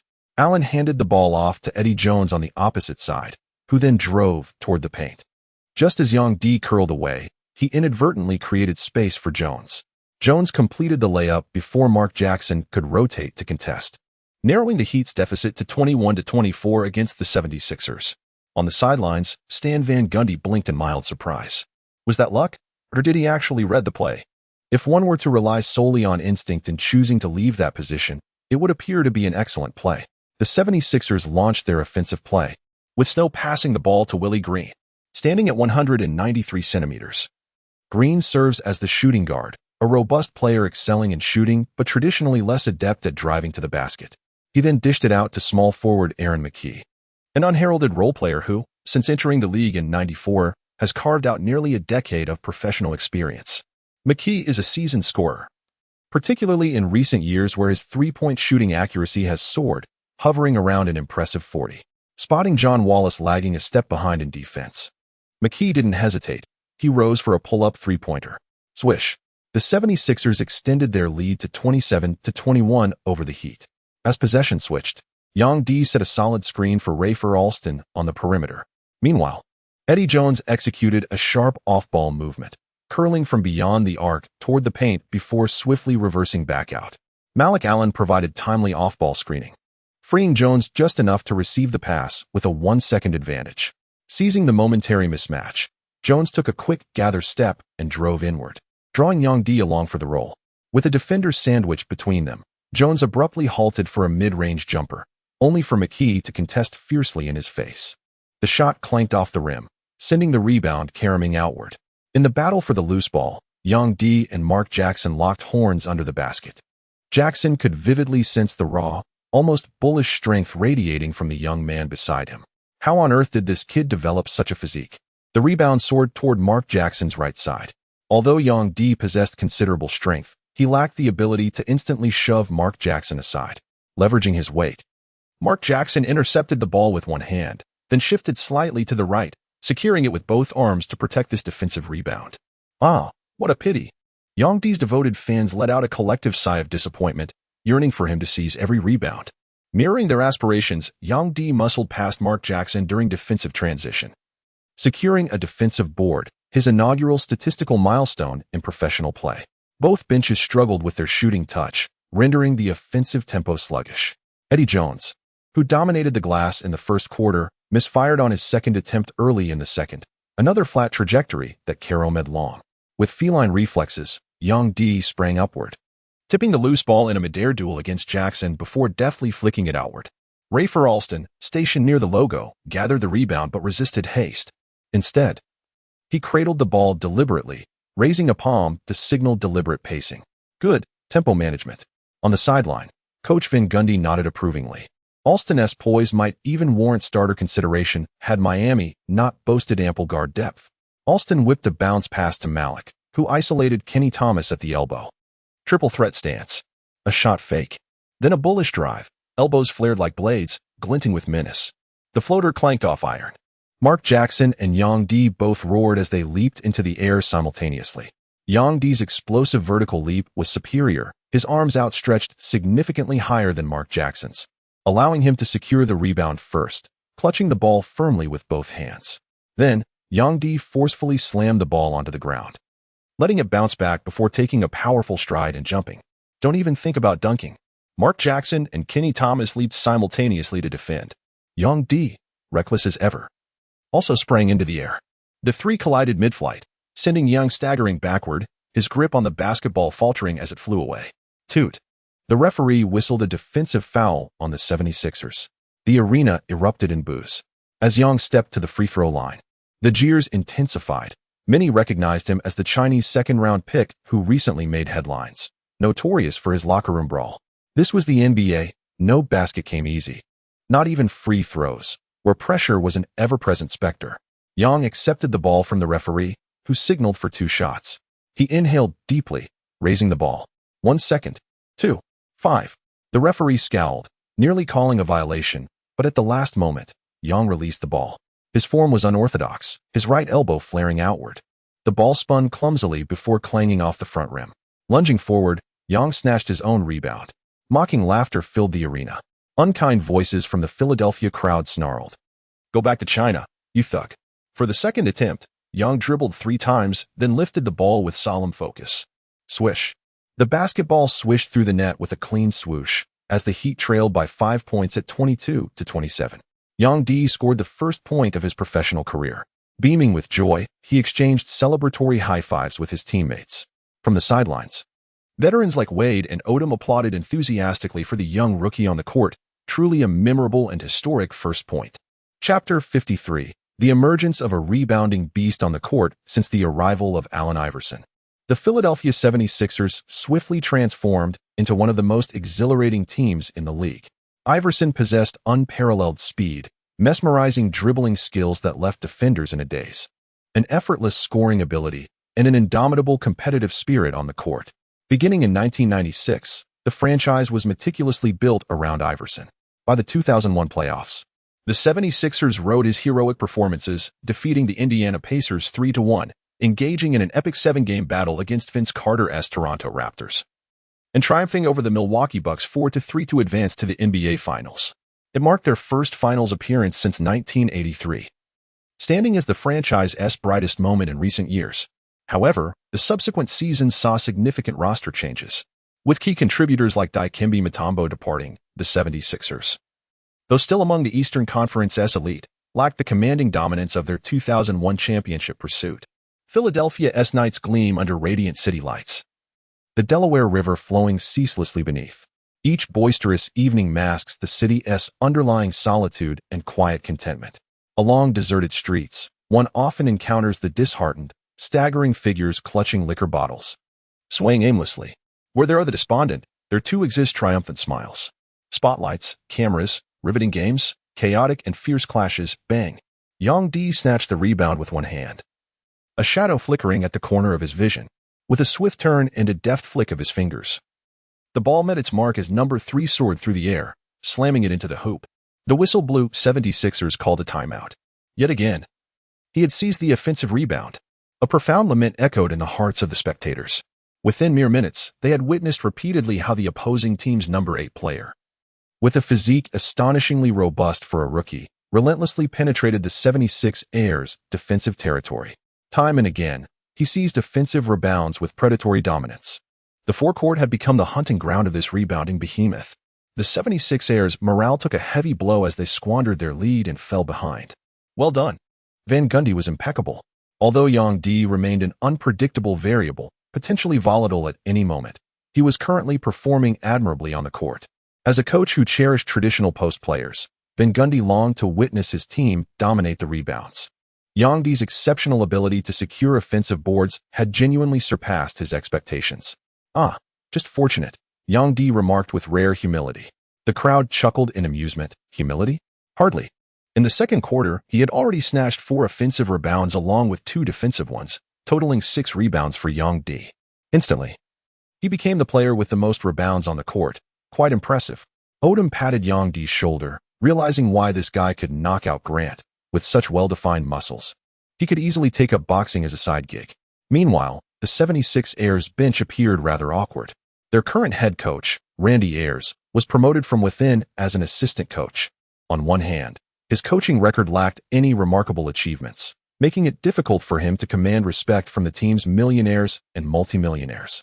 On the other hand, the 76ers organization was well aware that Randy wasn't the ideal candidate and remained actively in search of a successor to replace Larry Brown. How could a mere 19-year-old lad behave in such an unruly manner? This is utterly disgraceful. Randy struggled to maintain a solemn demeanor while the 76ers players listened attentively, clearly feeling somewhat embarrassed by Yang D's aggressive rebounding. Strengthen your positioning, double-team him when protecting defensive rebounds. After all, he's the only Heat player crashing the offensive glass. Don't let him jump. His leaping ability is impressive, Iverson added, addressing the 2 big men. At 4:57, play resumed with the Heat leading 41-37. The ball was in the 76ers' possession, and Iverson, yet to score this quarter, faced Wade on the wing. The 76ers cleared out, setting up an isolation play for Iverson. With a quick jab step left, Iverson pulled back before exploding right, shielding the ball with his right hand, his footwork lightning fast, his speed breathtaking. Wade backpedaled defensively. Left with no choice as Iverson had already gained penetration. Yet in an instant, Iverson snapped the ball back between his legs, twisting his body in a dramatic crossover to the left before accelerating, effortlessly creating separation. The move was dazzling, deceptively simple, yet executed with such seamless control that few in the world could replicate it. Wade desperately adjusted his stance, but Iverson didn't drive deep. Instead, he pulled up for a mid-range jumper near the free throw line.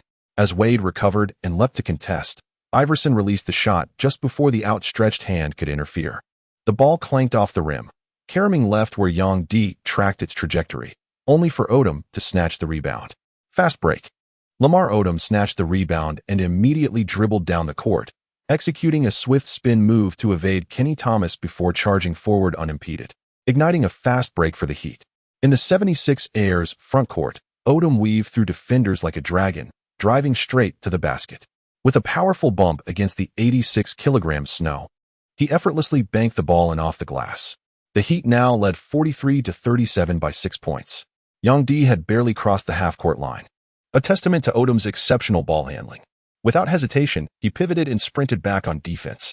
The 76ers moved the ball with lightning speed, quickly establishing an offensive threat on the wing. After a pick-and-roll, Allen Iverson delivered a crisp bounce pass to a cutting Kenny Thomas, who then dished it out to the corner, finding John Salmons wide open. Salmons rose for the uncontested jumper, though Rasul Butler's late closeout was inconsequential. The shot still clanked off the rim, bouncing high. Yang D, boxed out by veteran Derek Coleman, managed to tap the ball with his leaping ability, but it caromed to the side, where Eddie Jones secured it. The 76ers fans groaned in frustration, another missed opportunity.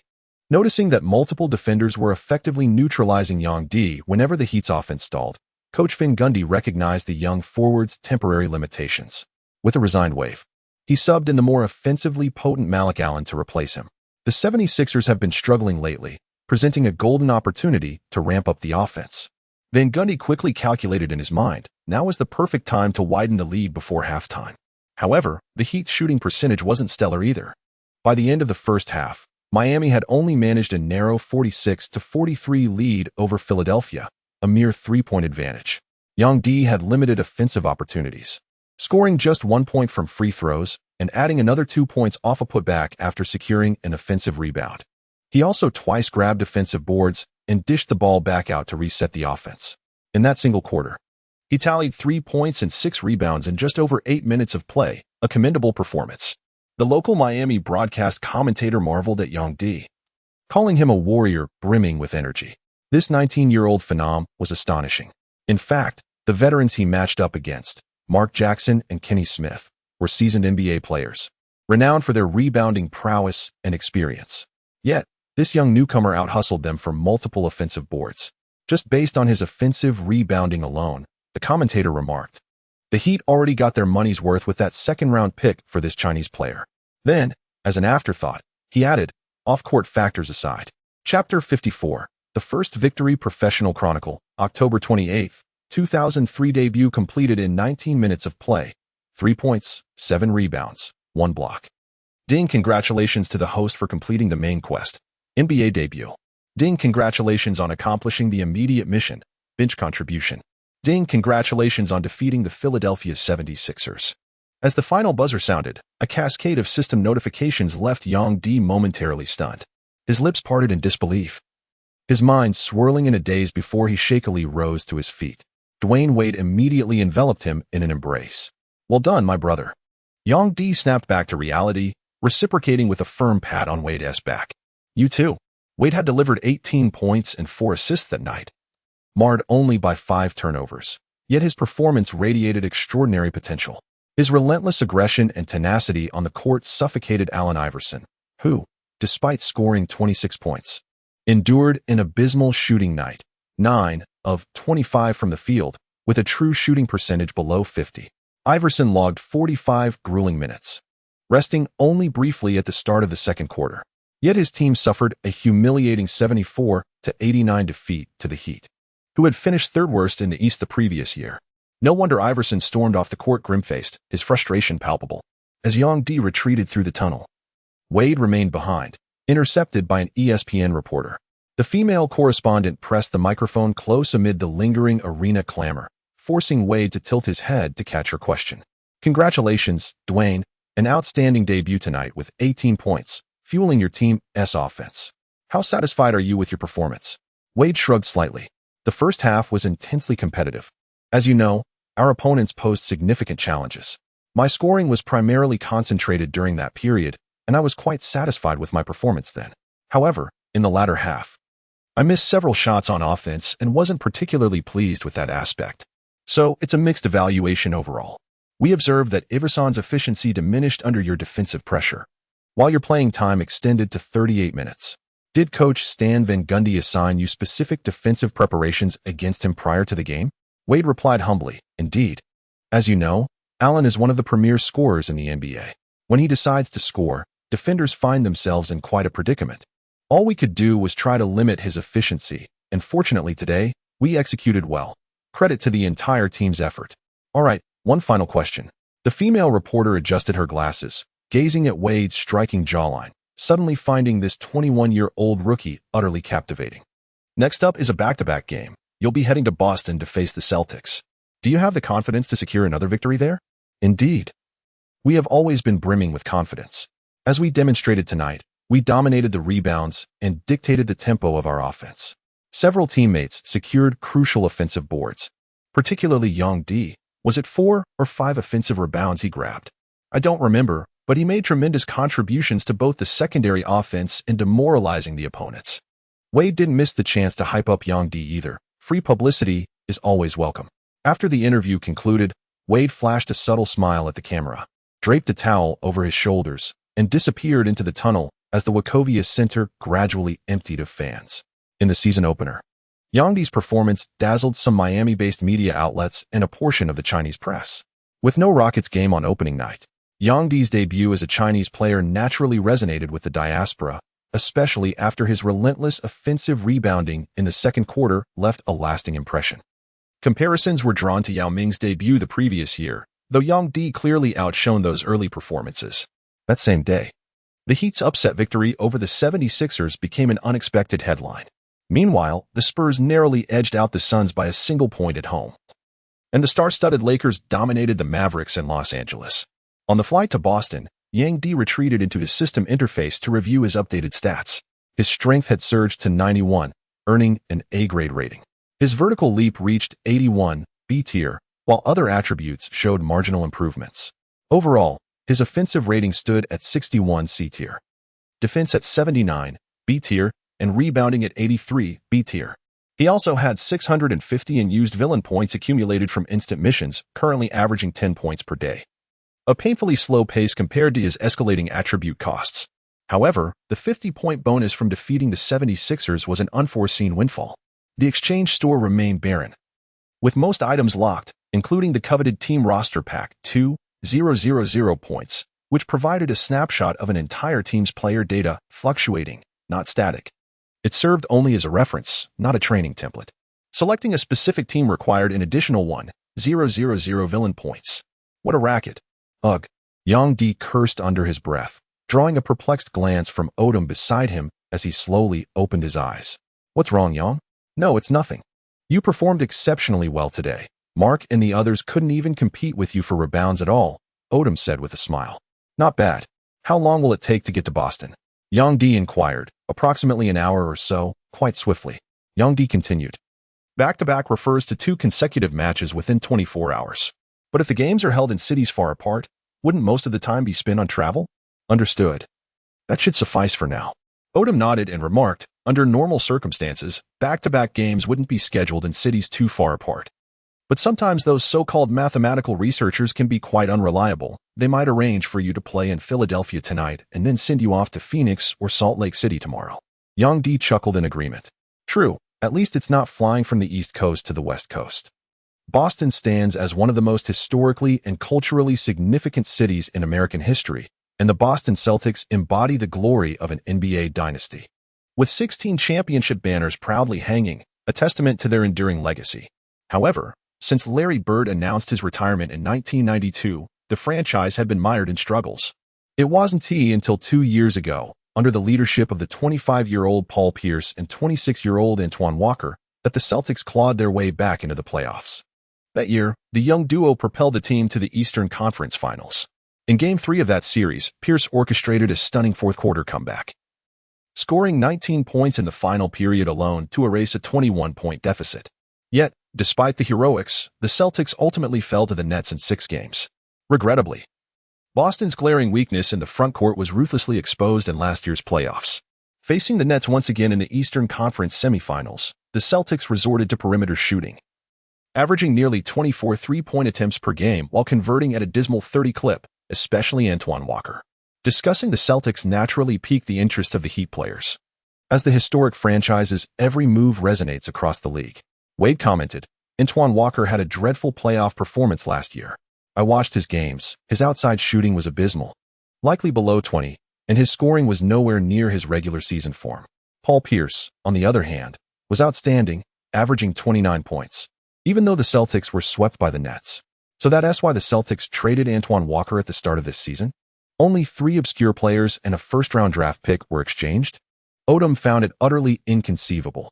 How could the Celtics be so irrational as to judge heroes by transient victories and defeats? Who could possibly fathom such reasoning? May Anthony Walker find joy with the Mavericks. Regardless, this season has cast shadows upon the Celtics' prospects, granting us a substantial chance for victory today, Malik remarked. Though admittedly, this accursed back-to-back schedule weighs heavily upon me, Odom sighed, his countenance etched with weariness. Wouldn't you agree, Young? Yang D was momentarily taken aback before breaking into a smile, replying, "It's all right. I haven't been playing for long anyway. TCH, how dull." Odom rolled his eyes in exasperation at Yang D's underwhelming response. Chapter 55 Boston Ancient, dignified, and steeped in history, these are the defining traits of this city. The gently flowing Charles River bears witness to 4 centuries of tumultuous events upon this land. Beneath the night sky, Boston reveals neither opulence nor clamor, as one gazes upon its shimmering nocturnal panorama from above. When Yang D and his companions emerged from the airport, the hour was already deep into the night.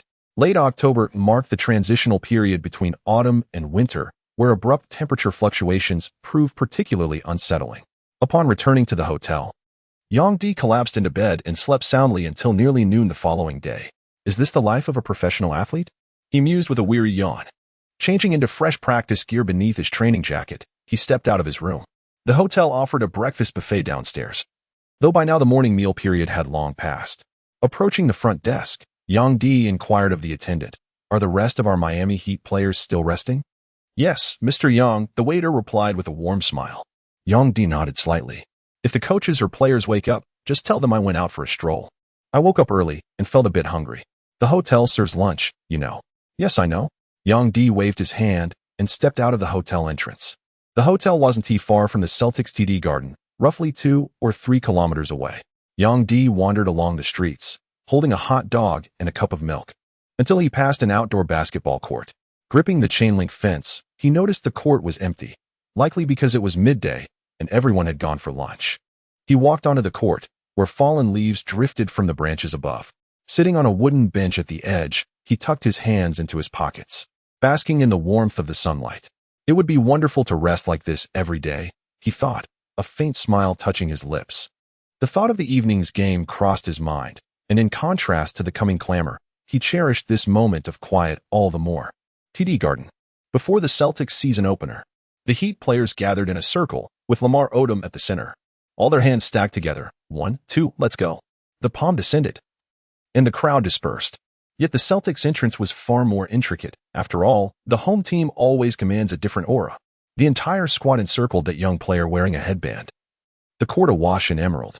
Paul Pierce, in his first season after bidding farewell to Antoine Walker, had officially ascended as the alpha wolf of the Celtics. Pierce still carried himself with that unyielding pride, lifting his chin with resolute determination in his eyes. His robust physique epitomized the prime of a perimeter player, exuding the rugged charisma reminiscent of Boston's underworld figures. Yang D glanced at Pierce, then recalled Allen Iverson whom he had encountered the day before. A flicker of envy surfaced in his gaze. Perhaps this was the finest embodiment of owning a team single-handedly. One man, one team, one city, bearing the weight of all triumphs and defeats upon his shoulders. Yet Young D remained on the bench, while Rafer Alston and Udonis Haslem secured starting positions. Miami Heat's lineup: PG, Rafer Alston SG, Dwayne Wade SF, Eddie Jones PF, Udonis Haslem C. Lamar Odom. The Celtics lineup: point guard, Mike James shooting guard, Kedrick Brown small forward, Paul Pierce power forward, Vin Baker center. Mark Blunt judging by the on-court height composition. The Celtics appear slightly taller than the Heat, particularly in their front court. After much deliberation, Boston acquired Vin Baker and Mark Blunt, both towering over 2.10 meters. However, it's unfortunate that Mark Blunt is merely a lumbering giant with sluggish movement, while Vin Baker is no longer the dominant force he once was with the Bucks. Compared to Miami's dynamic roster, I lean toward the Heat securing victory in this matchup. As the game tipped off, commentators from CBS broadcasting the match already expressed skepticism toward the Celtics. Young D sat on the bench, unnoticed by fans as the cameras persistently focused on Boston's No. 34 or Miami's number 7 and number 3. The whistle blew, and the game commenced. The countdown timer flashed red as the raucous Boston crowd erupted in cheers and chants, typical of the city's fiercely passionate fan base. Dwayne Wade faced a formidable opponent today. The man guarding him at shooting guard seemed exceptionally sturdy. Young D fixed his gaze on the black athlete donning the Celtics No. 5 jersey, standing roughly 2 meters tall and undoubtedly weighing over 100 kilograms. Solid physique. He was the 11th pick 2 years ago, Malik remarked beside Young D. Having played a couple more seasons, he was well-versed in lesser-known NBA players. 2 years ago? So 2001 then. Young D cast a peculiar glance at Malik. Malik Allen chuckled and said, "Indeed, that was the year I entered the league. To be honest, I went undrafted, unlike these high-profile players who were selected with lofty expectations." Humph. Mentioning high draft picks seemed to strike a nerve in Young D. On the court, the referee blew the whistle for the second official timeout of the first quarter. The Heat players walked off, and Young D, along with the teammates beside him, rose to their feet, applauding those coming off the court. "Can you handle it, Dwayne? That big guy on the other side seems like a tough matchup," someone remarked. Young D exchanged a high five with the disgruntled Wade. Wade merely snorted in response. Ignoring Young D's barely concealed schadenfreude, his jaw clenched in silent frustration. "Young, get ready for the match." Stan Van Gundy summoned Young D over. As it was about time for the regular rotation, Van Gundy pulled out the tactical board and began sketching simple plays with his pen. The Celtics primarily rely on passing and cutting. Paul Pierce will likely take a breather during this timeout. Let's seize this opportunity, apply tight defense, play aggressively, and work hard to close the gap. Van Gundy was drawing lines and arrows while loudly cheering on the players. Young D tilted his head to examine the increasingly intricate tactical board, ultimately confirming that he truly didn't understand what on earth was being drawn. The intermission concludes as Young D takes the stage. An immediate mission presents itself to shatter the glory of Boston Celtics. The players of this storied franchise bleed green. But the challenge lies in defeating this illustrious team steeped in history and proving oneself on Boston's hallowed grounds. Mission reward: training card featuring the star player template of the Celtics. Young D's mouth fell open in astonishment. After a brief moment of stunned silence, he stepped onto the court floor with surging emotions. Never had he imagined that instant missions would come with template training cards as rewards. This system could be utterly frustrating at times, yet equally bewildering in its generosity. Then, a blazing fire ignited within his heart. If he could complete this immediate task, wouldn't he soar to unprecedented heights? Thus, Tony Batty gazed at this young man lost in thought before him, displaying not a shred of reverence for veteran players. "Damn rookie," he muttered inwardly, detesting such peculiar athletes. The Heat inbound from the sideline, with Eddie Jones advancing past half-court before passing to Rasul Butler on the perimeter. Then, Lamar Odom cut in to demand the ball, and Butler dished it to Odom on the wing. 3 big men, a small forward. The Celtics head coach narrowed his eyes, his expression grave. Lamar Odom was renowned throughout the league as a versatile warrior. Indeed, he was not only capable of defending positions 1 through 5, but could also excel offensively in multiple roles, earning him the reputation as the most advanced swingman of his time. Thus, Eric Williams, tasked with guarding him on the wing, found himself in a quandary. His standard 6 feet 8 inches small forward frame seemed inadequate against Odom's presence. Odom gathered himself, then drove forward with the ball, not with blistering speed, but with such formidable strength that he easily shouldered past his defender on the first step. Inside the paint, Malik Allen firmly boxed out Celtics backup power forward Rafe LaFrentz, while Yang D planted his feet wide, bending low at the waist, locking Tony Batty in place with immovable resistance. Damn, this rookie strength. Batty himself had built his career on core power and sturdy lower body stability, yet never before had he encountered an untested rookie, one barely exposed to NBA-level training, who harbored such raw, overwhelming force. Here, however, Batty was mistaken. Yang D had trained relentlessly, immersing himself in advanced NBA-level regimens for 2 full months, which explained his remarkable progress. Odom glided in uncontested, lofting a smooth finger roll for an easy score. Good screen, Odom remarked as they retreated on defense, exchanging a celebratory palm slap with Yang D. After just 2 games, it dawned on him. With Yang D anchoring the interior, why exhaust himself fighting through traffic? Chapter 56. The block. Yang D let out a dry chuckle. His thoughts racing. This isn't ideal at all. The best outcome would be a missed shot, letting me snatch the offensive rebound and throw down a thunderous dunk. A putback would work too. He added the last thought almost as an afterthought. The score stood at 20-15. The Celtics leading by 5 with just over a minute left in the first quarter. Marcus Banks dribbled the ball past half-court. The 22-year-old, drafted 13th overall in this year's draft before being traded from the Grizzlies to the Celtics, stood at 6 feet 2 inches and weighed 205 pounds. A defensive standout from UNLV. He was the kind of traditional point guard Boston intended to nurture. Alongside him in the trade came another player, Kendrick Perkins, the 27th overall pick. However, Perkins was still honing his skills in the developmental league, yet to crack the main roster. Banks raised 2 fingers, feigning a tactical call before dishing the ball to Eric Williams on the wing. Lamar Odom stretched his arms wide, looming over Williams, who hesitated under the pressure. The ball swung low to Tony Batty, who caught it just outside the paint, pivoting to face Yang D in a one-on-one post-up. Posting up against Yang D, Spoelstra covered his mouth and chuckled softly. With Yang D's enhanced strength, attempting to overpower him with back-to-the-basket play was clearly not the wisest choice. Given Yang D's current defensive prowess, facing up and attacking would have been the correct approach. Alas, Tony Batty remained unaware.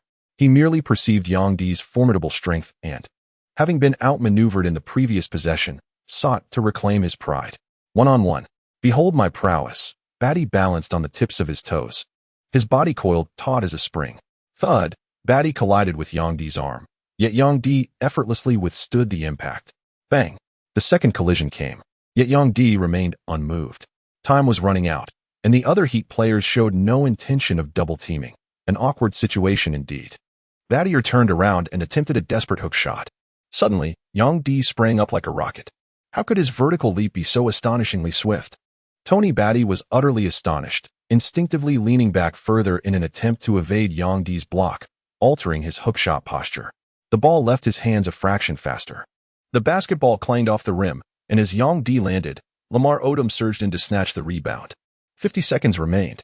Odom controlled the ball in the front court, deliberately slowing the tempo. At the 40-second mark, he gestured toward Yang D with a subtle flick of his fingers. Yang D sprinted to the high post, where Odom directed him to set up on the right side for a pick and roll. Right side, kid. Yang D joyfully spread his arms wide, adopting a defensive stance to protect the key area. Then, Lamar Odom abruptly pulled the ball with his left hand and took a massive stride forward with his right foot. Breaking through on the left side, it turned out to be merely a feigned pick and roll to deceive Yang D. Eric Williams swiftly reacted, closing in on the driving Odom. Odom surged all the way to the baseline, took a step back, and launched a mid-range jump shot. Though the defensive pressure was minimal, the shot still missed its mark. Yang D had no chance to secure the rebound, as Tony Batty had him firmly boxed out. The shortest player on the court, Banks, grabbed the rebound and advanced to the front court. Only 33 seconds remained on the clock. The Celtics head coach signaled to slow down the pace and not rush the offense. Consequently, Banks controlled the ball, standing on the Celtics floor emblem without advancing, while the Heat spread out in a man-to-man defense. The crowd erupted in cheers as the tempo was deliberately slowed. Yang D narrowed his eyes, intently focused on his defensive assignment, Tony Batty, while also keeping a sharp eye on the ball handler, Marcus Banks. Taking a deep breath, Banks made his move, with only 20 seconds remaining on the clock. Indeed, the 13th overall pick possesses astonishing speed. In a single stride, he melds seamlessly with the ball, darting past Eddie Jones' right flank in an instant. Breaking through the left wing, he charges straight into the territory guarded by Yang Di, whose eyes gleam with heightened intensity. Eddie Jones, renowned in the league as a defensive stalwart, boasted an average of nearly 2 steals per game in his early career, relentless and tenacious. As Banks attempts to bulldoze past him, Jones relishes the challenge, absorbing the contact and forcing Banks off course, gradually veering away from the basket. A sense of foreboding grips Banks. This reckless charge might prove futile. Gritting his teeth, he plants his toes against the hardwood, sneakers screeching violently as he abruptly halts, yanking the ball back with his left hand. It's a perilous maneuver. Jones, undeterred, stretches his lengthy arm toward the exposed ball in Banks' right hand, poised to strip it. Yet in a flash of divine inspiration, Banks defies physics, shifting his weight impossibly. He pivots on his left foot, evades Jones' swipe with a deft right-handed pull, and whirls clockwise in a fluid spin, leaving Jones grasping at air as Banks slips behind him. Disaster looms. Eddie Jones cast a fleeting glance at Banks, yet found himself powerless to intervene. Stan Van Gundy, observing from the sidelines, felt his pulse quicken, unexpectedly. The Celtics rookie had executed such an exquisite maneuver at this pivotal moment. Banks cradled the basketball in his left hand, his fingertips giving it a delicate flick. A peculiar sensation washed over him. Even after such a dramatic shift in his center of gravity, he could still pinpoint the exact location of the hoop. The breeze whispered past his ears as he reveled in the moment. It was as if he could already foresee the ball spinning endlessly through the air, tracing a graceful arc before striking the left side of the backboard and cleanly swishing through the net, sending the white mesh into a jubilant flutter. Then, the crowd would erupt in cheers. As if it were that simple, the crimson figure of number 8 suddenly materialized, shattering his reverie. Yang Di's feet struck the hardwood with resounding force as his elongated arms stretched skyward. With an exaggerated spring, he soared through the air like an eclipsing mountain, his massive silhouette blotting out the glaring spotlight above, casting a pool of darkness upon the court below. Smack! With a powerful sweep of his hand striking the basketball, Yang Di let out a resounding shout as he forcefully pressed his wrist downward, mustering all his strength to send the ball flying through the air. The basketball slipped from his grasp and soared back at an even swifter pace, its trajectory through the air resembling a streak of radiant light. It grazed past Banks' cheek, struck the floor with a resounding bounce, then sailed out of bounds. A bead of cold sweat trickled down the sideline referee's forehead as Banks, losing his balance, collapsed onto the hardwood and tumbled beyond the boundary line in a similar fashion. Eddie Jones turned around in astonishment, utterly dumbfounded and at a loss for words. The atmosphere in the North Shore Garden instantly split into 2 factions, one erupting in applause for the spectacular block, while the other showered inexplicable boos. Meanwhile, the Heat bench exploded with fervor. Dwayne Wade rose to his feet, clasping his fists in a traditional salute towards Yang Di, followed by Rafer Alston, Udonis Haslem, and others mimicking the gesture. Coaches like Stan Van Gundy maintained their composure, smiling as they applauded the brilliant defensive play. Noticing this, Yang Di returned the salute with a fist clasp of his own, his heart swelling with satisfaction. However, the Celtics players were far from pleased. With only 2.8 seconds left on the shot clock, their head coach called a timeout to strategize the final play. Yang Di stepped off the court, exchanging celebratory chest bumps with Wade and his teammates. After the timeout, the Celtics subbed in Paul Pierce, while the Heat countered by replacing Rasul Butler with Wade, both coaches scheming to outmaneuver the other in these decisive final seconds. True to form, the inbound pass found Pierce curling off a screen. He jab-stepped back beyond the arc, and launched a jumper over the outstretched arms of Lamar Odom, whose length disrupted the shot. The ball clanked hard off the backboard without even grazing the rim, allowing Yang Di to effortlessly snatch the rebound with both hands. Wade pushed the ball up court as the 12-second countdown began. With 5 seconds left, Wade and Odom ran a pick-and-roll, while Yang Di set a screen for Eddie Jones' backdoor cut. Jones flared out beyond the arc, momentarily wide open, yet Wade bypassed him, driving hard past his defender before kicking it back out to Odom. Mismatched against his defender, Odom rose for a three-pointer. Clang. The crisp clang of metal striking metal darkened Van Gundy's expression. As the basketball still hung in midair, the red light flashed, signaling the end of the first quarter. At that moment, Yang Di forcefully leaped behind Tony Batty in a desperate attempt to secure the rebound. With a single outstretched hand, he miraculously managed to tip the ball. Yet alas, time had expired, rendering the effort null and void. Chapter 57, Pierce, Part 2. The game resumed with Yang D remaining on the court. Yet both teams struggled with their shooting accuracy, maintaining a sluggish pace. This era marked one of the slowest tempos in NBA history. Dominated by traditional big men like Shaquille O'Neal in his prime, Tim Duncan, Ben Wallace, and Chris Webber. The league still firmly believed that controlling the paint equated to controlling the game. For over 4 minutes, the sound of missed shots echoed through the arena, clank after clank, until a commercial timeout allowed both sides to reintroduce their starting lineups. The Celtics brought back Paul Pierce and Mike James, among others, while the Heat adjusted accordingly. Truth be told, Dwayne Wade seemed slightly off his rhythm today. Broadcast commentators noted his subdued performance compared to his stellar showing the previous night. They also touched upon the underwhelming debut of the Celtics' 13th overall pick, Marcus Banks, who failed to deliver the immediate impact expected of him. In contrast, the Heat's rookies, Udonis Haslem and Yang D, demonstrated far more promise, a testament to Miami's sharp draft instincts. Meanwhile, the spotlight also shone on other highly anticipated rookies set to take the court that night: LeBron James, Darko Milicic, and Carmelo Anthony. The 2003 draft class carried immense expectations, heralded as one of the most talented in years. With Pierce back in the game, the Celtics immediately reverted to their core strategy. Mike James set a high screen before dishing the ball to Pierce, who curled into the low post. Pierce, never known for explosive quickness, backed into Lamar Odom with deliberate control. He faked left with a shoulder dip before pivoting baseline, keeping Odom guessing.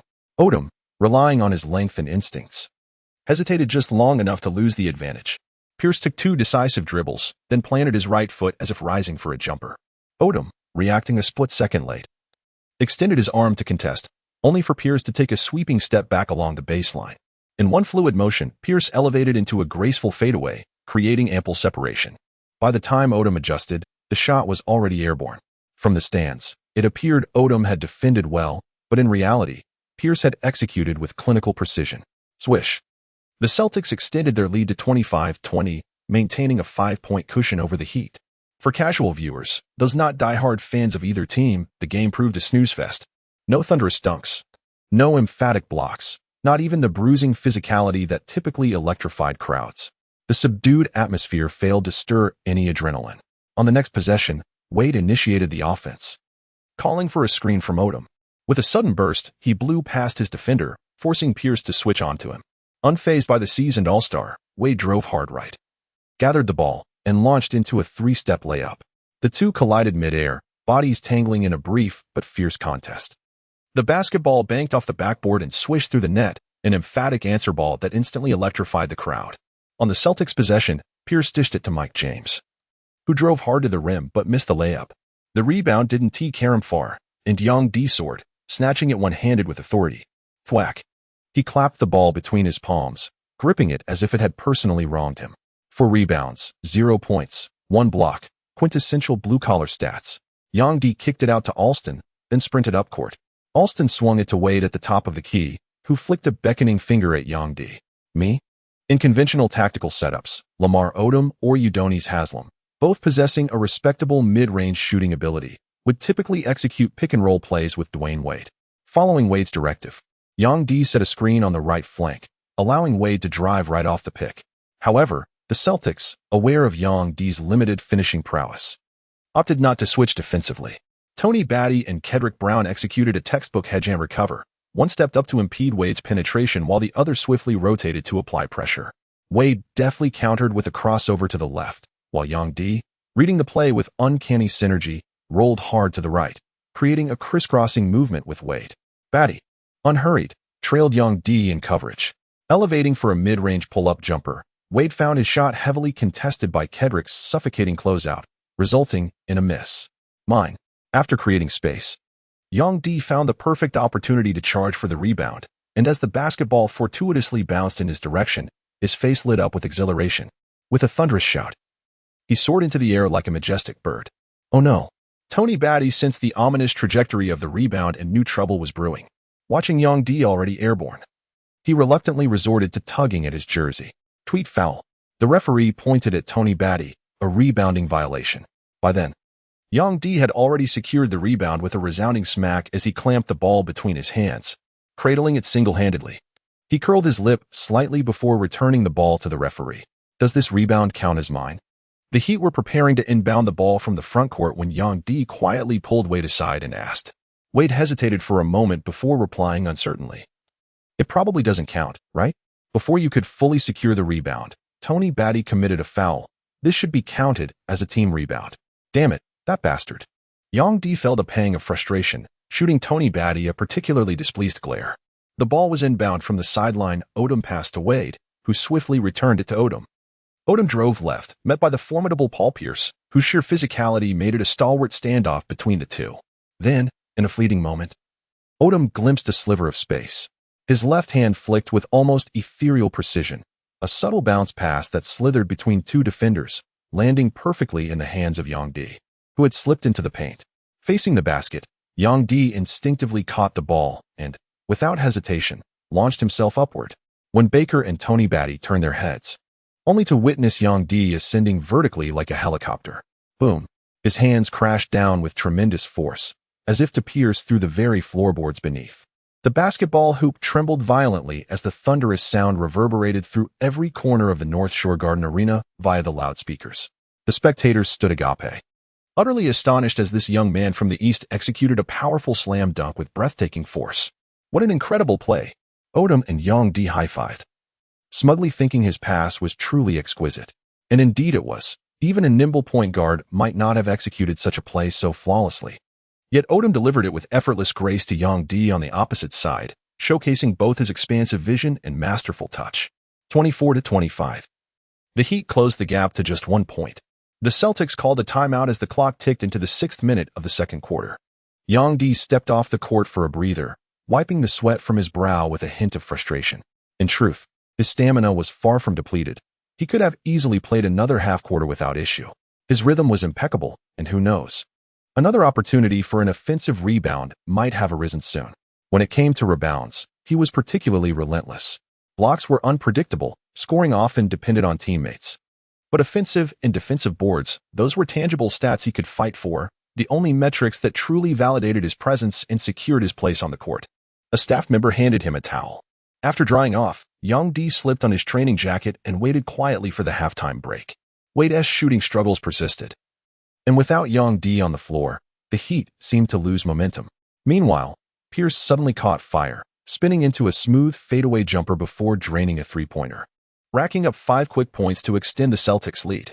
The Heat called another timeout, desperate to cool Pierce's hot hand. By halftime, the Celtics led 49-39, up by 10. Wade had managed only 2 points on a dismal 1 of 6 shooting, while Pierce torched the defense with 18 points on 6 of 10, including 12 in the second quarter alone. Even Wade, hailed by analysts as one of the more polished rookies of his class, appeared painfully raw when juxtaposed against the seasoned brilliance of Paul Pierce. Chapter 58. Mission failure. Back-to-back games had taken their toll on everyone's stamina. Walker glanced at the scoreboard and turned to Spoelstra.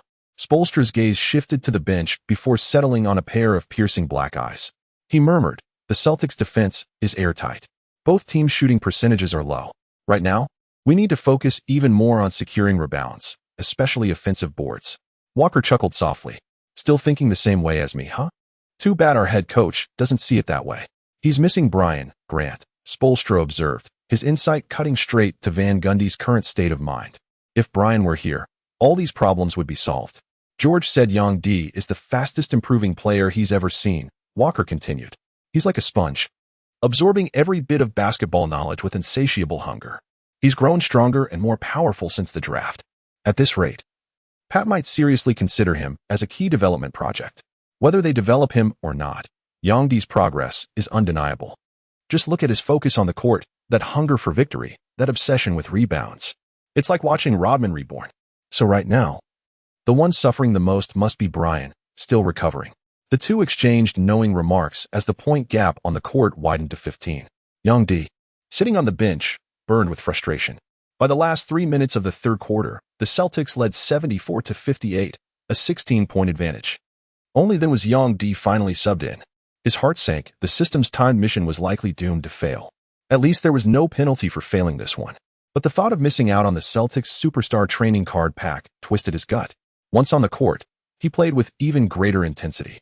The moment he stepped in, he snatched his 5th rebound of the game, a spectacular offensive board. On the court, Paul Pierce showed a hint of surprise. This rookie truly possessed remarkable energy, appearing exceptionally aggressive in his pursuit of offensive rebounds. Stay alert on defense, maintain your positioning. He clapped his hands, signaling his teammates to stay focused. Alston gestured to Yang D, then pointed to the left side. Understanding the play, Yang D sprinted to set a high screen for Alston. Using the pick, Alston gained a step advantage and drove left with the ball. As Yang D pivoted, Alston had already released his shot. Tony Batty swiftly moved to box out Yang D, while Paul Pierce secured the defensive rebound. The team retreated, and the Celtics set up their half-court offense. 3 minutes later, the third quarter concluded. Batty, assigned to shadow Yang D, exerted every ounce of effort to contain him. Yang D managed to grab 2 rebounds, 1 offensive, 1 defensive, before the Heat entered the final quarter, leading 79-61. Early in the fourth, Stan Van Gundy subbed in his starters for one last push. Yang D and Haslam remained benched, with Odom and the more seasoned Malik Allen anchoring the front court. In the end, the Miami Heat suffered a crushing defeat with a score of 75-98 against the Boston Celtics. During the final 4 minutes of garbage time, Yang D and Haslam took to the court. A group of fringe players stubbornly focused on their own offense, neglecting to pass him the ball, while he single-mindedly pursued rebounds. By the game's conclusion, he had secured 9 rebounds, 4 of which were offensive. Playing for 20 minutes, he recorded 2 points, 9 rebounds, and 1 block. With no steals or turnovers, a performance that could be described as commendable. Yet, there was no trace of joy on Yang D's face. Observant reporters and fans assumed his solemn demeanor stemmed from the team's loss, unaware that the deeper reason was his failure to complete an immediate task. Dwayne Wade had a dismal showing, making only 2 of 12 shots for a mere 5 points and 2 rebounds, though he dished out 4 assists. His 5 turnovers starkly contrasted with his flawless debut in the previous game. Meanwhile, the performances of several highly touted rookies from that night's games were unveiled. The top pick, LeBron James, started for the Cavaliers against the Kings and delivered a dazzling display, logging 42 minutes with 25 points, 6 rebounds, 9 assists, and 4 steals. Unfortunately, the Cavaliers still fell short. Carmelo Anthony, the 3rd overall pick, contributed 12 points, 7 rebounds, and 3 assists, but even more impressively, the Nuggets managed to upset the Spurs 80-72. In an awkward turn, the 2nd overall pick, the prodigious young Darko Milicic, did not see any playing time. The Pistons faced their arch-rivals, the Indiana Pacers, at the Palace of Auburn Hills, and the game was fiercely contested until the final moments. Larry Brown had no intention of granting a rookie developmental minutes. He still needs to grow and refine his game, a statement that effectively dashed all Serbian hopes. Coincidentally, 2 days later, the Heat would return home to face the Pistons, an undeniably formidable opponent. Detroit's frontline boasted Eldon Campbell and Ben Wallace, but their most terrifying strength lay in their backcourt. Chauncey Billups and Richard Hamilton were equally lethal on both ends of the floor, while the bench featured a super 6th man like Corliss Williamson. The team was virtually flawless. On the way back, Eddie Jones, Lamar Odom, and others discussed the Pistons, their voices laced with apprehension. LeBron really isn't afraid to shoot. 20 attempts in his first game? Wade and Yang D mostly discussed the rookies. In the first game, James' outstanding performance clearly struck a chord with Wade. Yang D could see it. Those deep brown-black eyes of Wade's were already shimmering with an unusual light, a mix of admiration and defiance. Tomorrow's newspapers would undoubtedly be filled with lavish praise for James. After all, he was the man carrying a $93 million contract. Yang D, on the other hand, felt a pang of envy toward James' endorsement deals. Before even stepping onto an NBA court, James had already secured a staggering 7-year, $93 million deal with Nike as the most celebrated high school player in the nation. Yang D did the math in his head. That kind of money was practically inexhaustible. Compared to that, his own second-round contract felt like mere pocket change, barely enough to appease a beggar. Why? The injustice gnawed him. He was somewhat indignant. Just like Wade, who also didn't receive such superstar treatment. The two exchanged glances and instantly understood each other's thoughts. If we face the Cavaliers, I'm grabbing 10 rebounds. Yang D said through gritted teeth, all on the offensive end. Humph. Wade puffed out his cheeks. I'm dropping 30 on him. Then, changing the subject, Wade leaned in and whispered to Yang D, by the way, I heard from trainer George that Grant has already started rehab. He'll probably be back in another 2 or 3 games. That guy recovers way too fast. Yang Di was taken aback, realizing that NBA players were truly extraordinary. After all, he was a renowned star in the league, currently with the Miami Heat as an indispensable starter. You should be more careful in the future. Dwayne Wade cautioned with concern. Yang Di shrugged nonchalantly. If he still has a problem with me, I'll just beat him up again. I'm not afraid of him. Wade spread his hands helplessly. You need to control your temper on the court, or the coach might hesitate to put you in the game. Yang Di nodded in agreement. He understood now that emotional restraint was essential for a professional player. Many athletes feigned anger or frustration, using unconventional tactics to sway referees in their favor, a calculated strategy to gain an advantage while remaining composed beneath the surface. After splitting their 2-game stretch, the Heat returned to Miami, where coach Stan Van Gundy granted the exhausted team a day off. Back in his rented apartment, Yang Di's life outside of training and games consisted of playing video games or cooking himself lavish meals as a personal reward. Evenings were spent calling his family or flipping through books and magazines before the day quietly slipped away. The next morning, Yang Di arrived early at the gym for his routine training session, with the trainers, assistants, and team doctors yet to arrive. He worked on the equipment as prescribed before spending 300 villain points in the template space to complete a rebounding drill with Popeye Jones. At 33 years old, Popeye had noticeably declined. Though still technically sound and physically strong, his height and weight were no match for Yang Di, who gradually gained the upper hand in their battles under the boards. Studying Popeye's techniques, Yang Di developed his own instinct for predicting rebounds, an elusive intuition that still required refinement. Currently, the system rated him at 76 overall, labeling him a B-tier prospect with potential. Chapter 59. The Booze of Home Court. Yang Di had only played 2 games. Yet he had stirred waves across the ocean. Bro, you have no idea. You're absolutely trending right now. On the other end of the line, my younger sibling spoke to Yang Di in an adoring tone, chattering incessantly. All our classmates know you're our brother now, and they're constantly pestering us for your autograph. Moreover, whispers about you echo through every street and alley, as you've become the talk of our city, a veritable celebrity. No wonder Yang Di is rising to fame so rapidly.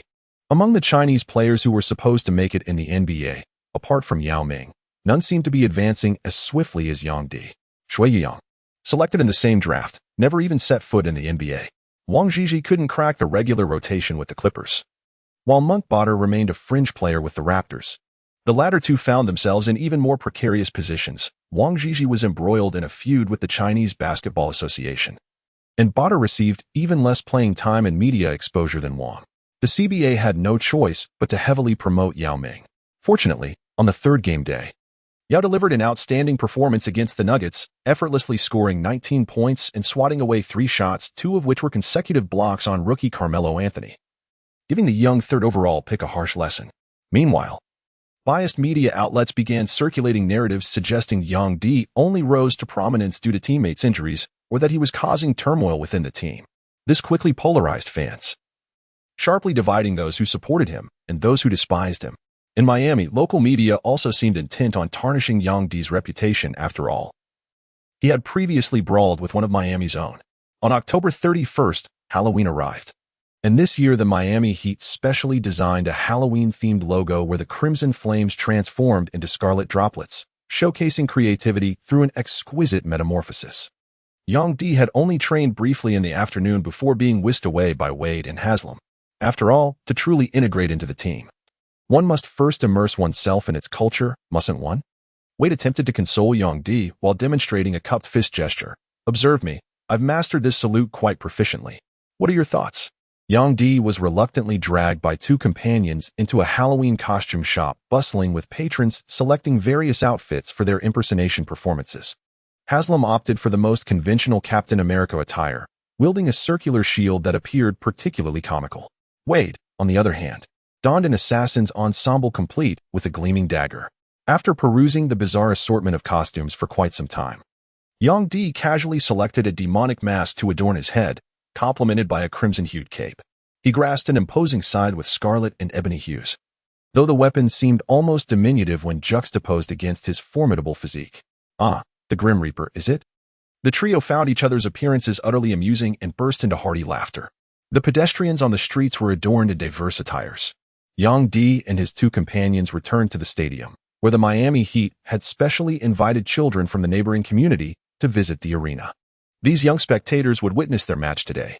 When Lamar Odom entered with clown makeup, Young D nearly choked on his water in astonishment.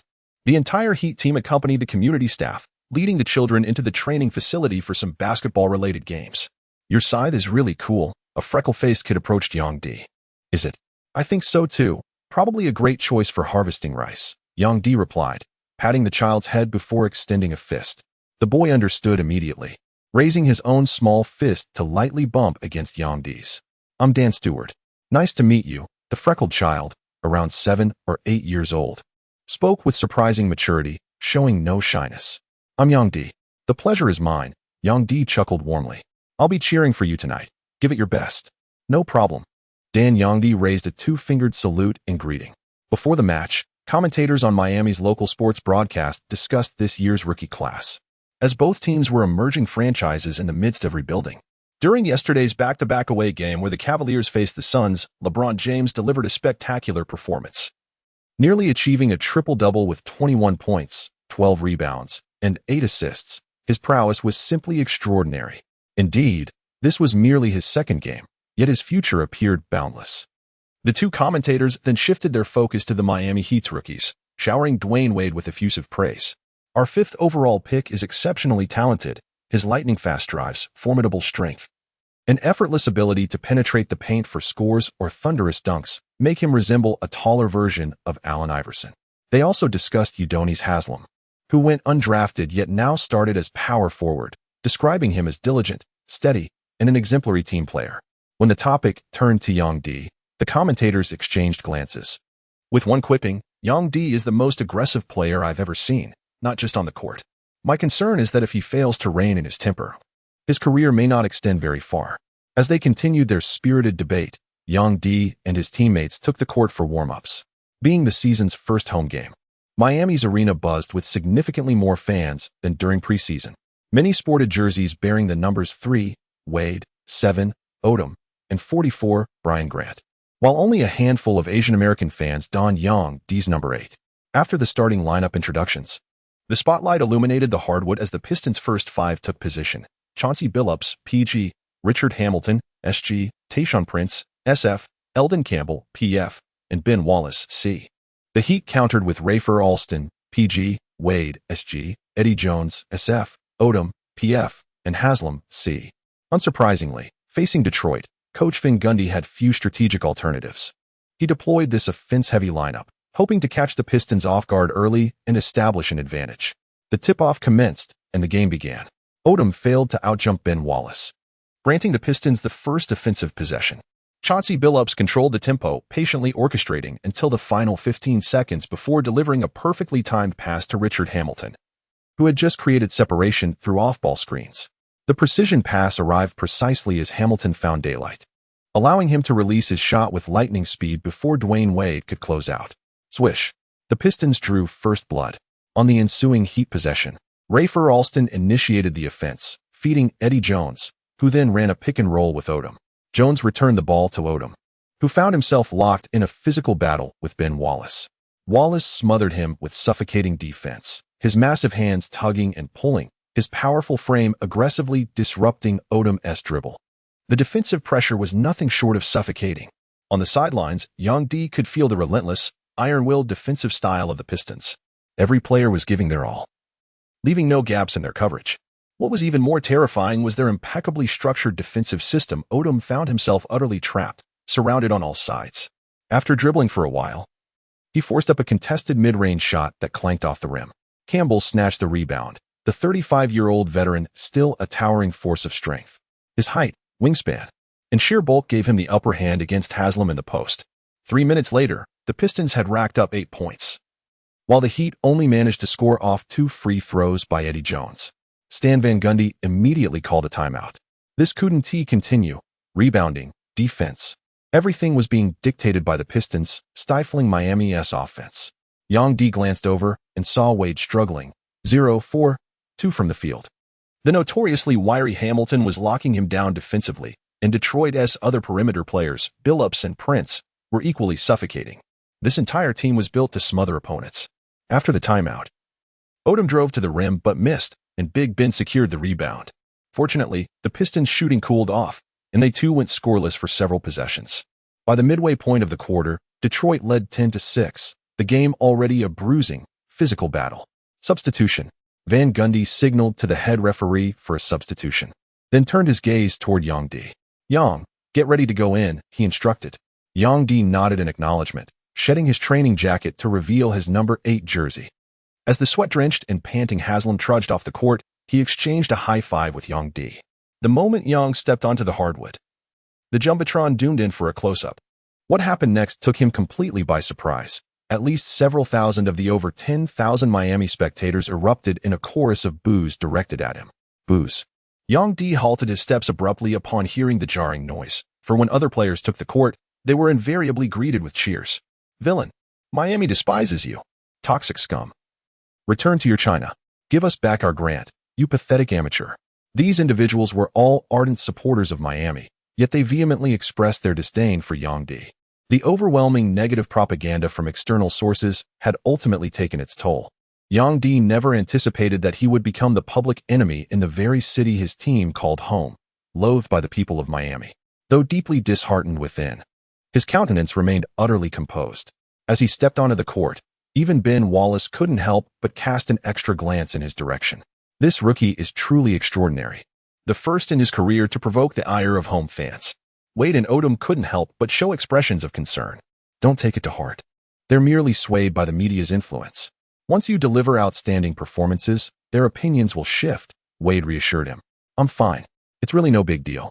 Yang D replied with a smile, exchanging a firm high five with Wade. Chapter 60. Suppression. A tight headband constricted his forehead, his explosive mane of hair wild and untamed. His sinewy arms gleamed like forged steel, and his wide, unblinking eyes resembled bronze bells. Standing there, he truly embodied the majesty of an African lion. Though slightly shorter than Yang D, the disparity between them was barely noticeable, perhaps due to the sheer volume of his hair. As Yang D entered the court, he first set a screen for Wade on the perimeter. The pick was not particularly solid, allowing Hamilton to slip past effortlessly and close in on Wade. Wade sidestepped twice before launching a mid-range jumper. Yang D surged forward, intent on crashing the boards, but after just 2 steps, Ben Wallace anticipated his move. With a swift lateral step, Wallace spread his arms wide, planting himself firmly in Yang D's path, pressing his hands against Wallace's broad back. Yang D was stunned to find the man rooted to the floor like an immovable monolith. Undeterred, Yang D channeled more force into his push, yet Wallace remained unyielding. His body radiating an almost superhuman strength, steadfast as a mountain. The rebound was snatched by Campbell, prompting Yang D to abandon the struggle and retreat on defense. Wallace turned, jogging backward to face Yang D, a grin spreading across his face. "Not bad for a rookie," he remarked, his voice laced with amusement. "You've got some strength. However, I am curious about how you managed to anger your fans." Humph. Yang D didn't wish to speak, his emotions churning tumultuously at the mere mention. "Oh, I see. It must have been because you struck Brian Grant, wasn't it?" The young man may not be old in years, but his temper certainly runs hot. As Ben Wallace exchanged trivial banter with Yang D, he wasted no time engaging him in a physical battle in the paint once they crossed half-court. The two jostled aggressively outside the restricted area until Ben suddenly planted his left foot firmly inside, sinking into a deep stance before coiling his body and unleashing his strength. An overwhelming, terrifying force erupted from their point of contact. Yang D felt his body being effortlessly shoved aside inch by inch. Gritting his teeth, veins bulging across his tensed muscles, he summoned every ounce of strength to resist Ben Wallace's onslaught. Meanwhile, on the perimeter, Chauncey Billups, using a screen, darted toward the rim with a swift change of direction. Reacting instinctively, Yang D disengaged from Ben, raising one hand while shuffling his feet to close out. Both men leapt into the air, but in that split second, Yang D caught a mocking glint in Billups' lifeless, fish-like eyes. Oh no. Yang D suddenly realized that Billups didn't attempt a layup at all. Instead, he pulled the ball back and effortlessly passed it under Yang D's arm with graceful finesse. Thump. Ben Wallace seized the ball with both hands and slammed it into the hoop, his monstrous strength warping the rim visibly downward. As he released his grip and landed, the entire basketball stand trembled unsteadily. The scoreboard read 12-6. Yang D glanced up at the Jumbotron, met with a chorus of boos from the crowd. Whether they were directed at Big Ben or himself, he couldn't tell, A wry thought crossed his mind. On Miami's offensive play, Lamar Odom set a screen for Rafer Alston on the perimeter. Alston drove diagonally from the 45-degree angle before dishing the ball out. Meanwhile, Eddie Jones curled off a screen. Sprinting to the three-point line, Yang D boxed out second-year player Tayshaun Prince, giving Jones just enough space to launch his shot. The moment the ball left Jones' hands, Yang D cut toward the paint, only to be met instantly by the immovable wall of Ben Wallace, who had already anticipated his move. The basketball veered off the rim, caroming toward Ben Wallace and Yang D. Wallace leaped high, snatching the rebound with both hands midair, leaving Yang no space to contest. On the Pistons' offensive end, Campbell failed to execute a clean pick-and-roll with Billups as Alston stuck close to Billups' side. After several passes, the ball found Prince in the low post for an isolation play against Eddie Jones. Prince dribbled twice before spinning for a fadeaway jumper, but the shot was contested and missed. Under the basket, Yang D, positioned closer to the rim, finally seized the opportunity.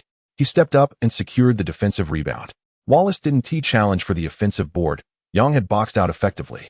Wallace couldn't help but regard the rookie with newfound respect. In all his years of experience, few possessed Yang's sheer strength, a fundamental yet crucial asset in the NBA's relentless physical battles. Transitioning to offense, Alston signaled for a double pick-and-roll play. Odom directed Yang to the right side, and the two moved in sync, arms swinging low, executing a staggered screen to free up space.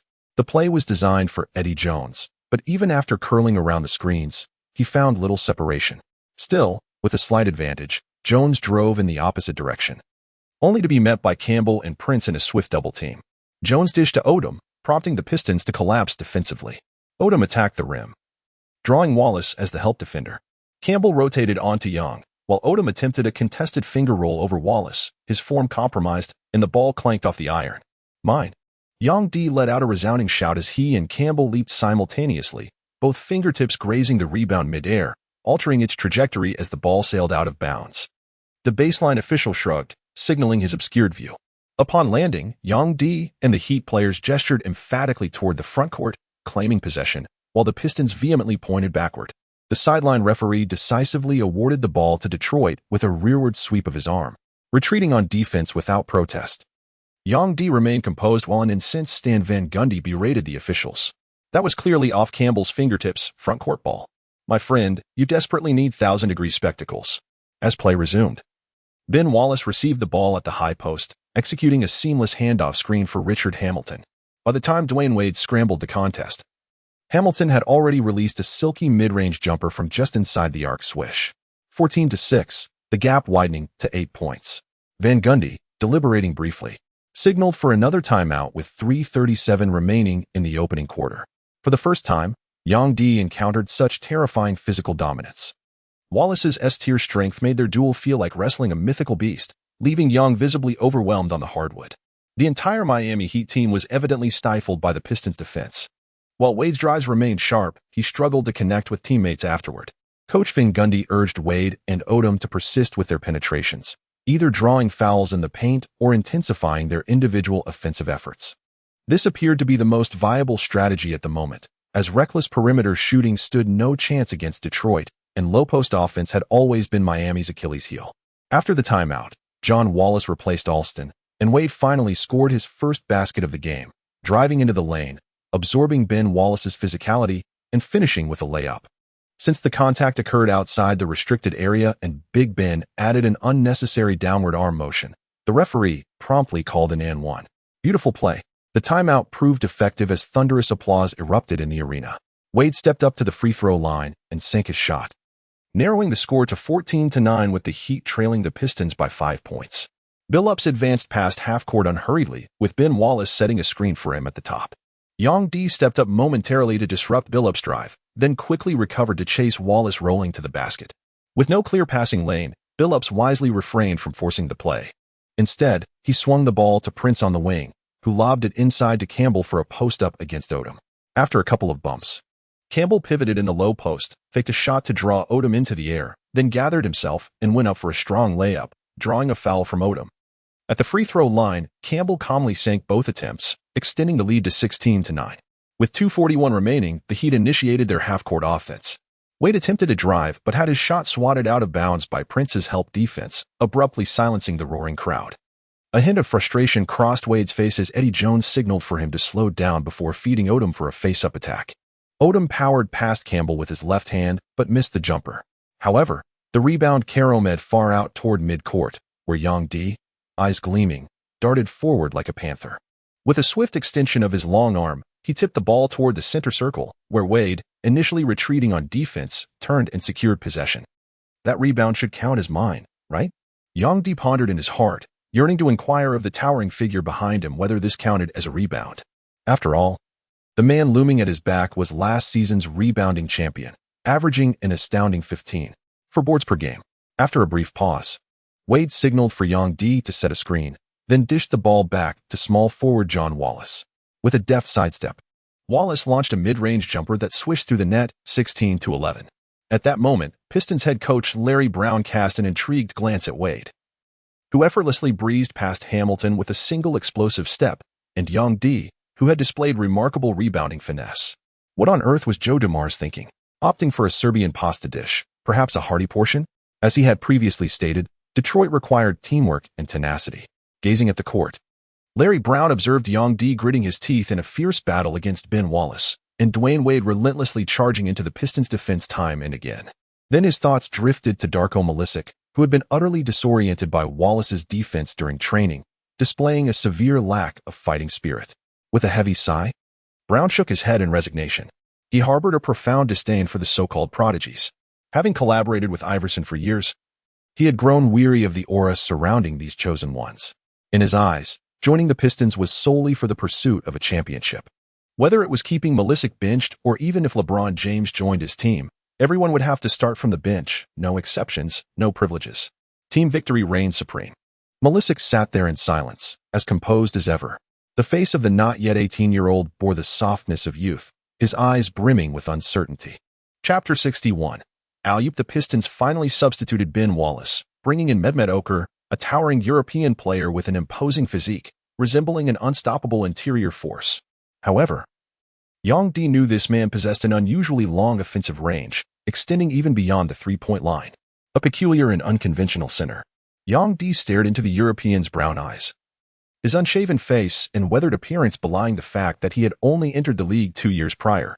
What Yang Di didn't realize was that although Okur had joined the league recently, he was already 22 at the time of his debut, now turning 24. The Heat had lost the opening tip, granting them possession at the start of both the second and third quarters. Rafer Alston, back on the court, dribbled past half-court. Dwayne Wade had been subbed out for rest, leaving John Wallace and Eddie Jones on the perimeter. In the front court, Lamar Odom was replaced by Malik Allen. Play 5. Alston theatrically raised a finger to direct the offense, signaling Yang Di to vacate the paint. Yang Di blinked, his shooting range was already limited. Stepping away from the basket would render him ineffective, wouldn't it? Alston passed the ball to Malik Allen at the high post. Allen executed a handoff with John Wallace, the wing player curling up from the corner. Wallace received the ball at the 45-degree angle beyond the three-point line, then drove inside before dishing it to Allen cutting down the lane. Allen caught the ball and sank a smooth jump shot, 16-24. The Heat narrowed the gap right from the start.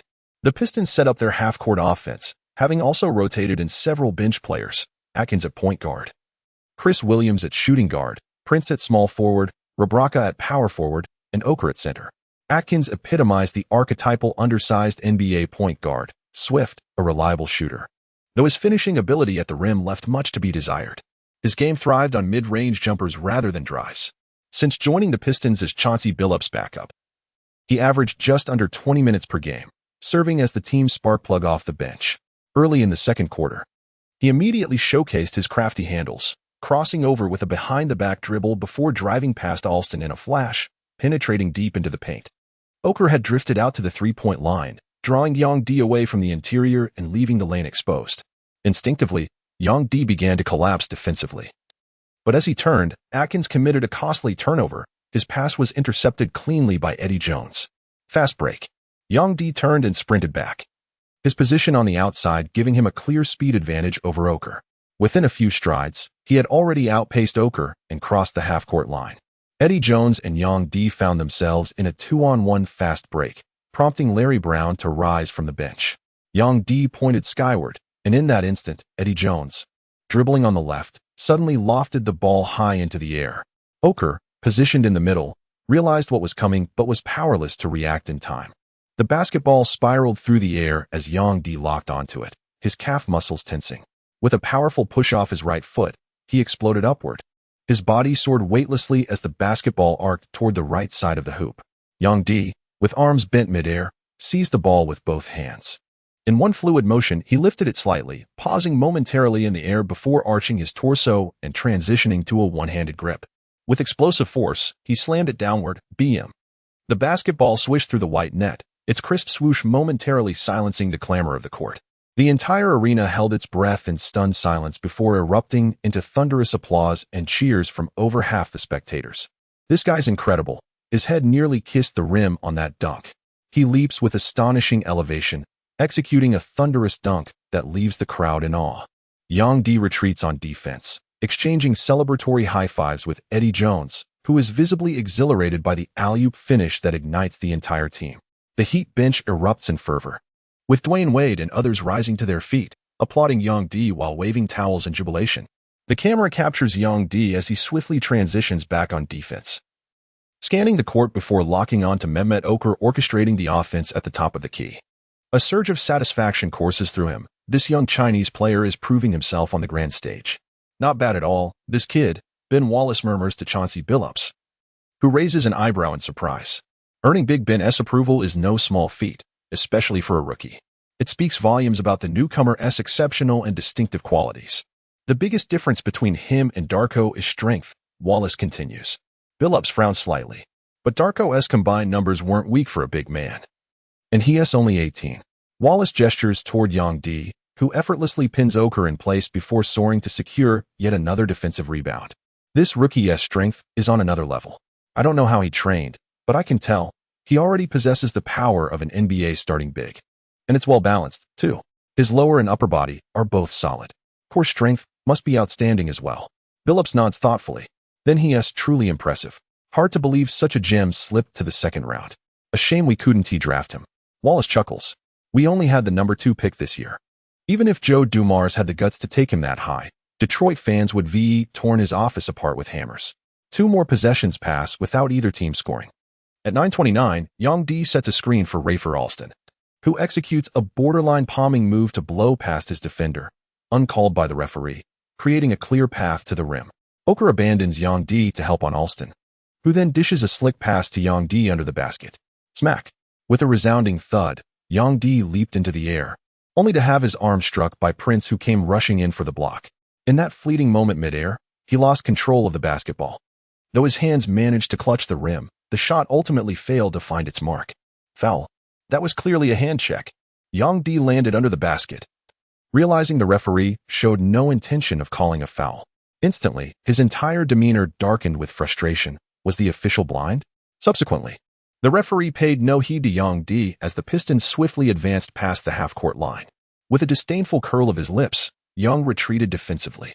Meanwhile, Stan Van Gundy on the sideline seethed with indignation, persistently berating the official. That was an obvious foul, my friend. Undoubtedly a foul, the ball was clearly knocked loose. How could that possibly be considered a clean block?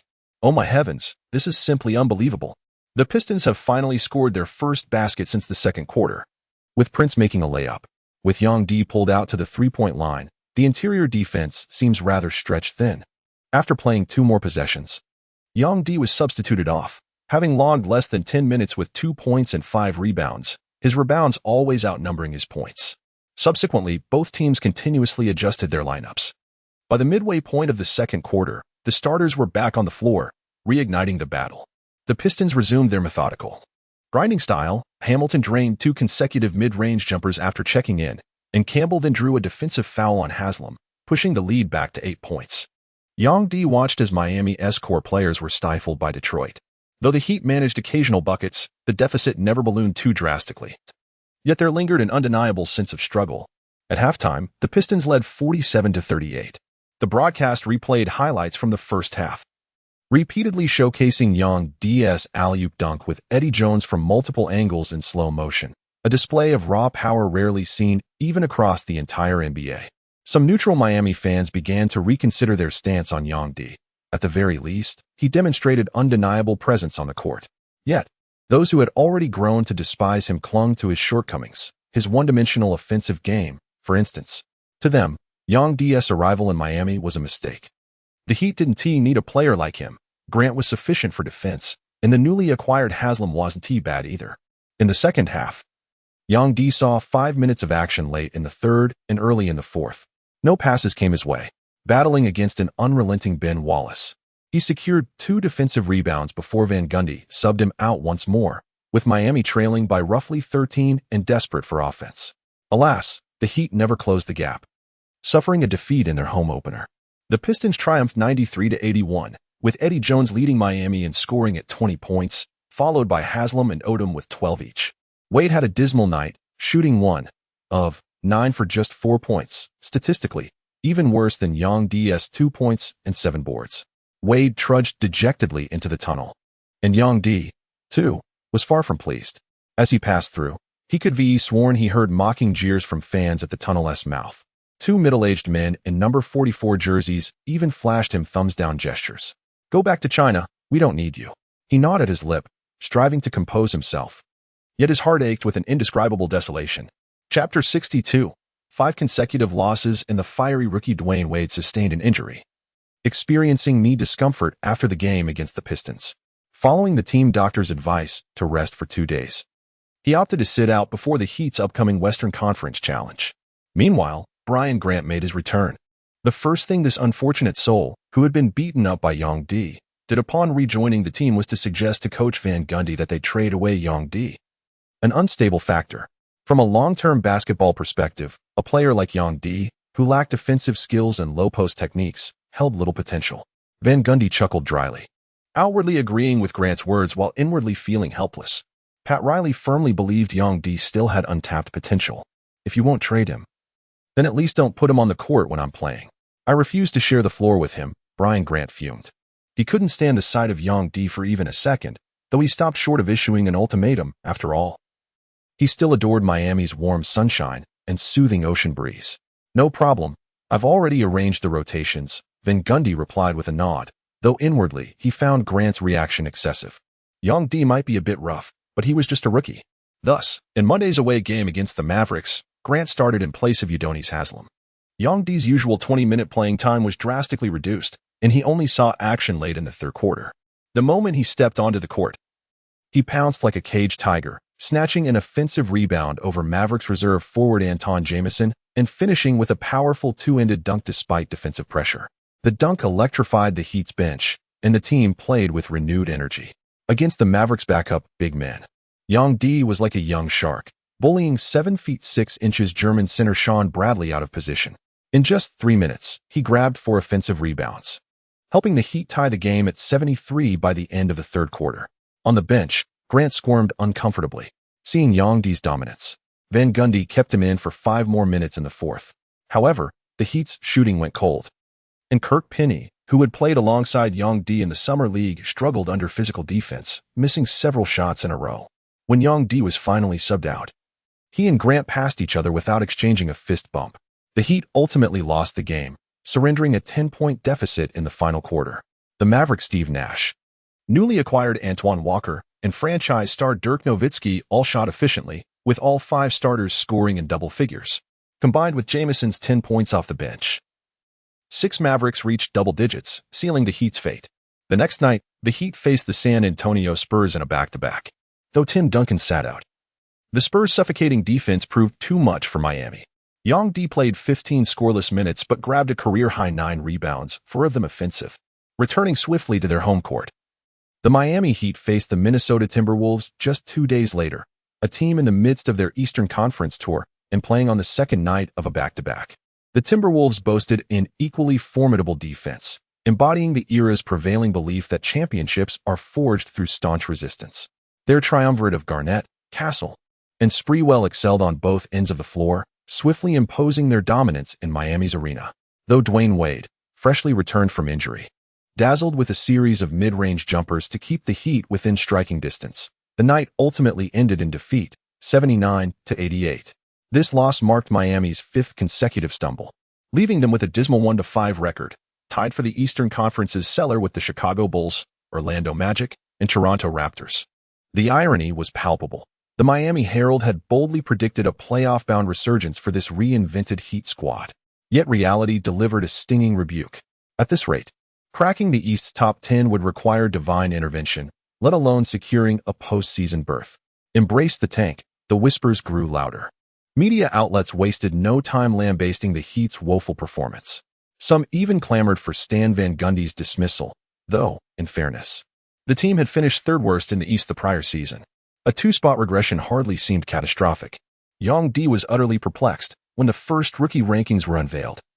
To his astonishment, he found himself listed in 7th place.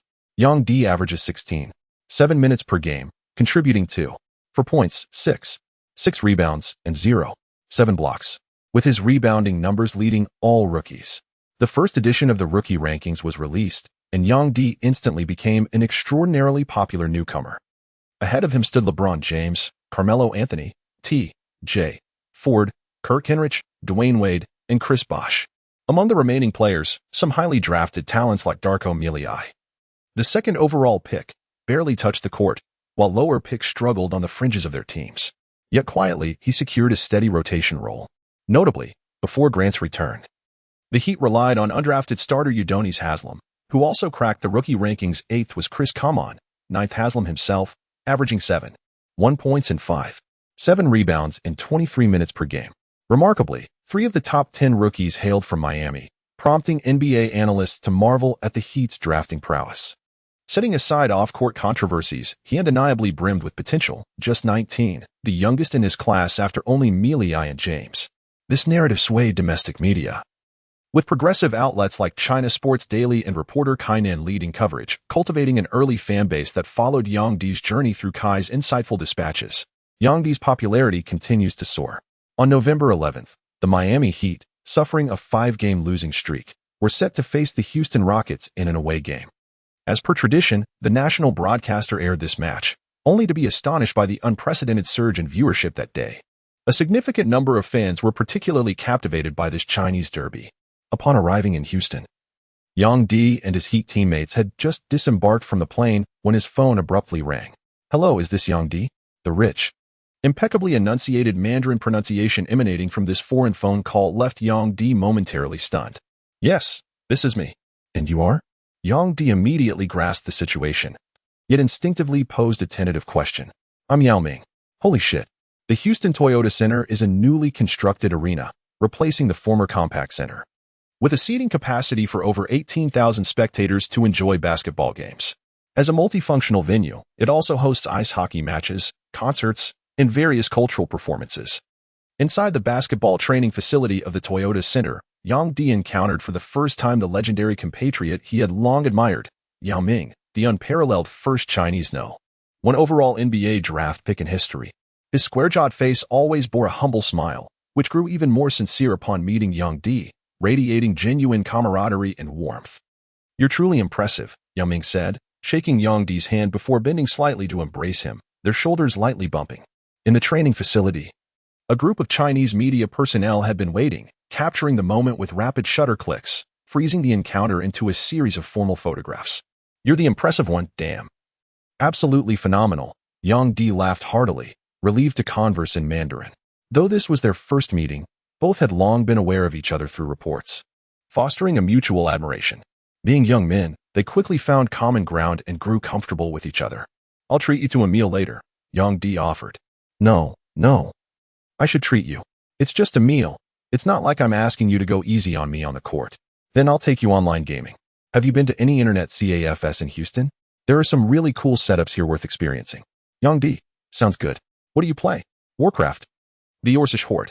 I have a preference for the Undead Scourge. The Orcs seem formidable only in the early stages, and their aerial forces appear consistently lackluster in the late game. I'm not particularly fond of the Orcs. Who claims that? Bloodlust combined with Wyvern Riders is exceptionally potent. Is it not? Chapter 63, the instant derby show under the veil of night, with city lights aglow. A long queue of ticket-holding citizens filed into the Toyota Center. Inside the locker room, Stan Van Gundy emphatically drew a red circle around Yao Ming, the Rockets' centerpiece on the tactical board. "We're on a 5-game losing streak. We can't afford another defeat. Houston is hovering between 9th and 10th in the Western Conference. This game is a must-win. The key to containing Houston lies in neutralizing their towering center, Yao Ming from China. Like the Pistons, Houston pairs two centers in their frontcourt, Kevin Cato, who has been shifted to power forward but remains primarily a defensive anchor. Jeff, adept at crafting defensive-minded teams, won't keep Yao and Cato paired for long due to positional overlap. Once Houston opts for the shorter but more offensively versatile Maurice Taylor, Yao will inevitably shoulder heavier defensive responsibilities, exploit his struggles against physicality, attack the paint relentlessly, draw fouls, and dominate the boards. After Van Gundy's exhaustive briefing, the team, including Young D, filed out of the locker room as tip-off approached. Since drafting Yao Ming last season, Houston has climbed to 9th in the West, bolstered by the backcourt duo of Steve Francis and Coutinho Mobley. This season, they've largely retained last year's roster, adding 33-year-old swingman Jim Jackson. With Yao's growth, however, the Rockets have entrusted him with more low-post offensive duties, and Francis has willingly scaled back his shots. Yao's scoring average has surged impressively since the season's start, 19 points and 9.8 rebounds per game, numbers befitting a star-caliber big man. Yet, Yao still grapples with cultural assimilation. He confided in Young D that adapting to the NBA is arduous, not just in games, but in daily practices, teammate interactions, and ideological openness. The ultimate validation, though, comes through undeniable prowess. Houston fans exemplify this shift. If Yao's all-star starter selection last season drew skepticism, his early season performances have since won them over. Many Americans now admire this humble, gentle, and exceptionally talented gentleman of the court. In stark contrast, Young D, the other Chinese player, embodies the opposite extreme, volatile, impulsive, and mired in controversy. In the Beijing studio of CCTV's broadcast, veteran commentators Sun Jinping and guest analyst Su Jiqing, a heavyweight pairing, underscored the network's emphasis on this matchup. Even before tip-off, they dissected the game with predictions. Rockets will take this, Su Jiqing asserted decisively. They're riding a 3-game win streak. Momentum and form clearly favor them over Miami.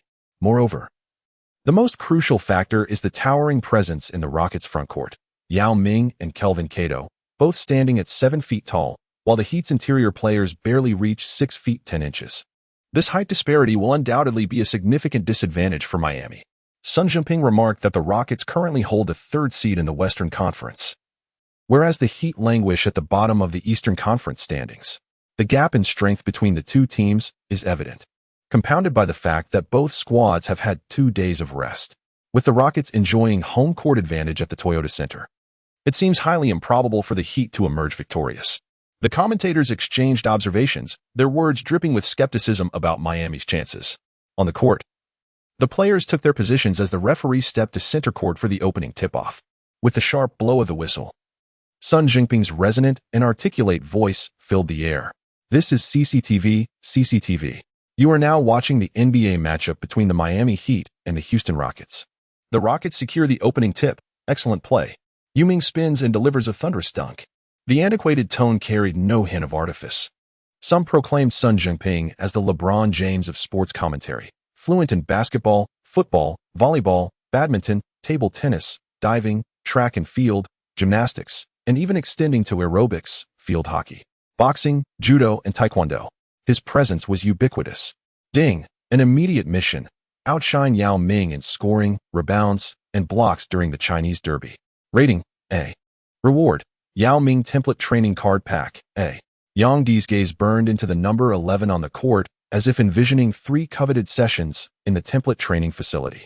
Yet when Yao Ming effortlessly sank a basket upon entering, Yang's heart plummeted. He bellowed furiously, "What the hell? Defend properly. Can you even play defense? Huh?" Haslam beside him cast a peculiar glance at Yang Di, pondering silently. Wasn't Yao Ming supposed to be Yang Di's fellow countryman? Earlier in the afternoon, the two had been chatting and laughing together, appearing quite intimate. Yet now, the moment they faced off in a match, the young man immediately turned hostile, truly a cunning character. Reflecting on this, Haslam shifted uncomfortably in his seat, sensing imminent danger. Perhaps spurred by Yang Di's shouts or simply unwilling to be humiliated by a rookie like Yao Ming dunking over him, Grant summoned all his strength. From then on, his defense became relentless, his focus razor-sharp. The Heat's perimeter defense stabilized, with Wade and Francis, both explosive athletes, locked in a fierce duel, electrifying the court. Yang Ming attempted a mid-range turnaround jumper but missed. By the 7th minute of the first quarter, having taken only 2 shots, he was subbed out with 2 points, 2 rebounds, and 1 foul. To his surprise, when Yang Di checked in during the 9th minute, the arena erupted in cheers. Go Yang Di! Chinese-American fans in Houston erupted in applause, cheering enthusiastically for Yang Di. Surprised, Yang glanced up and spotted 2 or 3 Chinese-American supporters clad in his Miami Heat No. 8 jersey a couple rows away, waving their arms energetically. Acknowledging them with a casual wave, Yang noticed their elation upon catching his gaze, prompting them to wave even more fervently. On the court, the Rockets had Kevin Cato as their center, Scott Padgett at power forward, Terrence Traylor at small forward, Jim Jackson as shooting guard, and Coutinho Mobley handling the point. Meanwhile, the Heat kept Dwayne Wade on the floor, flanked by John Wallace and Eddie Jones, with Udonis Haslem and Yang Di anchoring the interior. Both teams were essentially lacking a true point guard.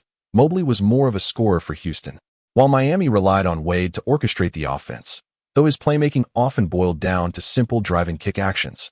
As soon as Yang Di checked in, Wade immediately flashed him a look, signaling for a pick-and-roll.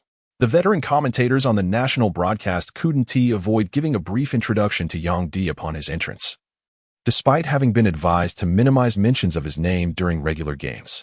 Today, however, it was unavoidable. This is a legendary Chinese player. Sun Jinping emphasized the word Chinese. In reality, Yang Di lacked any official athletic certification recognized by China's General Administration of Sport, making him an awkward anomaly for the Basketball Association, technically a Chinese national but entirely beyond their jurisdiction. From his previous appearances, this player prioritizes defense over offense. His post moves are somewhat limited, but his athleticism is exceptional. He has already made the top 10 plays with his emphatic dunks. So his role here is primarily to bolster defense and rim protection while adding some offensive presence, Su Jiqing remarked smoothly. Then, pausing briefly, he shifted topics. One viewer texted in saying they de-sell their TV if the Heat lose again. Let us not go that far. Miami will win eventually. Sun Jinping. Great play. Both men exclaimed in unison. Sun Jinping remarked, a spectacular basket from Dwayne Wade. His lightning-fast drive sliced through the defense, and his layup was executed as if the paint were utterly unguarded. Su Jiqing added, the Rockets' defensive lapse was inexcusable. This play highlights the weakened interior defense once Yao Ming steps off the floor. How the bench players protect the paint in Yao's absence should be a focal point for improvement. Look, another missed opportunity, too simplistic in execution. Yi Jianlian secured the defensive rebound, showcasing his signature positioning and rebounding prowess. On the offensive end, he set another screen for Wade, who then veered toward the mid-court after the pick. He rolled to the basket with a crisp crossover cut, as Wade drew a double team from Kevin Cato and Jim Jackson. He lofted a high pass to E, who found himself wide open for an uncontested attack on the rim. At that moment, the Rockets' power forward abandoned Udonis Haslem to help defend E. With a sharp dribble, he noticed Scott Padgett closing in. Then, in a flash of clarity, he executed a sublime, almost effortless lob pass. What a play! Scott was utterly unprepared for Yang Di's lightning-fast pass, failing to anticipate it in time. By the time he turned around, Haslem had already thunderously slammed the ball through the hoop.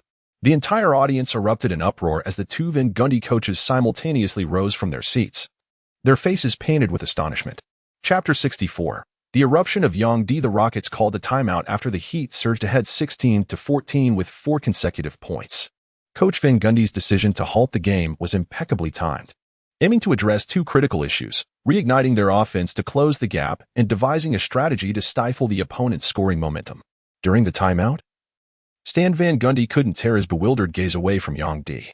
How had he executed that pass with such precision? Was it a stroke of genius, a calculated anticipation, or perhaps an evolution, an expansion of his court vision into uncharted brilliance? If the offensive prowess is lacking but the organizational potential remains vast, then Yang Di truly has boundless prospects. A defensive anchor with playmaking abilities? A bruising interior presence who facilitates? Yang Di wore an air of nonchalance, lifting his chin with an indifferent demeanor. What's the big deal? Just watch. I'll have Odom out of a job in no time, believe it or not. The timeout concluded, and both teams returned to the court. After I break through, I'll pass it to you. This game's being broadcast live in your country, isn't it? Time to put on a show, make it count. Before taking the court, Wade quietly pulled Yang Di aside and whispered.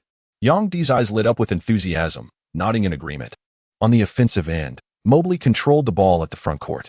Kevin Cato set a screen for Mobley, who attempted to drive past Wade but failed, retreating beyond the perimeter before lofting a pass to the power forward cutting to the high post. A quick handoff and screen later, small forward Trey Braggs surged forward, muscling against John Wallace, their frames evenly matched, leaving Trey with no clear advantage. He dished it back to power forward Scott Padgett, who rose for a mid-range jumper over Udonis Haslam's defense. Clang. The ball didn't go in, rebounding high off the rim. Kelvin Cato gave up on the offensive rebound battle as Yang D leaped gracefully, snatching the ball with one hand. That's two now, catching up. Yang D calculated silently in his mind. Just one more basket and his stats for this quarter would match Yao Ming's. Advancing to the front court, Dwayne Wade, controlling the ball, gestured toward the lower right. Yang D set a solid screen on defender Jim Jackson, who shouted for help defense. Reluctantly, Kelvin Cato stepped up to challenge Wade, who took a long stride, evaded Cato, and exploded off his calves in a burst of speed, driving hard into the paint. Meanwhile, Yang D cut along the opposite side toward the baseline, hovering just outside the key. The Rockets' power forward hesitated, unsure whom to cover. Then, without even glancing left or right, Wade lofted a one-handed pass, too high. A turnover. Spoelstra let out an exclamation, knowing full well that Wade intended to execute an alley-oop with Yang D. While the play was indeed feasible, Wade's pass, crafted to bewilder and evade the defenders, bore an uncanny resemblance to a turnover. My ball. A shadowy figure suddenly darted forth, leaping high into the air with gritted teeth. His eyes remained locked on the basketball as he raised both hands overhead. At the very moment the ball was about to fly out of bounds, he snapped it down with a resounding smack. How could this be possible? The Rockets' head coach, Jeff Van Gundy, younger brother of the renowned Stan Van Gundy, was utterly astonished. Today, this rookie had left him dumbfounded in so many ways. Bang! Yang D hung from the rim with both arms, dunking fiercely as his body swayed forward with the momentum. Once again, the entire arena fell into silence, only to erupt in a paradoxical mix of boos and cheers moments later. Many local spectators generously offered their applause. In the broadcast studio of the National Sports Channel, the two commentators were momentarily stunned into speechlessness by that spectacular dunk. After a long pause, Sun Jinping finally managed to utter in a dry tone, "What an incredible play." That was a breathtaking alley-oop dunk executed by the Heat's number 8. Su Jiqing, regaining his composure, added, "Yang D's athleticism is truly impressive. But the real credit for this play goes to Dwayne Wade's impeccable pass. The young player demonstrated remarkable maturity on the court." The score now stood at 18-14. With the Heat's bench erupting in excitement, this play was undoubtedly worthy of being featured in the day's top 10 highlights. Cuttino Mobley dribbled the ball past half-court, signaling to his teammates to slow down and set up a patient half-court offense. With just under a minute left, a surprising 6-0 run from the supposedly offensively challenged Heat bench had caught him completely off guard. The Rockets attempted a series of intricate plays, low-post actions, high-post sets, pick-and-rolls, and cuts, but failed to shake off the Heat's high-energy defense. To make matters worse, Jim Jackson stepped on the baseline while driving to the basket, resulting in an immediate turnover. Play 1, Wade signaled, raising a single finger. Play 1 was his isolation set, and the team quickly cleared out, leaving the right side of the court for him to go one-on-one against defender Jim Jackson. Wade dribbled between his legs repeatedly, his shoulders twitching unpredictably. Suddenly, he took a decisive step forward with his left foot, the ball in his left hand suggesting a drive to that side. No way, he's going right. Defensive player Jim Jackson mentally assessed the situation, yet his body instinctively shifted its weight slightly to the left with unconscious precision. Snap! Wade pivoted on his knee, swiftly shifting his stance to break through from the right flank. The lightning-quick crossover was executed with astonishing amplitude. Wade swiftly followed through with his left foot, and in the blink of an eye, his crossover step secured him the optimal breakthrough position. Jim Jackson's pupils constricted abruptly. The explosive rookie had already drawn level with him. He could almost feel the raw, untamed power radiating from the young player. The wind whipped against his cheeks as he squinted, reaching out desperately to intercept, only to grasp at empty air. Like a tempest, Wade surged forward with unstoppable momentum. Too fast, far too fast. From the perspective of the fans, Wade's speed was simply astonishing, clearly operating on a different level compared to other players. Kevin Cato in the paint couldn't even react in time before Wade had already taken his third step and soared into the heavens. Then came the resounding dunk, a single-handed slam that was both decisive and powerful. 20-14. Jeff Van Gundy grew increasingly restless as the Rockets' defense, both inside and outside, appeared as fragile as paper. Yet, with less than 30 seconds remaining, he restrained himself. Finally, the Rockets managed to execute a successful play. Mobley drove and dished to Jim Jackson, who took a quick step before passing it back to Mobley for a mid-range jumper. The Cats sidestepped the help defender and rose for the shot, with Wade barely managing to contest it in time. After the basket, the Rockets trailed 16-20, still down by 4 points. In the final offensive play of the Heat, Wade, who had controlled the ball several times in a row, did not take possession this time, but instead passed it to the veteran Eddie Jones. On any other team, a rookie dominating the ball like this would likely have caused internal strife long ago. However, in the Heat, it was clear that Wade was being groomed for a key role.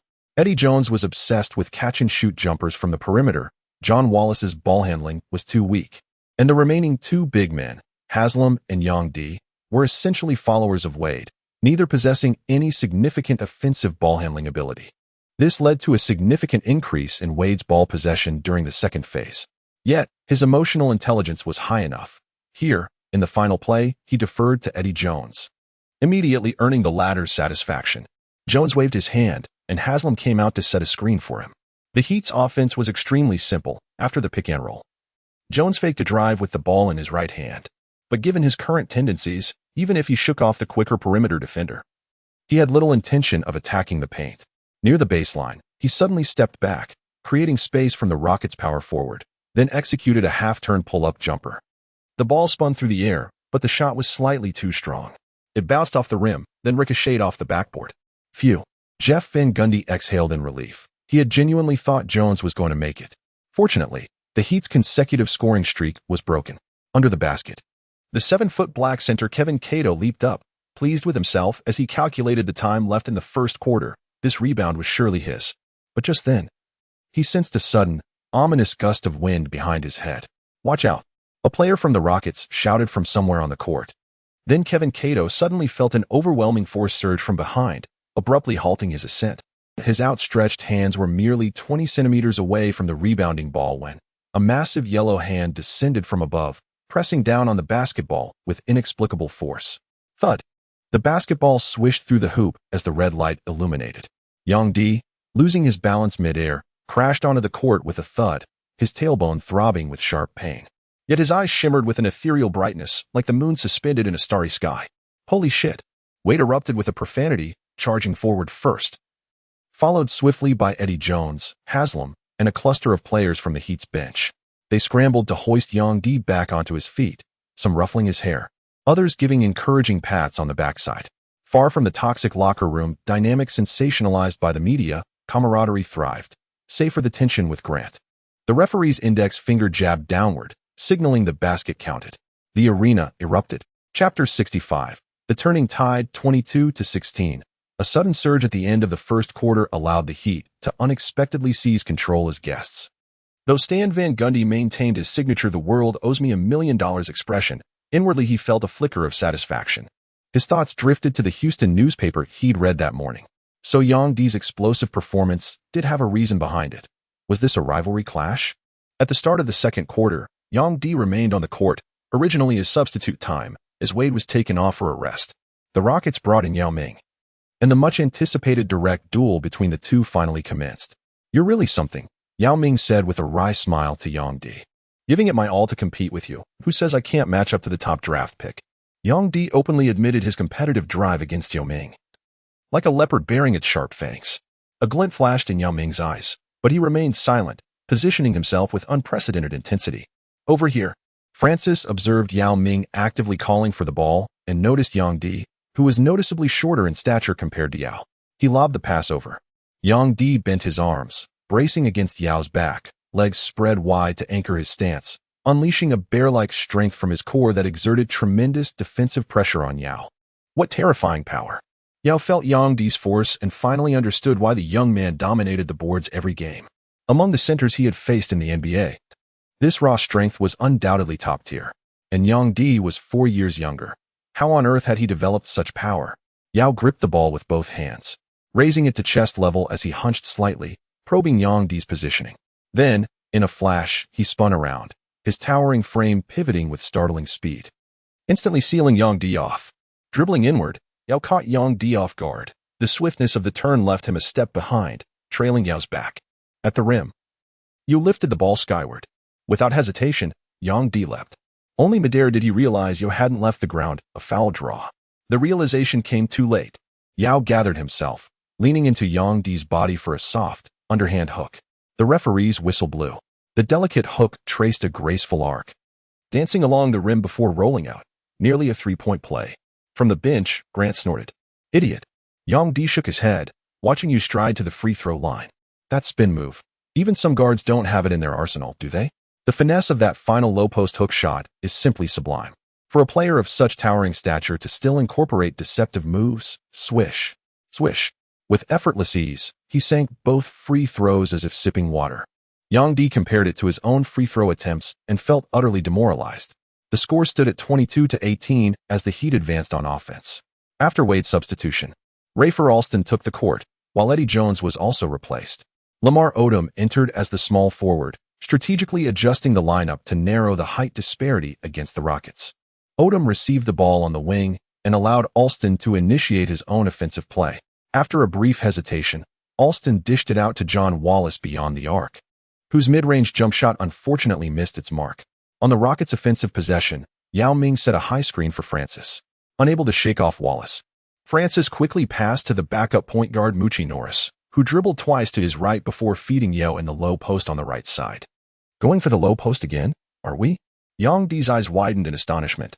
From the sidelines, Stan Van Gundy bellowed the command to double team. He gestured towards Odom, signaling him to step up and assist Yang Di in defending against Yao Ming. As Odom approached, Yao Ming swiftly passed the ball back to Jim on the perimeter, who sank a three-pointer, 22-21, with the Rockets scoring 5 consecutive points. This play showcased Yao Ming's brilliance. His exceptional basketball IQ was evident. In one fluid exchange, inside and out, he orchestrated a 5-point swing, quickly narrowing the gap. Yang Di still struggled somewhat when guarding Yao Ming. Su Jiqing remarked with a serene, almost knowing smile. They should call a timeout now, shouldn't they? They didn't tee? Coach Stan Van Gundy likely had his own strategic considerations in mind. Yang Di sprinted to the high post to receive the ball, pivoted sideways while dribbling, then executed a smooth handoff screen with Rafer Alston. Alston caught the ball and slithered past defenders like an eel through reeds. Yao Ming deliberately left Yang Di unguarded to disrupt Alston's dribble, buying just enough time for Moochie Norris to recover defensively. Yang Di cut toward the basket as Alston dished to Lamar Odom on the wing. Odom attempted a driving layup, spun midway, and dribbled baseline before muscling through his defender for the finish. Yao Ming hesitated to help off Yang Di, wary of surrendering another offensive rebound. 24-21. As the second quarter commenced, both teams found their offensive rhythm, injecting life into what had been a lethargic, soporific contest. Yao Ming established deep post position for the third time, receiving an entry pass from Steve Francis. The perimeter defenders immediately abandoned Francis to double-team Yao. Yang Di, positioning himself deftly, nearly stripped the ball with a one-handed swipe, forcing Yao to quickly secure it overhead. With John Wallace joining the double-team, Yao kicked it back out to Francis, who seized the advantage.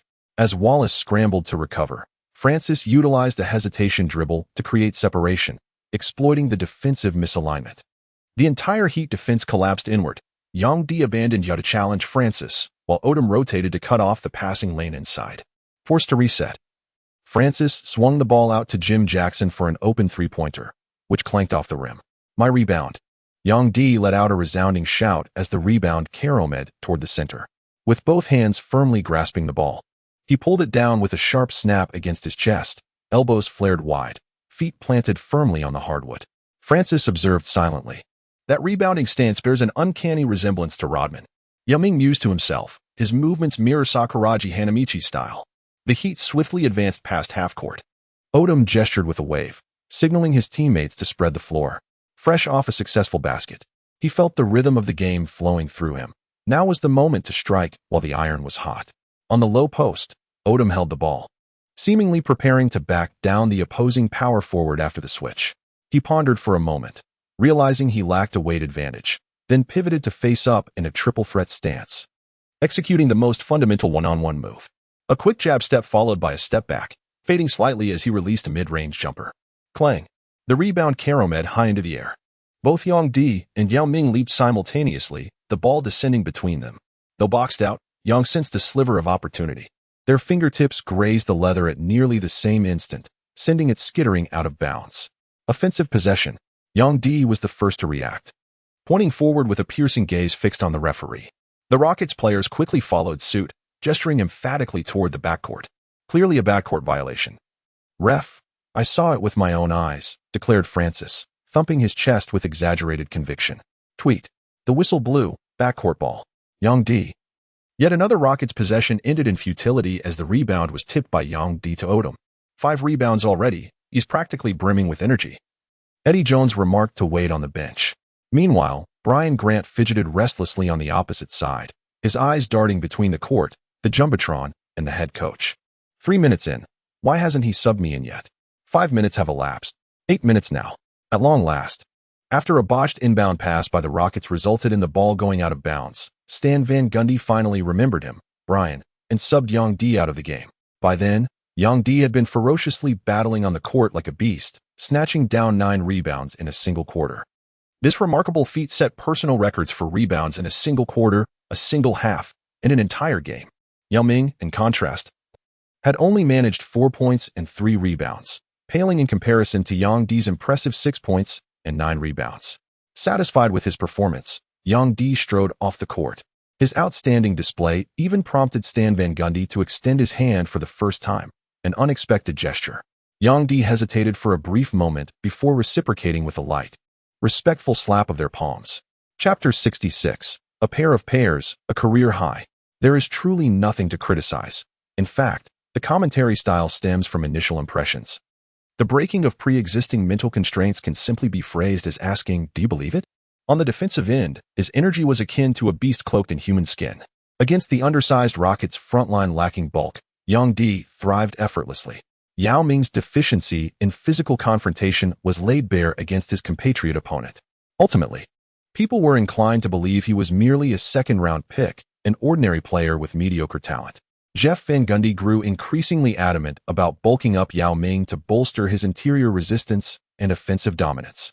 Time and again, visions of that purple and gold no.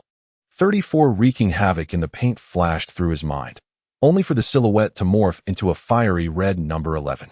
By halftime, the Heat led the Rockets 49-41, an 8-point advantage.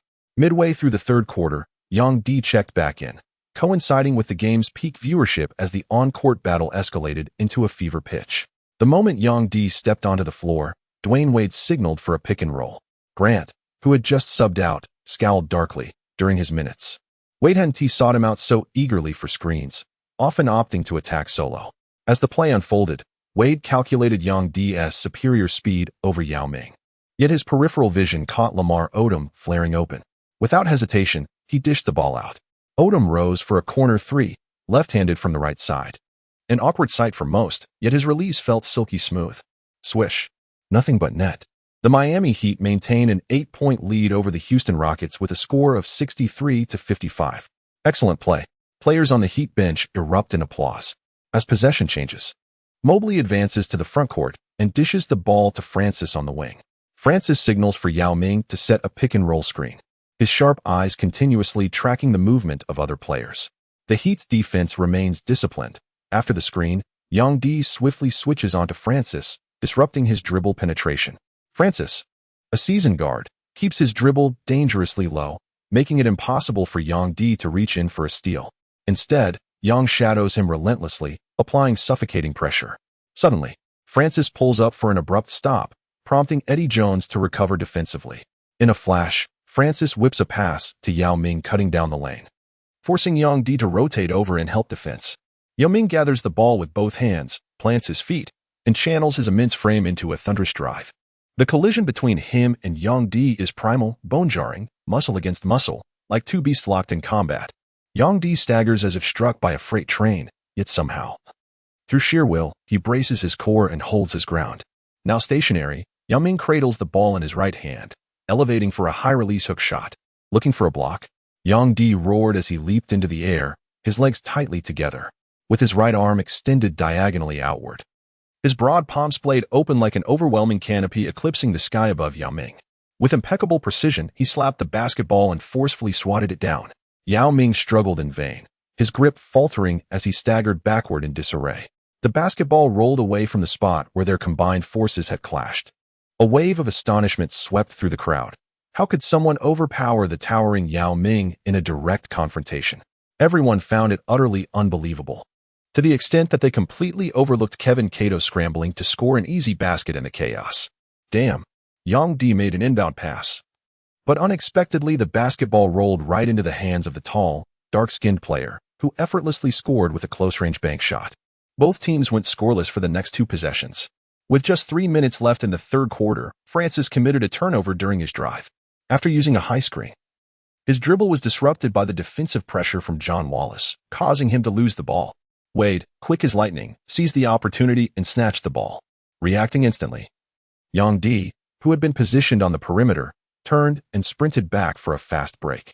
As he accelerated, his speed advantage over Yao Ming became evident.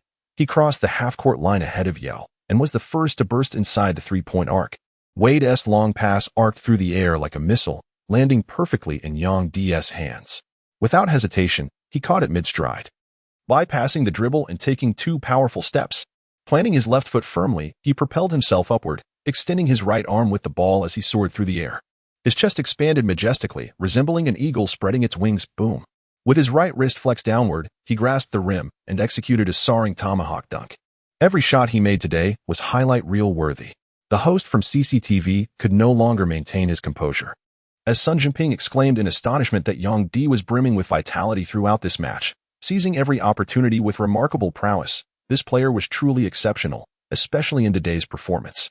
Indeed, though primarily a defensive player, one could discern his latent defensive talents.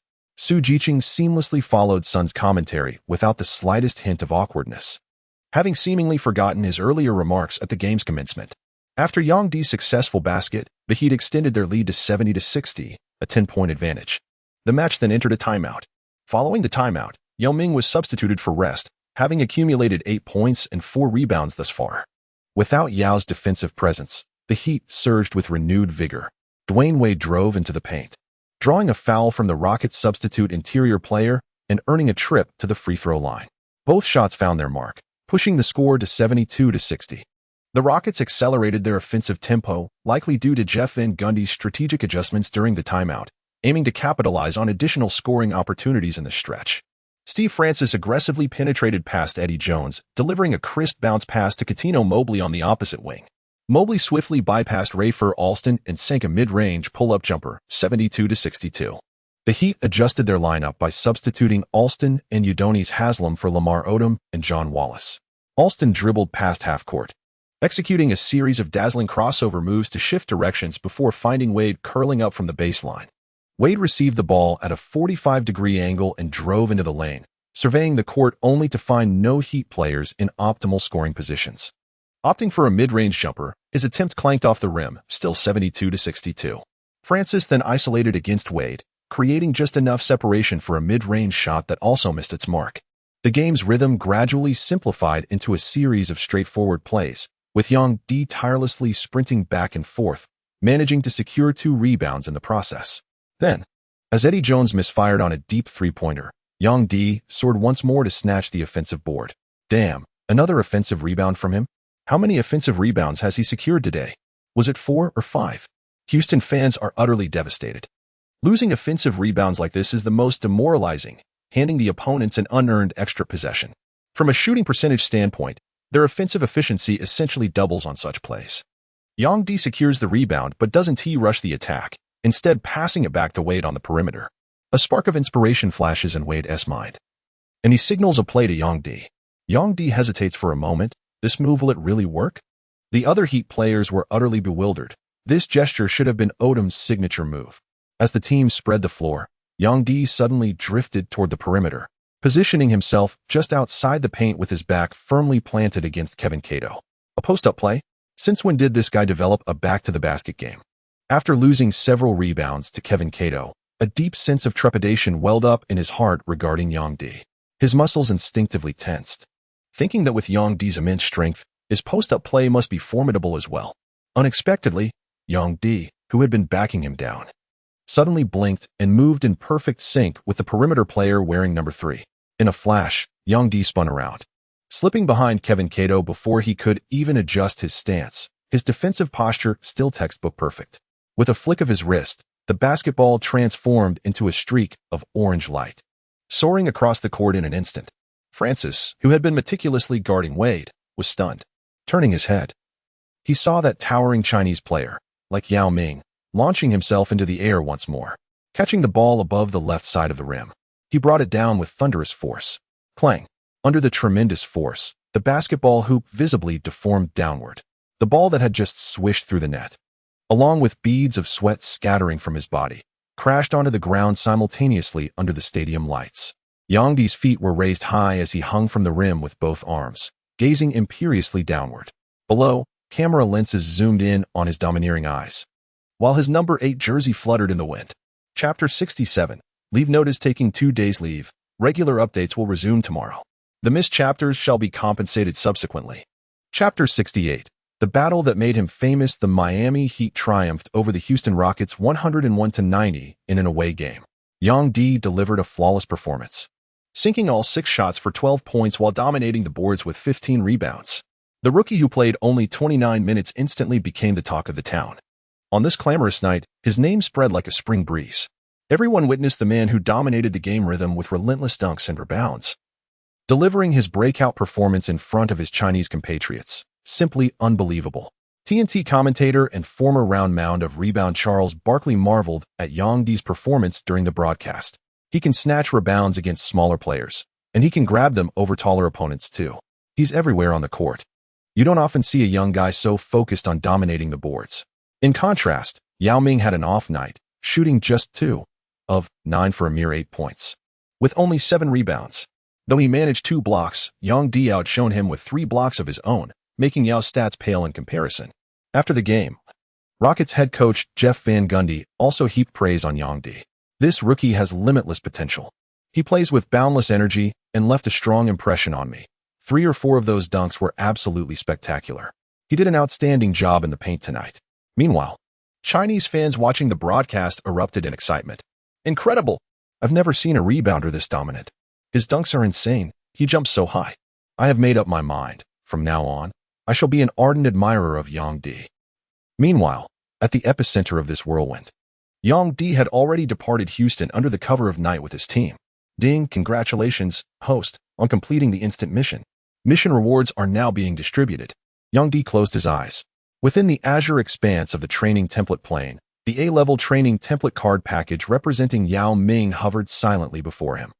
He possessed 3 complimentary opportunities to utilize it. Has he drifted off to sleep again? Wade glanced at the slumbering Yang Di from his aisle seat, gradually succumbing to drowsiness himself as he closed his eyes to rest. A brilliant white light erupted, and within the system's training ground, the constructed templates of Yao Ming and Yang Di materialized simultaneously. The training regimen consisted of 3 primary drills: hook shots, low-post pivot maneuvers, and mid-range jumpers for taller players. After surveying the options, Yang Di opted for the low-post pivot training, having discovered a newfound enjoyment for low-post offensive plays during the game. The intricacies of pivoting in the post particularly captivated him. Then, as though alive, the template constructed Yao Ming engaged Yang Di in conversation. Low-post pivoting primarily revolves around establishing position and protecting the ball. Yao Ming explained with a warm smile, a basketball somehow already cradled in his hands. Offensive maneuvers include left pivots, right pivots, and dribble slides. He continued, first, let's discuss positioning techniques. The footwork for securing position in the low post differs from boxing out for rebounds. Yao Ming gestured for Yang Di to approach. Yang Di reached out and positioned himself behind Yao Ming, whose towering frame resembled a mighty mountain. Yao turned his head, simultaneously explaining and demonstrating the movements with precision. Yang Di anticipated that A-tier template training could be so intuitive. The last time he trained with Theo Ratliff, the man had been rigid and methodical. Nothing like this. Though puzzled, Yang didn't dwell on it. Instead, he found the style of training engaging and delightful. The low-post positioning technique laid the foundation for subsequent dribbling, with the primary objective being ball protection. If I receive the ball in this position, Yao explained, smaller defenders can easily swipe it from behind or other angles. But if I secure it here or here, it becomes far more challenging for them to strip it away. Always utilize your non-dribbling arm and shoulder, Yao continued. If I position my arm here as a barrier, it not only prevents the defender from reaching in but also allows me to pivot smoothly.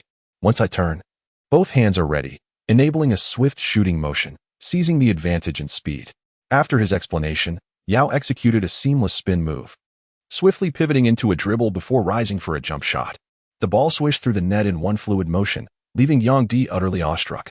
Why didn't he use this in today's game? If he employs such an offensive strategy, it would be utterly unstoppable. Yet then he recalled that Yao Ming had indeed utilized this move before, only to be frequently double-teamed by the Heat, disrupting his rhythm, coupled with Grant's solid defense. After several missed turnaround jumpers, Yao abandoned this less efficient offensive approach. Once more, Yang Di found himself matched up against Yao Ming, who began elaborating on the nuances of pivot foot techniques and experience. After the Heat's surprising victory over the Rockets, they immediately rushed back to the Florida Peninsula. In truth, the day's marquee matchup was the showdown between the 76ers and the Wizards, a breathtaking scoring duel where the 76ers star Allen Iverson erupted for 40 points, while the Wizards' Gilbert Arenas poured in 36, dominating the day's scoring leaderboard.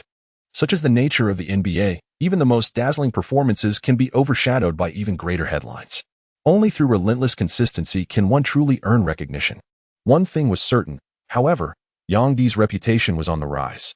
As the plane prepared to land, Dwayne Wade suggested Yang Di consider signing with a new agent.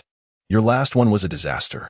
You need someone reliable to manage your off-court affairs so you can focus more on training, Wade advised. Yang Di's main concern was ending up with a bloodsucker or a money-obsessed agent. Even if highly capable and commercially savvy, without genuine consideration for his interests beyond contracts, such an agent would be little more than a glorified lawyer. He shrugged, recalling the German he'd encountered back with the Mavericks. Dirk Nowitzki doesn't have an agent. If he can manage, why can't I? Complicated business, he mused. Wade couldn't comprehend Yang Di's line of reasoning and attempted to persuade him. If you truly find it difficult to trust, perhaps you should seek out a more reliable and promising young agent.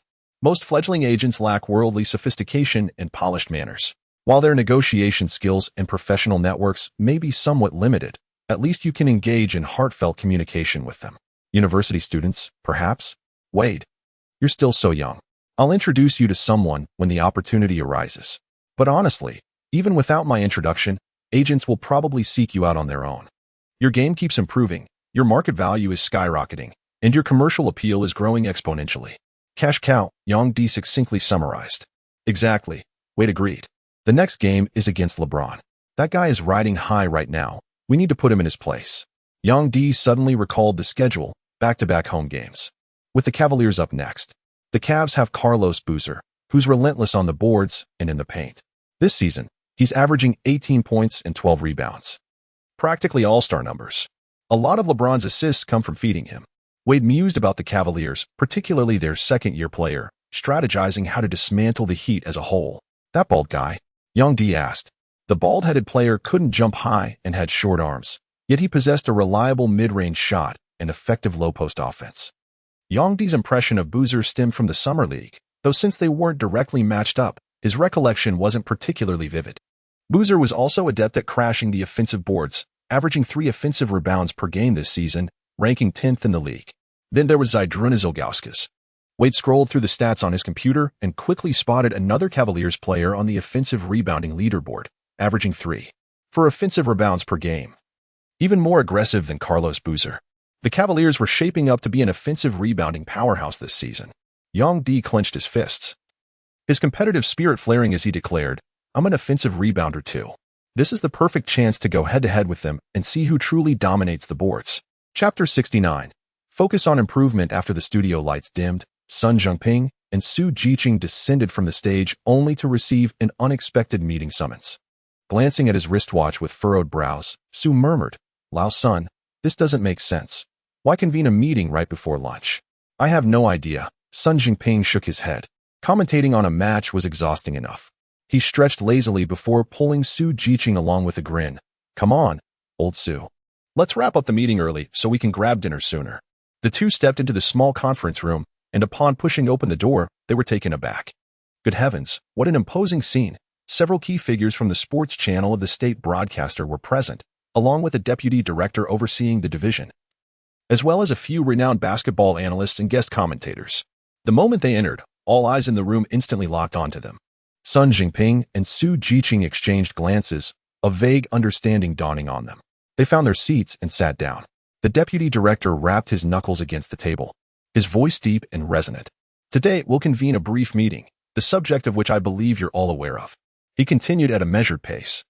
Regarding the adjustment to the broadcast schedule for the Heat this season, the network has already communicated and negotiated with the NBA officials in the U.S. about this matter. They're more than willing to help boost the influence of the Heat, or rather, Yang Di, in China. Though Yang Di is a controversial figure, where there is controversy, there is news value, isn't there? Yang Di has emerged as an idol for rebellious students across China. Having such a distinctive NBA star undoubtedly enhances our viewership ratings and serves as a guarantee for success, as today's match clearly demonstrated. Su Jiqing and others were utterly astonished, never anticipating the station would implement adjustments so swiftly. But what about the Basketball Association's stance on this matter? Ahem. The deputy director glanced at the assembled panel of commentators, a mix of seasoned veterans and promising newcomers. Before broadcasting the Miami Heat game, he emphasized the importance of thorough preparation regarding the team and Yang Di's background, urging everyone to approach the commentary with greater professionalism and depth. After delivering a lengthy speech, he concluded the brief meeting. The following afternoon at the American Airlines Arena in Miami, Kainan sat across from Yang Di, clutching a notepad and pen. Yang Di wiped the sweat from his brow, took a sip of water, and remarked with a smile, "You seem to be getting more professional by the day." "Of course, after all this training," Yang Di replied. "Got time later? Let's grab a meal together." Kainan shook his head with a hint of apology and said, "After this interview concludes, I must return to Los Angeles. This manuscript is of utmost importance. It requires a systematic and thorough interview regarding your recent endeavors, which will subsequently be archived as reference material." "Quite impressive, isn't it?" Yang Di made an exaggerated gesture. Well, it was quite impressive. After getting familiar with Yang Di, Kainan often teased him, saying things like, "After defeating the Rockets and then achieving career highs in points, rebounds, blocks, shooting percentage, and a series of other records, what's your biggest takeaway? New heights, new peaks." Yang Di burst into laughter. "Career high, slip of the tongue, haha." Kainan also laughed heartily. After laughing for a while, Yang Di finally composed himself, raised an eyebrow, and inquired, "So has the interview officially begun then?" "Indeed. To be perfectly honest, it was utterly exhilarating." Yang Di paused momentarily before bursting into uncontrollable laughter once more. The mere recollection of yesterday's match sent waves of delight coursing through his entire being. Their so-called interview resembled more of a casual conversation between friends, punctuated by frequent outbursts of mirthful laughter like a pair of jesters. "Truthfully, I never anticipated receiving such substantial playing time. I fully expected the head coach to keep me firmly planted on the bench without opportunity. For this, I must extend my sincerest gratitude to the entire Van Gundy family. It's fortunate he has such an admirable younger brother." Yang Di rambled on playfully, subtly criticizing Stan Van Gundy's reluctance to grant him opportunities behind the scenes. Kainan shook his head with a wry smile. "You're remarkably outspoken. I certainly wouldn't dare publish such remarks." "No matter, these words are merely for your ears alone," Yang Di responded casually before shifting topics. "Speaking of which, regarding tonight's match against the Cavaliers, do you possess confidence in achieving even greater accomplishments?" "Absolutely," came the emphatic reply. Yang Di raised his chin with confidence and declared, "LeBron James is undoubtedly the most outstanding rookie of this season. Competing against him is truly exhilarating. In fact, I've long yearned for this encounter. I recognized his extraordinary talent back during the Summer League. He's in a league of his own." Night fell over Miami as a sea of passionate fans flooded into the American Airlines Arena. NBA spectators come in various forms. Some are loyal season ticket holders, steadfast supporters who rally with their fan communities.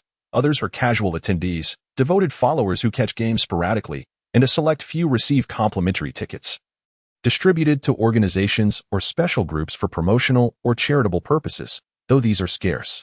The first 3 rows often host local celebrities and social elites, some genuinely invested in the game, others merely passing time, and a few seeking fleeting moments of publicity.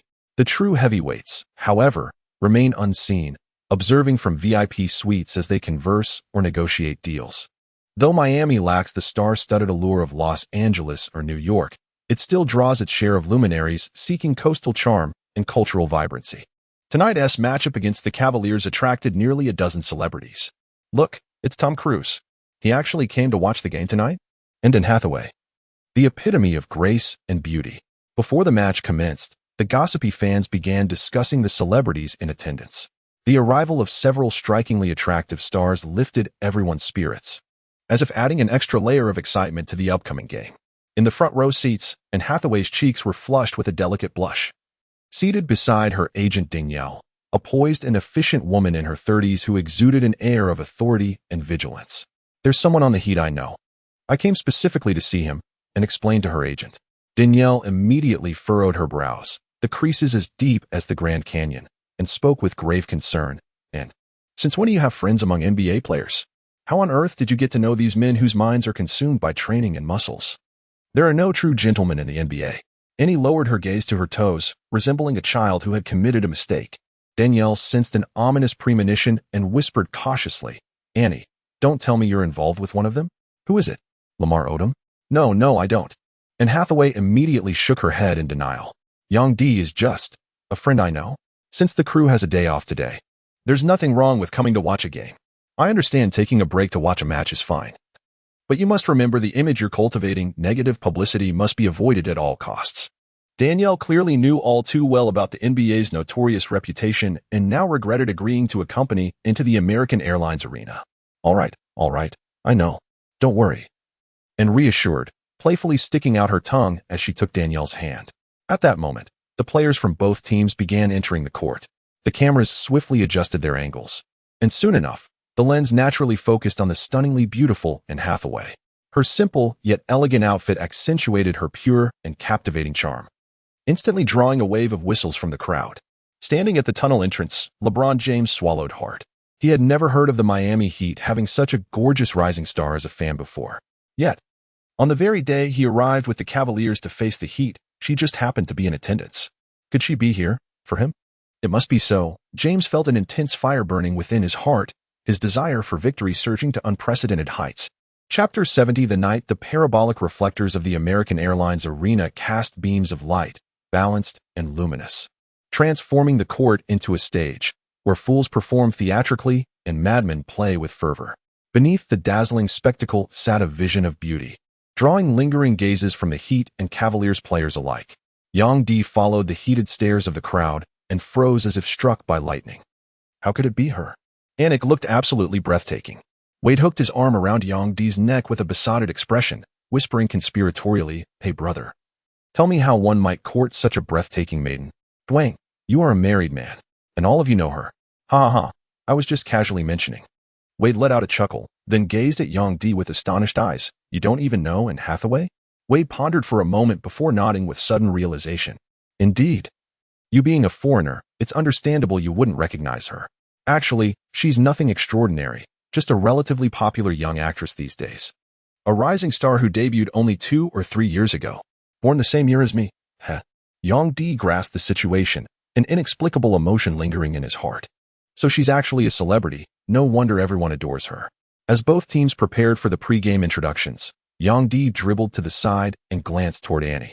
At that very moment, her gaze drifted his way. Their eyes met, sending a faint tremor through each of them before they quickly averted their stares. The DJ's smooth, magnetic voice filled the arena, and the crowd gradually absorbed the electrifying atmosphere, the pulsating music amplifying the excitement. Seated on the bench, Yang D could see Annie across the court, accompanied by a woman in her 30s. The older woman surveyed the surroundings with a vigilant, almost hostile glare, as if she wished she could shield Annie beneath an impenetrable dome. The game commenced with Zydrunas Ilgauskas winning the tip-off, granting the Cavaliers the first possession. Cleveland's starting lineup featured Ricky Davis, LeBron James, Darius Miles, Carlos Boozer, and Zydrunas Ilgauskas. Meanwhile, the Heat countered with Dwayne Wade, Eddie Jones, Lamar Odom, Udonis Haslem, and Brian Grant. The Cavaliers boasted exceptional height. LeBron James, standing at 6 feet 8 inches, played in the backcourt, while the shortest starter, Ricky Davis, measured 6 feet 6 inches. Small forward Darius Miles was officially listed at 6 feet 9 inches, and center Ilgauskas towered at an imposing 7 feet 3 inches. To counter Cleveland's size, Miami abandoned the traditional point guard role. entrusting Wade with ball-handling duties alongside Odom. Even so, the disparity in interior height remained glaring. Haslam and Grant were visibly outmatched. For their first possession, Ricky Davis received the ball near the Heat logo before reluctantly dishing it to LeBron James on the wing. Last season with the Cavaliers, Ricky Davis averaged stellar all-star numbers of 6 points, 9 rebounds, and 5 assists, the pinnacle of his career. Just as he envisioned grand ambitions, the franchise drafted the prophesied chosen one, LeBron James. Since James' arrival, Davis' playing time and statistics dwindled significantly under the shadow of the phenom. Davis had voiced his discontent repeatedly, resenting how everything revolved around James.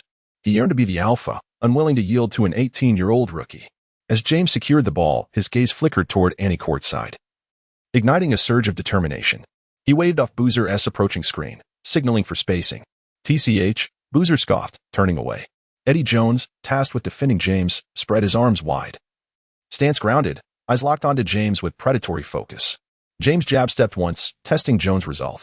Unfazed, Jones held firm, prompting James to explode into a crossover, his powerful strides gathering momentum like a locomotive roaring to life. Thud. Eddie Jones felt as though a sledgehammer had struck his chest, his vision momentarily darkening. By the time he regained his senses, LeBron had already surged past with astonishing speed, defying the typical agility of a 108-kilogram forward. Udonis Haslem swiftly moved to cover the inside, but with a flick of his wrist, LeBron delivered a crisp cross-court pass. Snap. The ball was still mid-flight when it dark. Sinewy hands suddenly emerged. Interception. Grant. Wait, was that the Chinese player? He appeared to be merely a substitute. When Danielle learned that the friend and had mentioned still hadn't made an appearance, her dissatisfaction grew even more pronounced.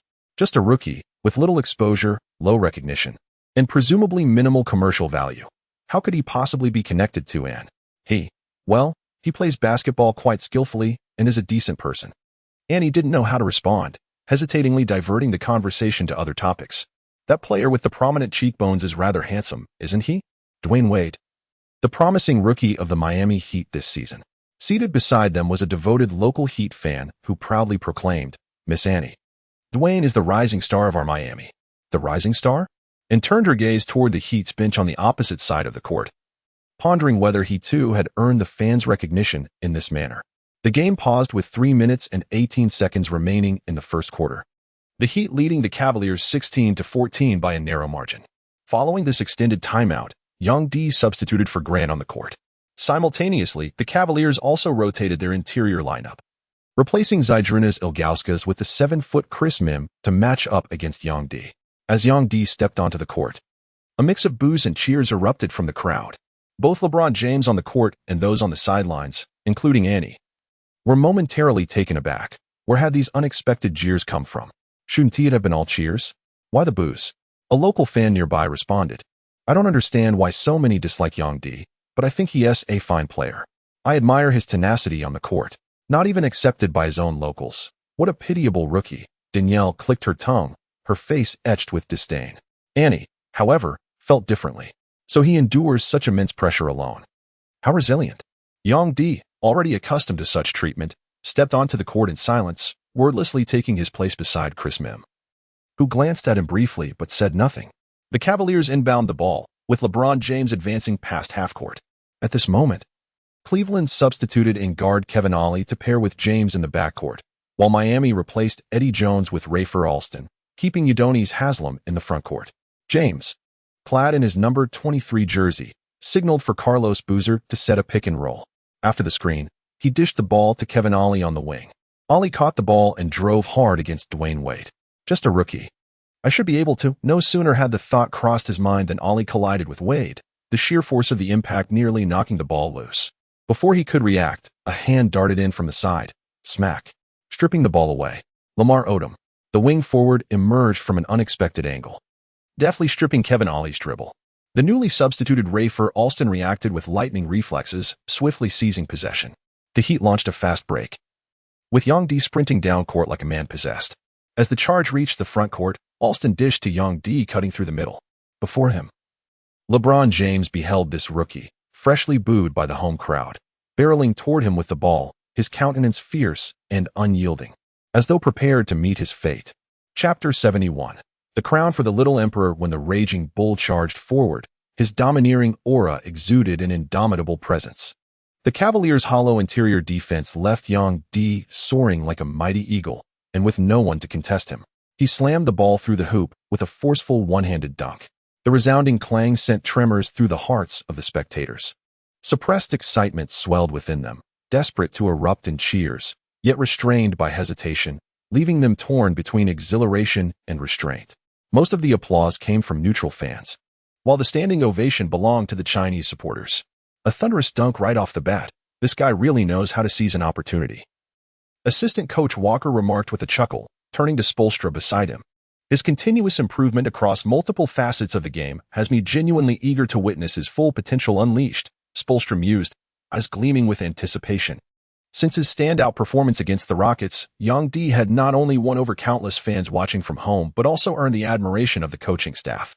18-14. On the court, the Cavaliers advanced. LeBron James received the ball on the wing and dished it to guard Kevin Ollie. Ollie dribbled twice, his hesitation evident as he probed the defense. When James cut to the opposite side, Ollie returned the ball to him, allowing James to initiate the offense from the elbow. Pivoting into a face-up against Lamar Odom, James took a powerful right-footed stride, driving hard to his right. Odom, matching him step for step, held the advantage in both size and strength, remaining unshaken in their physical battle. Sensing the resistance, James abruptly halted and whipped a crisp pass to Carlos Boozer on the opposite block. Boozer, defended by Udonis Haslem, took one decisive dribble before rising for a smooth jumper. 18-16. The Cavaliers trailed by 2. With 3 minutes remaining, the Heat orchestrated their perimeter attack. Dwayne Wade slashed into the paint before kicking it out to Odom. Seizing a momentary lapse in the defense, Odom faked a drive before pulling up for a sudden mid-range jumper. He's going for the shot. Yang Di's eyes gleamed with anticipation. Fully comprehending Odom's posture, he was undoubtedly about to take the shot. When a towering player employs the techniques of a smaller guard in offense, it becomes equally challenging to defend.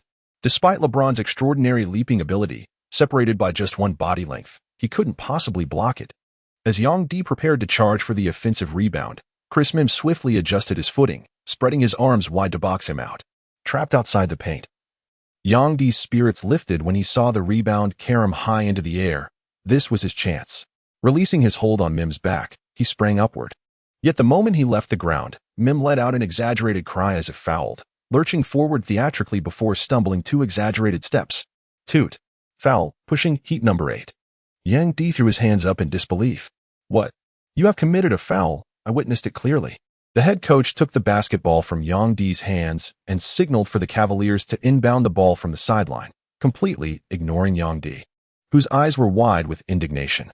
It was his own fault. I didn't even exert any force, Yang Di thought bitterly, feeling utterly wronged. Not only had he inexplicably lost an offensive rebound, but he was also slapped with a foul. Fortunately, this was only the Miami Heat's 4th team foul, not yet reaching the threshold for free throws. Wade and Odom gestured for Yang Di to retreat on defense. Frustrated, Yang Di jogged back. Glancing at Mim, a rugged-looking man from the West who didn't appear particularly old. Who would have guessed he was such a cunning player? Truly deceitful. Yang Di muttered near his ear. Mim curled his lips dismissively. Rookie, this is court intelligence. Don't think just because you've got some strength and can jump a little higher that you can dominate recklessly. You still have a lot to learn. He snorted. The Knights' attack missed, and the rebound was secured by Haslem in the backcourt. As the first quarter entered its final minute, the home crowd erupted in cheers upon seeing their team in the lead, intensifying the electrifying atmosphere. Is this what basketball is all about? Truly exhilarating indeed.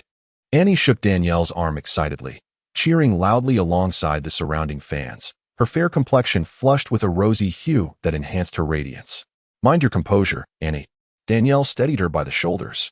At that moment, the Heat's offensive play suddenly faltered with a turnover. Lamar Odom's pass intended for John Wallace on the perimeter was intercepted unexpectedly.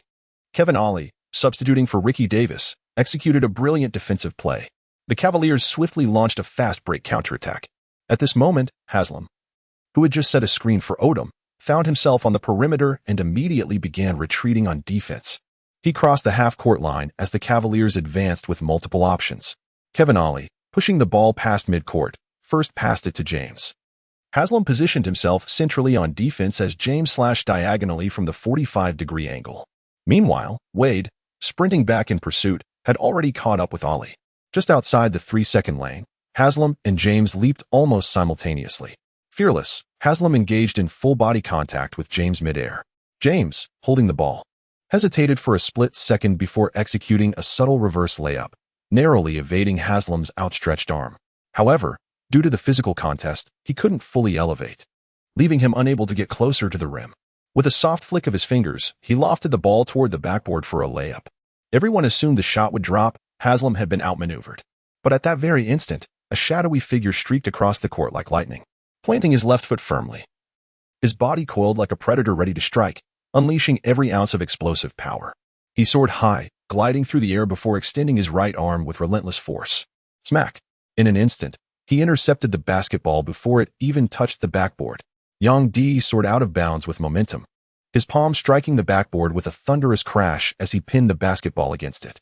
The ball rebounded fiercely, snatched midair by Alston, who had just dashed inside the three-point line. A collective gasp swept through the arena, followed by an uproar of astonished murmurs. James collided with Haslam, stumbling out of bounds. As he turned back, he saw Yang Di soaring through the air to block his shot. The thunderous smack against the backboard felt less like a rejection and more like a stinging slap across his cheeks. His entire face burned with humiliation all the way to the tips of his ears. I got blocked by a second-round pick. Cheers erupted abruptly at this moment. The sporadic boos instantly drowned in a tidal wave of jubilation. Annie on the sidelines covered her mouth, her face a portrait of utter astonishment. His physical prowess was nothing short of demonic. That enthusiastic fan who was chatting happily with Annie exclaimed, "Don't you agree? He's absolutely phenomenal, my goodness." After hearing this, Annie's mind suddenly conjured up some intensely passionate scenes, her cheeks flushing an even deeper crimson as she thought to herself, "This guy really is formidable." The play ignited the entire American Airlines arena. Seizing the opportunity of the Cavaliers' lax defensive formation, Odom charged straight into the paint, deftly positioning himself against the defender with a single step. With a smooth one-handed floater off the glass, he sank the shot. The referee even called a defensive foul and won. The crowd rushed over as Odom stepped up to the free throw line and calmly sank the additional point. The Heat now led the Cavaliers 23-17, establishing a 6-point advantage. As the clock ticked down to the final 30 seconds, a visibly uncomfortable LeBron positioned himself beyond the three-point line with the ball in hand. After exhaling deeply to compose himself, he deliberately slowed the game's tempo. The Cavaliers players cleared the court to create space, while Ricky Davis, seated on the bench, grew increasingly displeased. It seemed that the moment he stepped off, LeBron assumed an even more prominent role as the team's undisputed leader and captain. With 10 seconds remaining, LeBron made his decisive move. With an explosive burst of speed, he seized the advantage. Odom was caught off guard by James' sudden acceleration, instantly falling half a step behind before being completely blown past. Without hesitation, Yang Di abandoned his defensive assignment, instinctively stepping up to protect the paint. Just outside the restricted area, Yang locked eyes on James charging toward the rim with single-minded determination. With unwavering conviction, he timed his leap perfectly to challenge the airborne James. The two men stood like twin titans, each possessing formidable strength and extraordinary leaping ability. Impossible to block, James sensed the immense force emanating from his opponent. Even though he held the advantage of momentum during the charge, he still couldn't reach the basket. Yet, watching Yang Di's figure being knocked backward in midair, a wave of satisfaction washed over him. "Can't knock you dead, huh? Ouch." With an awkward one-handed toss, the basketball clanged off the back rim and bounced high. Yang Di, still reeling from being knocked under the basket, hadn't fully recovered when LeBron James leaped again, battling Udonis Haslam for the offensive rebound before tipping the ball in. The Heat quickly inbound, but Rafer Alston missed a three-pointer as the first quarter came to an end. Rubbing his sore chest, Yang Di winced slightly. As they walked off the court, the young King James turned his head. Their eyes met, both burning with unyielding defiance. Chapter 72, Double-Digit Rebounds Again. Crushing the Cavaliers' confidence on the court stems from relentless training. LeBron longed to remain in the game. But even a body forged of steel requires proper rotation and rest amid the savage battles of the NBA. As the second quarter began, number 23 remained on the bench. Haslam stepped off, replaced by Malik Allen. Wade took a breather, leaving Rafer Alston as the primary offensive force. This lineup transformed into a fast-paced, run-and-gun unit of reserves, though their shooting efficiency wasn't particularly high, especially for the Cavaliers. Once the starters exited, the game devolved into chaos, with all possessions funneled through Ricky Davis. Seizing the rare opportunity for isolation plays, Davis wasted no time creating space. His drives were ferocious and decisive, instantly shredding Miami's defense as he barreled into the paint. The Heat collapsed their defense, with Young D and Malik Allen converging for a double team. Mid-drive, Davis hesitated slightly, executing a subtle pump fake before dishing out to Kevin Ollie at the 30-degree arc for a three-point attempt. Short. The rebound, Karomed low off the rim. Under the basket. Young D effortlessly boxed out Chris Mim, using his hips to carve out prime positioning before leaping with full extension to snatch the board with authority. Beautiful play. Young D secured the rebound, and Annie on the sidelines clapped excitedly for him. The camera then panned to Annie, her striking beauty capturing the attention of the entire arena, lingering on her for 5 seconds before shifting back to the live game action. Advancing to the front court, the Heat opted for a high pick-and-roll followed by a backdoor cut. Alston passed to the cutting small forward, John Wallace, who drove toward the Cavaliers' interior seeking an opening to attack the rim. Finding no space, he kicked the ball back out to the perimeter. Alston then dished it to Malik Allen, who sank a close-range bank shot, 25-19. With the Heat scoring first in the second quarter. On the Cavaliers' possession, Young D posted up against Chris Mim in the low block. The coach had remarked on this rookie's formidable strength, and indeed, it was no exaggeration.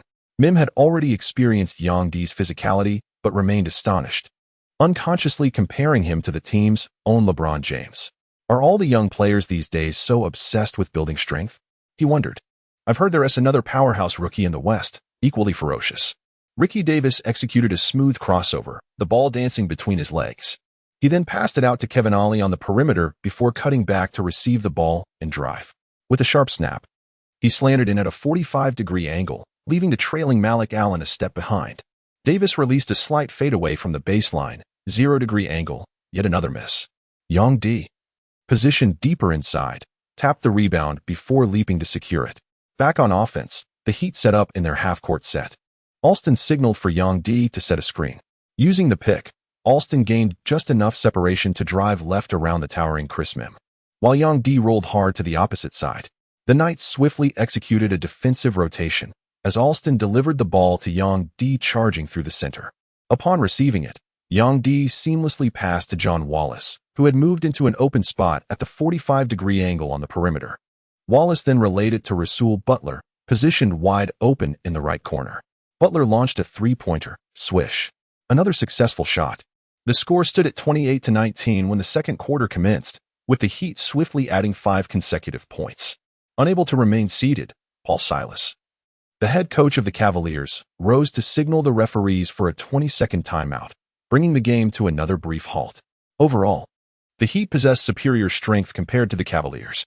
However, due to back-to-back games, the head coach hesitated to overextend the starters.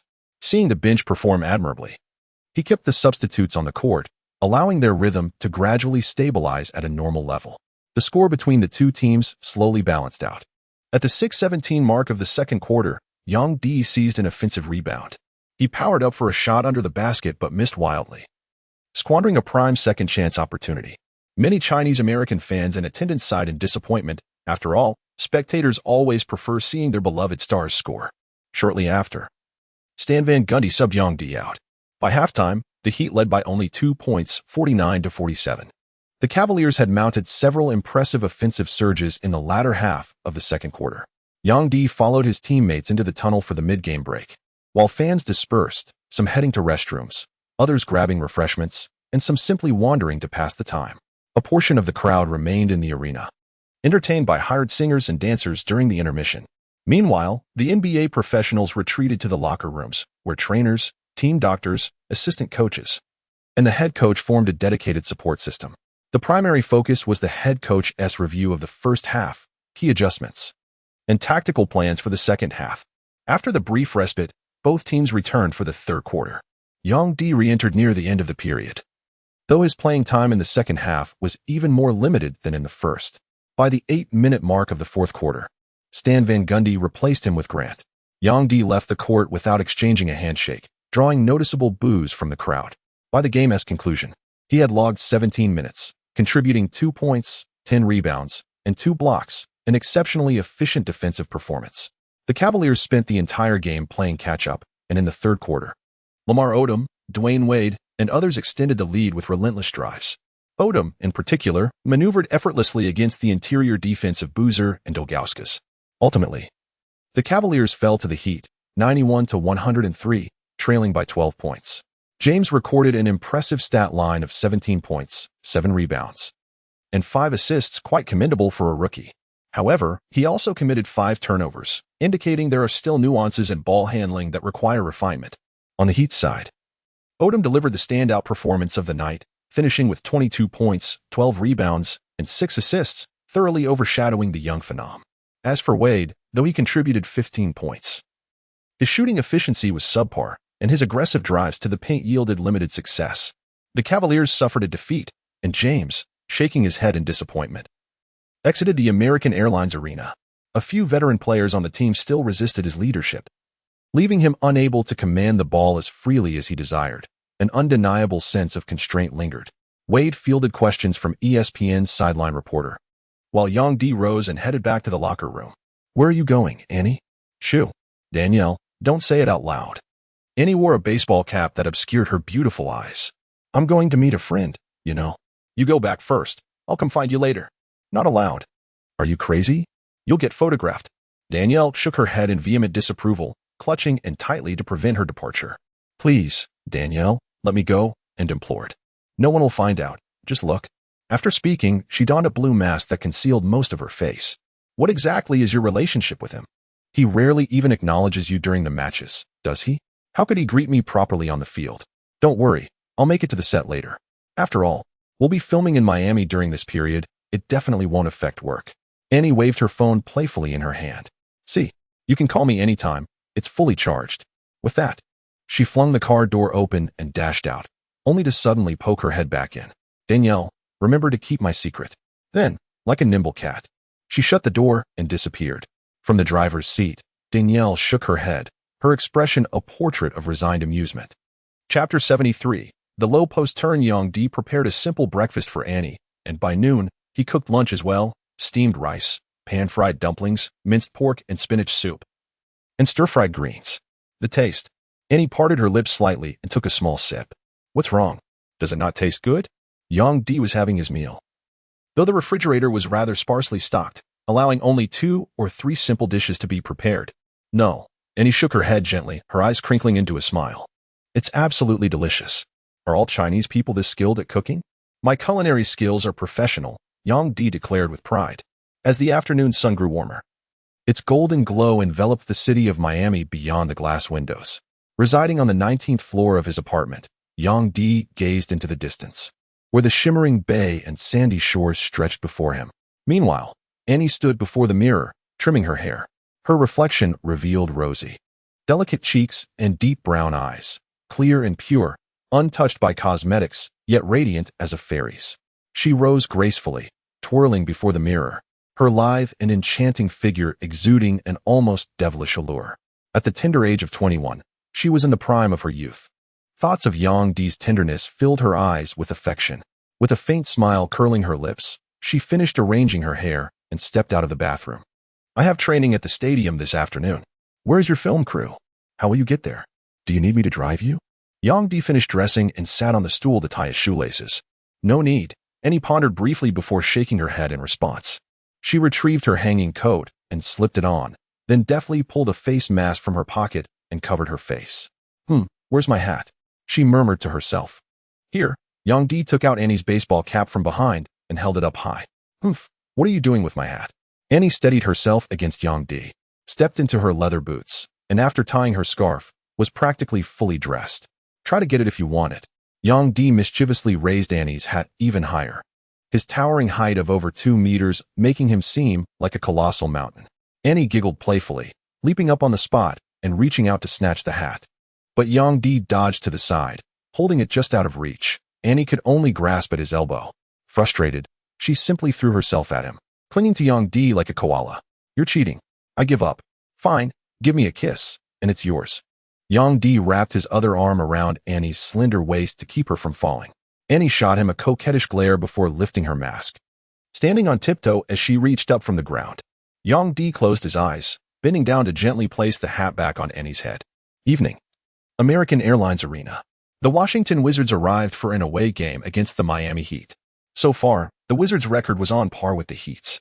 The Wizards had enjoyed immense exposure over the past 2 years, primarily because they became the team Michael Jordan chose for his second comeback. From 2001 until last year, Jordan played 2 seasons with the Wizards, bringing the franchise tremendous commercial success. The home team sold out all 41 games, with the Wizards drawing the largest crowds in the entire league. Regrettably, even the basketball god himself saw a significant decline in prowess during the twilight of his career. Unable to elevate a thoroughly mediocre team into playoff contention, his finest achievement merely being last year's 9th-place finish. Subsequently, before this year's playoffs commenced, Jordan announced his retirement.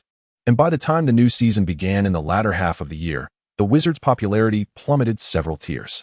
In truth, it wasn't just the Wizards. After Jordan's definitive retirement, every fan knew, this time, the basketball god would never return. The NBA suffered an immeasurable loss of viewership. Both of Jordan's comebacks bore the league's orchestration. But this time, Stern sought successors to fill the void. The Wizards' current marquee player, Gilbert Arenas, a second-round pick who joined from the Warriors during the offseason, was precisely such a figure. With his incisive drives and pinpoint shooting, the Wizards hoped he could compensate for the offensive void left by Jordan's departure. Thus, his pull-up jumpers became the defensive focal point. In the locker room, Stan Van Gundy briefed the Heat players on tactics against the Wizards. "Not my assignment anyway," Yang D mused, gaze unfocused, his mind adrift. Outside the locker room, the muffled sounds of staff bustling through the corridors reached his ears. He tugged at the collar of his jersey, hands buried in his pockets. Slouching against the backrest. "Why do you look so listless?" Karen Butler whispered to Yang D in secret.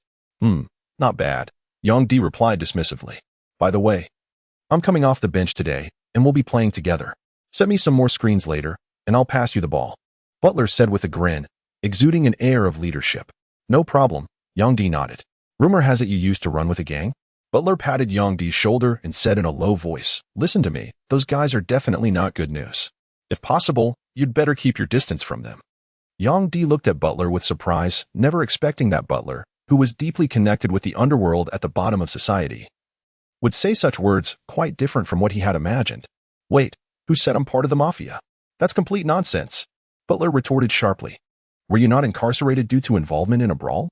It seems this matter is widely known. After your recent rise to fame, these issues have resurfaced as talking points in the news. Have you not seen the recent coverage?" Yang D's jaw dropped in astonishment, never expecting yet another person would step forward to slander him. This must be what they call where there's fame, there's controversy. At precisely 7 o'clock local time, the match commenced in earnest. Wade demonstrated remarkable form from the outset, effortlessly sinking a long-range two-pointer. Arena's abrupt pull-up jumper failed to find its mark, with Grant securing the defensive rebound. As Yang D took to the court, Wade was substituted alongside Grant and Haslam, a classic triple substitution. The game now entered the final 2 minutes of the first quarter, with the Heat maintaining a slender 19-17 advantage over the Wizards. The Wizards lineup on the court: Gilbert Arenas, Larry Hughes, Etan Thomas, Jared Jeffries, and Kwame Brown. 2 forwards have been substituted off. Yang D remains in the 5 position, facing a towering black player with eyes like brass bells, long limbs, and a powerfully built physique. From a professional perspective, his body proportions are exceptionally perfect. Kwame Brown. Before LeBron James this year, the first high school player to be drafted as the #1 pick in NBA history. Miami inbounds the ball. Karen Butler catches it in the front court. Yang D extends his left arm, entangled with Kwame Brown, then suddenly releases his right hand and disengages, sprinting beyond the three-point line to set a screen for Butler. Butler uses Yang D's screen, but Kwame Brown immediately abandons Yang D to hedge on Butler. Everyone knows Yang D lacks shooting ability. Butler then swings the ball to the sideline. Finding Rafer Alston beyond the arc, Alston takes a quick step to drive, but Gilbert Arenas, adept at defending slight-framed guards, easily bodies him up. Alston, forced into an awkward position, dishes a desperate bounce pass to Yang D in the low post. With the shot clock dwindling, Yang D catches the ball only to realize all passing lanes are sealed. Butler, Alston, and John Wallace are all tightly guarded. Instantly, he finds himself in an excruciating predicament. Let us see how you handle this." Beneath the court, Brian Grant chuckled with schadenfreude. Kwame Brown pressed against Yang D's waist while using his other hand to disrupt and attempt to steal, his defensive stance impeccably textbook. At that moment, Yang Di executed a move that left everyone utterly astonished. With his left hand firmly holding off Kwame Brown and his right foot as the pivot, he spun around like a top, swift, fluid, almost as if teleporting. His left hand seamlessly dribbled the ball with a sharp snap, slipping past Kwame Brown in a blink. How is this possible? Kwame Brown never anticipated that a fellow blue-collar worker could execute such an exquisite spin move, causing him to instantly lose defensive positioning. With another dribble, Yang Di found himself facing an undefended basket and soared effortlessly for a thunderous dunk. Boom! With a forceful slam, the basketball was hurled downward, tearing through the net with resounding authority. Chapter 74. Unexpected progress when had he mastered this technique. Coach Stan Van Gundy straightened his rotund belly, nearly causing his glasses to tumble off in astonishment. He simply couldn't believe his eyes. Walker and Spoelstra exchanged glances, both equally shocked. During routine training sessions, Yang Di had focused solely on rebounding, on-ball defense, and help-side shot blocking. Never had they witnessed him practice dribbling or other offensive drills, save for the occasional free throw. Yet that smooth low-post spin move he just executed displayed a level of finesse that spoke of masterful technique. It must have been something he inherently possessed, mused Spoelstra with a wry chuckle. After all, youthful progress often manifests in the most unexpected ways, does it not? The fans saw nothing unusual in this move. Such a degree of spin is far from rare in the NBA. However, Yang Di's final straight-up dunk was truly spectacular, evoking the visual sensation of a helicopter taking off. Cheers louder than the boos erupted, and many neutral fans began to shift their stance. No matter how much criticism Yang Di faced, his performance on the court was undeniably commendable. This opening dunk significantly boosted the Heat's momentum, invigorating the players and heightening their defensive intensity. The score stood at 21-17 as Gilbert Arenas held the ball at the top of the key. Power forward Jared Jeffries and center Kwame Brown simultaneously set screens for Arenas in a high pick-and-roll formation. Arenas dribbled, feigned a drive to the right, then executed a sharp crossover to the left, using Brown's screen to shake off Rafer Alston by a step, standing just beyond the three-point line. Yang Di locked eyes with Arenas. Suddenly, Arenas pulled up, his sneakers screeching against the hardwood as he planted his feet. His knees bent slightly, his body abruptly halting mid-motion. He was going for the shot. Yang Di, who had initially retreated 2 steps in defense, suddenly realized his mistake and lunged forward to contest. In mid-air, Gilbert Arenas released his shot with lightning speed, before even reaching the apex of his jump. The ball left his hands as if he were tossing away a scalding hot potato, despite Yang Di's swift reaction and raised arm. It was already too late to disrupt the shot. To the spectators, it might have seemed like Yang Di's fingertips grazed the ball, but at best, it was merely a psychological distraction. Swish. The basketball spun relentlessly through the net with precision, 21-20. Such is the prowess of diminutive scorers in this league. A faint sense of defeat lingered in Yang Di's heart. After several games, he still struggled to contain these agile players, who often concluded their attacks with bewildering, almost unreasonable maneuvers. Streaky shooters are like that. When they're on, it's poetry. When they're off, it's pure awkwardness. Butler remarked casually before urging Yang Di to sprint down court for the offense. Regaining focus, Yang Di dashed forward, sharpening his concentration on the game. Kwame Brown, the once celebrated high school phenom, now moved through the Wizards roster like a shadow, his edges dulled by time and silence. Silence met silence. Yang Di saw no reason to break it. Malik Allen sets a pick-and-roll screen for Alston, while Yang Di stands with his feet planted firmly in the elbow area, forming an impenetrable wall. Karen Butler swiftly maneuvers around him, utilizing the off-ball screen to receive the pass. The screen is mediocre at best. Butler catches the ball with his defender still clinging to his side. Dribbling with his left hand, he leans into Larry Hughes. Driving toward the paint, Yang Di cuts to the basket, but with no passing lane available, Butler subtly raises his elbow, nudging Hughes aside. Wincing in pain, Hughes stumbles back a step, granting Butler just enough space to rise for a mid-range jumper. The ball swishes through the net. Damn it, that is a foul, ref. Larry Hughes dashed to the baseline to inbound the ball, making an elbow-throwing gesture at the referee in clear dissatisfaction. The official ignored him as the Heat had already retreated to defense. The Wizards still entrusted Gilbert Arenas with ball control. On the wing, Hughes sprinted out, actively demanding the ball for an offensive play. Arenas hesitated briefly. Being new to the Wizards, he deemed it unwise to monopolize possession excessively and thus passed to Hughes. Hughes, now with the ball on the wing, probed Karen Butler's defense with a measured jab step. 2 seconds later, he suddenly lunged wide to the right, the ball seamlessly following his motion as he forcefully drove in that direction with remarkable speed and stride frequency, instantly securing the advantage of the attacker. Butler backpedaled, but Hughes lowered his stance like a cheetah in pursuit, accelerating even more explosively. Breakthrough is one of his greatest weapons for survival in the NBA. Larry Hughes and Gilbert Arenas complement each other in style. As backcourt partners, the shorter one prefers shooting while the taller one favors driving to the basket. With his jersey fluttering, Larry Hughes forcefully drives along the right side toward the paint. After Karen Butler loses his defensive position, Malik Allen steps up to cover.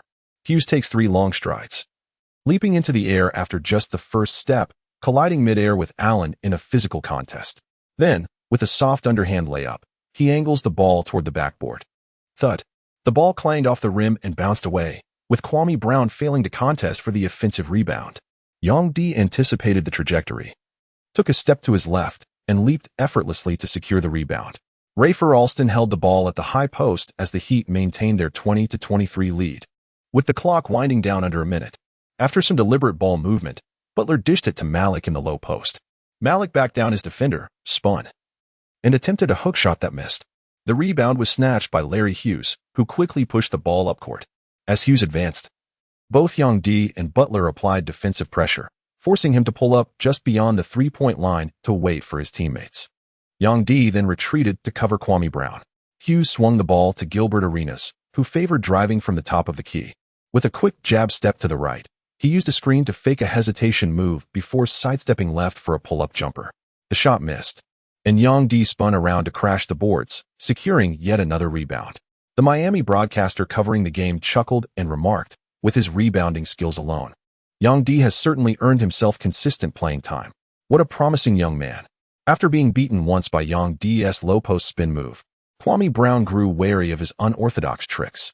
In reality, Young D harbored little intention of initiating offensive plays himself, aware of his inefficiency in scoring. He knew it was challenging to put the ball through the hoop unless he drove all the way for a dunk. That earlier spin move?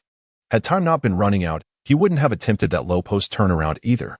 By the end of the first quarter, Young D had tallied 2 points and 2 rebounds. As he stepped off the court, curious gazes followed him, particularly from the 2 assistant coaches, who looked as though they had stumbled upon an undiscovered continent. Trainer George remarked, "That guy has absolutely no formal training in this area." The crowd remained mesmerized by his spin-in dunk sequence, which, as the Jumbotron replay confirmed, stood as one of the most electrifying highlights of the first quarter. In the second quarter, Dwayne Wade checked in, while the Wizards rested Gilbert Arenas and Larry Hughes. This appeared to be Stan Van Gundy's strategic maneuver, akin to the fabled Tion G's horse racing tactic. The moment Wade stepped onto the floor, he sliced through a double team for a layup, extending Miami's lead to 5 points. Washington countered by subbing in a white point guard, Steve Blake, selected 9th in the second round of this year's draft. His scouting report was blunt, a passive, floor-bound playmaker with no driving threat but unshakable composure, low turnover rates, and a reliable spot-up jumper. As Arenas' temporary replacement, however, his defensive shortcomings were glaring. Wade exploited this mercilessly, blowing past him with a single explosive stride. 3 minutes into the second quarter, the Wizards had yet to score, while the Heat added 3 more baskets to stretch their lead to 9. Coach Eddie Jordan could no longer remain seated. He rose and signaled for a timeout. Young D was benched. Seeing Washington's shooting woes, Van Gundy promptly inserted Lamar Odom to bolster Miami's offensive firepower. Chapter 75, 3 consecutive victories. Endorsement offers arrive Miami International Airport. A young man stood before the terminal, luggage in tow, squinting at the ceaseless flow of vehicles. Dressed in an impeccably tailored suit with polished leather shoes gleaming under the sun, his tall and slender frame carried an air of sophistication. His meticulously styled hair and handsome features suggested a man in his early 40s. By his side stood a companion, equally clad in formal business attire. At this hour, Young D should still be competing in the match, shouldn't he? The middle-aged man casually inquired of his attendant. Yes, President John. In the distance, the flickering high beams approached gradually as the black business vehicle finally arrived, coming to a gentle halt before the 2 men. The attendant promptly stepped forward and opened the car door. Together, they slipped inside. To be honest, the last time I visited Miami was 2 years ago. It doesn't seem to have changed much, remarked the man addressed as President Zhang, his tone measured and voice exceptionally composed. Indeed, if we're speaking of transformation, it's still back home where things evolve rapidly, day and night, the attendant replied. Xiao Chun, the competitive pressure domestically is immense these days. You may not realize it, but despite our reputation as the leading brand and consistently topping sales charts nationwide, the landscape, both at home and abroad, remains quite challenging. Yes, President Zhang, the man in his 40s, referred to as President Zhang, exuded an air of steady authority. He rolled down the window, revealing Miami under the night sky, like a maiden draped in sheer veils, alluring and enchanting in her graceful allure. Shall we go straight to meet him? I heard he doesn't have an agent. No. First, let's handle the cooperation matters we came to Miami for. We'll deal with Yang Di's situation the day after tomorrow. I checked the Heat's schedule. His next game is in Los Angeles 3 days later. Understood, President Zhang. At the American Airlines Arena, the game against the Wizards has reached a fever pitch. The Wizards are no pushovers. At least their backcourt firepower featuring quasi-all-star caliber players Gilbert Arenas and Larry Hughes is ferocious enough. After trailing the Heat in the first half, the Wizards launched a counterattack in the third quarter. Unbelievably accurate shooting. Yang Di gazed at the number 0 player, abruptly halting his steps to execute a nearly unstoppable jump shot in this quarter. The sudden surge of offensive momentum elevated the arena's atmosphere to its peak in the NBA. The third quarter is always the most thrilling and intense. Grant played the entire quarter, leaving Yang Di with no opportunity to step onto the court. The Heat led the Wizards by a mere point, 77-76, as they entered the fourth quarter. Yang Di took the floor at the start of the fourth, coming off the bench while Wade remained on the sidelines for rest. The players on the court lacked strong passing awareness, but Yang Di, ever the tactician, proactively set screens for Alston, the best playmaker on the floor and someone he shared good chemistry with. A little over a minute into the fourth quarter, during a half-court set, Yang Di rolled to the basket and attempted an alley-oop pass, only for it to be disrupted by the Wizards. Seizing the opportunity, the Wizards launched a fast break, with Larry Hughes driving past Karen Butler for a layup, putting them ahead by 1. The situation grew awkward. Alston, noticing the coach's darkening expression on the sidelines, decisively adopted a more composed approach in the ensuing possessions. Yang Di indifferently grabbed 2 more rebounds without attempting a single shot before being substituted by Stan Van Gundy in the 8th minute. How dull. Yang Di felt rather disheartened, for his prowess was truly maximized when playing alongside Wade.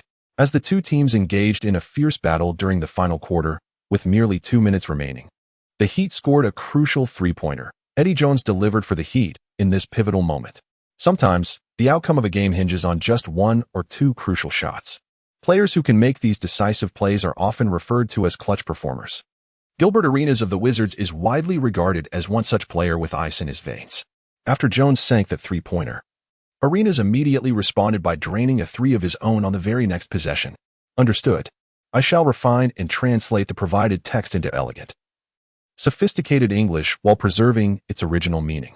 I will omit all extraneous elements, such as meaningless punctuation, promotional content for votes or collections, and concealed URL advertisements that are irrelevant to the narrative.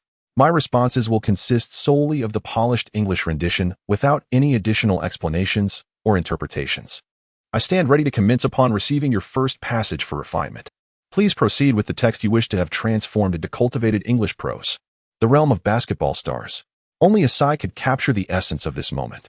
After a timeout, Wade assisted Odom in sinking a mid-range jumper, while Arenas missed a driving layup, with Grant securing the rebound, Heat now leading by 5 points. As the final minute approached, the Heat, holding the advantage, played steadily. Arenas passed to Larry Hughes, whose jump shot missed, the backcourt duo falling silent in the clutch, sealing the victory for Miami. A stark contrast to that earlier three-pointer in response. Life and death in this game often hinged on just 1 or 2 shots. Final stats. Miami triumphed over Washington 103-97. With Odom leading the charge at 22 points and 13 rebounds. Yang Di, in his 13 minutes of play, contributed only 2 points and 5 rebounds. The Heat celebrated their 3rd consecutive win, and Stan Van Gundy finally allowed himself a faint smile. After shaking hands with Wizards head coach Eddie Jordan, he strode confidently back to the locker room with his team in tow.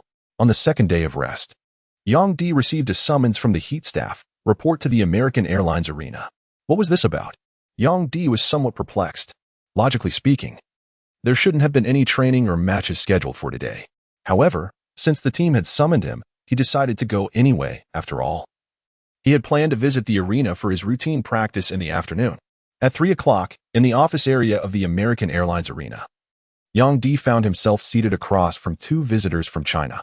"Hello, it's an honor to finally meet you."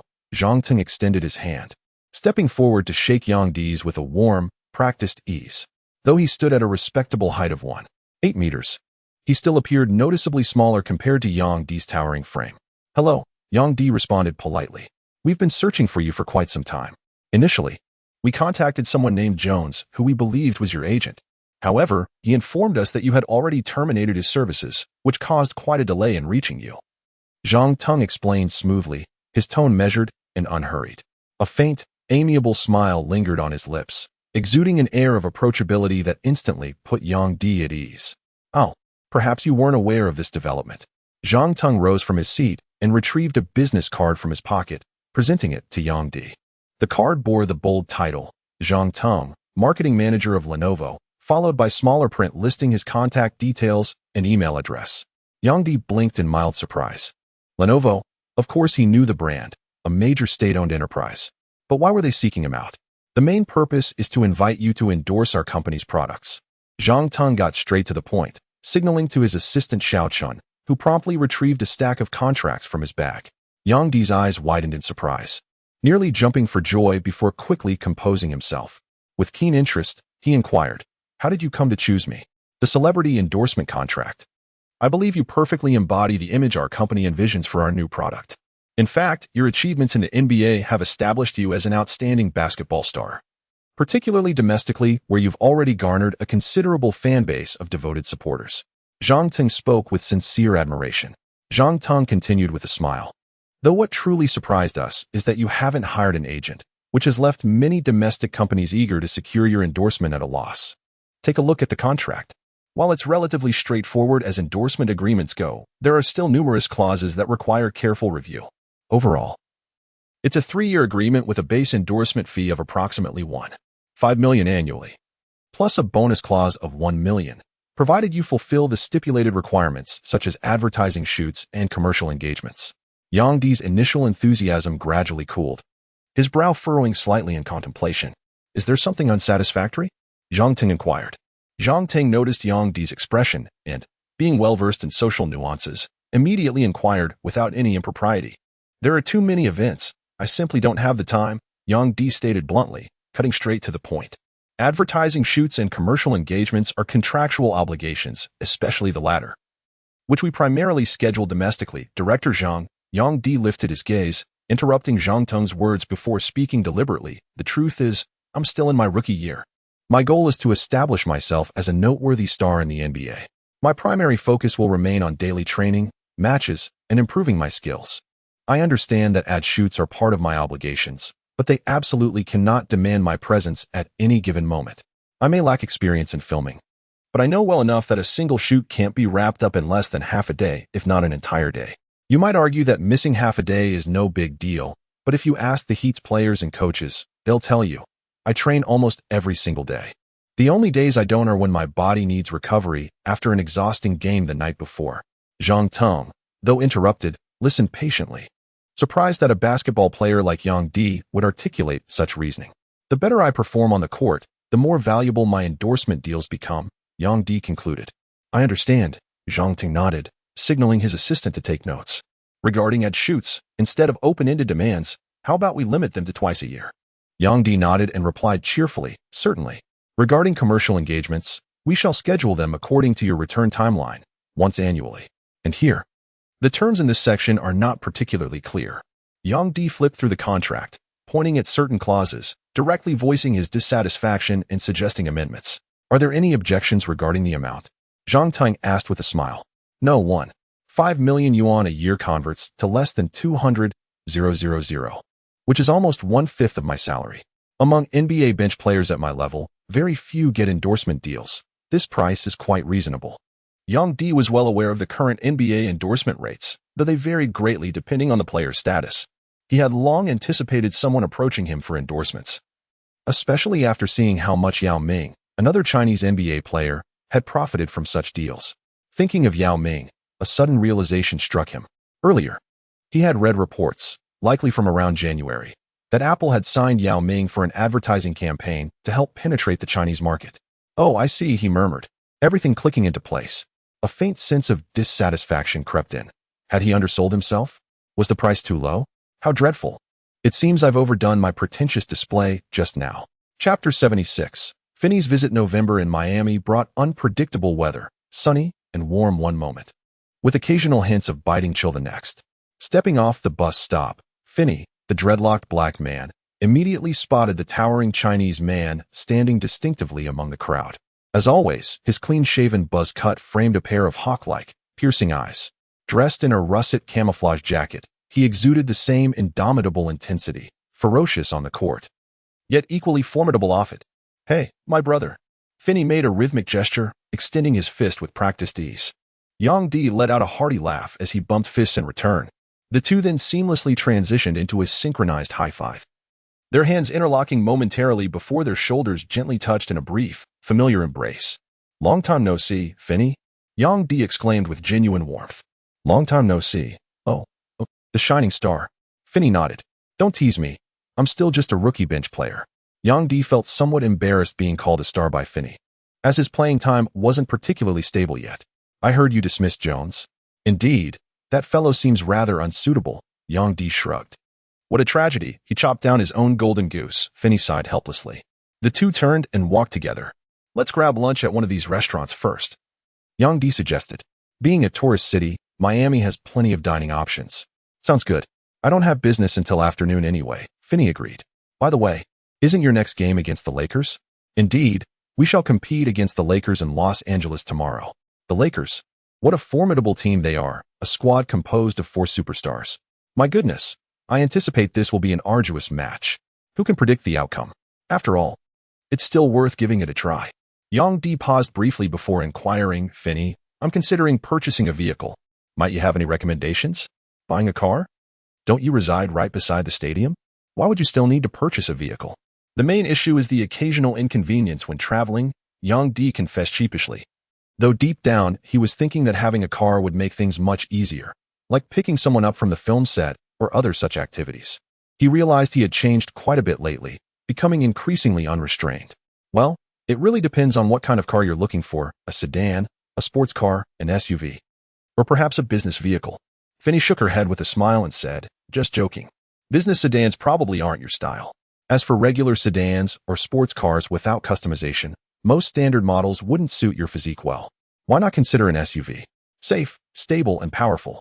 For instance, brands like Jeep, Hummer, Land Rover, or even Mercedes-Benz enjoy excellent reputations. I believe if you're considering purchasing a vehicle, you might as well select from these renowned manufacturers. After all, since you're not planning any modifications or special customizations, any of these would serve your purposes adequately." Let me think about it. To be honest, I still need to get my driver's license, which is quite troublesome. Maybe you should consider buying a motorcycle first. It's mobile and convenient. I recall you already know how to ride one, and the license process is much quicker."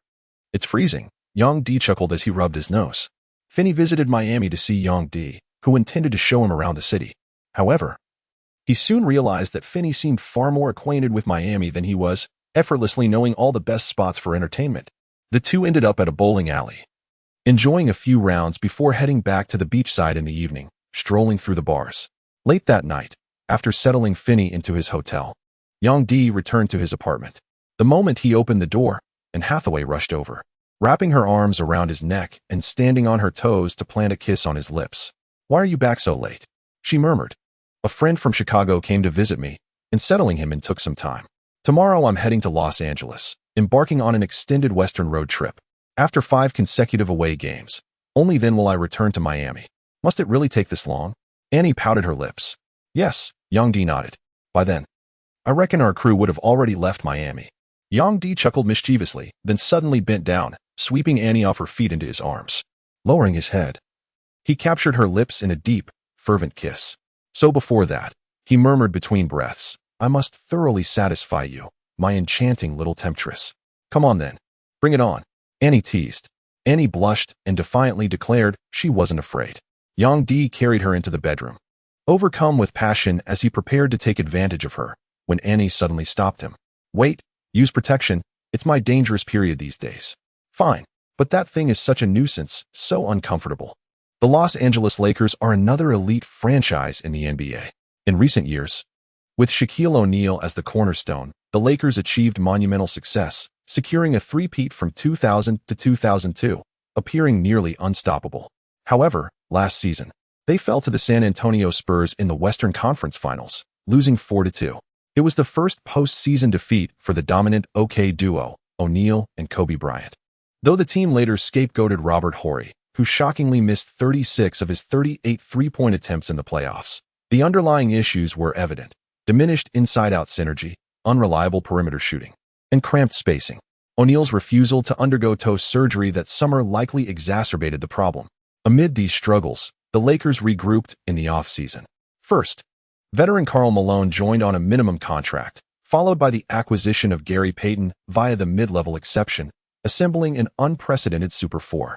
Yet before this juggernaut could set sail, Kobe Bryant became embroiled in the infamous Eagle County scandal.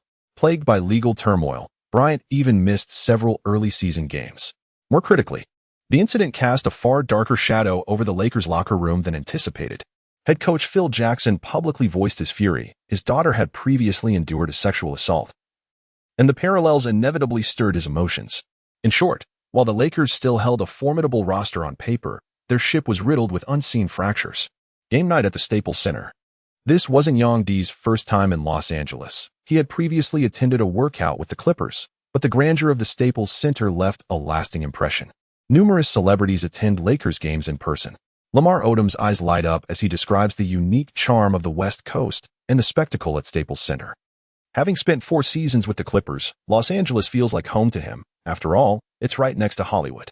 Dwayne Wade flashes a knowing smile at Yang D, one that any man would understand. The Lakers are absolutely dominant this season. I've never seen 4 superstars gathered on one team before, he remarks. Karl Malone, after years of fierce battles between the Jazz and the Lakers, ultimately joined them at a bargain price for a shot at the championship. Rafer Alston, however, seems uneasy about tonight's game. Coming from the streets, he has a strong sense of loyalty and doesn't approve of Malone's decision. But it's the twilight of his career. I guess it's understandable, Wade sighs, lamenting the fading glory of a once great player. Yang D asks, is Kobe playing tonight? He is definitely playing. It seems he only missed the first few games. Now, he's still juggling between 2 commitments, handling cases in court, and then rushing back to compete on the field. Wade has been closely observing Kobe and shares his insights based on what he knows. It's truly remarkable. How does he manage to maintain his competitive form under such circumstances? Why wouldn't he be able to? At just 25 years old, Kobe Bryant is in the absolute prime of his physical prowess. Though he may not participate in routine training sessions, his sheer talent still enables him to dominate 90% of players in his position across the league. With both teams riding 3-game winning streaks, victory remains within reach. I, for one, am not intimidated by them. Haslam is practically itching for the challenge, and the thought of defeating such a star-studded Lakers team would be nothing short of spectacular. Odom chuckled. After the game, I could show you around. He emphasized the word show you around, prompting knowing smiles from the group. Yang D couldn't help but roll his eyes, thinking to himself, this is a grueling 5-game road trip through the West. If the head coach finds out, he'd break our legs without hesitation.